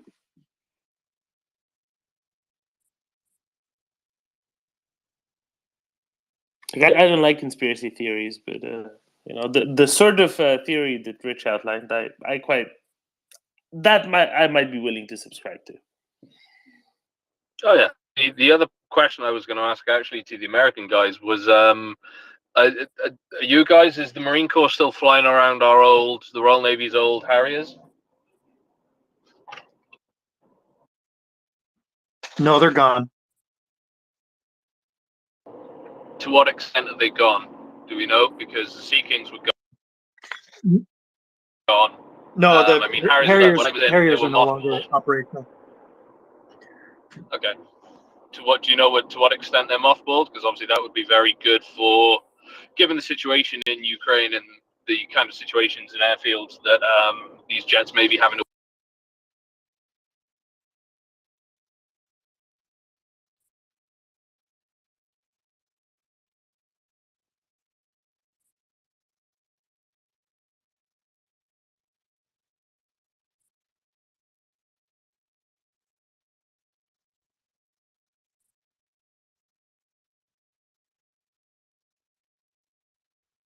Did I lose sound there, or did somebody else? Nope, no, Rich was a bit in and out, but I think Latin. How gone are the Harriers?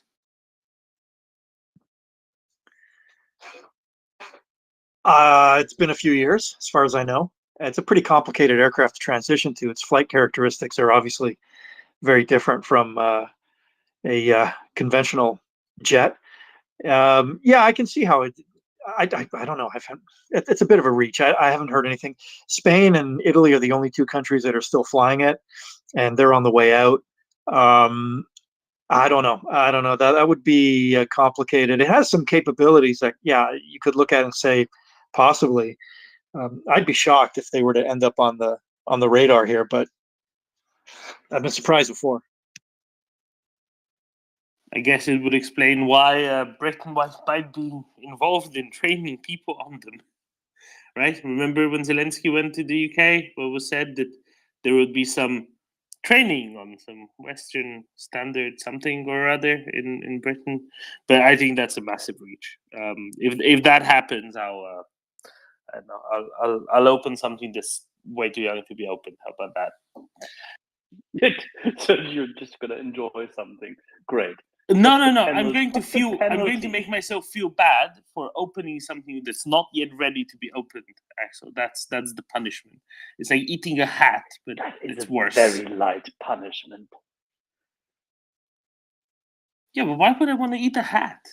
Doesn't sound any good. I wouldn't. Well, that's what I want. There we go. Well, I think we're fundamentally in agreement. Hats, not particularly delicious. G-Man. Hey. What kind of hat do you like eating? Sorry? If you had to eat a hat, what kind of hat would you eat?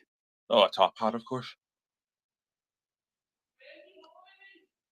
You can drink champagne. Give me a wee out of second. top hat.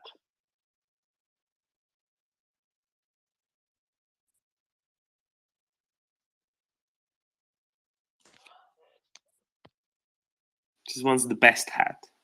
Sorry. Yeah, I'm not sure about hats.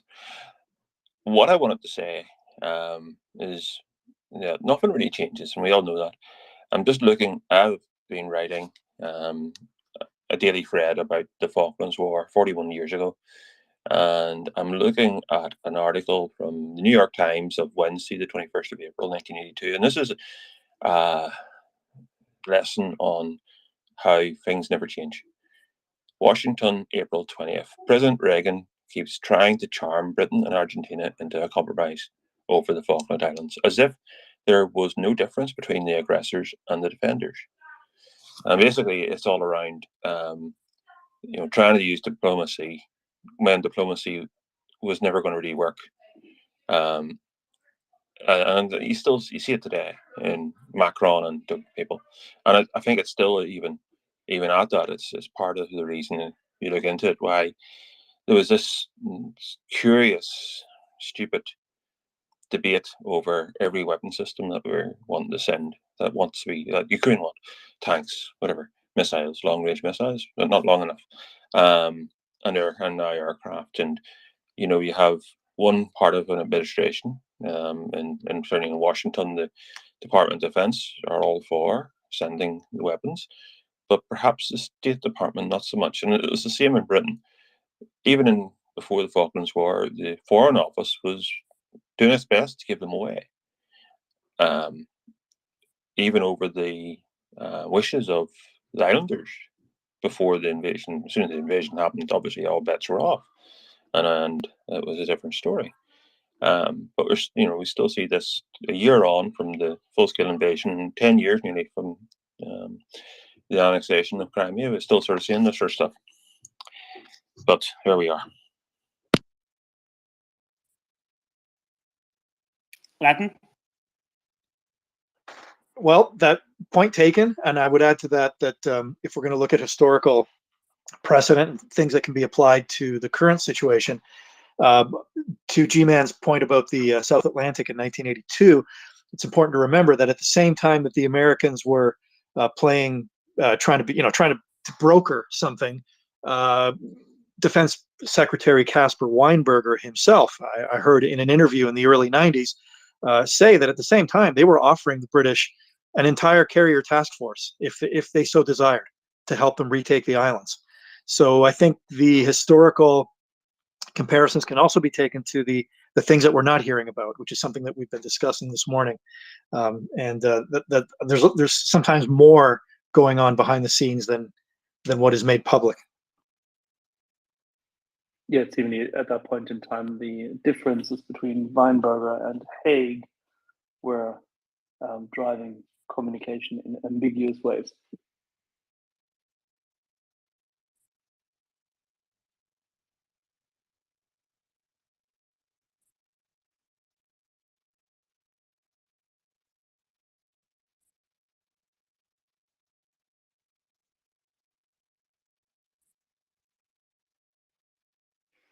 G-Man, would you eat a properly braised Beijing-style squeaky duck?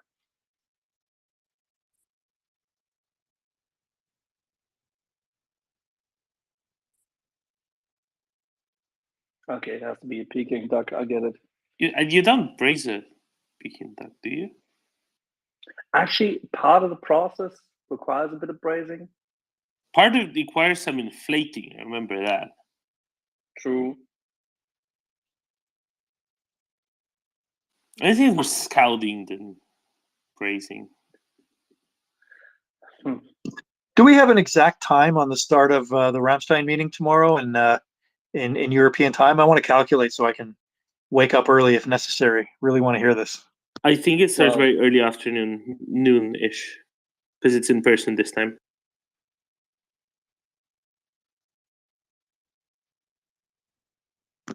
Fingers crossed that we hear it something other than an agreement to continue discussions.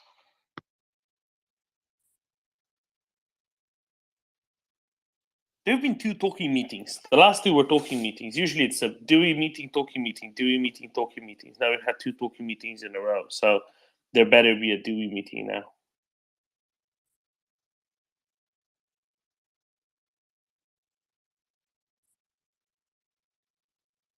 Well, everybody's getting ready for it. I've seen Anthony Blinken has arrived, and obviously Jens Stoltenberg is taking the long way around.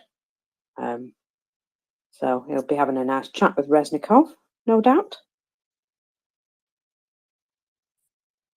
Yeah, Zaluzhny had a call with Cavoli. So this well, they're busy, that's for sure. Latin. I see Nick is up. He might have. He's the one who's plugged into the kind of the European diplomacy scene. But I noticed when I heard that Stoltenberg was in Ukraine, and now the fact that this meeting is coming up, maybe there's no line to be drawn between those two. But I thought maybe.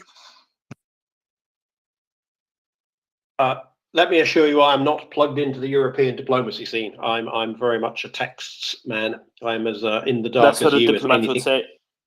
Yeah, but no, I am very much in the dark. So I'm afraid I can't help that. We've all got our fingers crossed.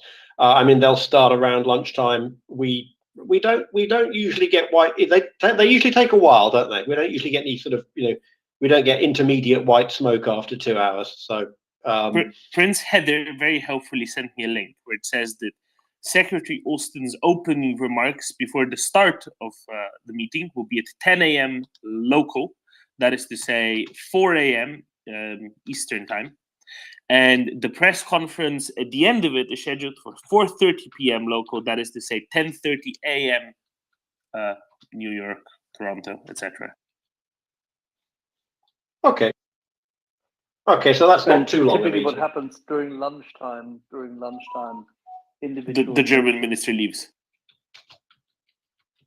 during lunchtime, we typically receive one or the other note from one or the other nation if something happens. If not, sometimes we've even had it, Dorman, right in the morning before they went in, and they had an opening shot prior The Finns to the do that. meeting. Yep. The Finns get what they have to say in early, and then they don't need to do too much during the meeting. The one-line press conference. We will be sending more equipment. It's very efficient. Yes. This is how much it's worth. This is how much the aggregate is. If you want more information, this is the phone number of the person who will also not tell you anything whatsoever. Imagine the life of a Finnish military press secretary assistant. It's tremendous. That's a calm life. You can focus on real work rather than having to deal with the piranhas of the press. It's the epitome of a part-time job, isn't it? You only need it for about 15 minutes a year. You could possibly hand this to someone in the military who could just, get his day job and do it well, and then from time to time formulate these things. Probably an old typewriter would be enough. I think it's perfect for I don't know, an FA-18 mid-ranking maintainer. He'd do pretty well at this, I think. Or alternatively, what they're going to do, they do this with a typewriter once a year, and then they have the date top right corner, which is of that year, and then make a nice handwritten note as to the perfect day of the month and individual day of that. I mean, it's just perfect, and then just sign it below, and then you just have to Xerox it. You know what that is, right, Domin? Xerox.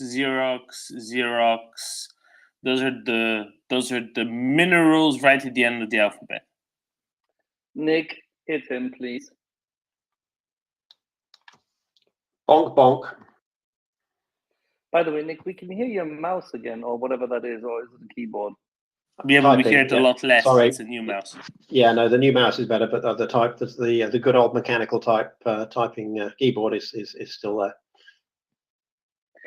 I really liked in that regard the first, slightly more elevated Olivetti. They did very good stuff for typewriters. But there you go. Other than that, of course, I'm a defender of Olympia. Latin.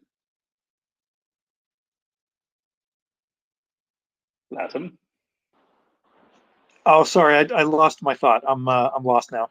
Sorry. Oh, sorry. I thought. Did we confuse you with typewriters? Yeah, somewhere around typewriters, I lost my thought.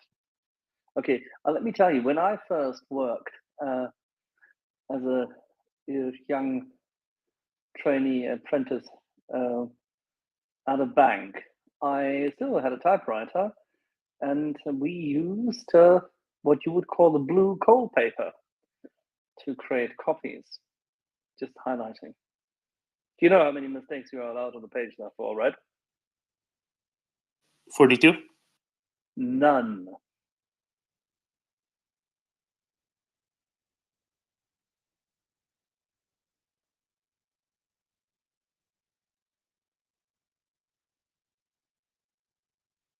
I'm sure that David Brookfield, that is, if he were to come up, he would probably even find that he can highlight that he had a clipboard once as a sapper when going through the ammunition and reconciling them, that on that clipboard he had to make notes and had to use a specific biro and then have cold paper behind it to, create a direct carbon copy. Which, by the way, Doman, this is where this comes from, CC, carbon copy. Yes, you took one set that you carved into stone, and then the other one into carbon because it's much easier to carve much quicker. I like the fact that you mimic now the stone tablet production, which we have outside the gateways of the estate. That's for George. Yes, this is where the Greeks deliver us messages every single day. It's quite nice, actually. I wish the Italians were to do this, but the Romans have stopped sending Carrara marmor. There's no marble anymore. Yes, you see, the problem, of course, with the Greeks is they all write in some corrupted modern variation of the language, and therefore you reject all of their hard work, and it just goes into construction material pile instead of being read. You wouldn't believe, recently they had the chutzpah to send a wooden horse and let it stand outside the gate. Mira, se dona feretes. Yeah, I don't know what to say.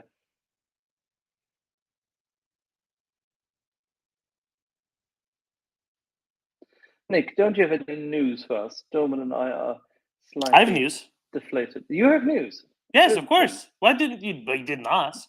News up then. I've tremendous news from Hungary. The new Hungarian way of battling record inflation is that the government will oblige grocery shops to offer sales. There are going to be 20 categories, for example, meat, cheese, etc. And at least one product in each category will always have to be on sale. The same day, the Hungarian government came out and announced that it will not allow the import of 25 Ukrainian products, including honey, flour, oil, certain types of meat, etc.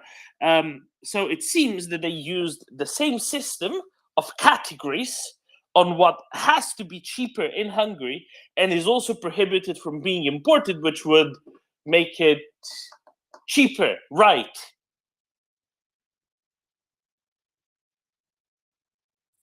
Am I the only one who finds this greatly amusing?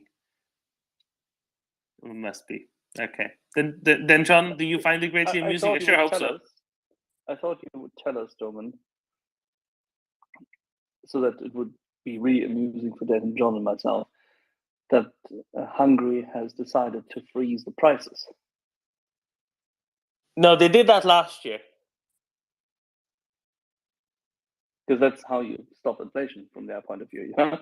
Yes. No, they tried that last year and it didn't work. So they're doing something different this year.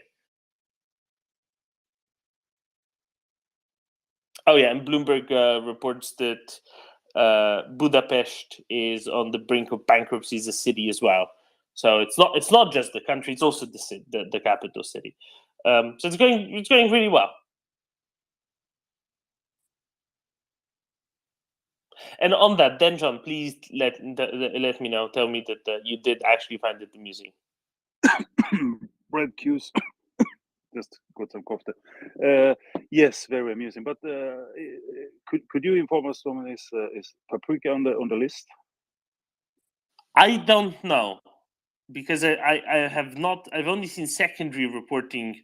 I've not seen the original documentation. but I don't know if it's a separate category. It probably has to be, doesn't it? It is Hungary. Yeah, that must be like, yeah, that's its own bill. Yes.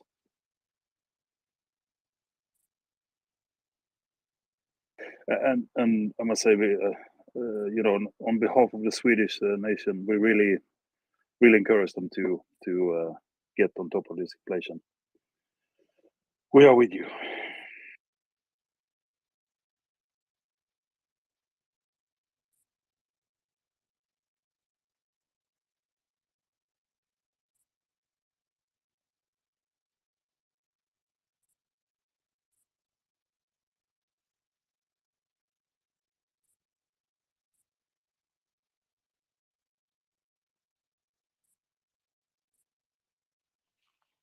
Domin, you said you had a lot of news. I have more news. I have plenty more news. Give me a second. I can, for example, next time I will just ask you. And now more news. Yes, absolutely. So yesterday, the Serbian parliament welcomed a number of guests. Said guests were Elena Afsnaeva, Andrei Chernishev, Vladimir Krugliev, some others as well.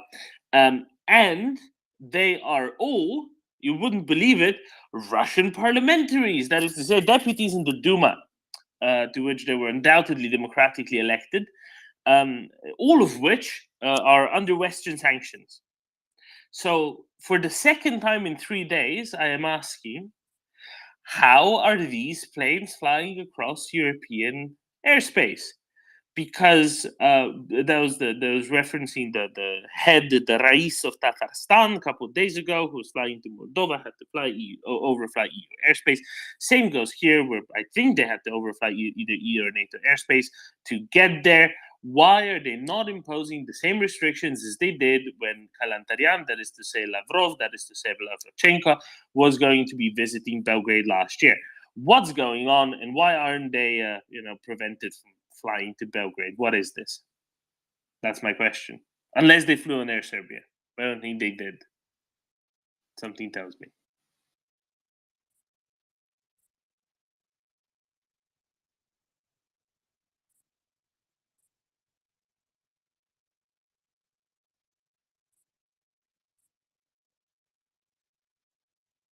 Sorry, Domin, I was listening with at the beginning, and then I got interrupted. What was the conclusion about the plane that went into that brought the Tatar guy? There wasn't a conclusion. So the plane got there. The plane got there. Then the Moldovan authorities turned it around and sent them home, or send them away anyway. They didn't let them get off. They didn't. Yeah, no, I know that, but I meant, did we find out why it was allowed through the airspace? No, and the Serbian situation is similar, frankly. And I'm really questioning what's going on here. Now, the Radio Free Europe doesn't specify that it was a private jet that took them, but something tells me when a delegation of the Russian Duma goes to Belgrade, and it's a whole delegation. I don't think they fly commercial. Just a guess. I guess they could, and we know for the Rais of Tatarstan that he didn't fly commercial. No, but I would have thought that the Duma delegation would probably go on Air Serbia. Yeah, they could have. Yeah, and if they did, then that's the way around. But yeah, you'd need more than that, I think. Quite a few of them. So Serbia's playing a very cat and mouse game, as we know. Really, is it a cat and mouse game? I think it's more of a. I don't even know what to liken it to. Well, they have to be. They have to keep the EU on side, and the EU, I'm sure, is giving them hard stares and black marks. There was a comment about we expect we can't oblige candidate states to respect sanctions that we impose, but we kind of expect them to, if they're serious about being a candidate state. I imagine it's not easy being in charge of Serbia. with your various, with your pro-EU factions and your pro-Russian factions and all of the stuff that goes along with it. So I'm not going to say I have any great sympathy for Vucic, but he chose that job.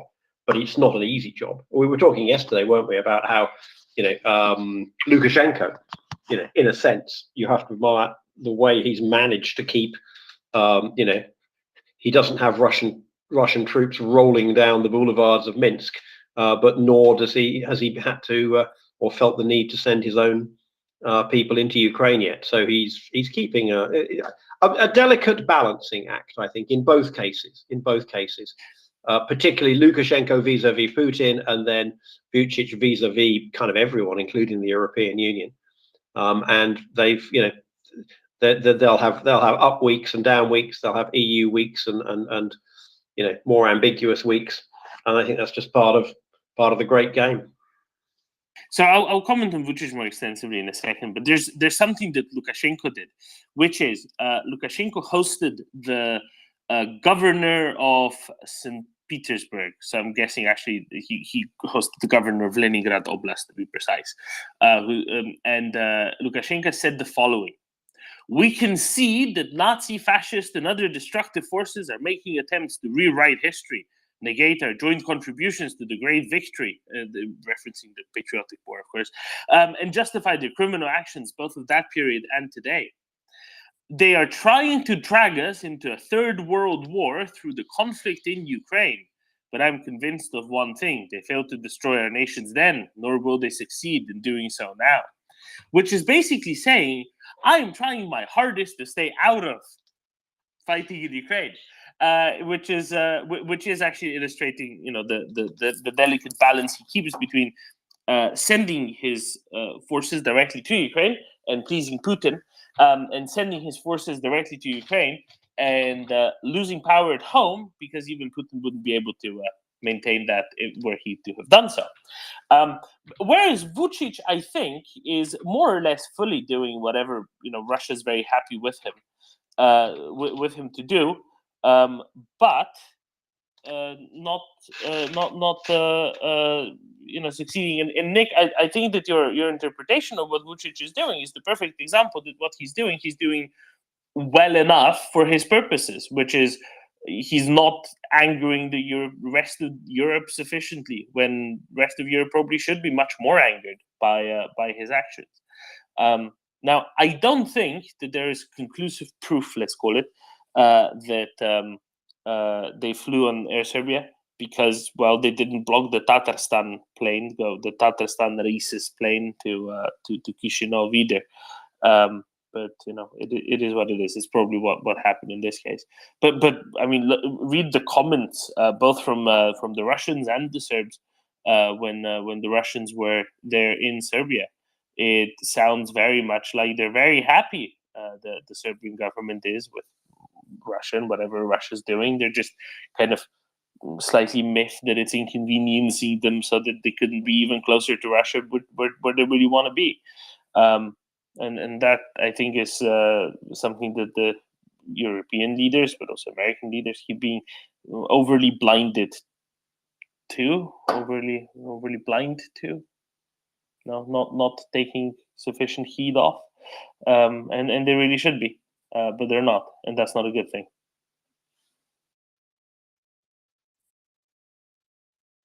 Basically, Vucic is pretending well enough. So what I'll do is, Nick, I'll give you some space here, because do you want to tell us about the exciting guest who's coming up? Yes, so in a few minutes, we hope to be joined by a friend of mine, Jim Cohn, from the University of Virginia. And he is a professor of psychology. I believe he's a clinical psychologist as well in an occasional practice. He'll have to give us the full details. He has an interesting anecdote to tell that Axel will, I think, very much enjoy. And I asked Jim to come along and give us another point of view on questions such as PTSD, but really any of the psychological aspects of the war. and that will take us into who's on at 1 hour later, Doman. At 10 we have at 10:30 we have Nuno Felix. Oh, 10:30. Okay, I thought it was a little bit earlier. Okay, so we can go at that Kiev time. Yes. Okay, so that's 22, so 21:30 here. Okay, so we'll have more than enough time with Jim. So I hope also Tom Zimbardo. Well, Tom is there. Hello, Tim. Hello, Tom. And let me just get myself into the co-host seat. Yeah, I can solve that. Jim Cone is requesting access. So if I click on it, add as speaker.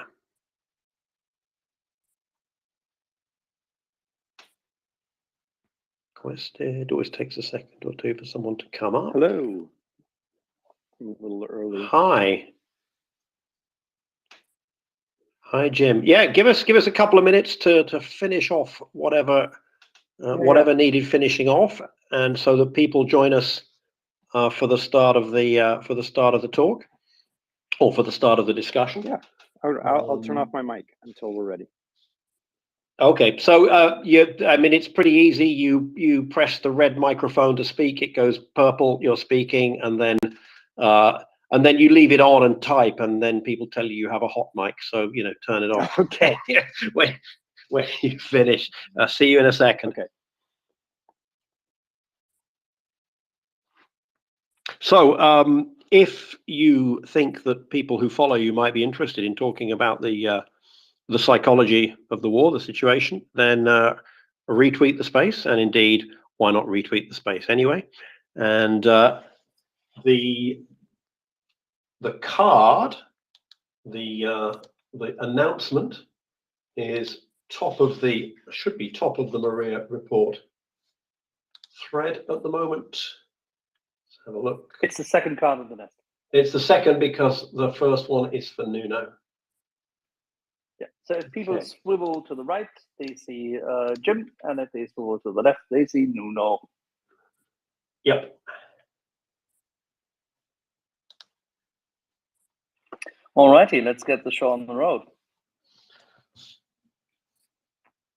Yeah, we can go a couple of minutes earlier. That's always better than the opposite. So, I met Jim about 5-6 years ago. I went to 2016. I went to a conference in the States, and I was giving some people a lift from Washington D.C. down to Charlottesville, and Jim welcomed me into his home, and we've corresponded since on one or two other topics. We have quite a few mutual friends, acquaintances, and even adversaries within the field of psychology. But Jim is a proper. Do you prefer Jim or Jimmy? My friends call me Jimmy, but you can call me Jim for the purpose of this. No, okay, well, either. Jim is a proper psychologist, as is Tom. I am a part-time research psychologist, and I spend more time thinking about how psychology is researched rather than the actual practice of it. So I fill in occasionally when Tom isn't here, but Jimmy and Tom, I think you'll have a lot to learn from each other. So Jimmy, can you tell us? I noticed you have your Ukrainian flag in your. So can you just give us a few words of introduction and tell us a little bit about your relationship or your experience and your thoughts of and what you've gone through since notably February 24th last year. Yeah, well, so as you say, I'm a clinical psychologist. I don't practice. I haven't practiced for many years. Mostly I do basic research on questions related to or adjacent to clinical issues and outcomes, and involving measures of brain activity. So I'm nominally what people sometimes call a neuroscientist. As far as my involvement with Ukraine, it's not direct. I mean, I'm basically in solidarity to the extent that I can be with the Ukrainian people following the invasion. But I would say that one of my roles at UVA, University of Virginia here, is now to be very, very heavily involved with the undergraduates at the curriculum level. So I direct the undergraduate curriculum part co-direct it with for the whole arts and sciences, and I also am what's called a principal of a residential college here. So I have about 300 students that I'm sort of directly involved with all the time, and I live on grounds at the university. In that capacity, I have become familiar with students here who are both from Ukraine and from Russia, and have worked with them in a variety of capacities, not only on their academic challenges, but of course their emotional challenges and how that's all related together. For a variety of months now, for many months now. And I would say it has manifested in ways for Russian students and Ukrainian students differently and similarly. I've had Russian students who are very afraid for their family members in Russia because they are all, to a person, opposed to what's going on in Ukraine. And that's a tricky thing to be in Russia right now. And then Ukrainian students who are conflicted about being here at all, given what's going on. Is that helpful?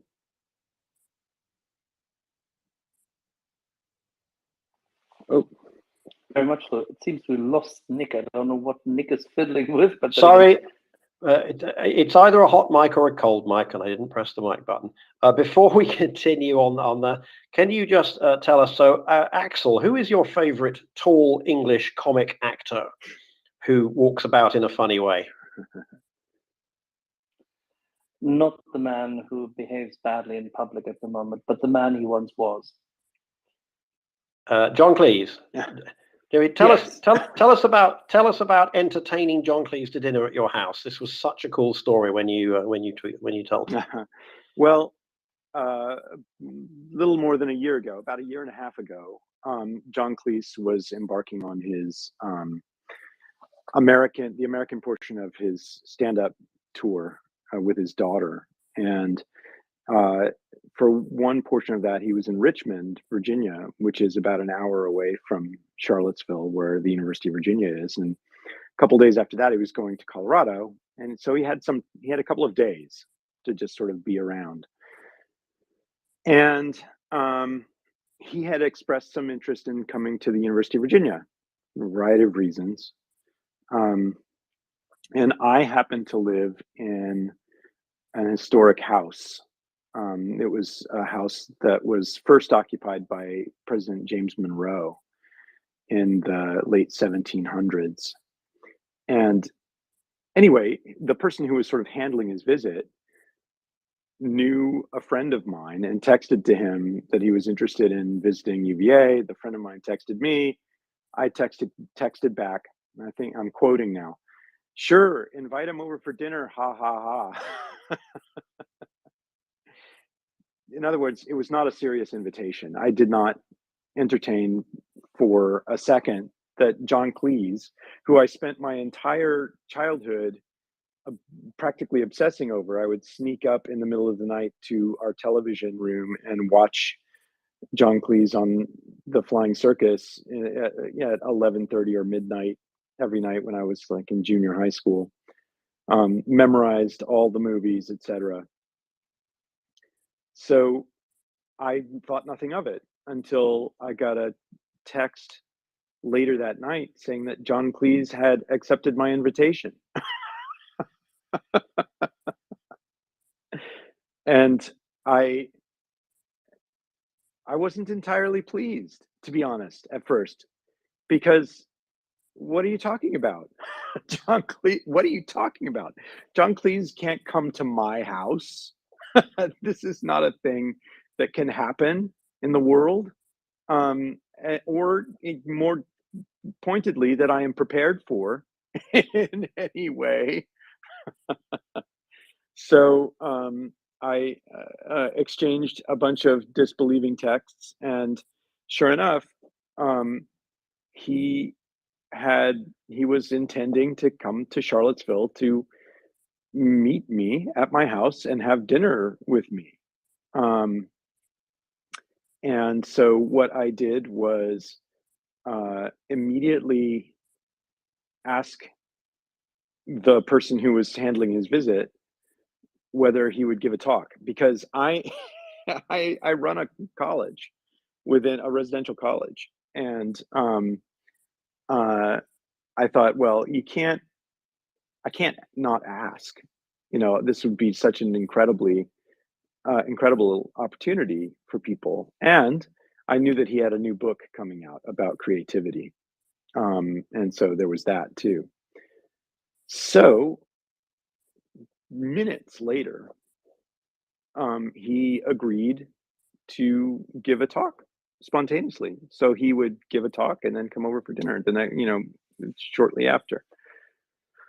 I got on the phone with a local caterer because I was not confident in my ability to serve food that of my own making to John Cleese, and the caterer said, "Absolutely not. We are far too overbooked." And I said, "It's John Cleese," and they said, "Okay, what do you need?"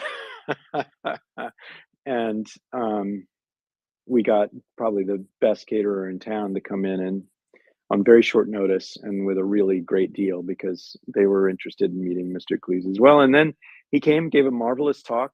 I bought any student at the residential college using residential college funds. Any student who wanted a copy of his book got one.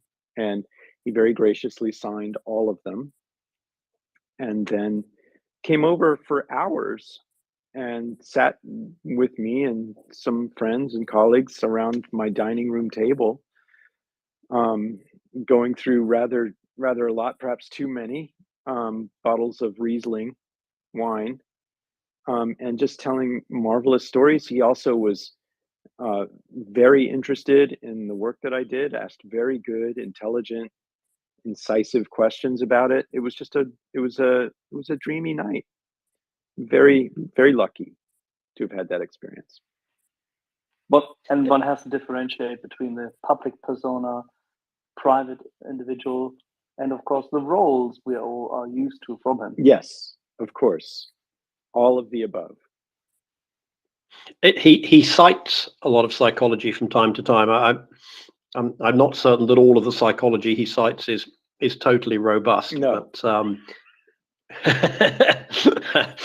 But I imagine you gave me a little bit of pushback on that. I did. So, sorry, if I may ask, how did he take that? Because he tends to be reasonably combative. He was great. I'm not unused to debating,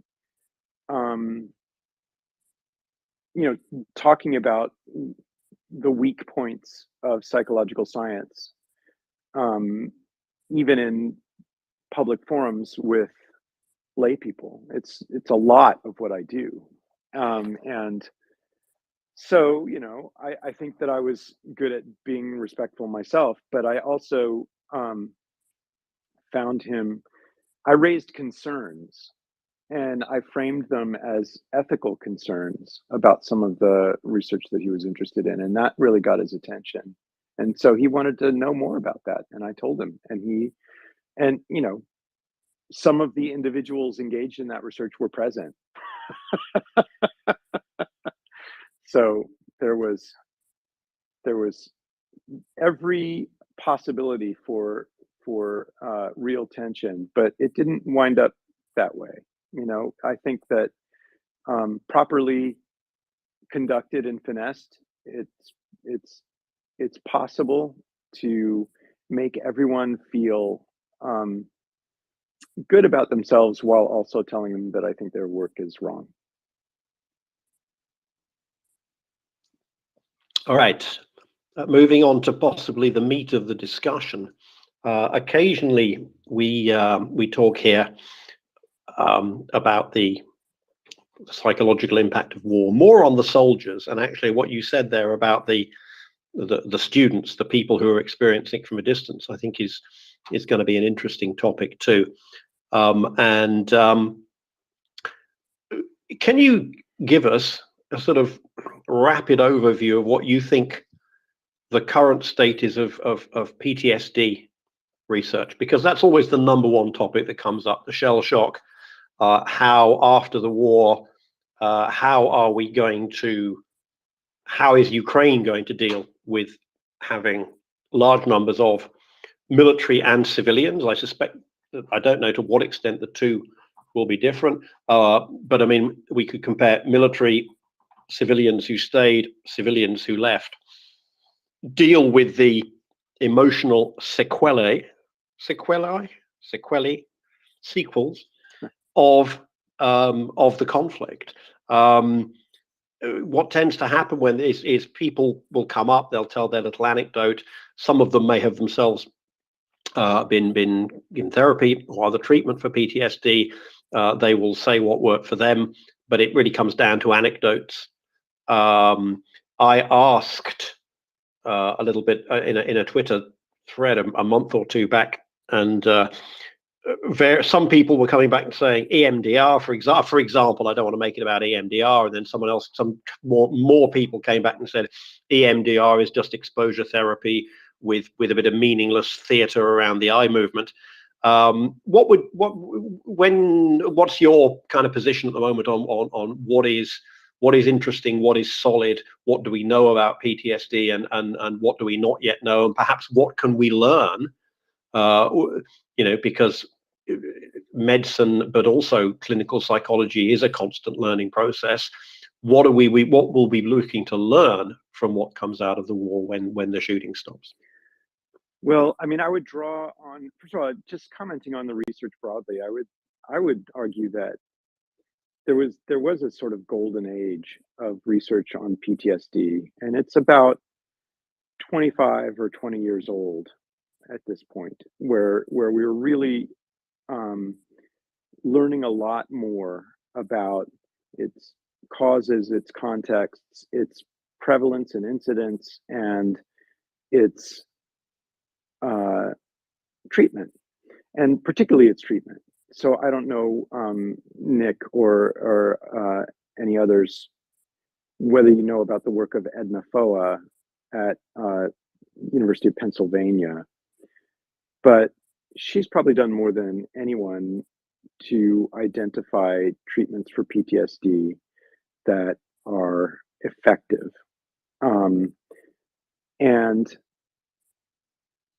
along with those treatment studies, one of the things that became part of the conversation is how we define trauma, sort of what counts in understanding what might cause the syndrome that we call PTSD, post-traumatic stress disorder, on the one hand, and when trauma or acute stress becomes this other thing called post-traumatic stress disorder, because they're not the same thing. And it turns out that there are some serious and troubling problems with rushing to treatment following a traumatic experience.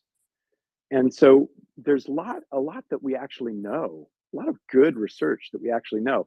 My feeling and my worry a little bit is that since that time, and I don't want to make it about EMDR either, but EMDR is sort of part of this conversation because it sort of reflects a broader trend where the sort of definitions of what counts as a trauma, stipulating that that's largely a personal experience, right? Because there are individual differences in what counts as being traumatic. But even still, what's being considered to be trauma has really creeped outwardly in like concentric circles around its original meaning and become part of our language, sort of everyday language. So I was traumatized at work by my coworker who wanted to have a team building party. That's not really what we mean when we're talking about trauma. And it matters because when we're talking about trauma, we're talking about very serious experiences that leave a person feeling and, in fact, I think being quite special. They've been through something that is unique, and that's important to keep in mind. So there's been that, but there's also been a kind of I don't know, flowering of thoughts and ideas about what might be helpful in treating PTSD that I think is somewhat reminiscent of a period of time at veterans hospitals, et cetera, before this golden age of research about 20, 25 years ago. So it's sort of back to the future with some of the less rigorous approaches to dealing with it. What we can expect is that a proportion of individuals, certainly not everybody, in fact, a minority of people who experience even some truly horrific things as part of the war are going to actually develop the symptoms of PTSD that will include chronic and life-altering avoidance of cues that remind them of the trauma and indeed of other people, sort of a steady decrease in the range of experience that they have in their lives, in their behavioral repertoire for dealing with even minor stresses. You'll see physiological changes that that in the short term don't look necessarily that dire. Increased resting physiological arousal, perhaps more fasting glucose in their bloodstream, etc. But in the long term, contribute to what we call weathering of the body. It's just like weathering in your house. Without maintaining your house properly, and if your house has to endure a lot of bad weather, it will start to wear out, and bodies do too. And when you compound the weathering to the social isolation and the steady decrease in their sort of mobility and access to the world as a function of trying to avoid sensory reminders, you can very quickly get yourself into a place where your life is pretty miserable. And in fact, your health is compromised. And that's what we're talking about when we're talking about PTSD. Something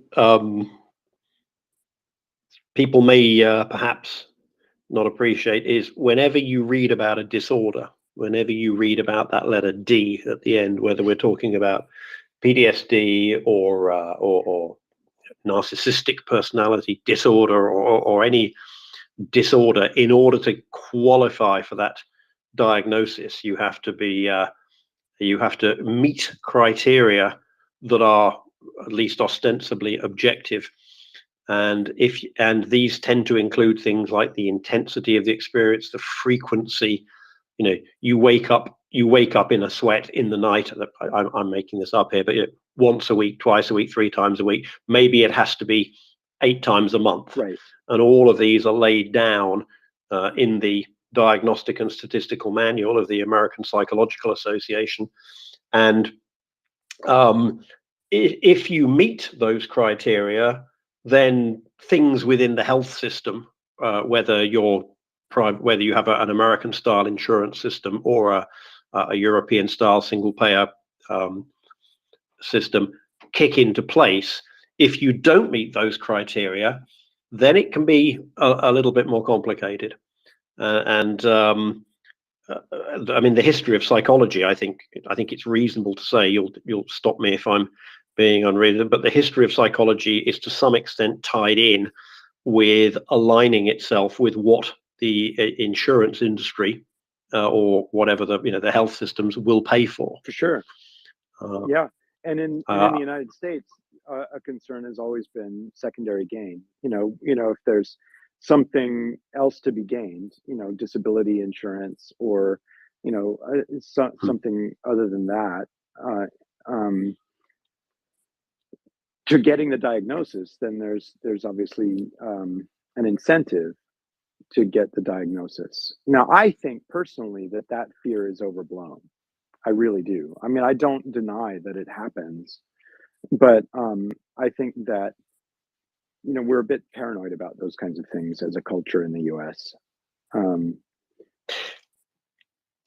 I think many cultures are generally paranoid about the idea that I'm working hard, I'm coping, life is hard, I'm doing my best, and why is that person over there getting a handout? Whether it's because of PTSD or because of some, I'm not sure they've got a back injury. I saw him skateboarding the other day and all that kind of stuff. I don't know to what extent that is a cultural problem in Ukraine, although I was accidentally on a Polish Facebook page, and someone was saying that they'd heard people in Warsaw complaining that Ukrainian refugees get free bus travel. So I think there is an element of that in each society. I think it's just a question of the extent to which it's kind of politically significant. Yeah, that's probably true. I mean, I've worked with a lot of veterans in my career, clinically, and overwhelmingly, my experience has been that the challenge that I've faced as a clinician is getting people who are pretty clearly traumatized to even come into the clinic because they don't want to. They don't want it. Yeah, that's precisely no. where It is.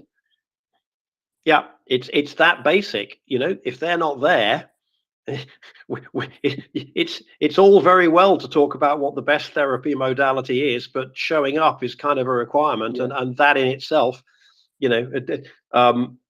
for the audience, when you're doing a study, you talk about various forms of missingness, and there's missing at random, missing completely at random, and missing not at random, which are all very sort of, they all have rather dry technical definitions.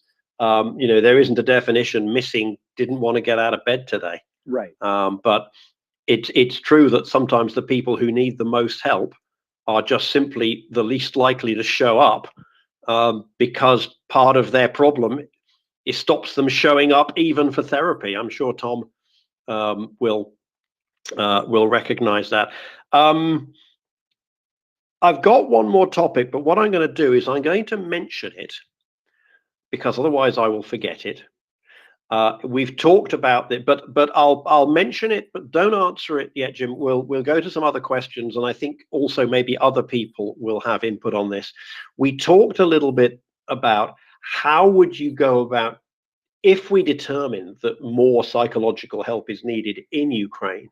How would you go about going from I think probably not particularly psychology, mental health oriented health system. I don't think that's a slur on the Ukrainian health system to say that, to a situation where you have many thousands of people in need of at least some kind of basic psychological help at the end of the war. But I will ask you to park that question, and I think our later questions may bring us back to that, and I will go to Tom. Yeah, thanks, Nick, and thanks for joining us, Jimmy. Jimmy, just because we haven't met, I'm Tom. I work as a clinical psychologist in the UK. I mostly work in neuropsychology and neuro rehab, but I do occasionally encounter things like PTSD. I mean, I think I've only treated it twice and maybe diagnosed it a handful of times. But I think when I've spoken to people in this space about it before, I've made the point that, typically it's considered that people either need to be in like a life-threatening situation or a potentially life-threatening situation for them or for someone else, or to undergo something really awful like torture or sexual violence, all of which obviously happened in a war zone.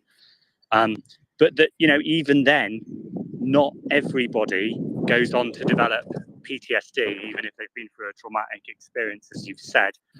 And to me, just from a very behavioural perspective, it's the avoidance of trauma-based memories, in my view, that maintains the cycle. It means that people can't sort of come to terms with what's happened and to sort of form memories that are less aversive. And so I wonder, because, you've obviously done research into memory and like anticipation and anxiety, to what extent would you agree with that the avoidance of the aversive memories is the thing that perpetuates it when people do get PTSD? I think you're exactly right. I think avoidance, you could think of avoidance as the principal causal mechanism, at least at the proximal level, in terms of, what's causing it to happen on a day-to-day basis. It's that avoidance. And that becomes then the target for treatment, right? And I mentioned Edna Foa's work. She was among the first to really develop a principled, manualized and standardized treatment approach for helping PTSD sufferers to stop avoiding their memories and feelings, and thus decrease their symptoms. And I've employed this manualized intervention multiple times to great effect. I mean, to sometimes the problem, I was extremely lucky early in my career to be working with World War II era veterans who were suffering from late onset PTSD, or in some cases, just chronic PTSD that was chronic for as many, in some cases, for as long as like 50 years. The Arizona desert tends to facilitate moving out to very lonesome little corners where you can avoid people most of the time. And we would implement a treatment that involved what's called exposure. And exposure is a broad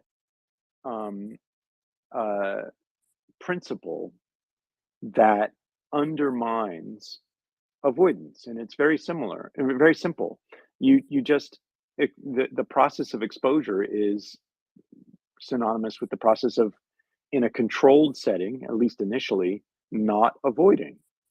So in the therapy session, that looks like talking about something that you really don't want to talk about. And then there are various exercises that you can do to ensure that you're not engaging in the avoidance behaviors that you're used to engaging in and that actually perpetuate the disorder or the problems. What we would find is that sometimes these guys, these soldiers, veterans who had suffered for decades could see very significant gains, increases in sleep, reductions in stress responses, no longer avoiding the grocery store, etc., in 10 weeks, 12 weeks. And then the issue would be, what the hell have I been doing all of this time? Why? I'm in my 80s now. Where did my life go? And that's a whole different kind of conversation suddenly. But I think the hopeful thing is that the treatments that we have for full-blown PTSD can actually be quite effective. On the one hand, you have, as we were saying, Tom, the fact that many, perhaps even most people who go through those really horrific traumas are not actually going to develop PTSD. That doesn't mean it's not going to harm them. It's just that they're not going to develop PTSD. And that's because most people naturally are pretty resilient. Most people have strategies that they've developed in their lifetimes that are effective for helping them overcome those kinds of traumas. But not everyone will. So although we have a relative minority of people who are going to get PTSD, perhaps paradoxically, we also have a problem, and this is definitely true in the United States. I imagine it's true in Ukraine as well, and elsewhere in Europe. The people who do have PTSD rarely get the treatment that they need. So these are, that's a very different kind of problem, right? On the one hand, we sort of are sensitive to and are afraid of overdiagnosing. And on the other hand, the people for whom the diagnosis is absolutely warranted are more often than not missing access to treatment that could really be life-changing for them. Presumably, there's a percentage of people who have PTSD who've always believed themselves to be very strong people. For sure. And so at a lower level they have this problem, but their cognitive level, they're thinking to themselves, well, hey, I'm a strong person. I don't need any of that. Oh, for sure. That's one of the things that keeps people from getting treatment. Yeah. Yeah. But then on the other hand, it's interesting. How do you get the information out there without then having, if we can step away from the war a moment, use an absurd example, but you without sort of having some kind of Instagram post, and then everyone who's had an ingrowing toenail, is like, oh, I can't put on walking boots anymore since my ingrowing toenail, it triggers my PTSD. Right. So, what do you when you see how do you see the popularization, or let's say the lay view or the media view of PTSD relative to what you see as the reality on the ground? Well, I expressed some concern about our creeping language, and you've just reiterated it with the ingrown toenail example. I think that one of the things that may be a barrier, and this is not based on data, this is just sort of personal observation, that may be a barrier to getting truly traumatized individuals in the way that the word is originally intended, to seek out and receive the treatment that they need, is that trauma, the word is so overused now that it can mean anything, and it often means something fairly trivial, and I would say it often means, it's often included almost in a kind of attempt at humor, like I'm so traumatized by what happened on Twitter yesterday, and people chuckle and have a sip of beer. Like people who say, oh, people who arrange 3 glasses in a row and say, oh, that's my OCD side. Yeah, various, these things have really entered the popular culture. And I think that, I mean, this is a much broader discussion, and it's certainly, I don't want to recapitulate the problem by taking us too far away from Ukraine. But I think people are sensitive to that. You don't want to claim to have been traumatized in some ways when you've actually been traumatized, because there's a way in which it's such a common term now. It's almost like we need some other term. Like, no, I've really been traumatized. You don't understand. I saw, speaking about some of the World War II veterans I worked with. I mean, these were people. Just one example: someone who liberated a concentration camp, and put that way may seem fairly tidy, right? Lots of people did it, but when you actually understand what that man literally saw with his eyes, it is beyond most of our imaginings. And that's not what we're talking about when we're talking about your ingrown toenail. So what do we do? I think that's a heavy lift, is coming up with ways to just change the popular language. There are other problems. We've talked numerous times now about EMDR, and how EMDR is exposure therapy with this theater that's brought along with it. That's a very complex problem from my perspective, because most of us, I think you might have even used this. We say it's just exposure therapy with the theater. That just, we need to bracket that just, because I kind of want to get rid of that. When we're criticizing EMDR, I want to say, not that it's just exposure therapy. I want to say that it's exposure therapy.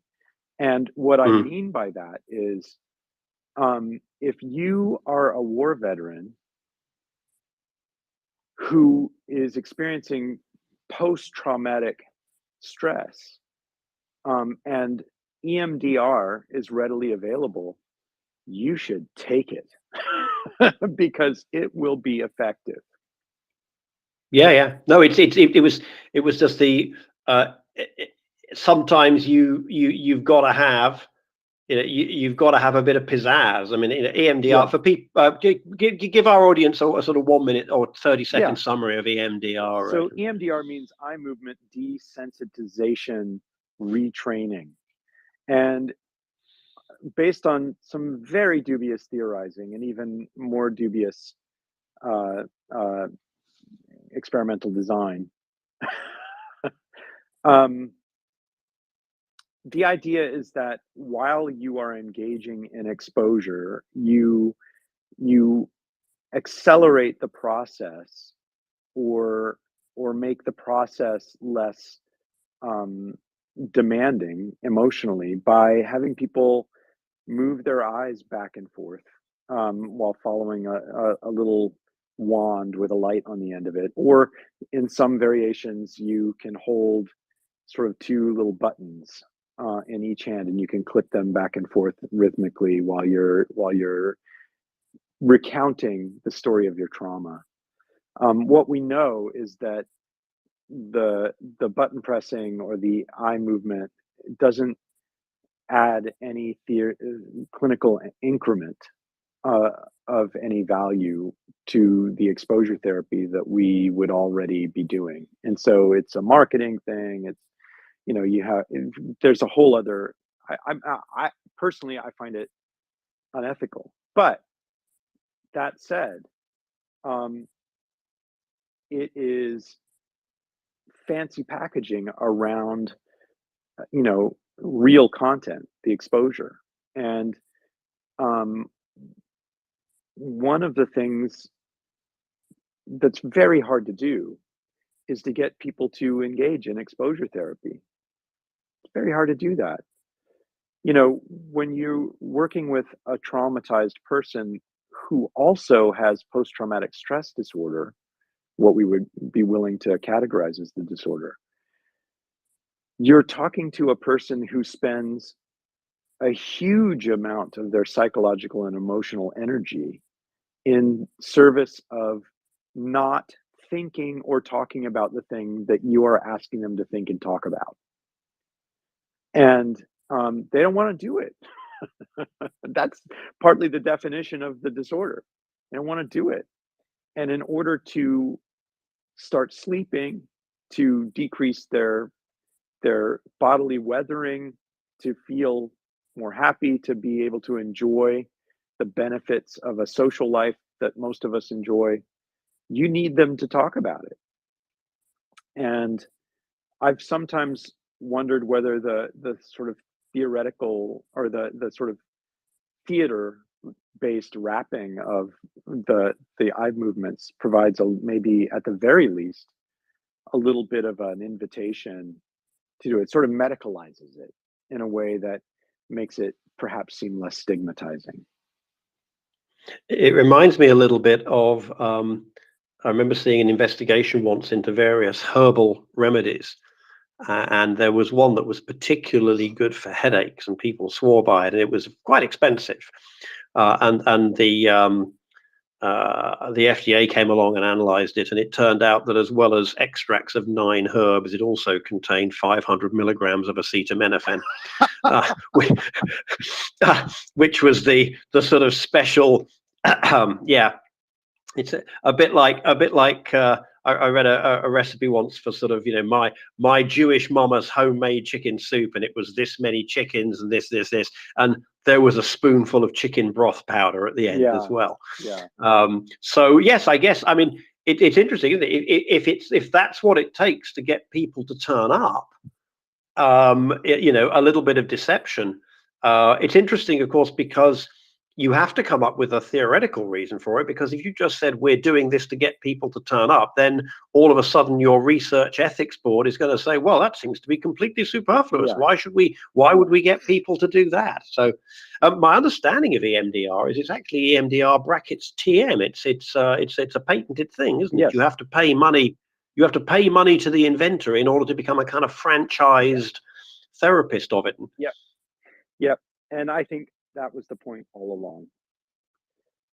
You know, because exposure therapy is 100% free. It will take the average moderately bright high school student a couple of weeks to master at the conceptual level and the implementation level. That is, maybe we're starting to think about something that can be deployed at scale at that point. Well, I think just one thing. Yeah, one thing before I go to Tom was just something you were saying a little bit earlier. We were talking about, you know, the whole thing of you know, being strong and I'm a tough guy versus the kind of people who think they have PTSD because, you know, they don't like walking past where there was a car crash a few weeks ago, but that's kind of a long way from being PTSD. But the whole kind of psychologization of a great deal of society, I think particularly in the United States, maybe more than other parts even of the Western world, led us to the whole snowflake thing, didn't it? You know, oh, you're such a snowflake, and it's like, well, and I think there are people who are probably put off. I can imagine there are people in the same way they think they're strong. They certainly don't want to be seen as a snowflake. Oh, for sure. And you know, we need to get that language out of there. But part of that is also not having certain parts of the media encouraging people to think that, you know, they were late. They were 10 minutes late for a show, or, you know, they got the wrong sauce on their fries, and all of a sudden they're now some kind of victim. You know, it gets surprisingly complex surprisingly quickly, because there is a liminal space in between not getting your proper sauce for your fries and, you know, liberating a concentration camp, for example, that where it's less extreme than both, and that's where you're going to see the greatest individual difference, individual variation based on temperament, history, a variety of things that are going to mean that, person A winds up with post-traumatic stress disorder and person B does not. And that becomes tricky. We need to respect those individual differences, and not just because it's not going to be possible to just draw a very bright line that says this will count and that will not. But the boundaries, even if they're fuzzy, they're sharp enough that we can typically get it. But there are other complications. One of the things that I think arose from the idea that trauma is much more ubiquitous than it maybe actually is a simultaneous idea that we need to intervene all the time. And so, in the late 90s, you have the development, actually earlier than that, you have the development of something called critical incident stress debriefing. Have you, Tom or Nick, have you heard about this? Yes, I have. It's well, go on, but yes, I was aware of that, Yeah. that expression. So one of the things that I think very well-meaning, earnest people from all kinds of backgrounds and with all kinds of training want to do when a traumatic event has happened, even a traumatic event that checks off all our most rigorous criteria for what a traumatic event should be, is we want to intervene immediately. We want to maybe apply the principles of exposure, for example, to an individual who's just experienced a trauma. Well, we now know from a large number of studies that this is not a very good idea, that this actually may put people at increased risk for developing PTSD later on. So that raises important questions about what is maybe best to do in the short after a significant traumatic experience has happened. One of the answers is to not rush in with your psychotherapeutic toolbox and ask people to talk about what they've experienced. That turns out to, again, potentially do more harm than good. What do you do instead? The evidence, as I understand it, suggests that you ask them what they feel they need, and then you try to get that for them.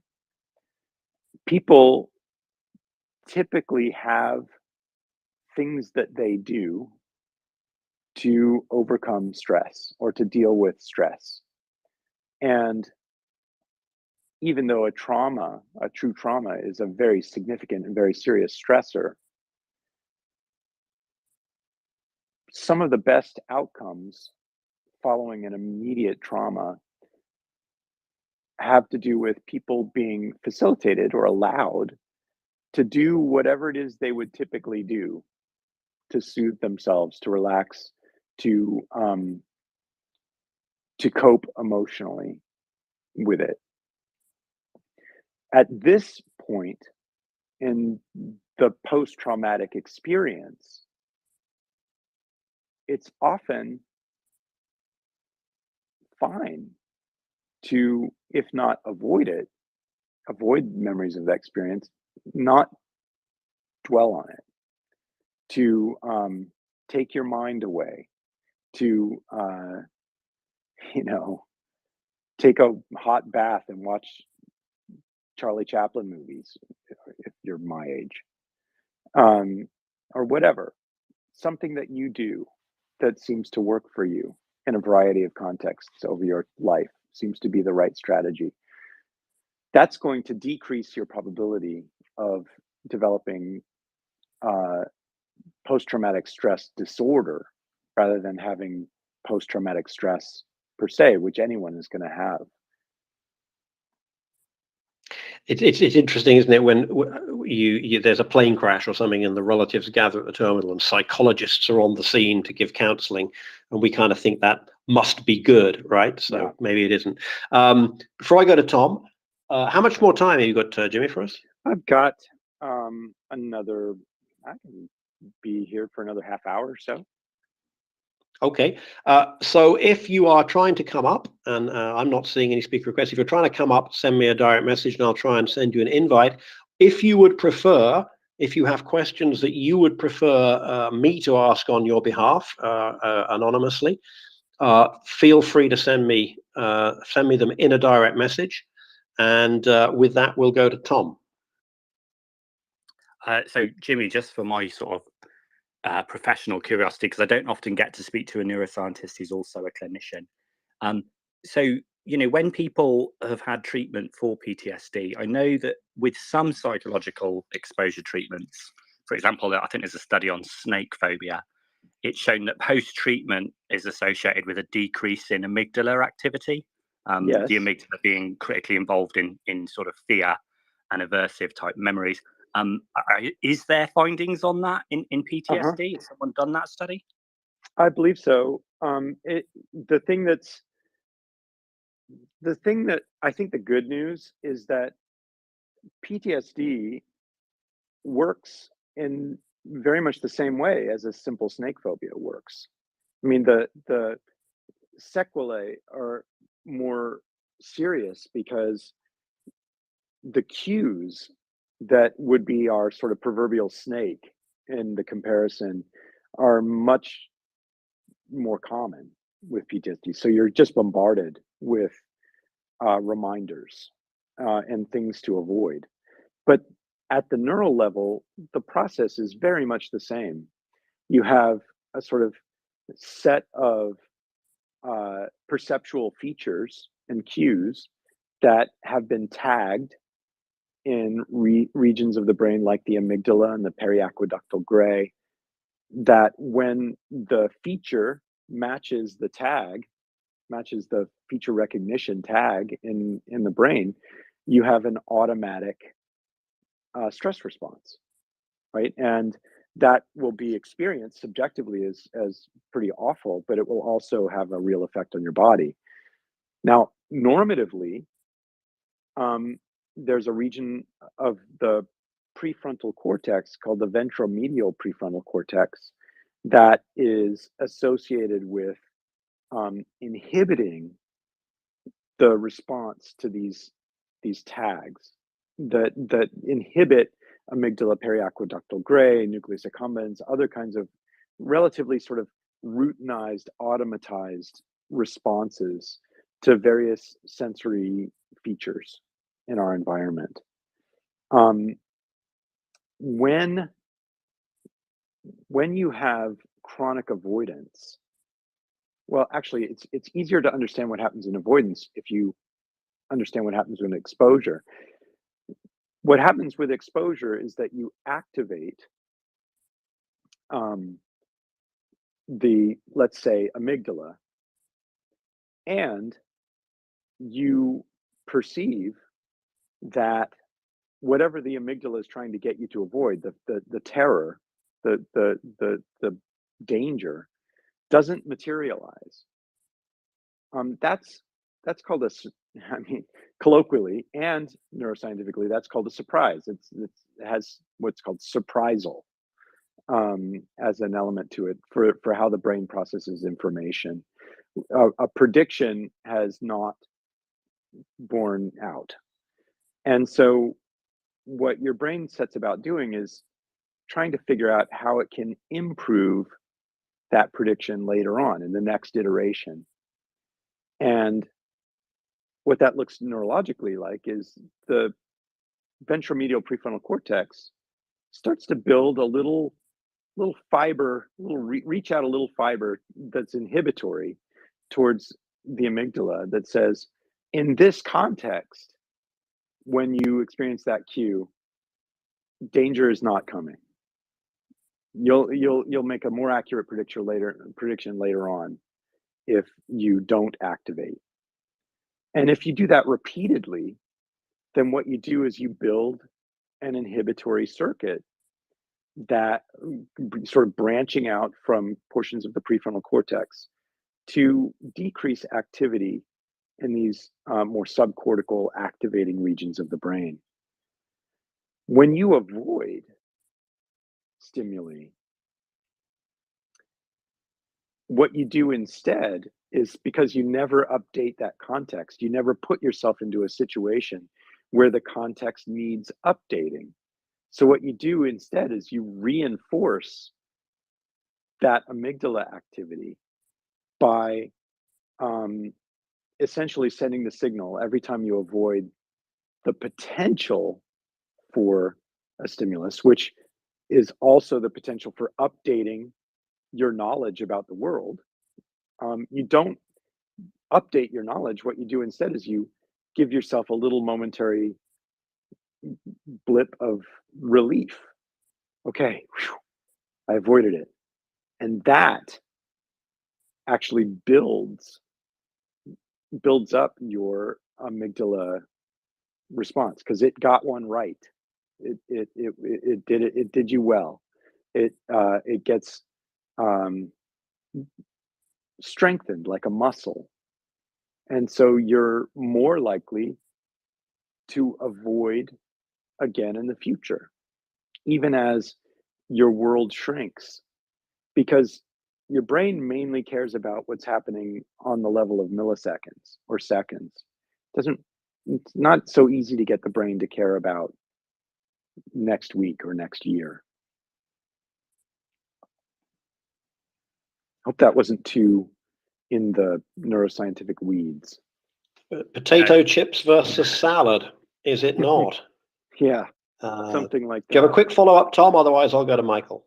No, I mean that made perfect sense to me. I know about ventromedial prefrontal cortex because I work with people with a lot of frontal lobe injuries. So that makes me wonder actually if maybe people that have been in like a car crash and often get damage to those ventromedial areas, if there'd be an increased risk of PTSD. I know there's a big study that came out of Walter Reed showing higher incidence of PTSD in soldiers that had suffered traumatic brain injuries from IED explosions. Absolutely. I wonder if that's why. I wonder if it's it's to do absolutely related to prefrontal damage. And incidentally, I don't know if you've ever seen this in your practice, but you can look this up. You also see increased risk in individuals who've experienced the kind of trauma with a capital T that we've been discussing as they age, because you'll frequently see normative prefrontal decline that can sometimes impair circuits that inhibit their alarm to cues that trigger memories or responses, automated responses to these earlier traumas. And so you get this sort of late onset PTSD, and that can be very tricky to treat. Yeah, that's interesting. Final point, because I can see Michael's got his hand up. So I'm aware from the literature that some studies have said as many as 50% of people with PTSD are using excessive amounts of alcohol to try and avoid, because temporarily at least alcohol is pretty good at reducing anxiety because it's GABAergic. Unfortunately, drinking alcohol to try and make difficult fearful memories go away for a little bit has the tendency of making you avoid it. So have you seen that in your clinical practice as well? Oh, for sure. Alcohol is a very bad idea as a treatment approach. It results not only in a failure to update your understanding of the world with with an exposure-based experience, but it introduces myriad other problems as well that make it hard for you to regain your footing, so to speak. Thanks, Jimmy. Okay. Thank you. Michael, welcome up. Thanks for your patience. Go ahead. Thank you, Nick, and hi, Jimmy, and thank you so much for being here. I essentially have two questions. The first one, and just to give you a little background, I've worked with hostage survival and hostage negotiations within the Danish armed forces for a number of years. And in connection to that, and that's my first question is, back up, and this is 20 years ago, we started talking to soldiers before they went to war, that would be Danish soldiers, and teaching them some pretty, I wouldn't call it rudimentary survival tricks in terms of psychology, but what was essentially what you could call combat psychology, how to cope and how everything works, how the amygdala works, and what impacts what impacts the mind. Not digging into to PTSD or post-traumatic stress, but because of the fact that these people, in order to teach someone to survive a hostage or kidnap situation, you need a certain mindset, a certain sort of way of thinking, and some pretty down-to-earth tools that we found from debriefings that people who've survived these situations have used as psychological coping mechanisms. Are you aware, Professor, of any studies on the impact on training soldiers in these matters before sending them out? And I think I'll pause now and return to my second question. Don't say comprehensive soldier fitness, Jim.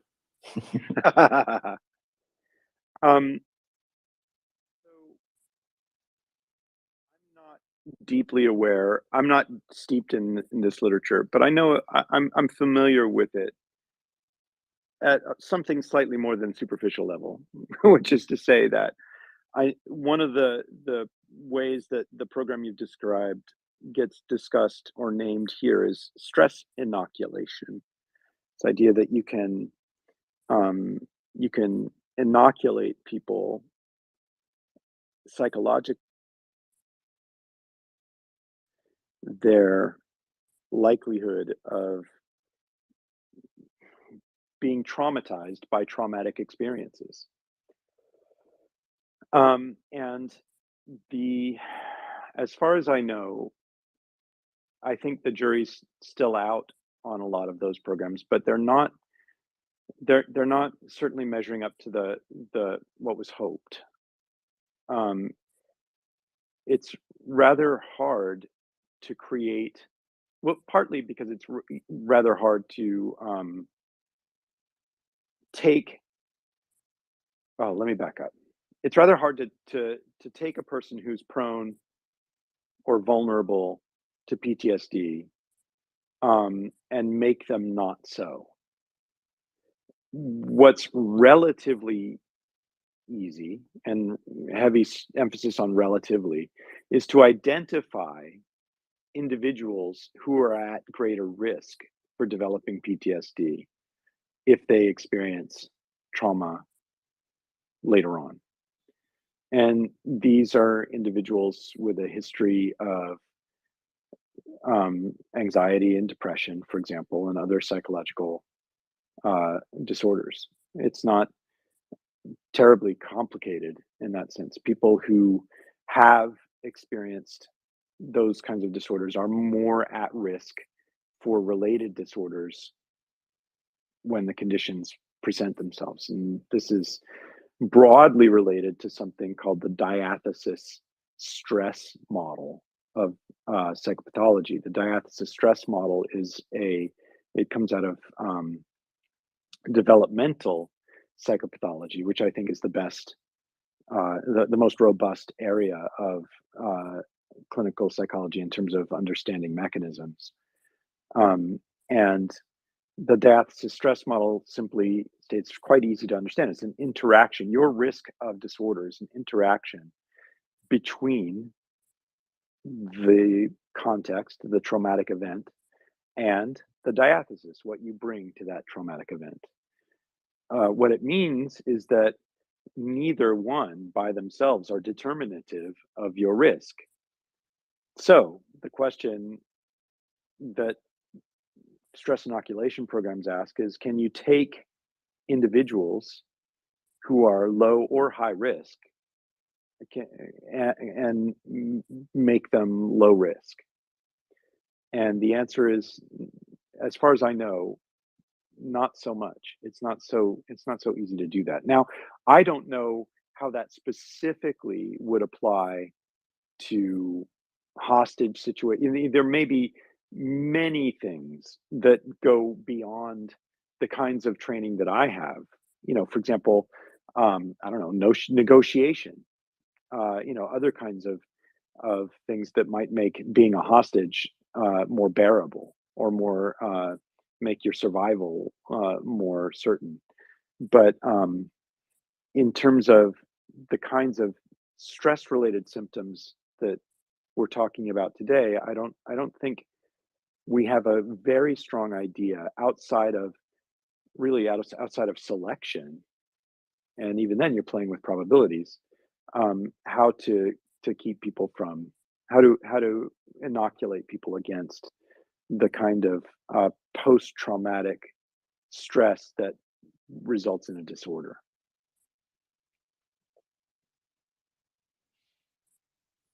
Great, thank you. And I just add to that what we mostly did was to teach them breathing techniques and ways of, this is classroom stuff. We did stress inoculation training as well, but not to sort of sort out the good ones, but to, as a pedagogical way of training the survival skills. But it's really, really hard to do. I mean, breathing's never a bad idea. Breathing slow, that'll help in a lot of situations, even with an ingrown toenail. Fantastic, thanks. And my second question, if I may, is on the critical incident stress debrief part, which I find, and I'll admit, I've used it. I'm certified from the institute, but that like 20 years ago. What I find is that sometimes, at least in war, we find ourselves in situations where there's nothing else to do, where there are no clinical psychologists. My problem with critical incident stress debriefings is that I think they're misunderstood, and I think that a lot of critical incident stress debriefers carry out these sessions, as you say, way too soon, and they're simply not good enough. They're not practicing enough, but they're doing it from a good sort of heart. Thinking of the Ukrainians, what would, I mean, they have soldiers coming back from the front all of the time. They need something, or maybe nothing. but I mean, a soldier who can't sleep at night and wakes up screaming all the time would be better off I believe talking to someone, trying to find a way, trying to get some tools and some understanding into why am I reacting like this, and what can I do to cope. Not to fix anything, but this guy needs to be sent back to the front line in a week or so. What's your view on that? How would one be able to structure that in an army consisting of hundreds of thousands of men? So the main thing that I think is associated with decreased long-term risk, because what you're describing is acute responses to stress, and that's normative, right? So the person who's back from the front, who is having a hard time sleeping and is waking up screaming with terrible nightmares, that's actually a normative response to what they've experienced. And it's not certain, even if they're doing that normatively in the short term, that they're going to develop long-term PTSD. That is not a certainty at all. One of the things we can then look to is, what are the factors associated with decreased risk? Even if you're experiencing acute stress and an acute response to that threat. And happily,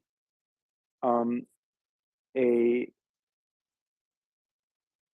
potential solution presents itself almost immediately, and it's one that scales really well. And that is social support. So one of the things that throughout history, actually, you may know, soldiers are often surprisingly good at is showing each other solidarity and support, sort of linking arms, we'll all go down together kind of attitude. That is a protective buffer for all kinds of potentially bad outcomes. To the extent that isolation from others can be a real risk factor. So being socially isolated or being excluded, not having a sense of belonging to the community to which you return. And this can be tricky because one of the things that's been associated with increased risk for PTSD is separation from other soldiers with whom you've bonded a lot. And so one of the things that can happen is you come back to a context within which those comrades, those soldiers, are not available. And the people that are available, you have no particular experience that would increase your confidence that they can help you in a war-related catastrophe. And you are having lots of distress. So it can be complicated to know exactly how to provide and offer social support to a soldier when often the greatest source of support, at least in the near term, is likely to be other soldiers. But this is a failure to the extent that it's a failure at all. This is a failure, in my estimation, of imagination. I think that we all could do more thinking about how to make sure that our soldiers feel that they are supported everywhere they might find themselves, at home, on the battlefield, that they are embedded within a social context that signals their belonging, and to at least that extent, their safety. Because for human brains, this gets closer to my personal research program. To the human brain, belonging to a reliable and predictable social group is synonymous with safety. And one of the things that's, I think, fascinating and hasn't been studied well enough, but we have enough to really find compelling, is that oftentimes the community that people develop during wartime is stronger than the communities that people develop during peacetime. And if you think about it, it's not that hard to understand. The interdependence increases, And so, but practically what you'll see is that people are doing superficially pretty well while they're in the thick of it. And then they come home, or they get out and they start breaking down. I think it's interesting. I imagine that we hear stories of people coming home from Vietnam and not want people, American civilians not kind of taking it, oh yeah, we didn't really like the war anyway. I guess at least in Ukraine, they have the advantage that being in an existential fight, there's not going to be anyone who's skeptical about anyone's service. Michael, do you have a quick... Nick, I was just about to say this in the heart into this. Isn't it higher, from what you're describing also, Jimmy, and we discussed it here with Tom and Nick before in previous months, the cohesiveness of that existential risk, which, the society which faces such existential threat and risk as Ukraine does now, and in a society which is extremely well aware of information and has seen the refugees pass through, has seen the war since 2014, is significantly different. It is more akin to what probably the British society and French society went through, or German society went through in a different way during World War II, because essentially societies broke down, had to fight, were forced into a fight, and had to go through 6 years of existential war and movement. So almost likely, from what you're describing, the shared burden, the shared pain, albeit that it not individually always will be successful as a, say, strategy to cope, provides a better social fabric in which people can then be treated, right? Yes, 100%. That is going to be that cohesiveness and that sense of having a shared goal and focused in the same, you're having people's attention focused on the same kind of outcomes. That is an enormous protective factor.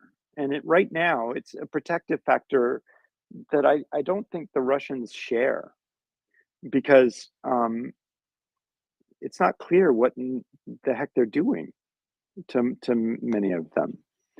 And I think this is part of what has made Ukraine such a formidable opponent. It's and extrapolating from that, Ukraine has been such a formidable component. It become so powerful because of that social cohesion, that shared identity and goal, and attention. You can draw from that in principle to think about, well, what do we do to help those soldiers who are coming back traumatized? Sorry. Go ahead. Well, that leads me. Excuse me, Michael, because I did want to get this in. And you said something like, exposure therapy is something the principles you can teach someone quite quickly.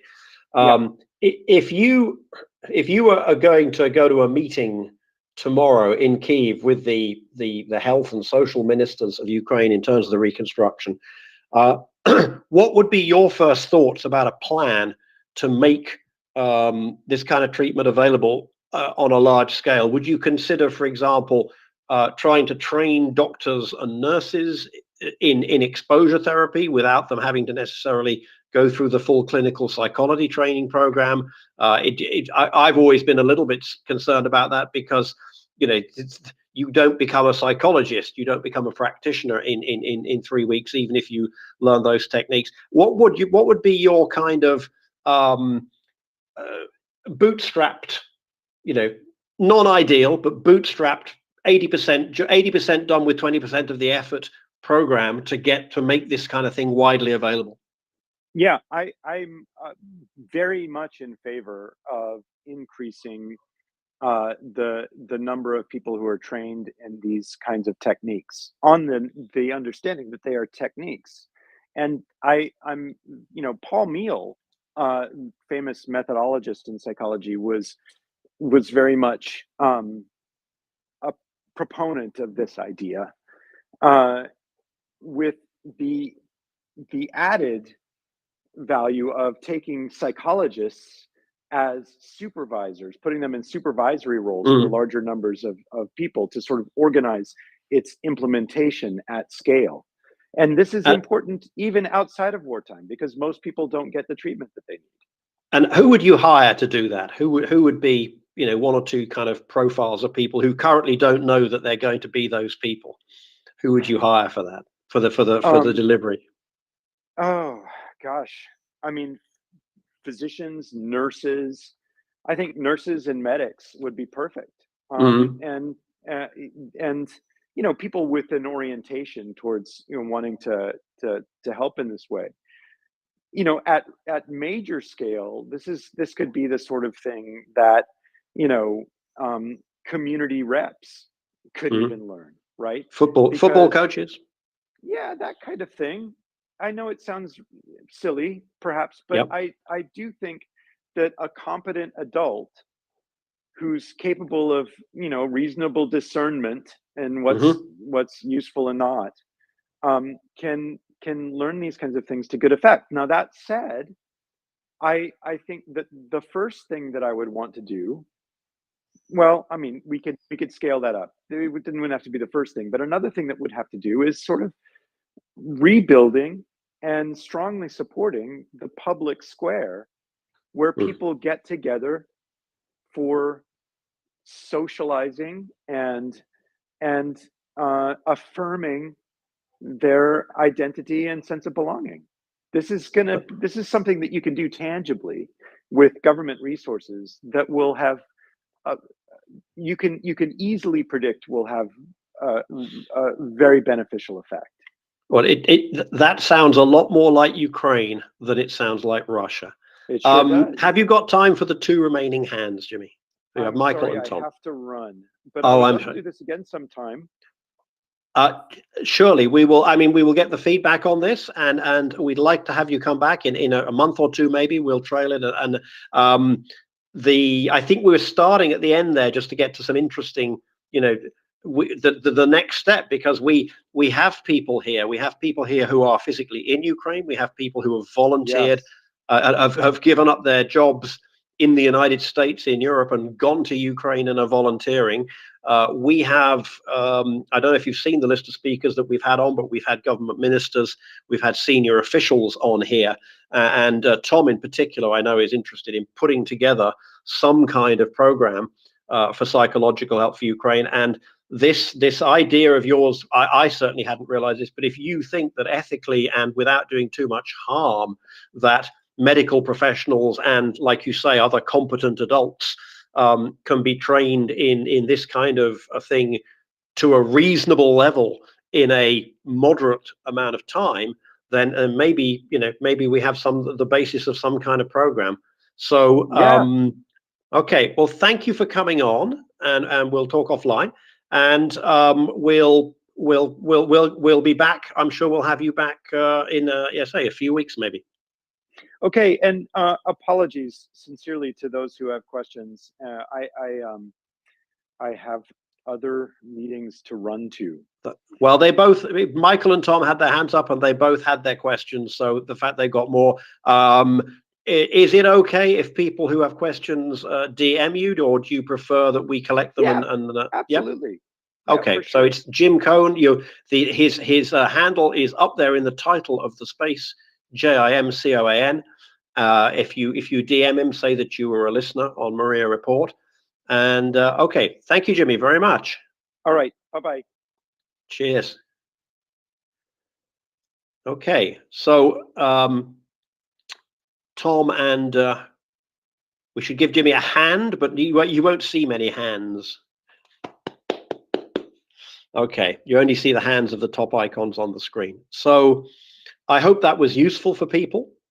It was a sober discussion, and I'm glad that we had Jim's kind of patient and pedagogical approach to it. Tom, what have you learned? A bit more about the neuroscience. Hadn't realized the role of the ventromedial prefrontal cortex, and that's interesting for me because that's an area that I'm specialist in when there's damage there, but I hadn't realized the role in inhibition of the amygdala in technical terms, essentially calming it down. So that's it did get a little bit nuts and bolts in places, Yeah, but then yeah, but then we have discussions sometimes about weapon systems, and it comes down to the fourth sprocket from the left. So I'm not gonna I'm not gonna apologize for that. We all have our jargon. Yeah, definitely. And I suppose the only thing I was going to comment is that when I've got someone and we've worked out what's going on for them, and they've got any other kind of phobia, and they need exposure, I often just get an assistant psychologist to do it, which is someone that hasn't got a doctorate in clinical psychology. They've typically got an undergraduate degree in psychology. And given how educated the Ukrainian population is, I bet they've got loads and loads of people who've got a basic psychology degree who'd want to get into this kind of work, who'd be in a good position to train up, I'd imagine. I found that message that, and when he said, "Oh yeah, basic exposure therapy, you can teach it to a high schooler," and I thought, well, we're not necessarily going to have the high schoolers out there, but what we're saying is, I mean, he started off with doctors and nurses who are going to be obviously treating people for all kinds of other stuff as well. And when I said football coaches, I was a little bit joking, but yeah, community leaders, senior people in the community, people who you put in charge of a group of other people, and sort of people with leadership skills. So I thought that was excellent. Anything else, Tom? And then I'll go. The only other thing I was thinking is you're going to have some veterans themselves that are going to suffer life-changing injuries. And if they are fortunate enough that they aren't cognitively disabled, but they are physically disabled, some of those people are going to need to make massive lifestyle changes. And one of the things that they might be good at is working with other veterans and helping them to overcome things. So, if you've got someone that's lost limbs and they personally themselves make a good psychological adjustment, but they're never going to work in construction again, then maybe they could be a good therapist. It's not a bad idea. Terrific. Michael and then Bill. Thanks, Nick. I just wanted to remark that on something that I think in the grand scheme of things with this war is hugely important and excellent. You, Nick, and Jimmy touched upon it, but at the end of the day, the Russians don't have the leadership and the unit cohesion to ensure that if you ever were, as a Russian soldier, to be taken somewhere safe, that the unit would protect you psychologically and give you that framework of being at least more secure and being amongst people that can help you cope with the horrors of the war. Whereas Ukraine ticks all the boxes. And for combat efficiency and for recharging and sort of making soldiers ready to go out with their batteries fully recharged and for remaining resilient, the Ukrainians tick all the boxes, and the Russians are in the completely different camp. It's meaningless what they're doing, and they seem to not be trusting one another, and that is a huge and is making and will make a huge difference on the battlefield going forward.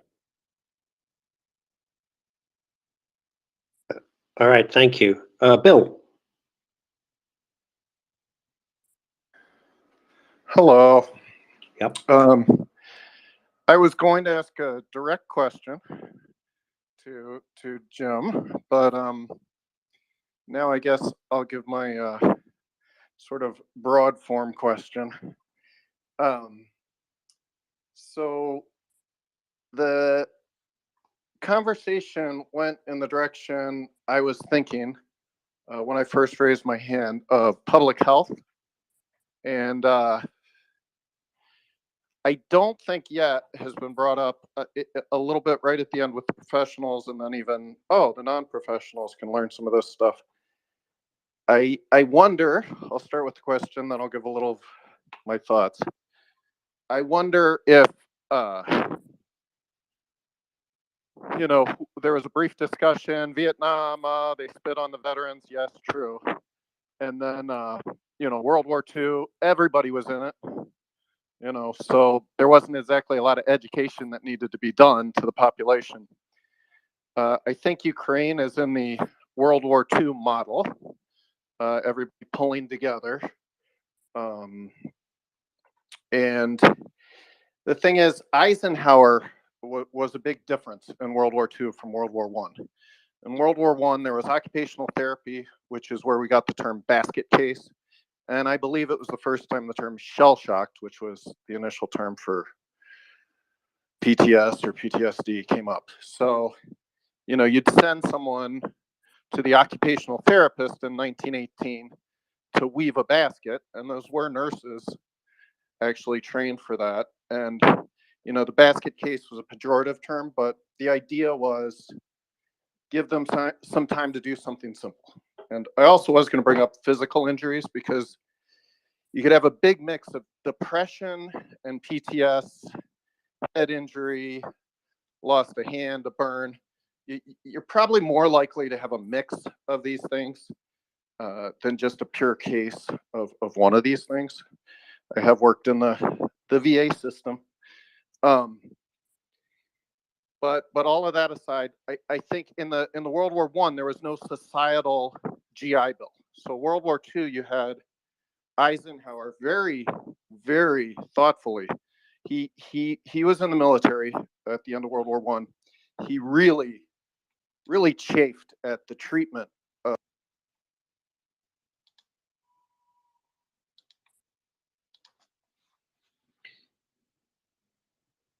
Are you there, Bill? Can anyone hear me, or can you hear Bill? I can hear you, Nick. I can hear you, Nick. Okay, so sometimes my app freezes. I think Bill has gone away. Bill, if you need to, you may need to restart your app. Oh, What if people were given a public health and the focus wasn't the individual with stress, but it was the society getting a simple public education program of, let's not just throw in and stuff everything in the glad bag. Is there a similar leap that could be made from the World War II GI Bill model, which was focused on individual prosperity, to like a community model of, we're going to be aware of these signs, not as a KGB style thing, but as we're going to be on the lookout in our community for these people. public mental health. Yes. That is a really interesting idea. It's the kind of thing that we need. Yeah, get people to talk about it and see what models might come out of that. What do you think, Tom? Yeah, there's ideas of like community mental health, but it really depends on, you know, what your community is. I mean, I think, you know, soldiers that have really bonded by surviving combat have a community all of themselves, and then a society that's been through a war in their country has got a much stronger community than a society where some people have gone through a war and other people have been overseas.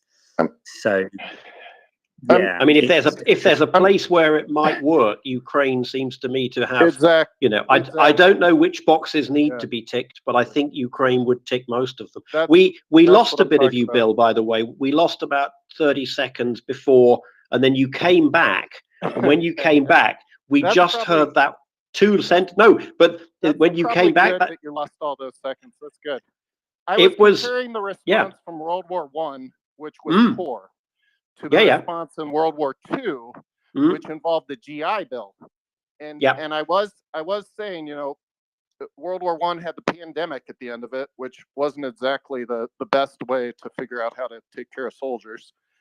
World War II had the GI Bill, which Eisenhower very, very thoughtfully, he really disliked how World War I veterans were treated. And so that GI Bill was designed to create, you know, something better for the veterans. And then it's interesting. What I was going to say was, based on that last comment, yes, you have the ingredients. World War I, you had a terrible pandemic right at the end. You had the Depression after that. I'm just talking about the U.S. Veterans had a real rough run of it. That was the hobos. Those were veterans. And so World War II, Eisenhower was like, these guys aren't going to get treated like that. And so this is my simple paraphrasing of history. I'm sure some people could argue with it.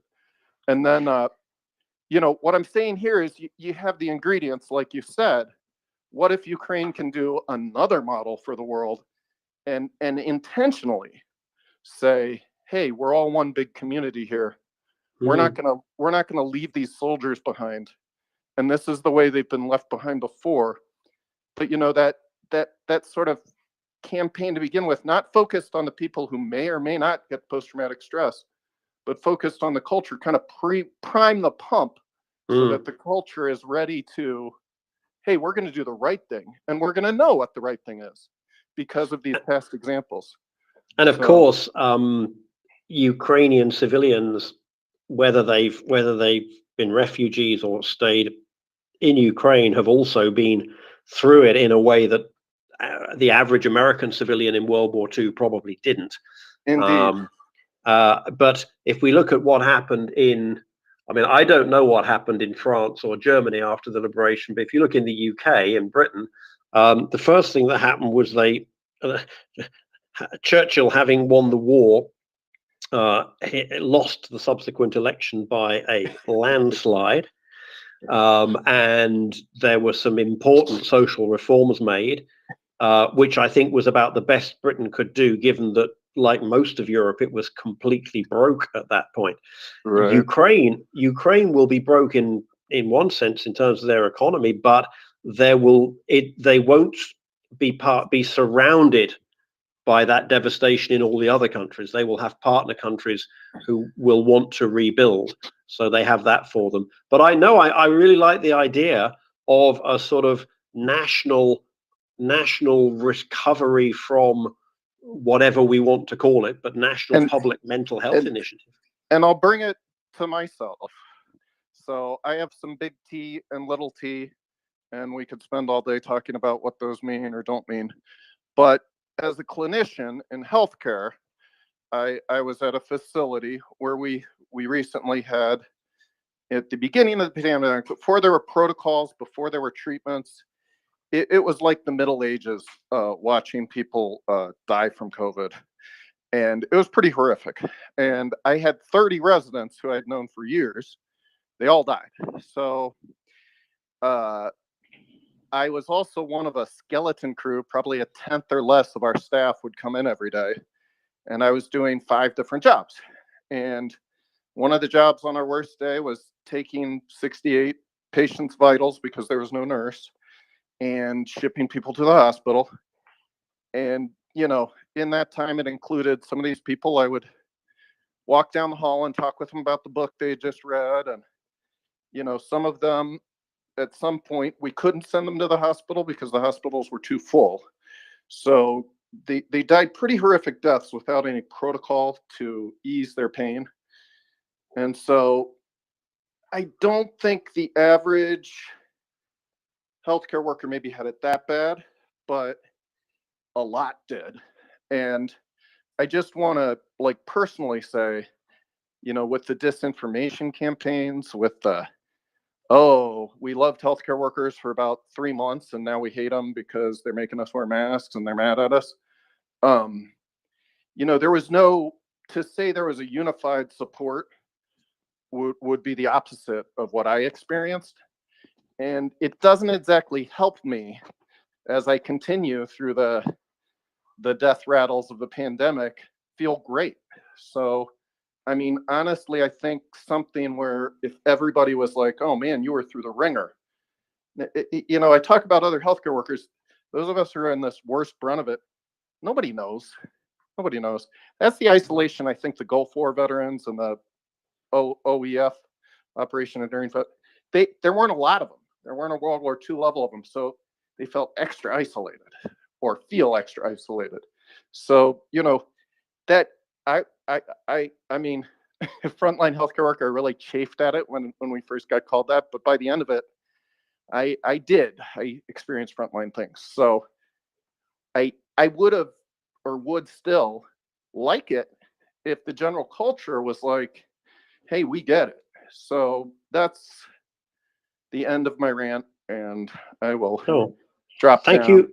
Thank you for sharing it. And yeah, I know COVID was a huge deal, for healthcare workers on the front line, and I suppose one thing we can say is that even though there are apparently still Americans who deny the existence of both COVID and the war and the war in Ukraine, I don't think anyone in Ukraine is denying the existence of the Russian invasion. So I don't think so. At least there won't be too many trolls in Ukraine on that particular topic. Yeah, well, there you go. As Professor Cohen said it, cohesiveness, shared identity, and shared goal of defeating the existential threat, if I may fill that in, and the resulting attention are a significant protective factor for Ukraine.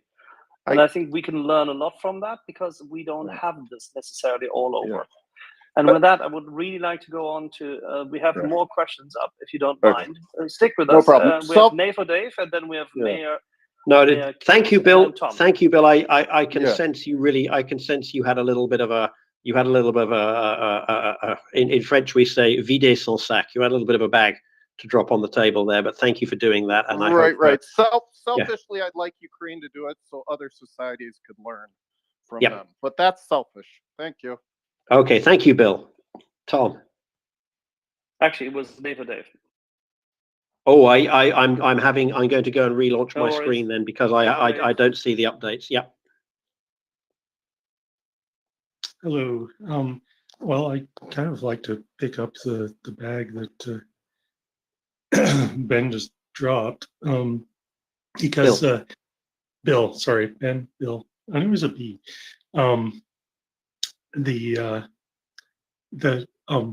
It's the point he brought up about the healthcare workers and people not really acknowledging what they've been through. This thing is also and then the theme of public awareness of public mental health, so that it's not just, we don't just shove the people with PTSD off to the side and society forgets that they even exist.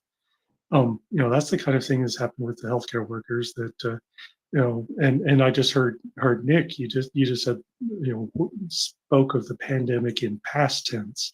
Well, for healthcare workers, it's still present. It's still very much here. And from my experience of being a paraplegic, so this was very dramatic. Where one instant I was the top of the food chain. I was a Christian cis white male in America. And then the next, I was in a wheelchair, and just that change, suddenly I became a very, very on the low end of society, somebody that it's okay to discriminate against because nobody cares. And I see that in Ukraine, they're going to have this issue with a lot of people injured, a lot of people disabled.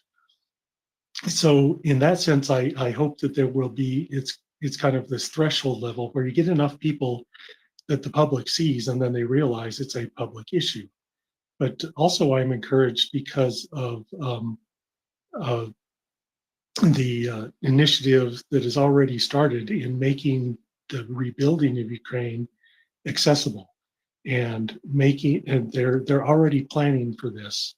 And by making things accessible, then people will be able to be out in the public and be seen and be part of this public mental health issue where people see them. Because they see them, they know they exist. Whereas, even just 20 years ago, I wouldn't have been able to get into 5% of the buildings in my town. I probably would have stayed home most of the time because I didn't have anywhere to go. And so people wouldn't even know I existed. I think that's a key part of Ukraine's recovery is rebuilding an accessible society where everybody can participate to their abilities. And that makes sure that nobody gets shoved under the rug or stuck off in the corner or sent to an institution and forgotten about.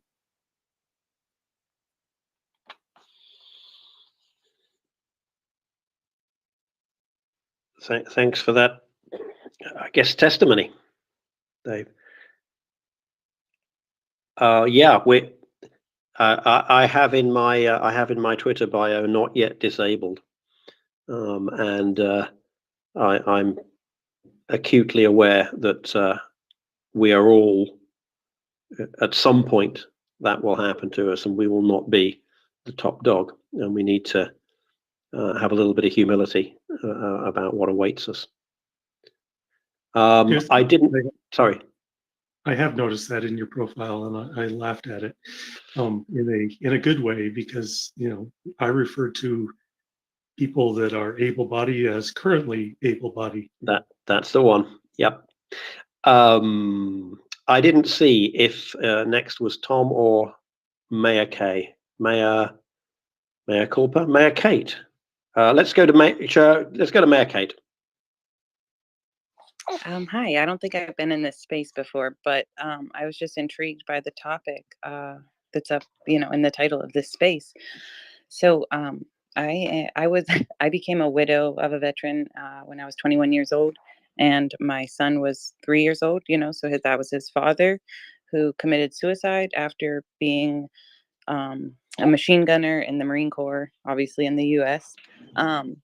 And I guess I feel like the struggles that aren't addressed when it comes to PTSD is not so much while they're in, but once anyone in the military is out of the military, because I found with my husband, his biggest struggle was losing that that brotherhood and the camaraderie that he had with all of his fellow infantrymen in his unit.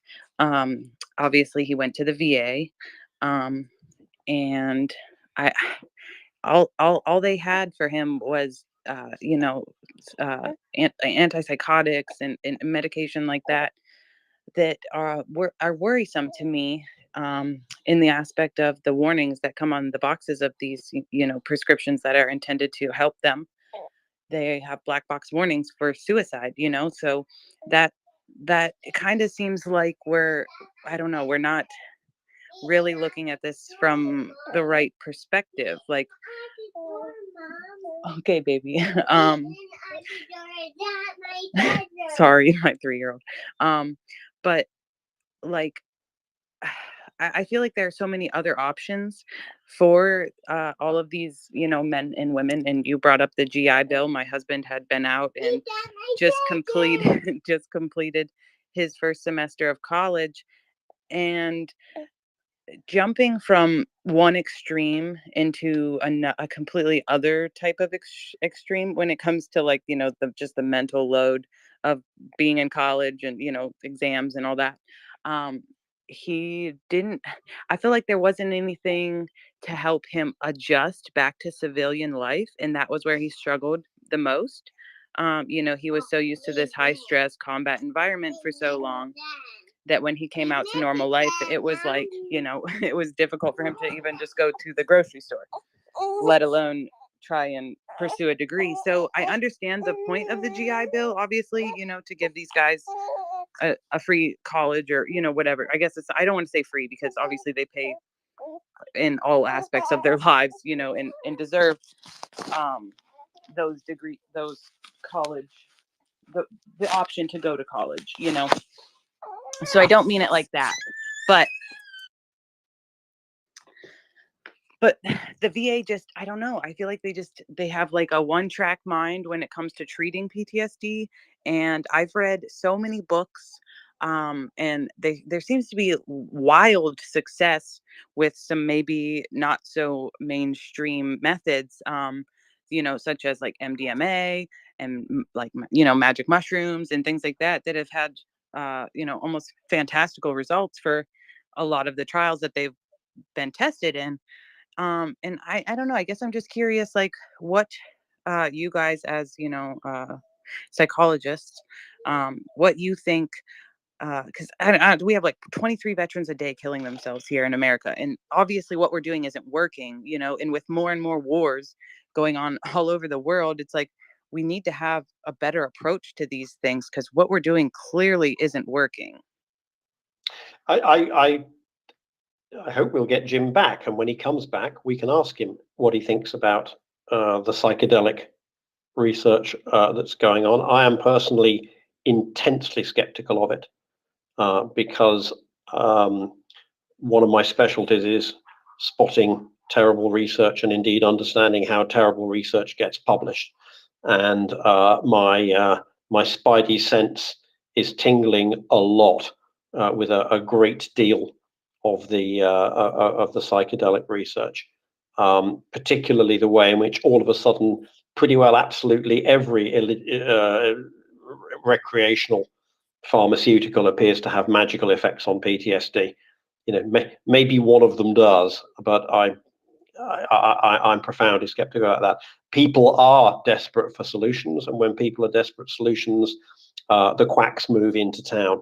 And we saw also with COVID the ways in which it is not especially difficult for the quacks and charlatans to capture quite a substantial part of the ostensibly valid literature.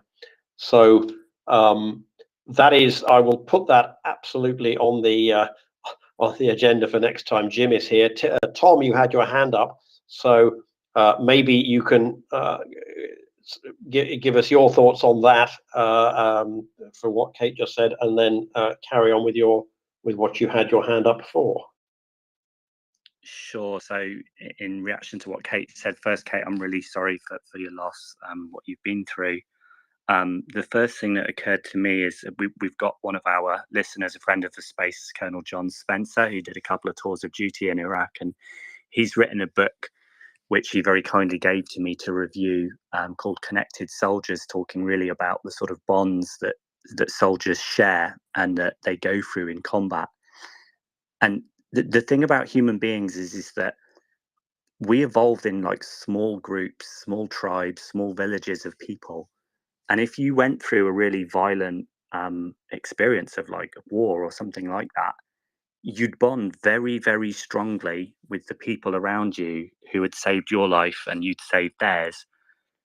And the thing is, for most of human evolutionary history, you would never, ever leave those people. You would stick with those people for the rest of your life. And then what we do now is we take people from all over a big country like the United States, we stick them in an airplane, we send them overseas, they fight, they bond, and then they get sent back home, and then they get diluted right throughout the United States, where they're hundreds or thousands of miles away from each other, and all of their buddies that they've bonded with in a way that I don't think people like myself as a civilian can ever really understand completely. They're away from those people that really mattered to them, and I think that the loss of their kind of tribe in a way is something. And you know, John speaks about this in his book. I mean, feel free to come up if you want to say anything, John, because you've led a lot of soldiers. But I think that loss of connection is a big factor. It doesn't necessarily have to be post-traumatic stress disorder. On the psychedelic medicines, people mix up what the research is about. To my knowledge, there actually isn't any good data that psilocybin from magic mushrooms is good for treating PTSD. That's not to say that it isn't, but there actually isn't good data on that. The drug that's being tested to treat PTSD is MDMA, which is colloquially called ecstasy. And what that tends to do is reduce fear. And then when the fear is reduced, it's a lot easier to do exposure therapy, which is exactly what Jimmy was talking about. The data for MDMA is actually very good.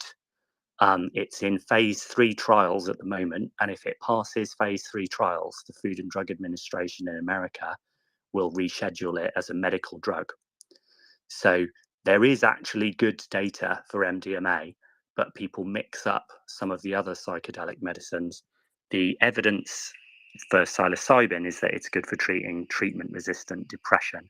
but it is by nowhere near the same level of evidence of the MDMA studies. And they'll want to do more studies, and they'll want to do meta-analyses of these things and check. But yeah, they did a double-blind, placebo-controlled study, Nick, for your skepticism, where they used an active placebo. They used Ritalin as an active placebo. So if you'd never taken Ritalin or MDMA, you would know you were on a drug, but you wouldn't necessarily know. You would know what? Yeah, okay, yeah. So there's reasonable evidence for that. And then the last thing was for the NAFO Doggo chap, NAFO Davo, sorry.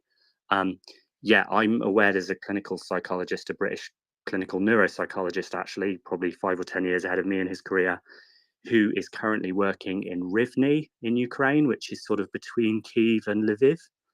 And in Rivne, they are setting up a national centre to treat people with both traumatic brain injuries, but also spinal cord injuries, because there's a lot of people suffering brain injuries and spinal injuries in Ukraine. So as a society, they are really trying to get to grips with these things. And Alistair, the psychologist that I know, is working for the World Health Organization. So just to address things, or I think John's waving his hand to come up, perhaps. Just thanks, Tom. That was I will remember that now. As I say, the problem is a lot of the popular writing about this seems to be very scattergun. But so what you're saying, MDMA may be useful, but as a gateway into, or to enable people to get into the exposure therapy. It's not that just by popping a couple of E's you're going to fix your PTSD. Yeah, most definitely. It's always been an interesting question for us. Could we give someone an anti-anxiety drug like propranolol that you can just get from your GP? Will that help someone to do exposure? Or do you actually have to feel the fear in order for the exposure to work? The MDMA studies seem to be suggesting that actually you can reduce the fear and then you can get someone to talk about what happened. So, you know, if you've seen your friend burned to death in front of you in an armored vehicle and you tried to get them out, even though your hands have got like 3rd-degree burns and you couldn't, and you felt helpless and useless and awful, and every time you think about it, you start to dissociate and flashback, or you have nightmares, being able to talk about that without experiencing any fear and in fact feeling blissfully happy. I know that sounds totally crazy, but it just enables you to form completely different memories about the traumatic experience. And it doesn't sound completely implausible that that could be therapeutically useful.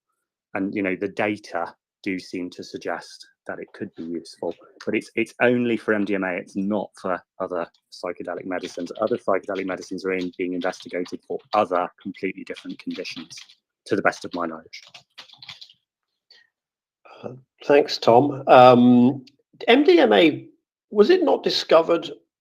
Was it always only a recreational drug, or was it not synthesized initially for some kind of psychotropic purpose? I believe it might have been manufactured by, I want to say Merck, a German pharmaceutical company in the 1930s, trying to make amphetamines. It's actually not that good of an amphetamine. And then it was sort of rediscovered in the 1970s and used in marriage counseling before it was banned. Oh, and then it became a popular sort of dance recreational drug as well.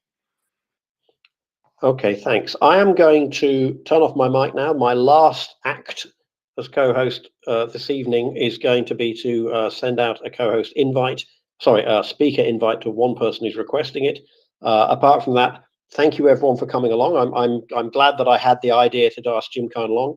I think we had an interesting and fairly rigorous discussion on PTSD. When we've talked about it in the past, people have brought a lot of anecdotes, and it's been good to have a second opinion. I hope you found that useful, Tom, and I imagine you will be contacting Jim with questions and stuff, and also, to talk about.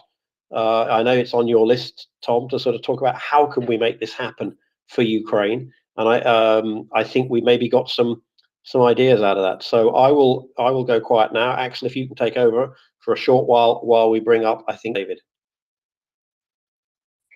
Yeah, and with that we go to NAFO. Dave, by the way, John, good evening. How are you? Hello, Axel. Good evening. Good afternoon. I wanted to say a couple things about this topic, if I could, and thanks for mentioning me, Tom. With pleasure. Please. Yeah, I too, Kate. I'm very sorry for your loss, and I did write about this in my book, and I've struggled with it myself. And something you said really keyed me as well. One, what you're describing um, is not discussed about as much, let alone the mental trauma of service, but it is the disconnect from service that is actually a greater challenge for many, not for all, than the actual what they served in. And really, my book is really on how societal changes have made that even worse, makes the problem even more hard when you're re-entering a society where less than 1% of people served, and you're disconnected because of this new electronic world we live in, this virtual world where without those human factors of social connections, after you've been ripped apart from a daily tribe, social connection, all the things that humans need. And what keyed me was, because I felt it myself, is while the GI Bill and getting soldiers back to meaningful life, as in getting them an education and getting them working, is so big, but the actual separation from the military service is so traumatic. But then to shove them into a college, as my own experiences as a guy who had served a long time, you couldn't shove me in a worse unconnected world than shoving me into a college room where people meet for an hour for a semester, and then maybe they never see those people again. Like it's not even though it's shoving people together into a room, it's not like a bond forming experience. It's actually quite the opposite. Like everybody here, like I'm not like you. And I think, which is really fascinating, and also keyed me, is that there's been some new things that colleges are doing where they keep cohorts of people together, even through their basic, like the freshmen will go to a lot of their basic classes together, because before it was a lot different. They're trying to figure out that human aspect of even the college experience. But I agree, taking a veteran out and shoving them into a college is like, you couldn't make it worse. Now saying that, I don't have a solution to the problem of that separation, which is other people, and I know, Kate, you lived this, but Sebastian Junger's 8-minute TED talk on why soldiers miss war, for me, it just touches me, even though I wrote a book about this stuff. It touches me in the 8 minutes of, yes, that's why.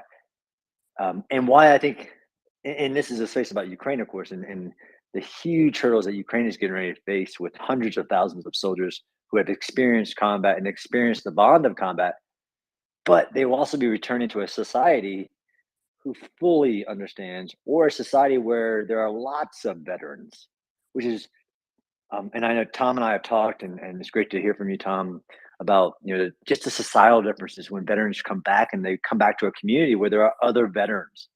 Like, one of my crazy ideas to help address this would be a transition unit, like this is what the VFW is to me in my world when I was a little kid, and I write about this in a book, where when people came back from World War II, they returned to communities, they self-organized into brotherhoods and community, and it just happened to be around these things called VFWs, American Legions, things like that. I would almost want transition units in communities where we're calling to veterans who are separated from the military service, who join this like transition unit, club, whatever.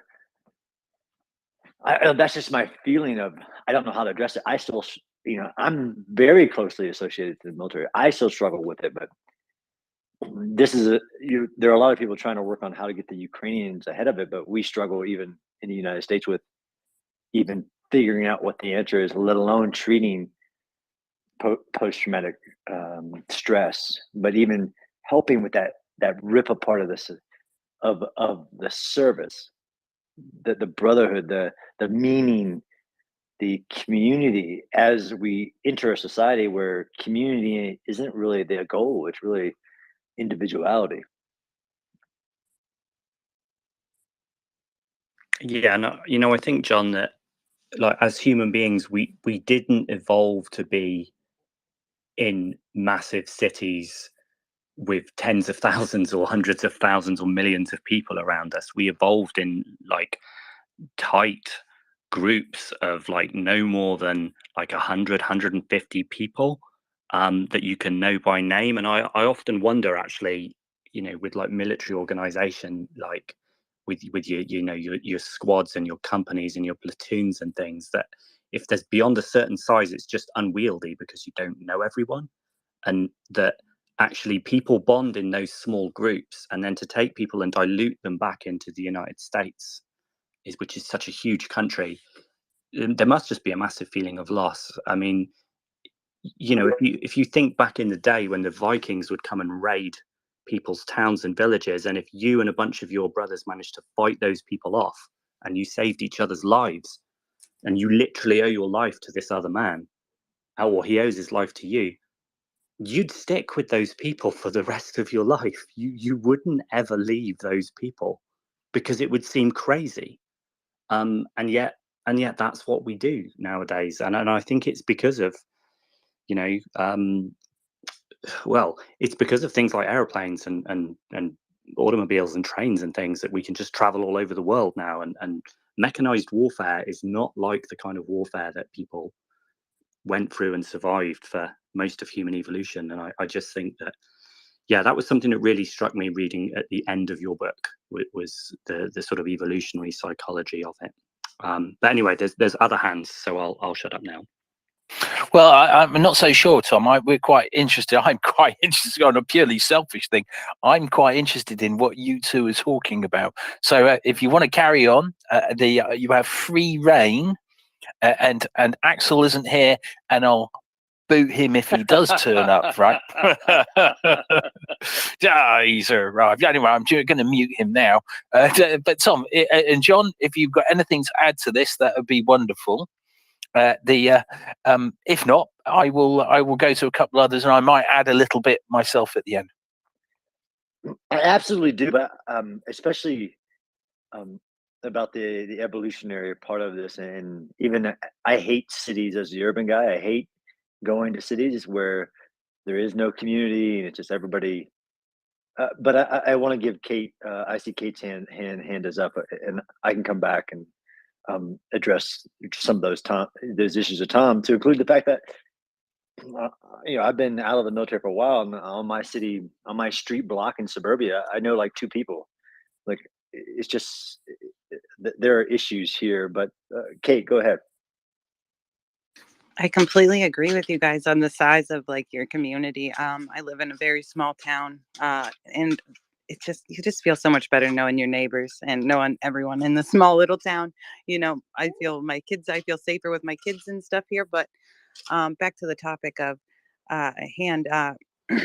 like you were saying, like thrusting these veterans into colleges. I know one thing my husband complained about the most was, and he did struggle with missing the war, which was something, as a civilian and as his wife and, mother of his child, was so confusing to me. And I think that's another thing that's hard, for these guys when they come back to their families. And, even though we were so close in age, war really just, matured him to a completely different level that I was just unable to even comprehend, at such a young age. Because I think that's typical for a military relationship, to be, married young and have young children. But like he came back and he's like, all of these things that like his so-called peers were complaining about, they just seem so like minuscule to him and pointless, like they were worried about, going to a frat party or, things like that just didn't seem to matter to him. Obviously, coming back from what he had been through. He was in Afghanistan in 2011. He was in I was pregnant then, and I think I spoke to him one time the entire deployment. He wasn't like stationed on a base. He was an infantry machine gunner. He had really no contact with anyone. He was just out on foot patrols, sleeping in abandoned buildings, like just a completely different world.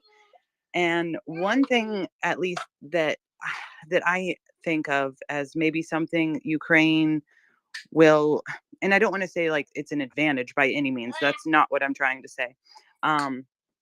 But in America, we're so far away from the the combat.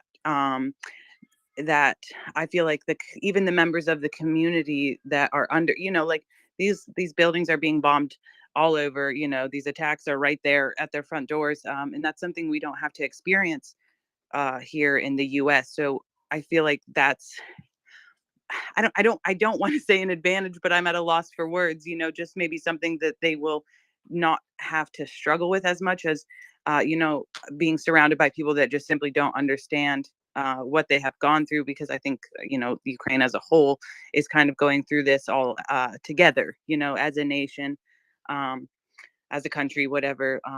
So that might be, I don't know, to the benefit, or just a struggle that they won't have to deal with, with not being able to find people that they can relate to, because like, I didn't see a lot of the.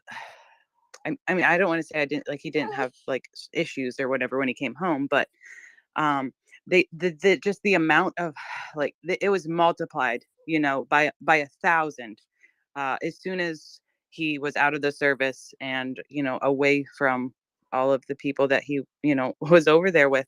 And like you guys said, they are deluded. Like all of his friends are across the country, but that bond that they build is so strong that my husband passed away in 2014, and to this day, his brothers, who my son refers to as his uncles, they still send him Christmas presents every year.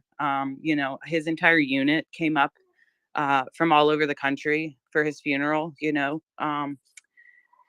And I don't know, that it's just something you don't see, like not that you don't have strong bonds, in normal civilian life, but I don't think it's anything that even comes close, to the bonds that those men and women have going through such a traumatic experience like war, and I'm extremely anti-war. I hate to see any of this. I hate everything that has to do with it. I wish that we could just I don't know, just stop the madness, because it's like nobody wins in war. Everybody loses. No, I agree. And, this aspect of us missing war, people like Tom that study this and meet with people, if you really scratch that, it's not that I don't miss war. I miss the purpose driven meaning and value that the experience of war provides those bands of brothers that do it. And that's the challenge when you return back to your societies.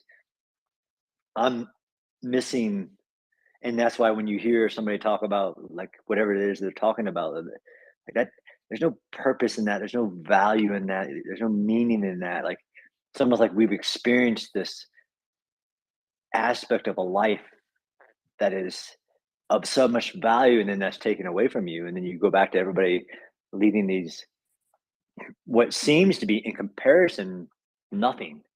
Like that's the challenge for me in Raya. Why I wrote my book is that I don't hear enough people talking about is that the veteran has to find new purpose, meaning, and value, even in his definition, that even get you on the same playing field as what the war, as awful as it is, the worst human endeavor there is.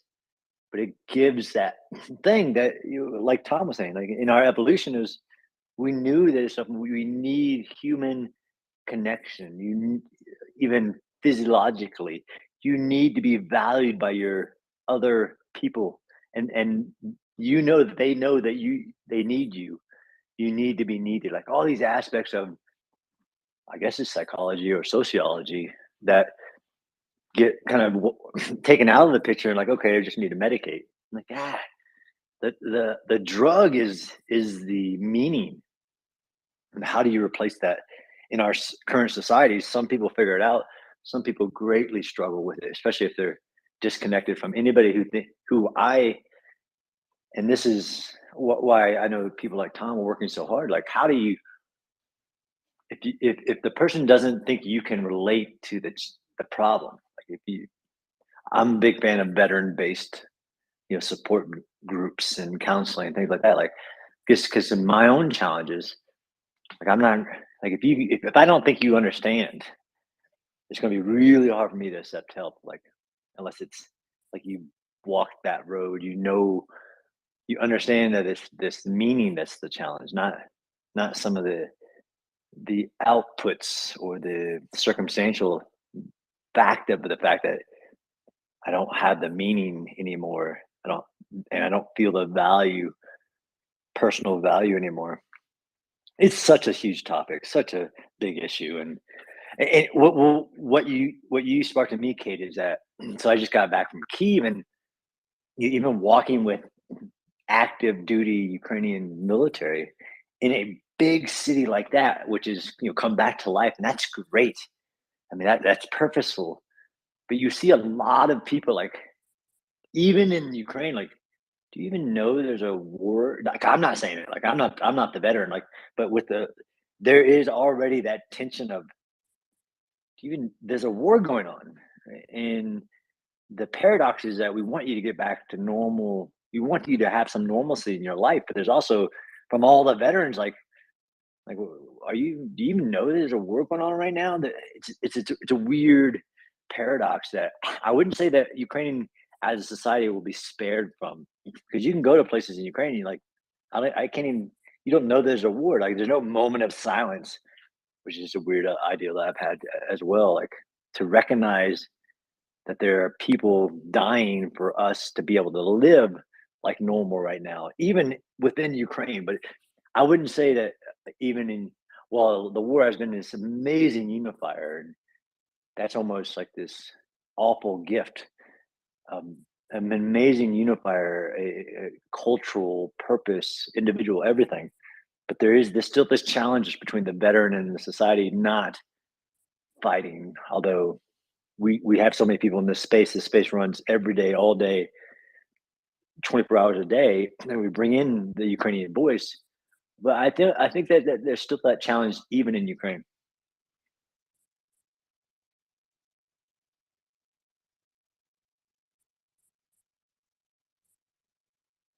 Okay.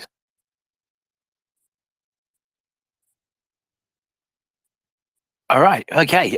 So then I think maybe Kate's having some connection issues. Let's go to Ryan. Ryan. Hey guys, sorry I wasn't able to stick around for the entire interview earlier, but I desperately want to go back and listen to all of it. We definitely need to have that guy back on more often. One of the brief things that he touched on that I wanted to talk about before he left and didn't get a chance to was the discussion we had about how the word trauma has been turned into a cliche a bit.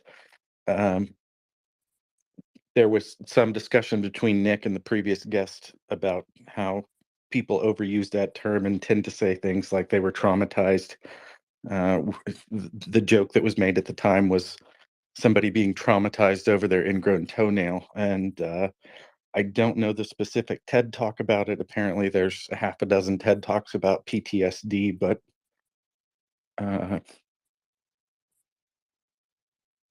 one of the most poignant things I heard any academic ever say about trauma is the hallmark of it is that it's something you can't talk about.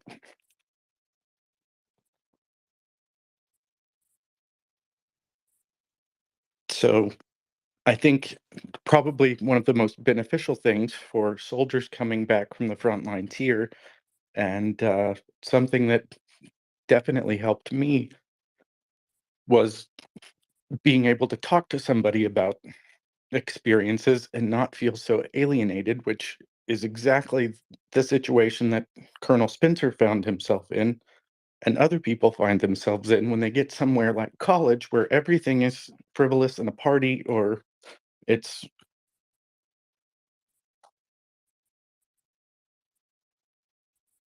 walking around at a grocery store picking out ice cream.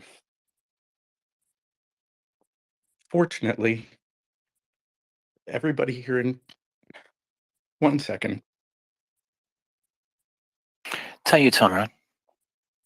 Yeah, take your time, Ryan. You've seen some pretty horrific stuff. I would no doubt from where you've been. So take your time, man. It's all right. Fortunately, one of the things here is the shared sense of experience. Everybody here hears the sirens. Everybody here will presumably know someone or multiple people or a family member who didn't come home.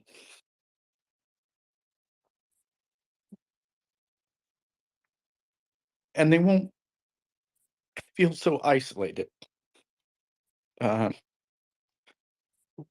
of the major statistics during our 20-year engagement in Afghanistan and Iraq was that a lot of soldiers felt like they'd been forgotten because on a per capita basis, the number of service people compared to the number of American citizens was minuscule. So it was hard to find somebody who had a family member serving overseas in the US military. That won't be the case here. But I completely understand what Colonel Spencer's talking about with respect to people getting on with their lives or trying to return to a sense of normalcy, and how that's a double-edged sword because while soldiers fighting at the front want their families to live as normal a life as possible, it's really hard when you come home from a trench in Bakhmut and you're standing on a street corner in Kyiv and nobody seems to have the same experience that you did. So I personally hope that, and I think it would be really easy. You don't need a psychiatrist or a psychologist. You can do group therapy with a general run-of-the-mill therapist. Just somebody to guide a group discussion to help everybody feel a little more connected. We had that after World War II with the American Legion, and sometimes just sitting at a bar and sharing a beer with people who somewhat understand your experience or who you feel comfortable talking to can save a life.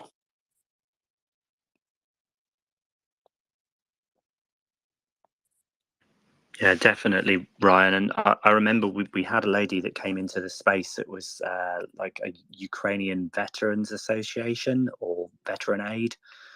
I can't remember her name. Natalia Kalmykova. Thank you, Axel. And one of the things she was talking about was about training veterans to actually become the next generation of therapists, to give them a sense of meaning and purpose, because they're going to have a better idea of what people have been through than somebody like me. And I think that's a really good idea.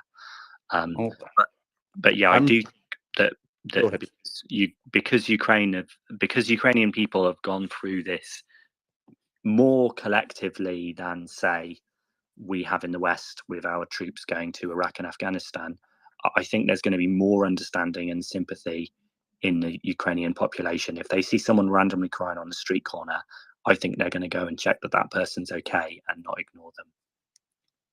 Well, I don't know what the personal viewpoint is on mental health here, but there's generally speaking a big emphasis on having a stiff upper lip, and people don't even smile a whole lot in photographs here depending on the circumstance, and to be quite honest, a lot of them don't have a whole lot of reasons to.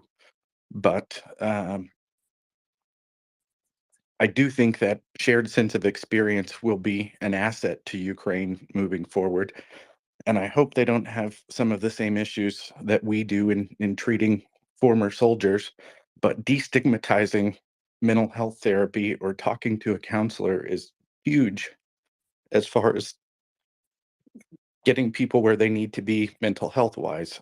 And it's important for everybody to realize that PTSD isn't a life sentence. You can have PTSD. Everybody goes through traumatic stress at some point in their lives. Lots of people have their own coping mechanisms that don't involve self-medicating. Lots of people have coping mechanisms that do involve self-medicating. But like Colonel Spencer said, drowning yourself, or like the other speaker said, self-medicating with things like alcohol is exactly the opposite of what you need. It provides you some temporary relief because you can pass out and maybe sleep well. But if you reset your memory bank every night because you don't remember after you got blackout drunk, that's not really helping your situation in the long term. Yeah, well, that comes back to the cohesiveness of culture.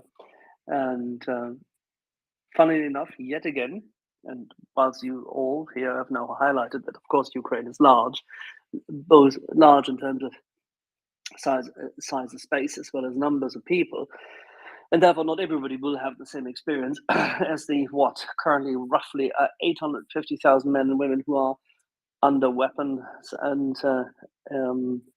fighting, as well as all, of course, the refugees, the displaced persons who have suffered greatly, and those civilians who have been affected by occupation or being in the theater of war as such. But the shared experience of those is a huge number of the total population. We have currently 14 million, both externally as well as internally displaced persons of Ukrainian descent. That's a huge number. So as a consequence, that is 1/3 of the total population. So one should hope that the cohesiveness will last and will have the impact you desired. Well, and Ukraine's in reality only about the size of Texas. And we sometimes only joke around about you as North Texan should know that this is them are big, fighting but it's words, not. Axel. Okay, thank you. We sometimes joke around about the fact that nobody hears more than 3 or 4 phone calls away from Zelensky. And while that specifically might not be true, this is a very interconnected community. Lots of people in Ukraine know just about everybody else in Ukraine or know somebody who does. And I hope that sense of community will help them in the post-war years. Time will tell, but I'm going to hope for the best. We're going to John. Yeah. Well, Ryan, thanks for sharing it. A lot of things come to mind. One of them, of course, is the stigma that is cultural before it is military. It's ideals of what strength is, and I have ideals on how to destigmatize it, but it's a cultural thing that has to be led by cultural, political, military, all the leadership, redefining what strength is, and versus ideals of stoicism and being able to just handle anything that happens. But I think the thing I was actually a part of which is in my book a little bit, but a part of a Pentagon-wide initiative